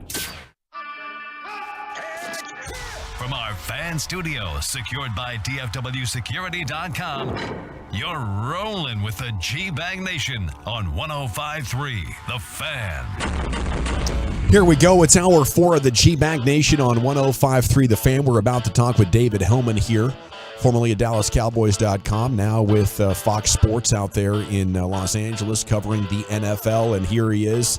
Good afternoon, Dave. How the heck are you? I'm at a loss for word, guys. Talk about a hell of a day in the world of football. Like, oh my God. Yeah, of course. One of the biggest, if not the single biggest, day of coaching news that I've ever covered. Dave, with Pete Carroll out and now Nick Saban retiring as well. Let's start there with Nick Saban. What impact do you think this has on college football and your beloved SEC? I mean, everything. Like I said, it's kind of hard to wrap your head around. I mean, Alabama's been the biggest constant in college football for almost 20 years, 2007. And you talk about him leaving on the eve of Texas and Oklahoma arriving. So, I mean, the landscape of the league was already going to change, and now I'm not going to say Alabama's in turmoil, but, they've got to find somebody to replace the greatest ever. Who do they hire? What type of domino effect does that have? Because Alabama's going to be able to go after whoever they want. So you would imagine the head coach of a very established program is probably going to get poached. That would be my guess. What's going to happen to Bama's current roster? How many guys are they going to lose? Because I believe when your head coach gets fired or retires, like within a month or so of signing day, all of those guys are like not bound to their letters. So, I mean, it's a hell of a transition for Alabama. The power structure of college football, obviously, assuming Saban doesn't go coach somewhere else, it's the end of the greatest career in the sport's history. Like, it's a lot to process. And yeah, I mean, it feels like the end of an era, which is fitting with the college football playoff expanding next year. Yeah, it's wild. And then with the Pete Carroll news that we got today, it seemed like all signs were pointing Dan Quinn. Is that his most likely destination? I mean, do you think that does seem likely? And how nervous are you for the Cowboys losing Dan Quinn finally this time? I mean, you have to consider it a possibility. I think Seattle would be silly not to cast a wide net. I mean, I think that's an appealing job.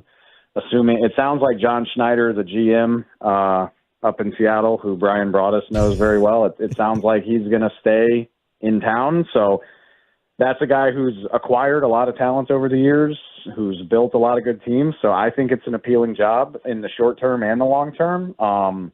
Yeah, I mean, Dan Quinn's history matters. Obviously, he coached the Legion of Boom. So if that's what they want to do, it makes sense. But if I were them, I would cast as wide of a net as possible to see who else might be interested. And, it's not that I want Dan Quinn to leave Dallas. I think he's done a hell of a job. But when you've had an established head coach who's had a successful run as a coordinator for 2 years, I mean, I kind of made peace with this being the last ride a long time ago. It was surprising the first time he did it. It was even more surprising the second time. I think you're asking for a lot to expect him to stay in place 3 consecutive years. So I think there's attractive options on Dallas's staff, whether that's Joe Witt Jr., whether that's Al Harris. I think there's a couple guys there who could do a good job getting elevated into that role. So, like I said, it's not like I'd be happy to see Dan leave after what he's done, but I just think after a certain point you kind of expect that, and you're not so surprised by it. David, I've stood next to you on the sidelines at Lambeau Field. I've sat next to you in the press box at AT&T Stadium and been heartbroken by this team that the Cowboys are about to play. What is going to be different this time around?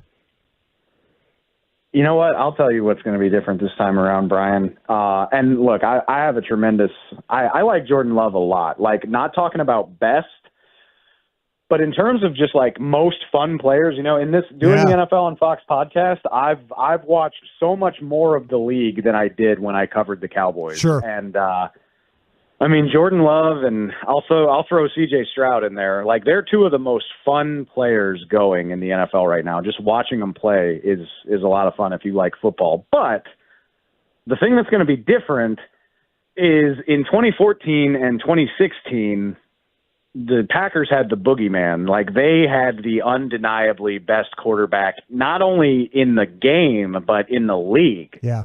And this time, it's Dak Prescott, who I don't think he's going to win MVP, but he certainly has a case. And as well as Jordan Love's played this year, Dak Prescott's the better quarterback. He's been through this. He's seen everything you can throw at him. He's going against the lesser defense in this matchup. There's no way anybody with a sound mind is taking Green Bay's defense over Dallas's in this matchup. I think I'm never going to completely trust the Cowboys because I've just been through too much. But I think, you go into this game knowing you have the better quarterback, you have the better defense, you have the better overall team, and hopefully they play like it's Sunday. Because if they play as well as they're capable of, then they should win this game. We were talking Dak a couple of days ago. It's probably got to be nice for you not having to have as many Dak arguments with, shall we say, unsound minds these days, Dave. Look, it makes Sunday a lot less stressful when you know that you don't have to go in the next day and fight for Dak's honor. Yeah. But at the same time, like, we're all football fans. We all like talking ball. And I miss that from time to time where you're just like, oh man, I've got something I really want to get off my chest today, and I don't get to go on speak and argue about it. But yeah, it has, just in general, whether it's my dear friends on speak or anyone else, it's nice to see Dak kind of vindicate what I've been saying about him for a long time, which is I've never tried to say he's the best quarterback in the NFL, but he's a hell of a lot better than a lot of people want to give him credit for, and he's played like it this year. What do you credit that for mostly? His increased efficiency or performance this year? It's a good question. People say that all the time. I've been asked a few times this year, like, oh, what changed for Dak? And I'm like, nothing. Like, he looks mostly like the same guy to me. I think it helps that CeeDee Lamb has truly leveled up into one of the best 3 or 4 receivers in the entire league. I think that definitely matters. And I think whatever that conversation was back around the bye week, and I think we talked about it last time I came on the show, whoever decided to put this team in Dak's hands, whether it was Dak himself or whether it was Mike McCarthy or the ownership, I don't know.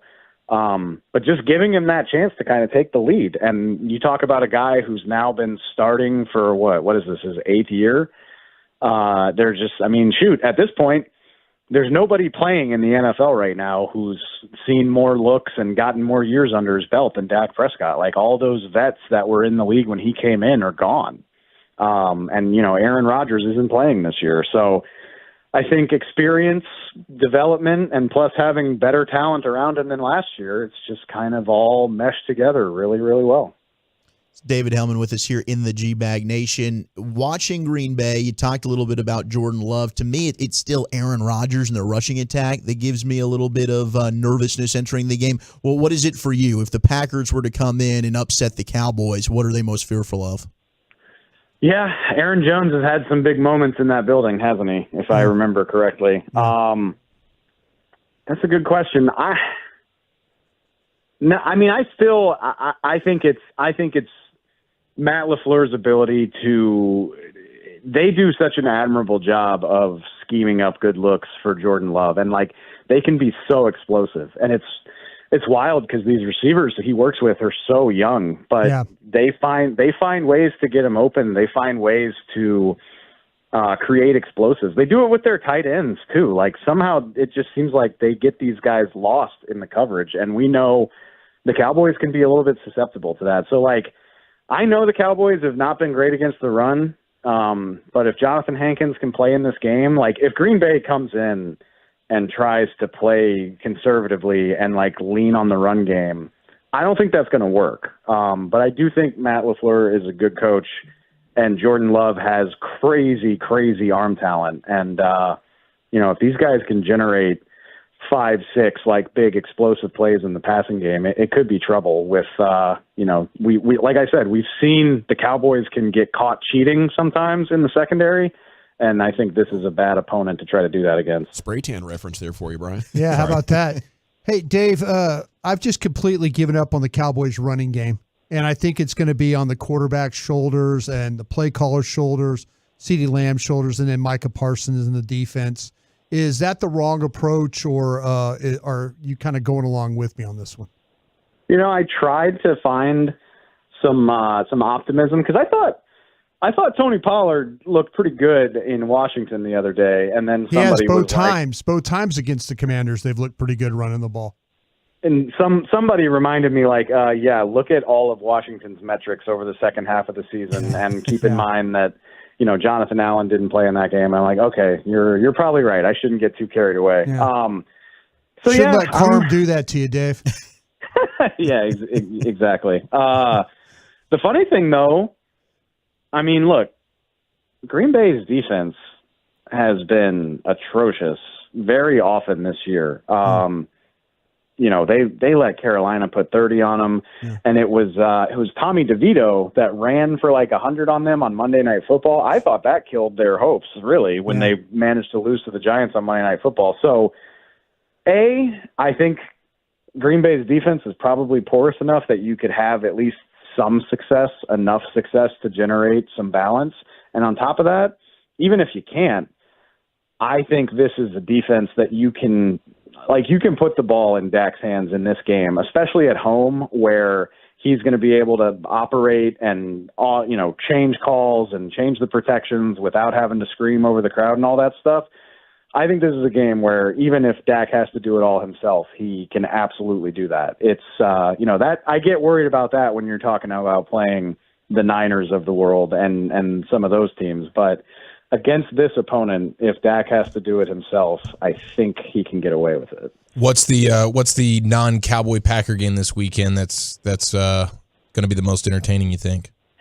I would love to know Brian's thoughts on this for as long as he's been in the NFL. And I know it was really great in the 90s, but in terms of I've been covering the league for a decade, and I don't remember a wild card weekend that looked this good on paper.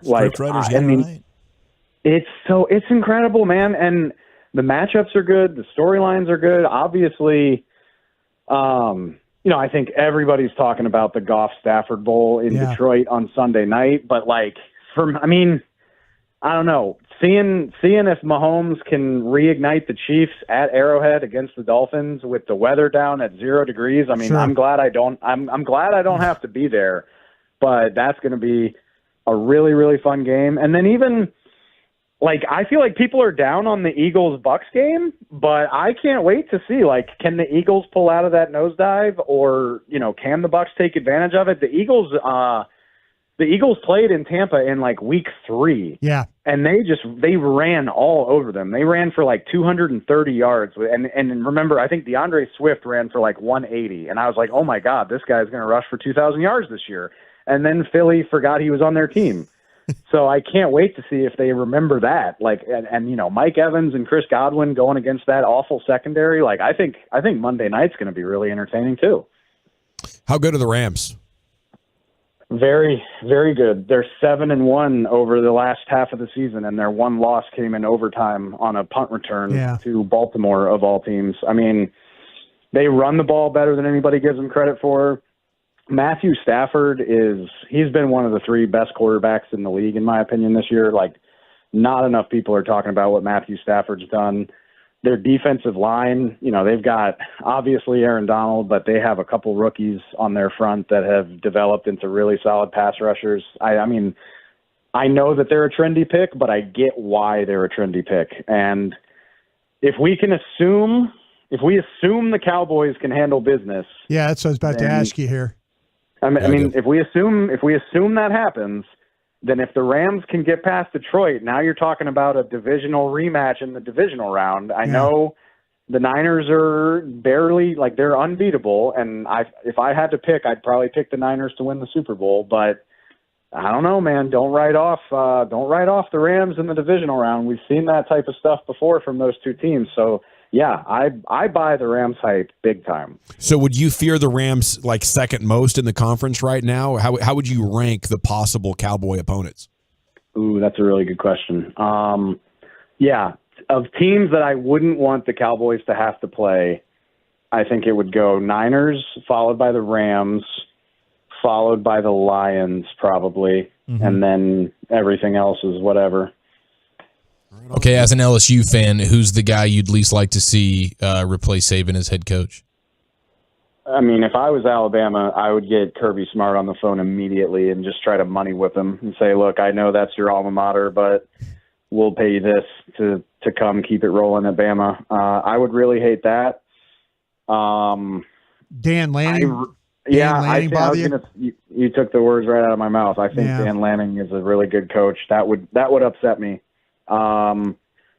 Yeah, those two probably. And then as long as they don't come trying to sniff around our guy, I like the job Brian Kelly's doing, and it would make me very unhappy if Bama stole our coach a second time. Yeah, I don't know if this would scare you, but could this be a worst case scenario for Texas if they go for Sark and then maybe he brings Arch Manning along with him? I mean, I'm sure it wouldn't make Texas fans happy. Just purely me as an SEC LSU homer, I don't know. I'm not sold on Sark being like on that level where I should be terrified if Alabama hires him. And the same honestly goes for Arch Manning. We'll see what happens. Maybe I eat those words, but I can think of at least a few guys that would bother me at Alabama before I got to Sark. But like I said, I mean, oh God, geez, we'll see. But keep your fingers out of that one. He's talking to Urban, not you, David. Like I said, they're going to do something insane. Alabama just cares about football on a level that even other SEC schools don't really get, I think. So, I mean, they're going to swing for the fences, and they're going to die trying to make a splash, and I wouldn't put it past them. Hell of a job, Dave. Of course, we're very proud of you, and it's cool that you haven't gone Hollywood on us yet. Never. Not for y'all. I'm always down to chat with the G-Bag Nation, and, hopefully the Cowboys can keep the egg off their face this weekend and give us something to look forward to next week. We going to see in Vegas, Dave, for the Super Bowl? I really hope so. Yeah. That is still a bit up in the air. Okay.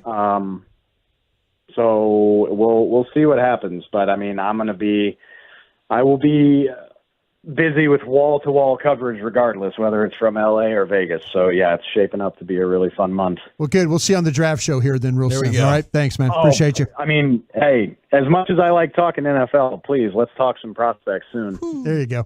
There he goes, David Helman. Thank you so much, sir. He is at David Helman with one L on your Twitter X. Looks like an underscore at the end of the David Helman as well. Yeah. Not the mayonnaise man. The football man. Football man. And you should listen to his NFL on Fox podcast regularly. Good one. Yeah. Okay, we're going to hit the expressway. Has a new and powerful suitor emerged for the best coach on the Cowboys? That's next in the G-Bag Nation. I want to chat D&M Leasing before we do that, though, because if you